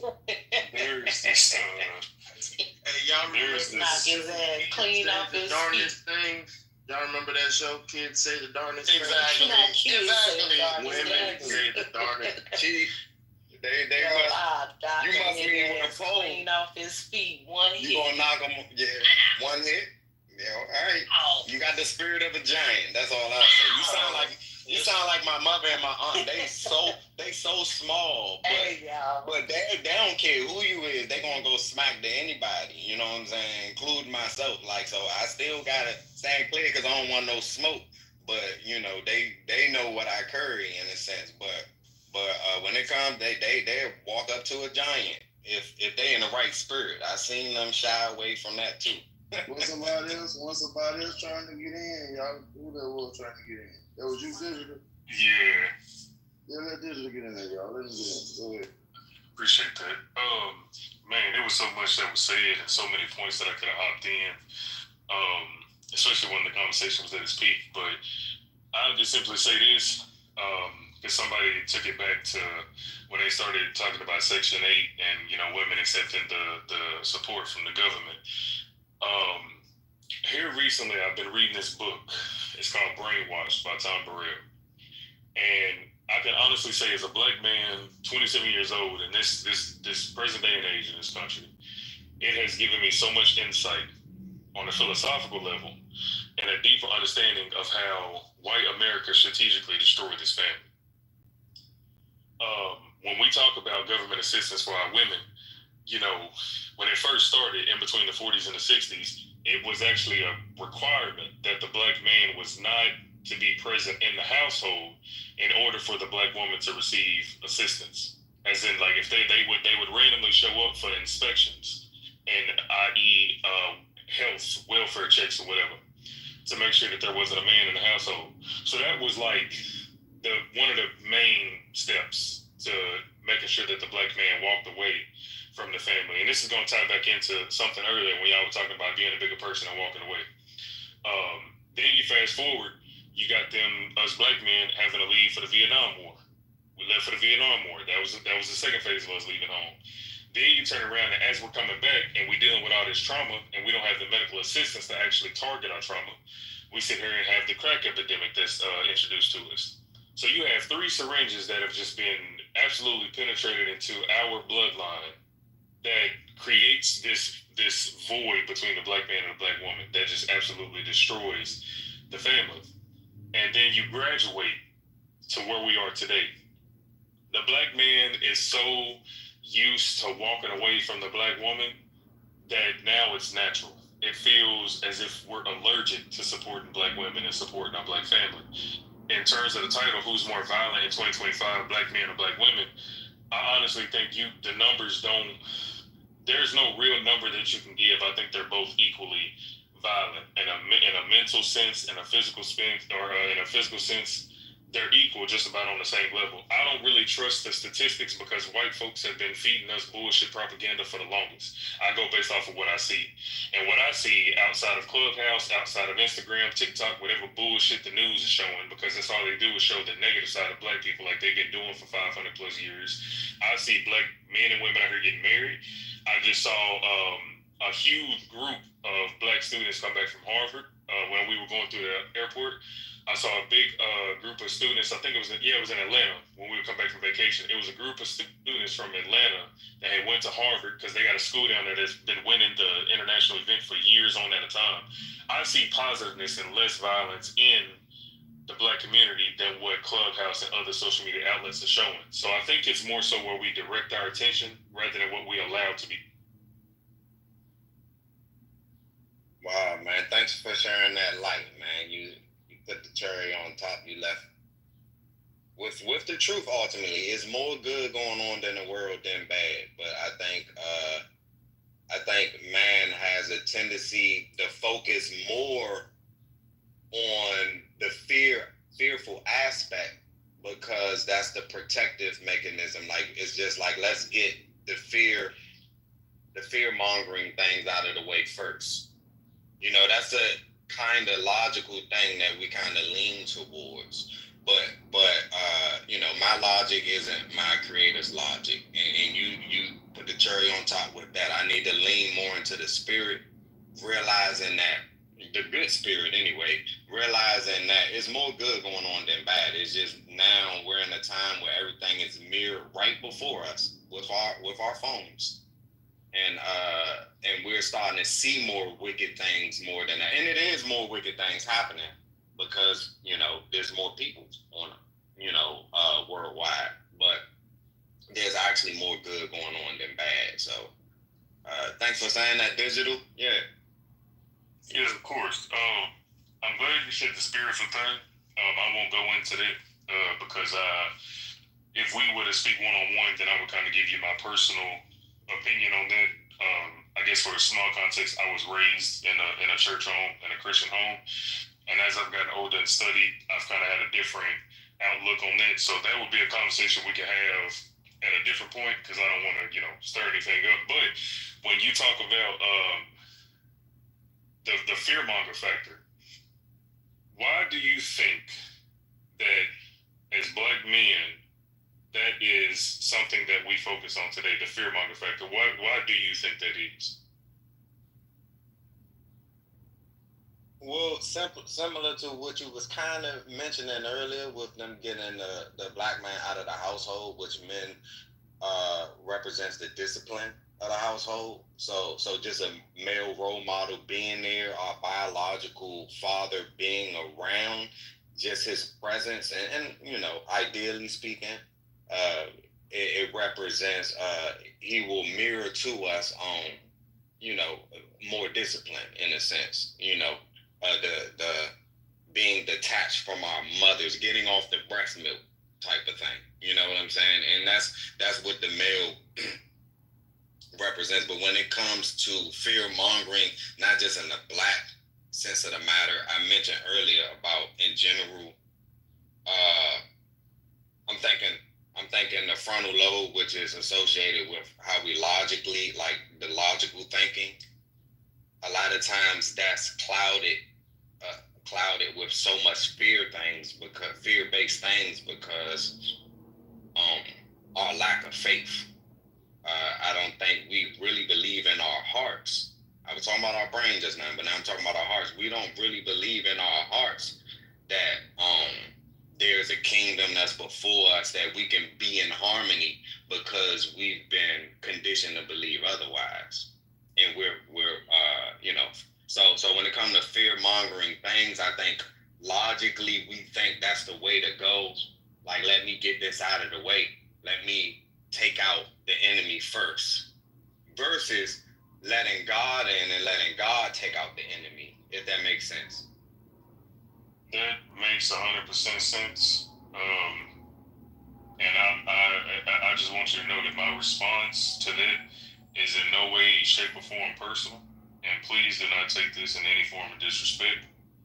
But based on the response that you just gave, that response, for some reason, it triggers something inside of me that I would say is probably equivalent to the rage of a slave in a coffin, because I feel that that's the same rhetoric that the white man was feeding our ancestors back in the day.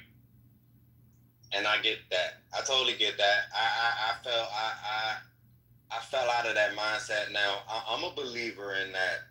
Even the colonizers, the man per se, and they weren't all white, right? Primarily white, but they weren't all white.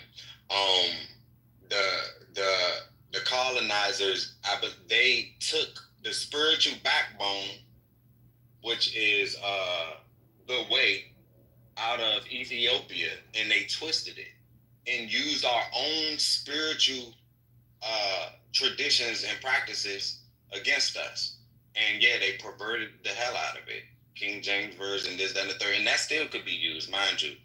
I still read all of these different translations, including the Apocrypha. You know what I'm saying? I let the Holy Spirit guide me through reading these things. But I get what you're saying. I get what you think that the oppressor didn't originally introduce Christianity to us. Even though there were different indigenous tribes and everything in Africa, not everyone was on board with the way in Africa. But the man introduced, just twisted. They used our own spiritual practices and they just twisted it.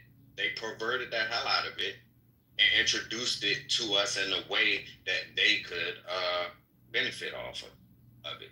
So I get where you're coming from, but I'm just letting you know where I come from. I know in my heart that the way is, not to sound too religious over here or dogmatic, but I believe that the way is originated in Ethiopia.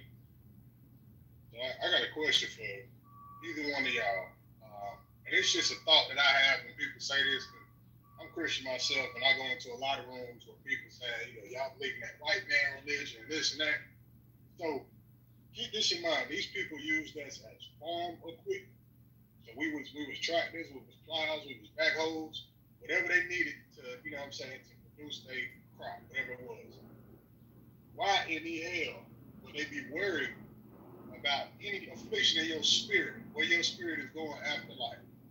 I just don't understand when people say that's a white man's religion. Somebody using you as farm equipment don't give a damn about where you going after life, because they don't even see you as. Damn, what you saying is juicy, but you breaking up over there, man. I don't know if it's just me. I think that was just me. I heard what he said, but if you don't mind, I guess saying what you said again and back in, and then I'm gonna let you answer first, and then I go second.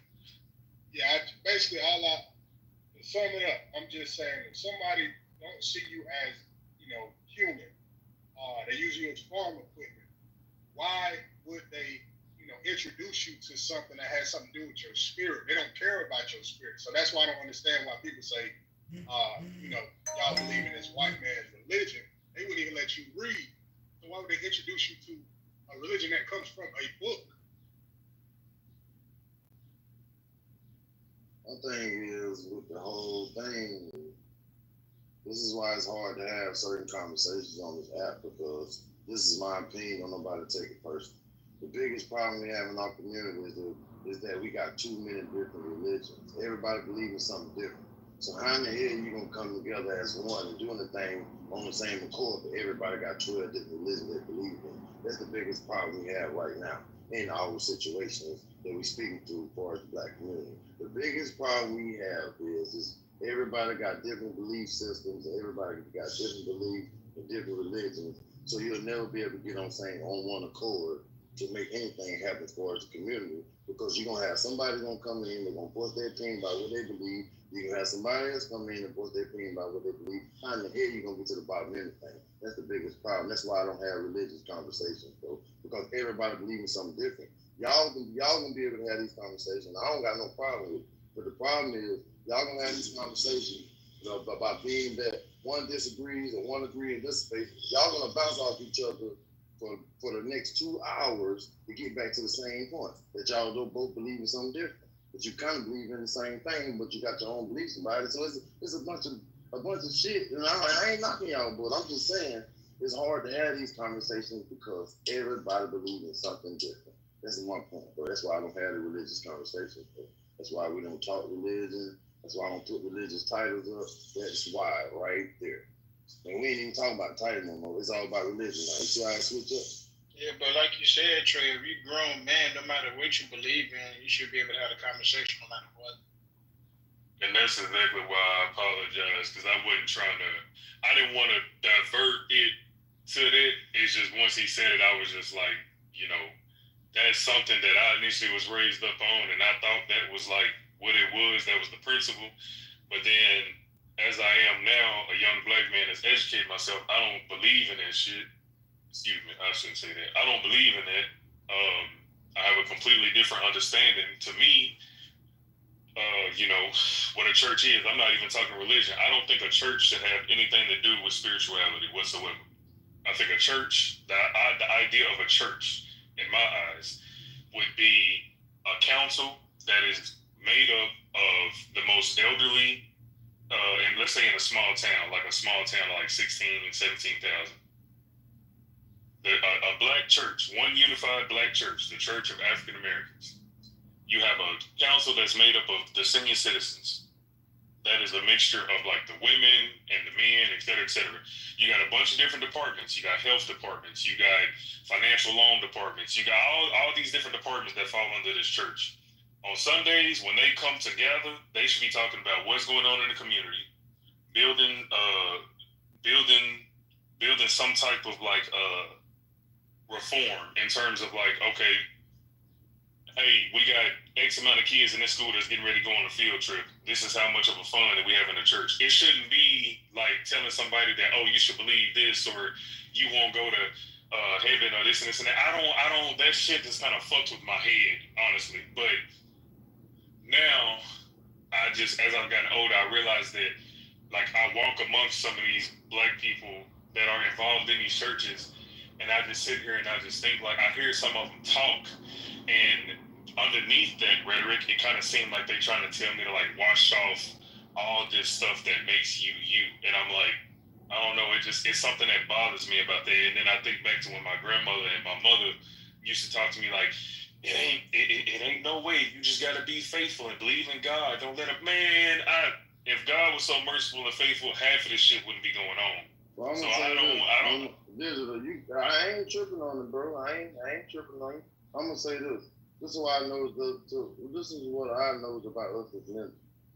Everybody got all these belief systems. They don't believe in this. They don't believe in that. Guess what? So when your ass get in a fucked up situation, who you call on? The New Testament Bible. Who you call on me? Who you call on? Who you call on? God, can you please help me out?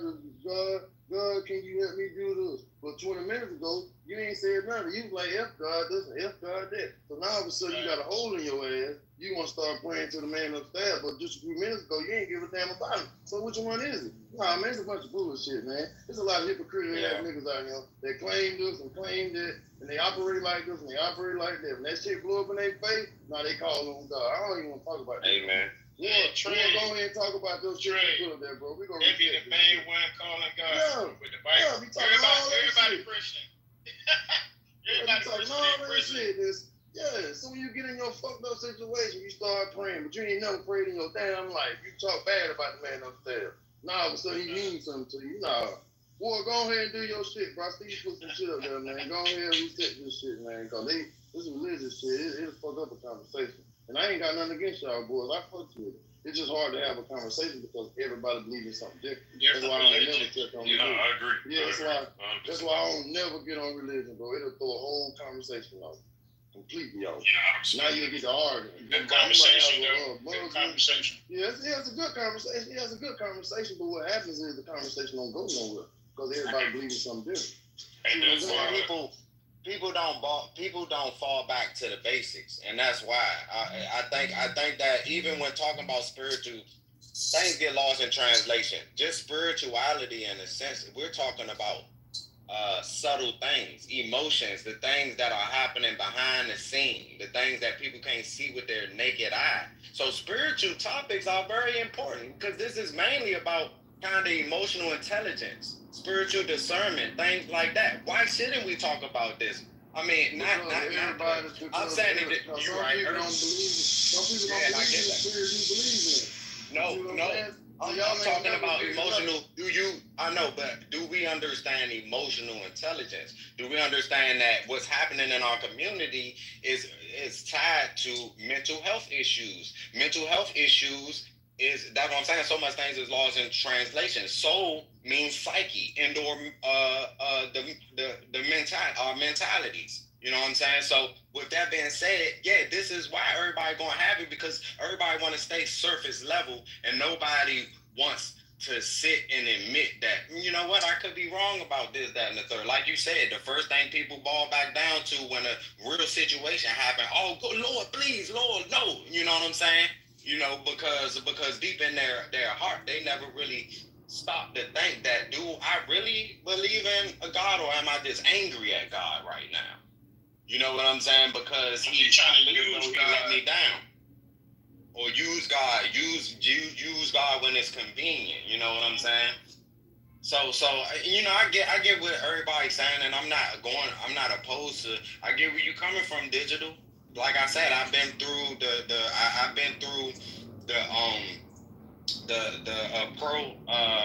pro black stage and this, that, and the third, studying post traumatic slavery disorder, all of these different things, post traumatic slavery syndrome by Dr. Joy, like Dr. Umar Johnson, the Hidden Truth, all 5 of them. Like, bruh, I'm 40, so I've been studying these esoteric things, but now I'm bringing it right back to all I believe, I like to say in good faith, all of our inner child. I think all of our inner child, but behind that corroded, angry heart that we have about us being pissed off about the churches that's been put before us. It says clearly in the Bible that God's church isn't made by man's hands. These are us. We are the church as individuals. That is his temple. God lives in each one of us. You just proved my point again, bro. You don't even know. It might be somebody in the room that don't even believe. Exactly. I know, but so this exactly. I land the plane here. But when I was talking about the inner child, I think deep down inside, the inner child of all of us, like to some degree, if we invite it in, I think we can believe that we can be harmonious with nature and everything, with each other, and that is it may not seem realistic because we haven't seen it with our naked eyes or really experienced that in our societies, but deep down inside, I think our inner children know. Nature knows. But man is opposed to nature, and this is what Mother Earth is screaming to us. The ancestors. Yeah, well, ancestors. My bad. Go ahead, Lane. No, that was the line there. I just heard him say ancestor, and I get what you were saying with the ancestors too. Yeah, no, I respect everybody's viewpoint, but I mean, really, I just want to get back to the root of it in terms of like, when we talk about the topic at hand, because I want to respect the room, but when we talk about who's more violent, men or women, I believe that it's really hard to narrow that down to who's more violent than who, because I can sit here and talk about, when somebody mentioned earlier, they were talking about the lesbians, like them having a higher, I guess you could say, domestic violence rate. Yeah, that makes sense, because one of the things that I'm noticing, in some of the studying that I'm doing, is that at a certain point in time, the black men, once we had the fathers removed from the home, there was this natural development of black men feeling like they have to learn the element of nurturing. So they didn't really have that concrete foundation of being like masculine. Now, not every single black man, because I hear it in majority. I can hear it in the way some of the mentors talk on this app. Like, I can listen to, for the most part, when I hear a black man speak, I can hear and tell whether he has some type of like a father figure in his life or something like that. But then the reason, in my eyes, why these black women, a good majority of these black women, especially these younger girls, are dealing with the relationship animosity and toxicity that they are dealing with today is because they are in a sense, in a relationship with another woman, because half of these young men don't know how to tap into their inner masculinity because it's been ripped from them. They didn't have an example. You see what I'm saying? So if you don't have an example on how to be a man, then, like, for example, some of these young cats got in here and was talking to y'all, and they was like they were around more stuff like this, it would be a different turnout in a relationship. Am I saying the relationships would be 100% gold? Absolutely not. But there were certain things they wouldn't be falling out about. These young men are raising pistols to our young black women. They raising their hands to these young black women. Like I said, I'm 27, but when I was a kid, I did grow up when we were outside and the black cousins was running the streets. When we would be in school, if you put your hands on one cousin, you finna have to fight every single other cousin that go to that school. If you got in an argument with one of the black females that was a part of the family, in a certain sense, if she's getting in an argument with a dude, the black cousin, the man is gonna step up and handle that. And then if she's not in her place and she don't know how to be quiet when two men are talking, I ain't gonna say I don't condone putting your hands on women, but brothers and male cousins, I didn't see one of my male cousins slap his sister because she was too busy trying to entice another man when it's not her place. You see what I'm saying? So it's like things like that. Those examples are not present in these young men's age. They're too digitalized. Everything that they see, they're being raised by the internet. So me personally, I think, and even like this, they grab the statistics from the internet and they being fed this shit and they think that it's a part of they moral core.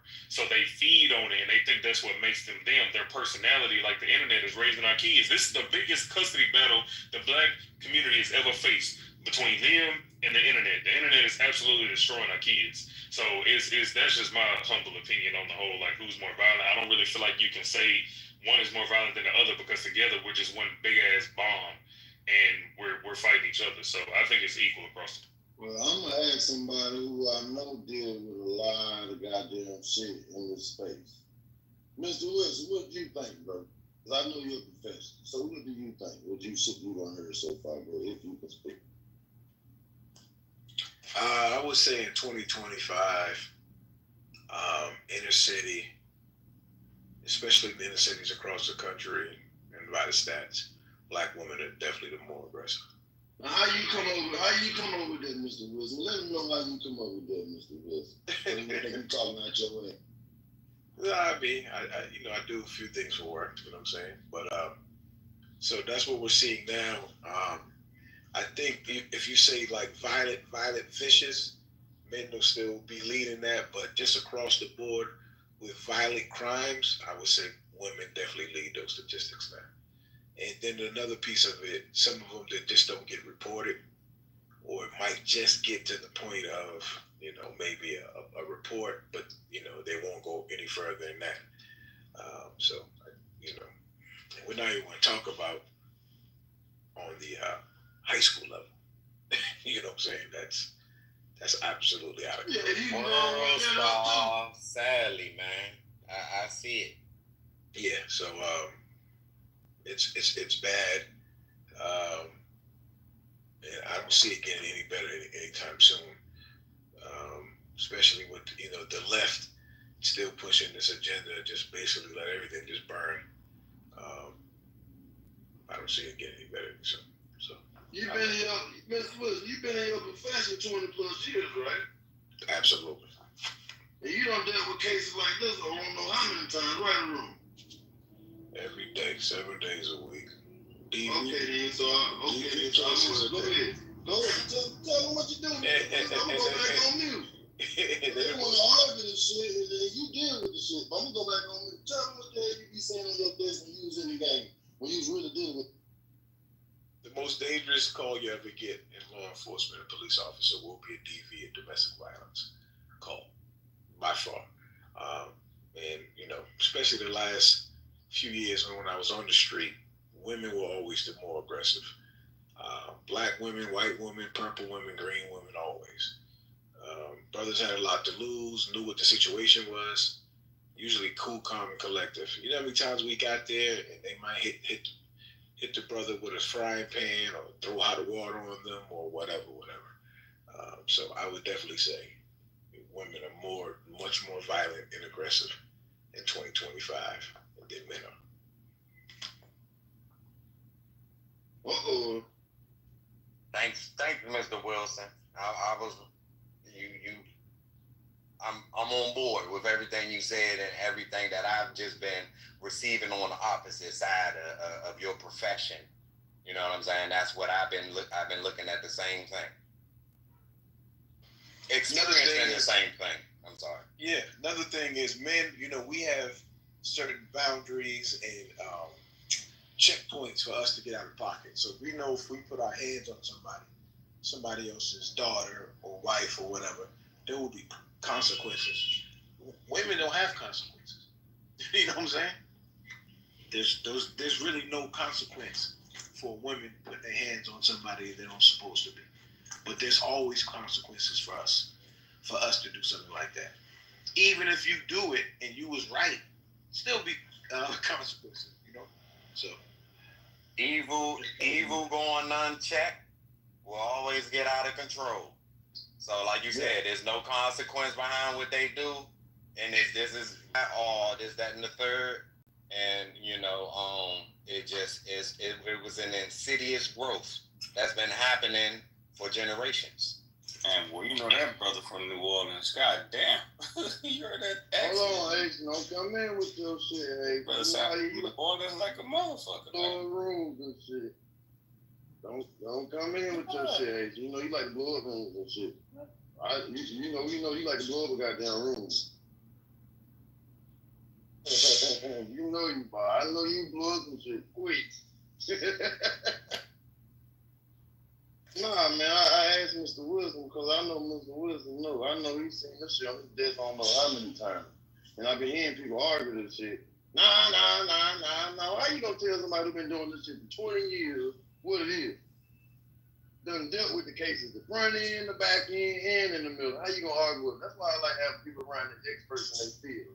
Because you got a lot of people that think they know every goddamn thing. That'll argue the experts down. And you ain't don't know shit. You're not the expert in that space, so let the experts tell you what it is out here in the game. Like Ward, I talk about the military shit, I'm like, Ward, but I know he know. I ain't gonna argue with him about it either. He got 25, 30 years plus experience in that shit and retired. You think I'm gonna argue with him about it when I know he know? No, I'm gonna say it's a clubhouse, Craig. The specialists and the experts don't know shit. They learn. Yeah, I noticed that. Everybody got all the goddamn answers, but they ain't never done this shit. All right. That is another big thing that. Oh my bad, I didn't mean to. Go ahead. You good? Go ahead. So. I was gonna say. First off, Mr. Wilson, I appreciate your insight from your professional career. I definitely think that's something that's more needed. Most of my research, I like to base it off of people that are in the career professionally that are Black and seeing it from the inside, So I can really appreciate that, and I do think that's something very vital that you were just saying earlier. When we, at least on this app, I see it. A lot of people will argue with the people that are doing it professionally, and whenever they get that information from the person that's doing it professionally, it's almost as equal as a culture shock. They're like, oh damn, that can't be real because Google ain't say that. So that's why I be talking about the whole internet stuff in comparison to whether you're reading it in books that are statistically going to be written by people that are professionally in the career field. Because you can go on Google and just read a simple article and it'll tell you something. So I appreciate it and the enforcement. Yeah, I done had motherfuckers come in the room and argue me down about my trade. I'm the master welder, been doing this shit for 20 plus years. They come in and tell me how I need to do my shit, and they ain't never picked up nothing in this field. Nothing. You'll tell me I'm doing it wrong. You don't know what you're talking about. And you ain't never touched this shit. You have no clue. Zero knowledge. Yeah, you can Google the shit and read on it, but you ain't never put your motherfucking hands on it. So I ain't even trying to hear that shit. All I'm saying is, y'all, when you got somebody who know they experts in their field, try to hear them out because you might learn some shit. Don't try to overtalk them and knock down some shit that you ain't never experienced. Because it done happened many times in there. We done had people in the room that's giving you real game, bro. I done had motherfuckers in there that's arguing them down about that shit. They've never touched it, never been nowhere near it. But they'll argue down about that shit. You done had motherfuckers dropping out business knowledge. They'll argue down about it. Motherfuckers got all kind of goddamn business. And they'll argue down about it. You ain't never opened a business. But you'll say argue your ass to sleep about it. Just to argue. When your ass can learn something, you shut the fuck up and just listen. That's all I'm saying, y'all. I ain't gonna argue none of y'all down about the fields y'all in, because I know y'all experts in the field, but you've been doing it so long. I'm not gonna argue down about that shit. If anything, I'm trying to pick your brain, which we should all be doing. Picking each other's brains. Trying to figure out how we can put that shit into work. Pick a motherfucker's brain. If you listen long enough, they'll tell you everything they need to know. But this is what I've noticed and learned about the experts in their field. Once you try to overtalk them, once you start cutting them off and they give you free game, they shut the fuck up. They don't tell you nothing else. That's what I know. They go on mute and leave the room on your ass. You be sitting there with a question mark on top of it like, damn, I wonder what he was about to say. Yeah, you shut the fuck up, you guys. See, listen, man. You get free game on this bitch for free, bro. You getting barbershop conversation that you'll never be privy to for these women for free. You never get these conversations in real time. The shit that we be talking about in him, you'll never hear this shit run around a bunch of men. They gonna wait till you leave and talk about that shit. So why stay here and fuck up the knowledge and the wisdom that you get for free? All this shit is free. So why sit here and argue and cuss each other out when you can get some shit for free to help you? Because there's a lot of people on their ass, and there's a lot of people that's not on their ass. They can tell you how not to be on your ass, and you argue them down and still be on your ass. That's some dumb ass shit. They telling you, bro, do this, and that. And you choose not to do this, and that. And then you come back to the table and want to talk about shit, and guess what? You chose to do the opposite, but go ahead, shoot. This shit is stupid to me, bro. Go ahead, man.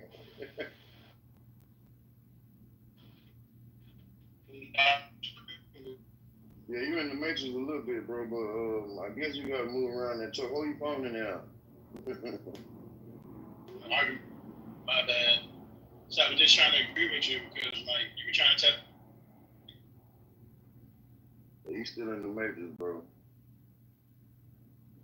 Yeah, I wanted to even the planes a little bit of something I was thinking about what Digital said and when Mr. Wilson said earlier, but Digital was kind of hinting on or saying that pretty much you don't think either one is more violent than the other, like, you know, and what Mr. Wilson said, obviously, which I was on board with, was that, you know, we know most domestic issues and violence is you know tied around the home and murders and you know what is it 5 mile radius of the house, you know what I'm saying? So most things are going to happen. Most people are murdered within a 5 mile radius or homicide, a 5 mile radius of their home.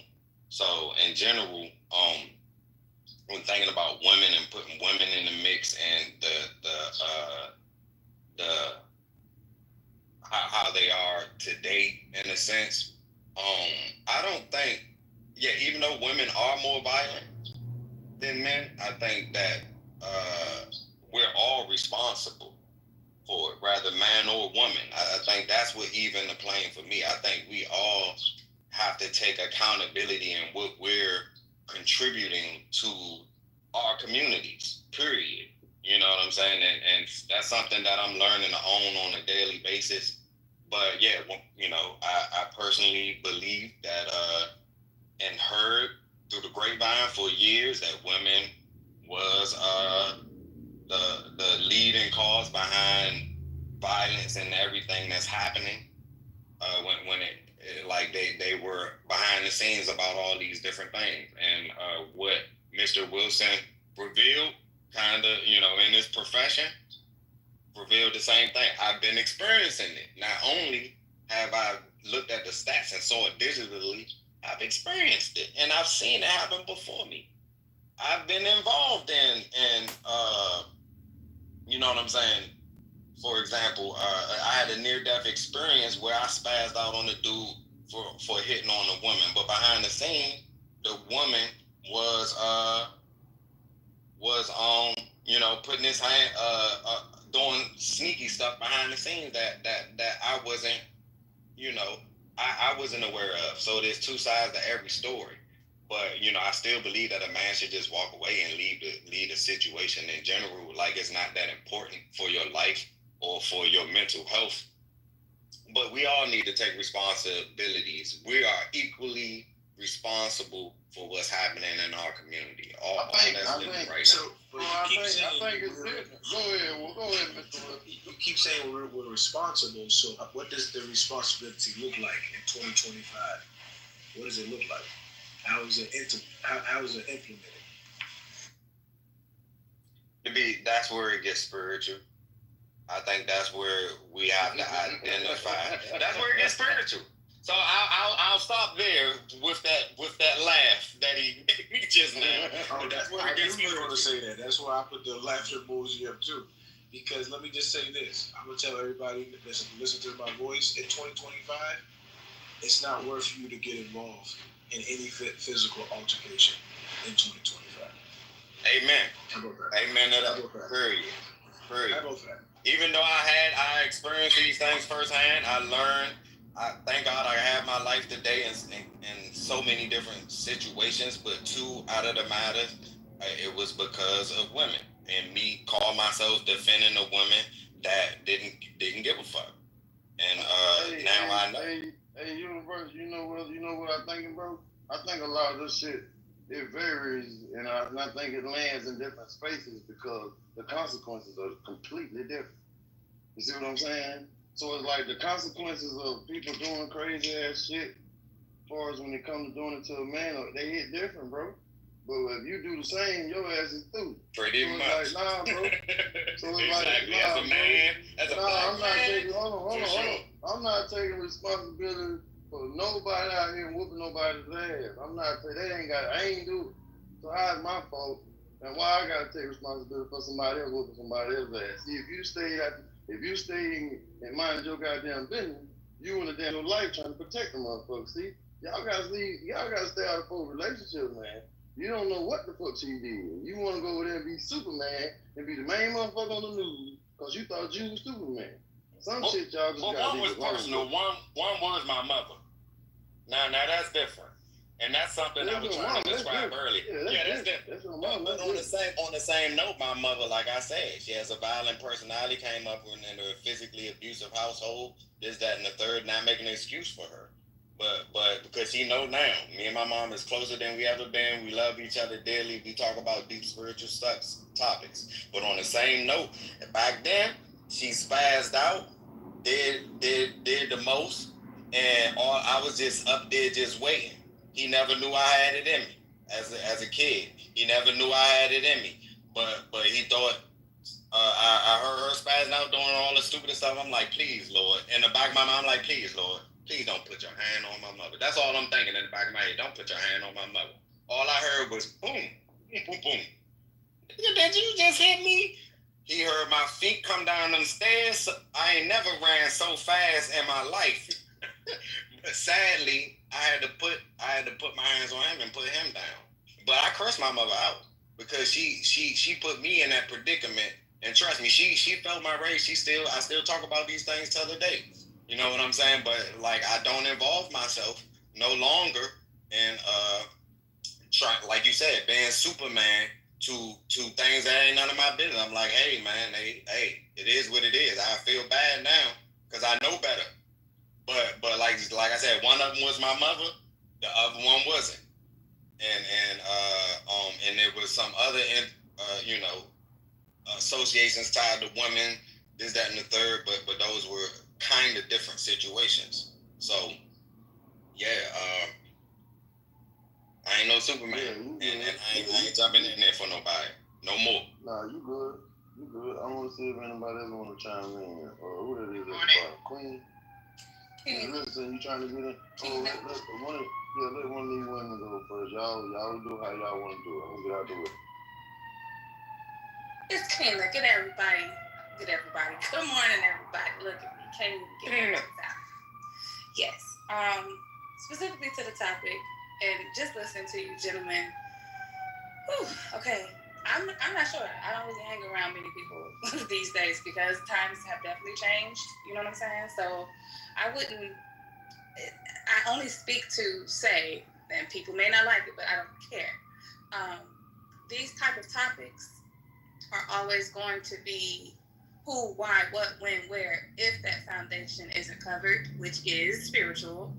It's always going to be an ongoing hamster wheel of a question. Okay, well, why this, or well, who this and who that, until people really find out the black woman and black man were created for a certain particular reason. And the divide, I believe it was Mr. Digital, and I heard maybe Universal saying, between that has everything to do with that foundation. So, yeah, that's all I wanted to say on that. And then I did have a question for, is it the tradesman? Oh, what I do now? You didn't do nothing, beloved. I was just listening to you, and I agreed with you when it came to you. Like, how you finna tell somebody that's been doing what their expertise is? You're gonna be quiet and listen. So let me ask you: does this apply to a person that actually comes from Yah? I'm not talking about religion. I'm not talking about no false doctrine. I'm not talking about all these extra religions.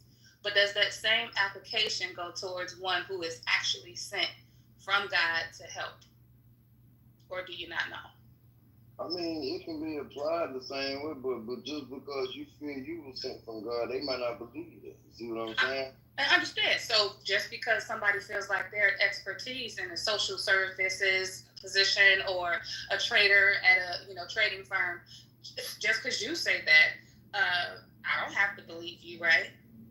You ain't got to believe nothing. You can go with what you want to believe, but I'm going to believe the experts because they the ones who've been doing it. That's just me. I'm not going to believe nobody who ain't never done it. That's like me telling you how to run your shit and I ain't never done it. You never seen it, don't know nothing about it. I got to be quiet and watch you do it. Well, exactly. That's my point. So when it comes to this specific topic, Black women, Black men fighting violence, how times have definitely, changed over the years. Well, I guess more visual for us because we do have, iPhones and whatever. It would be, in my opinion, I'm not telling you, when you have certain kind of commentary on religion and spirituality, it would sometimes be best to know for yourself so you can know who's right and who's wrong. You know what I'm saying? Or where the confusion comes in. So, I don't know. The foundation is biblical and there's no getting around it. That's violent, way too violent for me. I don't know what. You say I'm down. Y'all let Miss Richardson get back in there, man. Go ahead, Miss Richardson. That boy, that's stupid. I'm sorry. Good morning. What's up, Miss Richardson? The thing is, we can only speak on our opinion and what we think and what we feel. And the thing is, you got to remember, our opinion only matters to you. Just you. Your opinion is your opinion. Respectfully, everybody respects everybody's opinion, and that's how it goes over here. For the topic of which one is violent, I think it's both, because here's my thing. If you looking at the news, you ain't gonna just see women doing the violence by themselves. Okay, you're not gonna just see that if you just looking for it for yourself. There are. I think, to me, it's both sides. It's women and men. They both, if you, like I said, look at the news. It ain't just going to be showing just women being violent. It's going to show men as well. So I, in my opinion, think it's both. I think it's both. I mean, that's my opinion. You got the right to have your opinion, but watch this. Hey, Mr. Wilson, tell them one more time what you've been saying on your desk, man. They don't want to hear this shit, bro. When you look at your games, you look. I know you know. That's why I be asking Mr. Wilson, because I know he done seen this shit. He in the field. He in the space. He deal with this type of shit. Break it down one more time for the ones in the back, Mr. Wilson. I'm going on here. They don't want to. It's definitely women, especially in the inner city across the country. Hold on, one more time, Mr. Wilson. Tell them how you get to that, because they ain't gonna believe you when you say it. Tell them how you get to that stuff. 20 plus years in law enforcement. Okay, man. Ding. There's some factors, especially in the last 5 years. The lack of security, or whatever you want to call it, or in the school systems. School systems are out of control. That's been spilling over to the community. The community clearly don't know what to do with these young folks, these young women. And as we know, men, we have a certain level of accountability when putting our hands on women, especially Black men. So I'll put the stats in the chat too. Across the board, it's pretty easy to assault and battery, dangerous weapon, shot foot, simple assault. Women get that those three right there automatic, because most men would be like, I got too much to lose. I know somebody's gonna come back and do something to me. This is somebody's wife, sister, etc. And the last piece of it, you know how much these things happen that never get reported. The officer might give that woman a pass.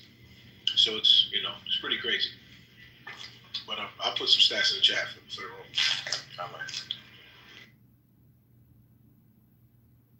Okay, so what's his answer? Is it men or is it women or is it both? Which one is it? It's women in a sense, because something that he didn't mention was also evil unchecked. Evil going unchecked, because women, y'all don't usually men favor y'all because we protect y'all, but also like he just mentioned, we know it's consequences behind if I put my hands on the women. But women know deep down inside that y'all, you know what I'm saying, ain't gonna get checked because most people gonna be on y'all side. So evil unchecked usually just gets worse. Not usually, will get worse. Okay. So Trey, what's your conclusion? Are you saying that because he's in the law enforcement, which is great, not knocking down anybody, which is great, he sees that pretty much every day for the last number of years he's been doing it. And my thing to me, and this just like I said, it's just me, that's how he sees it. And when you ask the question, you want everybody's opinion, everybody don't see it the way he sees it. You understand what I'm saying? Does that make sense? Because, like I said, he might. But that's his job. Yeah, I know. But what I'm saying is that's what I'm saying. It's more of how everybody see it, and everybody going to see it differently. Is that okay if everybody see it differently the way he see it? What about police report? That's what I'm talking about. Police report. Data. It's not about how you see it at that point when it's in black and white writing. It's not about how you see it. It's evidence. It's proof. Yeah, I want to see the stats because I got family that's in law enforcement too. But now if we do say law enforcement, we going state by state then. Right. That's why I was gonna get at. You can't say no. The stats are federal. I understand that, but what you said was you see more women because you're in law enforcement.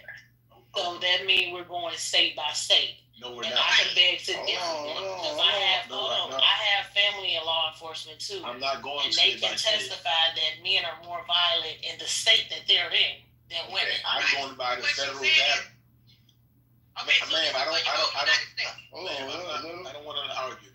When the stats are you're not arguing. We're just asking a question. Yeah, but let him explain. Let him give him a chance. You can't explain if you keep shooting questions at him.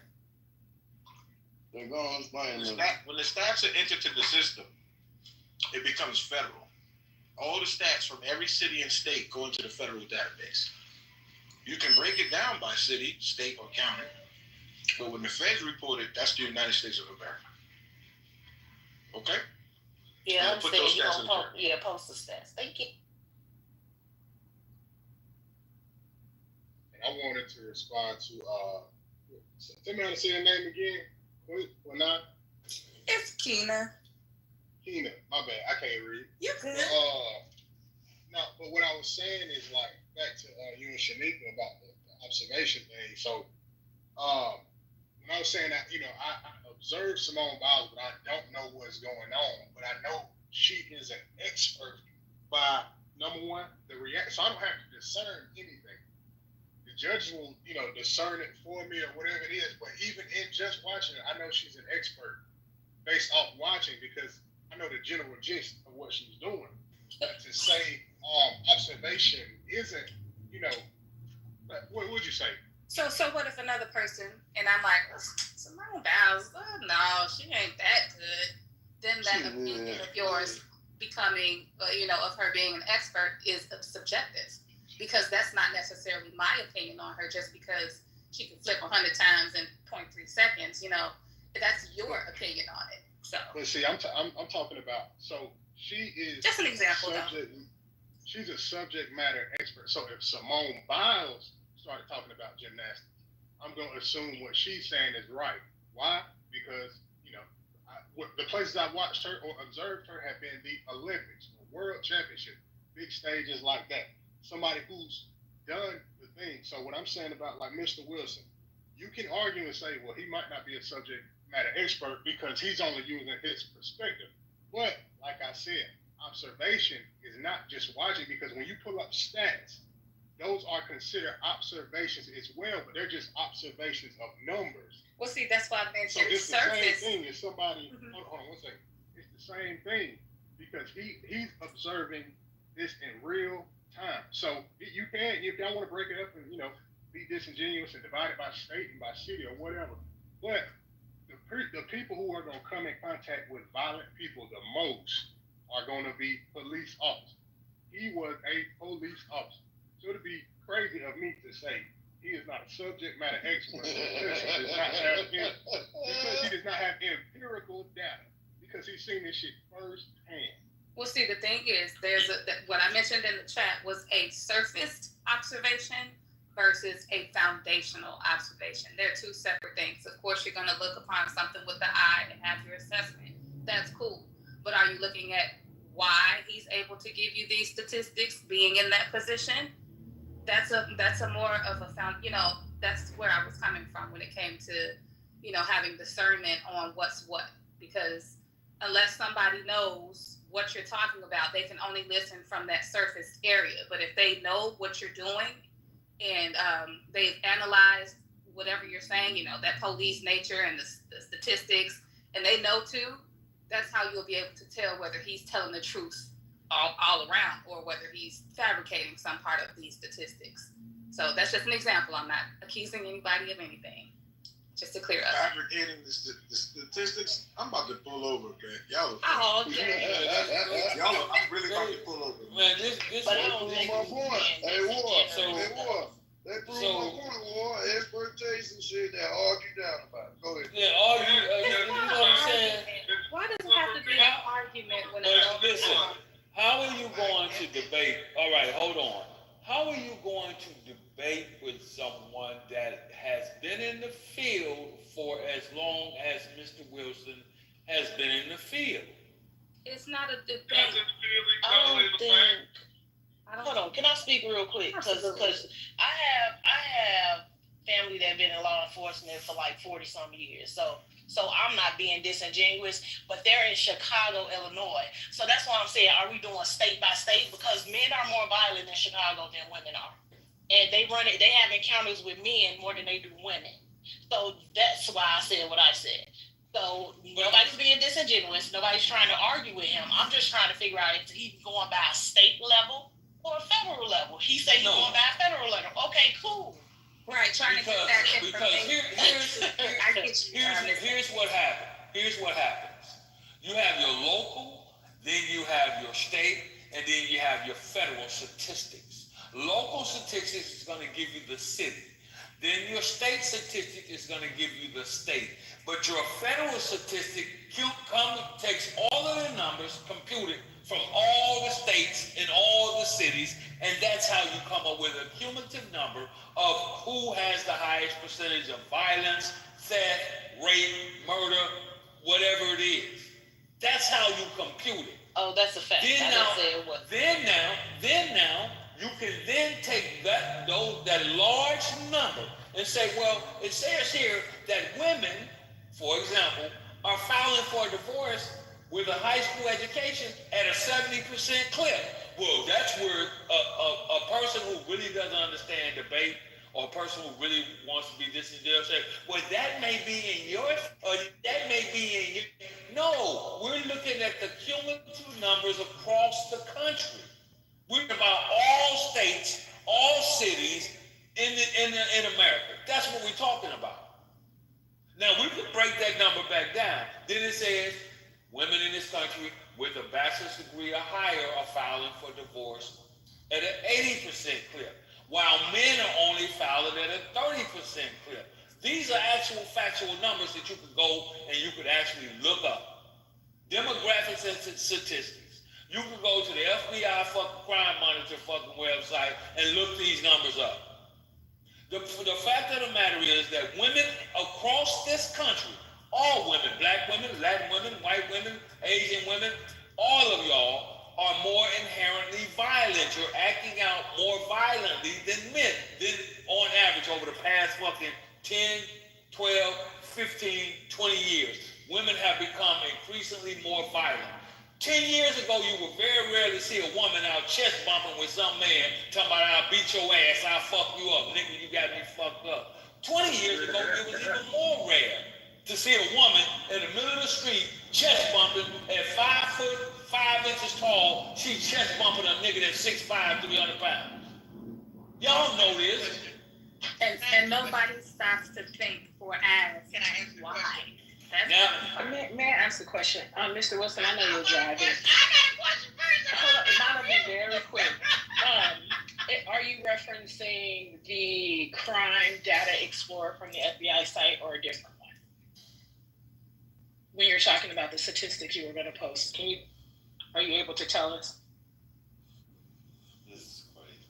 So now we just No, I'm because we're talking about, I think they're going back and forth with the actual site. Is it the reference point of the data? Is it the FBI? The FBI's Crime Data Explorer, that area? It's gonna be the FBI site. Okay, so those of you who are interested, go to the FBI Crime Data Explorer. So it should be the link I put in the app or in the chat. There you go. so you have No, many, go ahead. you have many different. Ask a question. You, I think Ms. Richardson want to ask a question. Thank you. Let Ms. Richardson ask Okay, a question. Go ahead. go ahead. Thank you. I appreciate that. So who is saying that he is wrong with his answer? Who is saying that? it's the mere fact that I don't think anyone was saying it, but it's challenging what statistics he's looking at, because now you're hearing, well, that they're in Chicago or they're there. And I think Mr. Wilson was talking about the cumulative number from across the country, not just in a given city or a given state. That's where the confliction came up at. And no one is directly saying it, but you are suggesting it by asking questions, what are pretty much called stick man fallacies. You kind of asking questions by kind of suggesting that they're wrong in a sense on a low key covert type way. Okay, well, let's correct that. That's not what we're doing. That's not what we're doing. It might assume to you that's what we're doing, but that is not what we're doing. We're just asking questions. Doesn't mean I'm asking you questions. Doesn't mean that your answer is wrong. We're just asking questions. That's it. Yeah, but if we can't ask questions, then It's in the context of how you asking it, and that's why I say stick man fallacy. it's in the context. Oh my Lord. No, you probably you're standing. Hold on, brother. Slow down. Here's the context. Here's the context, dear heart.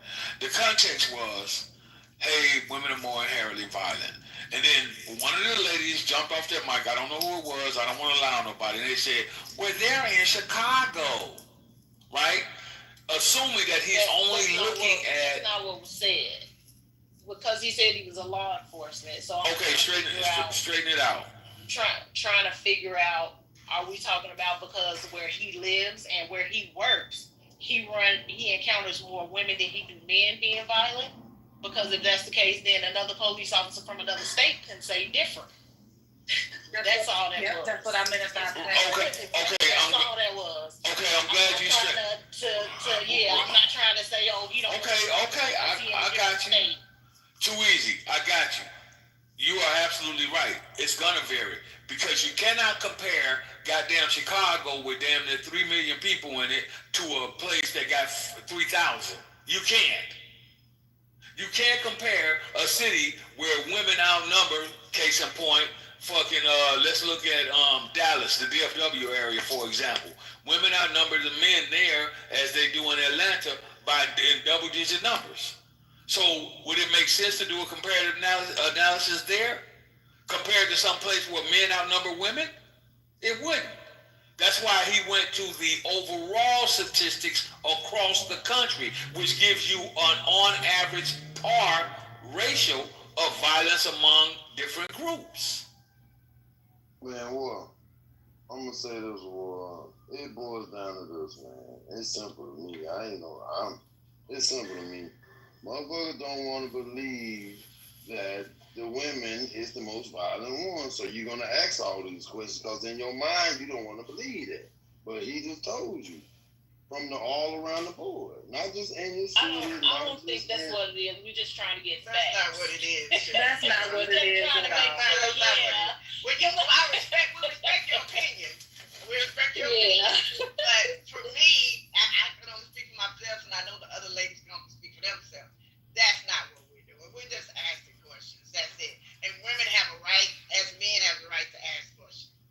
nothing wrong. We're not trying to be vindictive. We're not trying to be mean. We're not trying to disagree with anyone. There's nothing wrong with that. There's nothing wrong with seeking clarity, right? Clarity. That's it. Nothing. That's it. Okay, there's nothing wrong with that. And you have this thing that's called subject matter experts. That's his field of expertise. None of you, even though you may have relatives, this is what I have to go through a lot of times on this app and in other spaces. I got motherfuckers that come and tell me, well, my brother was serving in the army. That's not you. That's not, I'm sorry.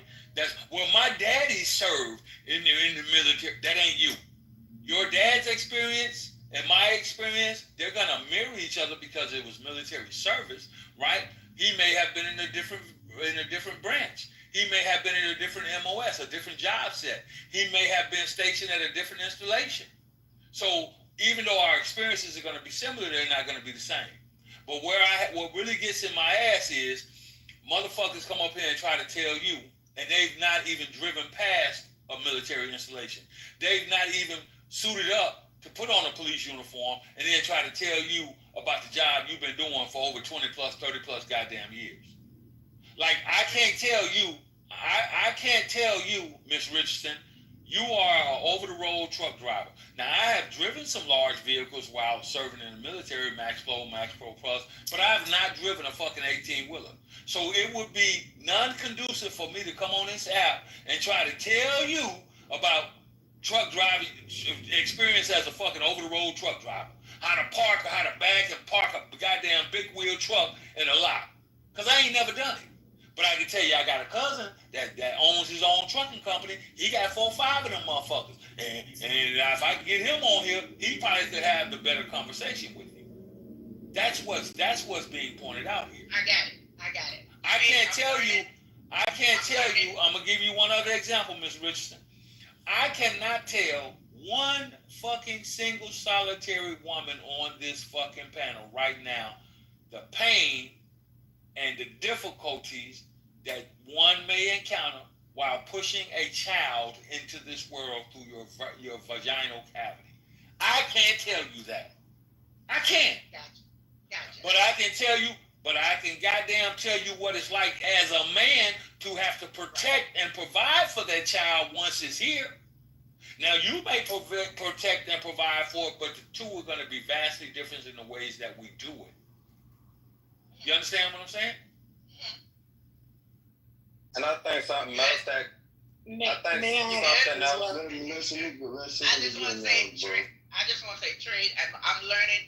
If it don't apply, there you go, boy. He's smart. Boy, I'm sorry. Because the thing is, if I can't give my opinion respectfully and not to offend no one, I don't know what to do.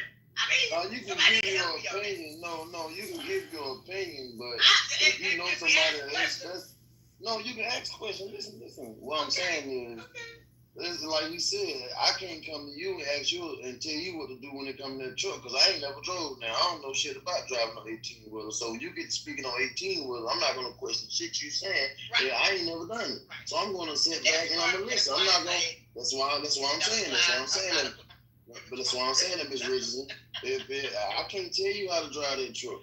But I'm going to sit here and listen to you break down everything pertaining to that truck. And if I don't believe something you're saying, instead of ask you all them questions, I'm going to look it up for myself and learn on that accord. You see what I'm saying? Right. But what people do is, but what people do is, Ms. Richardson, what they do is instead of doing their research on something they heard, you ask that person 1,000 questions, pretty much saying in so many words without knowing you saying it, that they don't know what they're talking about.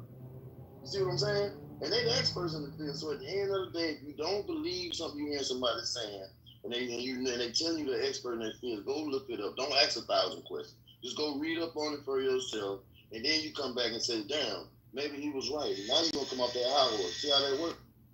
Exactly. If that applied to me, that means that applied to everybody. That's for everybody. When you have a conversation, you ask questions, though, right? To get clarity, to get an understanding of what people are saying, right? And I believe I added to the flame by bringing up the stick man fallacy, but that is something that's so true in Clubhouse or nickname for a clown house. And because people, everyone heard of probably is a saying, everyone probably heard this term, but they say throwing the rock and then hiding your hand. But has anyone heard of the saying, what if a person threw the rock and they can't even see their hand? And that is the question we need to ask ourselves. A lot of people aren't just emotionally intelligent enough to stop and realize, man, did I just I asked this question, but what did I mean behind? What was the spirit behind why I asked the question? And a lot of people aren't stopping to ask themselves that. Facts. Yeah. So if I may, because I'm sorry, go ahead, man. No. I just want to offer to the room. I believe why the women came off the mic is because to hear that specifically, like I'm gonna use you, Des, for example. I know that you're working on your master's degree and studying, and so that probably went against things that we consider as norms, right? So when we asked Mr. Wilson, and I'm not discrediting Mr. Wilson, I find that his commentary on Clubhouse has been helpful. I'm not questioning whether or not his point of reference is correct. When he asked his reference, or we asked him his reference point, and he said the KBI, or the FBI's website, everything he says about it being women on the FBI website, it does not state that. If you go on the FBI website right now and you look, and as of, January 15th of 2025, it will tell you that offenders by sex, the greatest one is males in every category: assault, robbery, homicide, rape. It's all males according to this Explorer site. So that's why the question was asked by me, was this the site he was referencing? Because that says male. It does not say that the highest perpetrators of crime are female. And so again, I don't discount that that's what he's seeing, what he responds in law enforcement. But if we're referencing this FBI Crime Data Explorer, and you all can go to the site yourself, you can go to the dashboard, and if you look at the dashboard, it clearly says male. It says male at 3 months out. It says male at 6 months out. It says male at 5 years out. So it clearly says male. So I think that what happens is when we have these conversations, and we don't want to question individuals when they say they are in the field or they're the subject matter expert. I work in public health, but I can't tell you what public health looks like in the state of Maryland. I can't tell you what it looks like, even though I see the statistics. That's not my everyday. So when he said, when he made the reference that women are the greatest perpetrators of crime, I'm like, my reference point, which is the Kansas Bureau of Investigations, wouldn't agree with that statistically. So again, I don't want to be disrespectful in this space, but this website that we're looking at as a reference contradicts what we're talking about right now. And I'll land it right there. And can I say something? But it does say, now I've been looking it up since we've been having this conversation. Now it do say that the crime rate in women has raised, though. It does say that we are more violent now than we were back in the day. That's the whole point. But it still don't say, but no, y'all saying we're more violent. No, it wasn't. You may not. Okay, so hold on. I don't think. Hold on. Said, who's more? Hold on. 2020. I think that some of you were here. God damn it. I don't think that some of you were here for the earlier conversation, right? So the conversation was, we were talking about men and women. Have women become more violent than men are today? Well, we know that that's not true, because men by nature are inherently violent people, right? Violent human beings. We know that, right? So what we were trying to deep dive into is that are today's women more violent than yesterday's women? I think that should be the actual question. It's not that women do not have a propensity to be violent, or that they wasn't violent back in the day. The fact of the matter is that more women are acting out on violence today, more so than like they did of yesteryear. It was very rare, and I'm going to say this for the slow people in the back of the room. In my day, as a 16, 17, 18-year-old, 19-year-old, 20-year-old young man, young boy, young teenager, it was very rare to see a girl chest bumping with some boy on the playground talking about, I'll beat your ass, bitch. It was very rare to see that. Miss Richardson is here. She should be able to attest to this. Miss Richardson, when you were a young girl, did you see girls by and large out there chest bumping with boys talking about, I'll beat your ass, bitch? Did you see that, Miss Richardson? Hello? Yes, sir. I'm sorry. Don't rush me.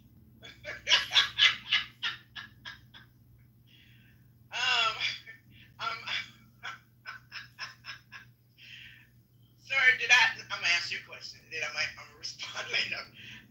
Do I see them? No, there wasn't. I did not see that. No, I did not. No. Is that more prevalent today? Do you see that more today than you did back in 1987? And I'm not saying that it did not happen. I'm saying it wasn't as prevalent as it is today. But see, that's we're going by state level then again, because she's only in one state. She's not all over the world. Right, and I'm going by where I was, by my location, and I'm not trying to prove a point, I'm just trying to tell you. Again, when you look at it state by state, it may have been different in Chicago. It may have been different in New York. It may have been different in California. It may have been different in Baltimore, right? In certain areas, in certain communities, based upon whatever the issues were in that particular community. It may have been different. You may have come from a place in backwoods Georgia, some goddamn where girls love to fight boys. That may have tomboys. That may have been your shit when you was a young girl. Climbing trees, jumping out of trees, wrestling with boys, beating boys' ass. That may have been your shit. My point is, everybody on this goddamn stage of a certain age should be able to think back and say, well, when I was a young teenage girl, 14, 15, 16 years old, girls didn't act that way. I'm sorry, Miss Richardson, come on. Go ahead. I'm sorry, brother. I'm going to have to say it. You're going way off topic. I'm sorry. You're going way off topic of what we was talking about. And I will have to say it. The question was asked, as it is at the topic, who is more violent in 2025, black men or black women? That's what the topic we was talking about. You going way off topic. And they don't even have a statistic for 2025 if you guys look it up. Because like I said, I've been looking it up since the conversation came about. We're only up by 14% since 1980. I'm gonna let them have it. All I'll say is this. You got wild. All I'll say is this. It's an insidious buildup, which ultimately means something that starts off subtle, something that people don't see, that is surely going to be wicked. And that is, I believe, has been happening for a long time. And women, y'all are favored. I agree with Dimples earlier when I sat there and said that men are more inherently violent. We are the protectors. We want to get physical. We are them. But when it comes to what's happening behind the scenes and it's on a spiritual, deeper level, you know what I'm saying? There's something brewing behind the scenes. And I'm not going to say that it's all women, but definitely women are catching. I won't even say catching up. It's progressing. I won't say catching up because I think men will probably stay on top, and I hope that it kind of ends with that. But the roles are switching slowly but surely. The roles are switching in a sense. You know, so it's something insidious that's going on, and it's subtle, and people, you know what I'm saying, you know, it's hiding behind beautiful eyelashes and pretty boom, boom, boom, but hey, you know what I'm saying, the weaponry of warfare is going up, and there's a deeper spiritual warfare that's going on that we cannot put on paper, and that's something that I've been seeing it because I was raised in a single parent household by my mother, but raised by the street for the most part, running back and forth. But on the same note, my mom was very violent from abusive upbringing. You know what I'm saying? So I'm not speaking from an angry level because me and my mom we love each other to death and we understand each other. But I think it's very important for us.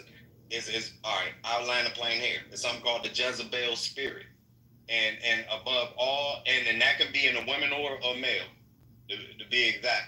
But that Jezebel spirit is very subtle and is very manipulative and insidious. And I think that's something that that's a spiritual or something that people need to put their eyes on, because there's something happening behind the scenes. There's strife building up. Okay, hey, real quick, hey Tradesman, you see, I just changed it at the top of the room, right? Are women more violent in 2025 than they were in 1985, right? Or you can say 95 or 2005. See, Tradesman, I'm gonna say the way I'm going on mute because I want to hear this shit, right? When you try to be bipartisan down the middle and you ask a question between black men and black women, this is what you get. So for me, from now on out, and I know you like to let people put titles up there, I'm just going to say it how the fuck I think it. Are black women more violent in 2025 than they were in 1985? Go. We are at a 14% rate, though. There go your answer. Yes. Only at a 14% rate, though. Men are still more violent today than women. Either way it go, we're still not that violent as when men are. But yeah, the crime rate in women is up by 14%. And again, we don't have database for 2025 yet. So you can't even say 2025. That's going back 2020. From 1980 to 2020, women crime rate is up by 14%. Look it up. It could be worse than. That means it could have gone up way more. Well, that's true, because it's only going to 5 years. It can be up maybe 30% or something. Who knows? But right now, the data shows that we're up 14%. Men are still more violent. Well, this is the thing. I'll say this. And then we're going by race too.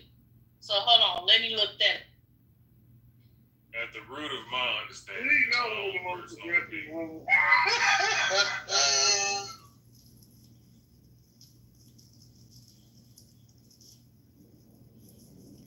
you just got to ask questions based upon what you're trying to get across, brother. When you try to make it bipartisan and down the middle so nobody feels, picked on, then this is what you get. Because I think everybody and their mama knows that, and their grandmama and granddaddy and grandpappies and everybody in the world knows that men are inherently more violent than women are. Period. Yeah. But you know what it is though, War? No matter how we have this conversation, ain't now woman gonna put it on them. Not one. They gonna find every answer. Hold on, Dad. I get where you come from, Dad. I ain't tripping on it. But what I've noticed is, anytime we have these type of conversations, they don't listen to respond. That's why I've noticed. People find shit just to pick and pull shit apart, but you don't pretty much bring nothing to the conversation. You just want to listen to respond instead of bring something to the conversation. And if it ain't nothing to respond to, you stay on mute. That's what I've noticed. But if it's something you can just voice your respond to, you come on mute. But you ain't gonna bring nothing else or a different point of view or a different mindset or anything else to the conversation. You just find one word in everything you done heard just to try to debunk some shit. Instead of just listening to what we've been talking about. At the end of the day, it is what it is. And people gonna argue this shit down because they don't want it to be on the woman's side. I don't give a damn how we chop this shit down. They never want this shit to be in the woman's face. Anytime you put anything in a woman's face, it's everybody else's fault. They ain't gonna hold up or claim nothing. They ain't gonna be accountable for shit. And it don't matter how you look at it. Ain't nobody trying to hold y'all accountable. We were just speaking on it, and I sat here and I listened for a long time. And I ain't say shit. I just watched and listened. All I heard was people trying to debunk some shit instead of listening to what the fuck they were saying. They want to figure out a way to tell a motherfucker they wrong, or you don't know what you talking about, instead of listening to what they were saying. Because you don't never want to be in the woman's face. And listen, man, this is what I've noticed. In 2025, all women are queens, all women are angels, and they can do no wrong, no matter how much wrong they do. It's never nobody else's fault. It's never your goddamn fault. It's always this and that, this and that, this and that. But at the end of the day, we know, like everybody else knows. And watch this. And I said it earlier. And when I said old girl got the hell up out of here. The lesbians fighting like a motherfucker right now. And it's woman on woman. They got the highest motherfucking rate right now. How in the hell y'all gonna put that on man? How? How you gonna put it on man, the system, the kids? How you gonna put it on anybody else but the woman when it's two women got the highest rate? Ain't no man got nothing to do with that. That's all women out here fighting against each other and going to jail for the shit. And the numbers telling you that. How any man got anything to do with that? But nobody want to claim that shit. And never mind, guess what? I'm not a lesbian, so they don't count for me. But guess what? She's still a goddamn woman, just like it is with me. The same thing with me. You ain't no different from us. You just got a split between your legs. But at the end of the day, it is what it is. And they'll argue your ass down about this shit for 2 more hours, bro. 2 more hours, they'll argue down about this shit. Bring something else to the conversation instead of trying to debunk some shit. That's all I'm saying, but y'all got it. Because it's in the question at the top of the room. They don't want to take accountability or responsibility for shit.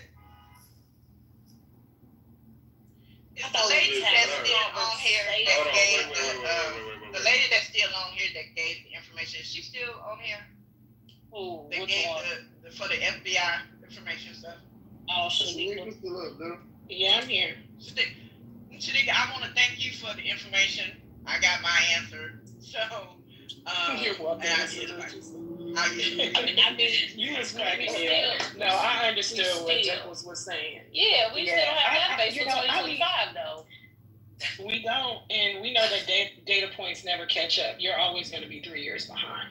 Right. You know, there's very few entities that will have, you know, actionable or, you know, up-to-date data, specifically when we're talking about these things. So, what does those are facts. I guess what are we hoping to accomplish? I guess sometimes when I think when we're having these conversations, what are we hoping to? Not the point, because I think the point of the conversation is for us to learn something. But what I always struggle with on these apps when I'm having these conversations is, what are we trying to accomplish? Because sometimes we just get into the weeds and we just end up arguing. So what are we trying to accomplish? Okay, I'll tell you what the thought process is, in my opinion, and it may not be everybody's thought process, but this is mine. The reason why we hold some of these conversations is so that we can gain some understanding and hopefully bridge the gap between the black man and the black woman. That is why a lot of people have these conversations on this particular app in this manner, right? That's why people hold these verbal symposiums on this application, so that we can figure out a way. Okay, diagnose the problem. Here's the problem. Let's get a diagnosis. Now, what's the best way ahead forward? How do we fix it? It's not just to simply point out, well, women do this and men do that, but other groups of women do it too. Well, white men do it too. That's not the point. That's not my point for it. My point is, let's bridge the gap. Why do men get up and walk away from after they impregnate a woman 3, 4, 5, 6, 8, 10 times, and then get up and just walk off and leave the woman there with the kids and not come back? See, I can go down either side of the hatch with it. You understand what I'm saying? But what we're trying to do is find the problem. Here's the problem. Now, what are some of the solutions, possible solutions, that people can take away from these conversations and apply them in their everyday life and use them to hopefully bridge the gap in your own personal life? I hear people every day come to this application in their big old grown-ass age and ask shit that the kids I deal with at school ain't even asking, because they already know the answer to this shit. You got people on here right now still asking, well, how do you know you did it with your good man? Well, where you gonna find a good woman at? This shit, you 40 years old, motherfucker. If you don't know that by now, something wrong. So to answer your question, what it's about, trying to find solutions to the problems that exist within the black community. We know what the problems are within relationship of life going on between black men and black women. Many of us already know what these problems are because we've either seen it, heard about it, or encountered them. And if you haven't, you're behind the power curve. You're still stuck in a state of arrested development.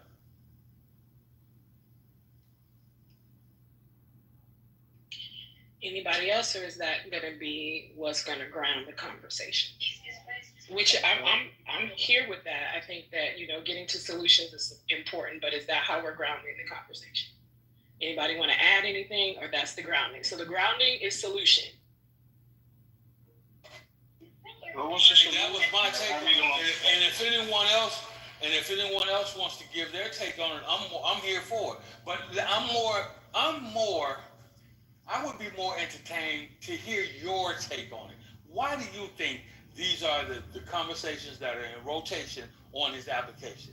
It's either about dick, pussy, love, sex, relationships, can't find a good man, can't find a good woman, who cheated on who. It's either that. These are the conversations you'll often find on this app when it encompasses black people. But what do you think these conversations are about, and what we're trying to attain from them?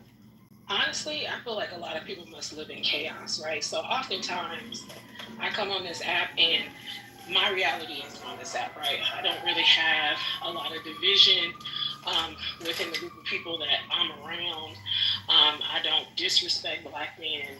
I don't argue with black men. I'm not in those environments where I feel like I'm not loved, supported, appreciated by a black man. And likewise, the women around me love, appreciate, and support black men. So sometimes I get in here and it confuses me that we are still having these conversations 4 years later on this app about the very things that you mentioned, war. So I feel like people don't want to change. That's why I asked, what are we grounding the conversation in? What are the actionable items that we're going to take away from these conversations and actually, you know, go home and do this with our intimate partner or our family or our friends or whatever that network looks like for you? Because we'll talk in circles, but what are you doing when you leave quietly in your actual life? What are you doing to improve your life and the lives of individuals around you? I can answer that for you real quick. I'm not doing the shit that I'm hearing on this app. I'm not out here as a American, right? So it may not be directly meant for you or meant for someone else. It may be meant for somebody else that doesn't say a word, that's sitting in the group, that's listening, trying to learn. Exactly. Now, here's something more. Real quick. Grounding it into a solution, though. That's what we're attempting to do. In this room, that's what I believe we were attempting to do. Now, here's a question for you. I've heard tradesmen say this for the last fucking 3 weeks or so.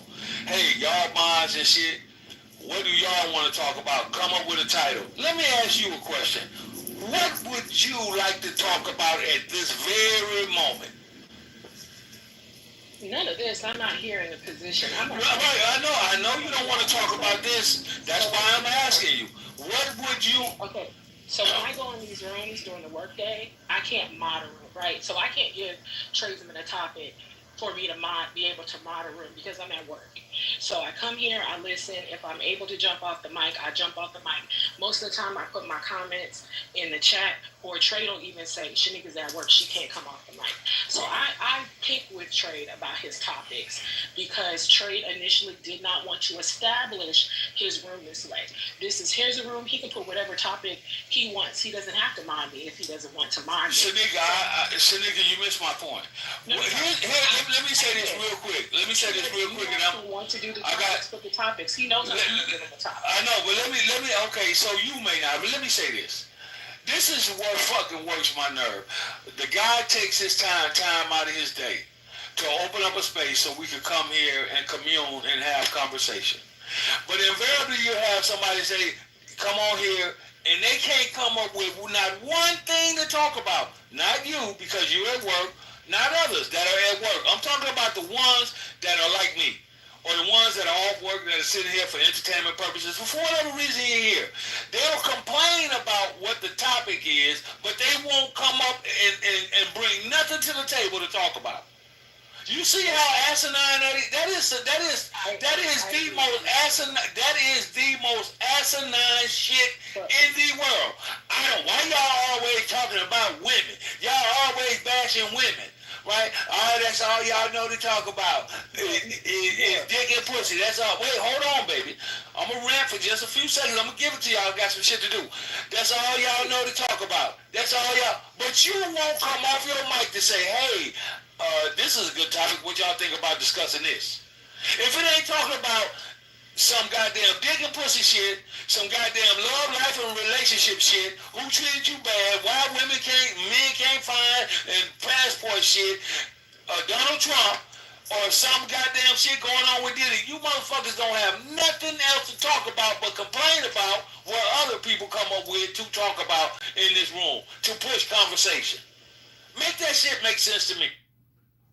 Okay, so hold on, Miss Richardson, one question, because I need Trey to come off the mic and say. So my understanding, Trey, how the peace zone came to exist, because there were other rooms like urban politics, where what we're doing now used to happen in urban politics. What we're doing now used to happen in hood news. So there were other rooms where we would have these topics and we would have these conversations, and they would just ignite a fire on this app. And Trade, you created a peace zone area because you was tired of listening to all of that yelling. Incorrect or correct? That's on Bojangles. Hold on. Let me explain this for y'all, for the ones in the back. See, it was a transition period. This is how I know y'all really don't give a fuck about me. Because watch this. My uncle passed, right? I stayed gone for a whole week, and I told y'all I'm on some whole other shit. We gonna have to switch this up. Because ain't nobody gonna be crashing out and cussing each other out. And I came back on something positive. And just because I started putting up titles, now I'm the bad guy. I just told y'all. I just buried my fucking uncle. I didn't want to be cussing each other out. I didn't want to be in here going crazy. I didn't want none of that no more. I didn't want to be talking about dick and pussy shit. I want to try to bring something different to the space. And just because I chose to do that, it caused a problem. That's how I know y'all really don't give a fuck about me, bro. Y'all don't give a fuck about me.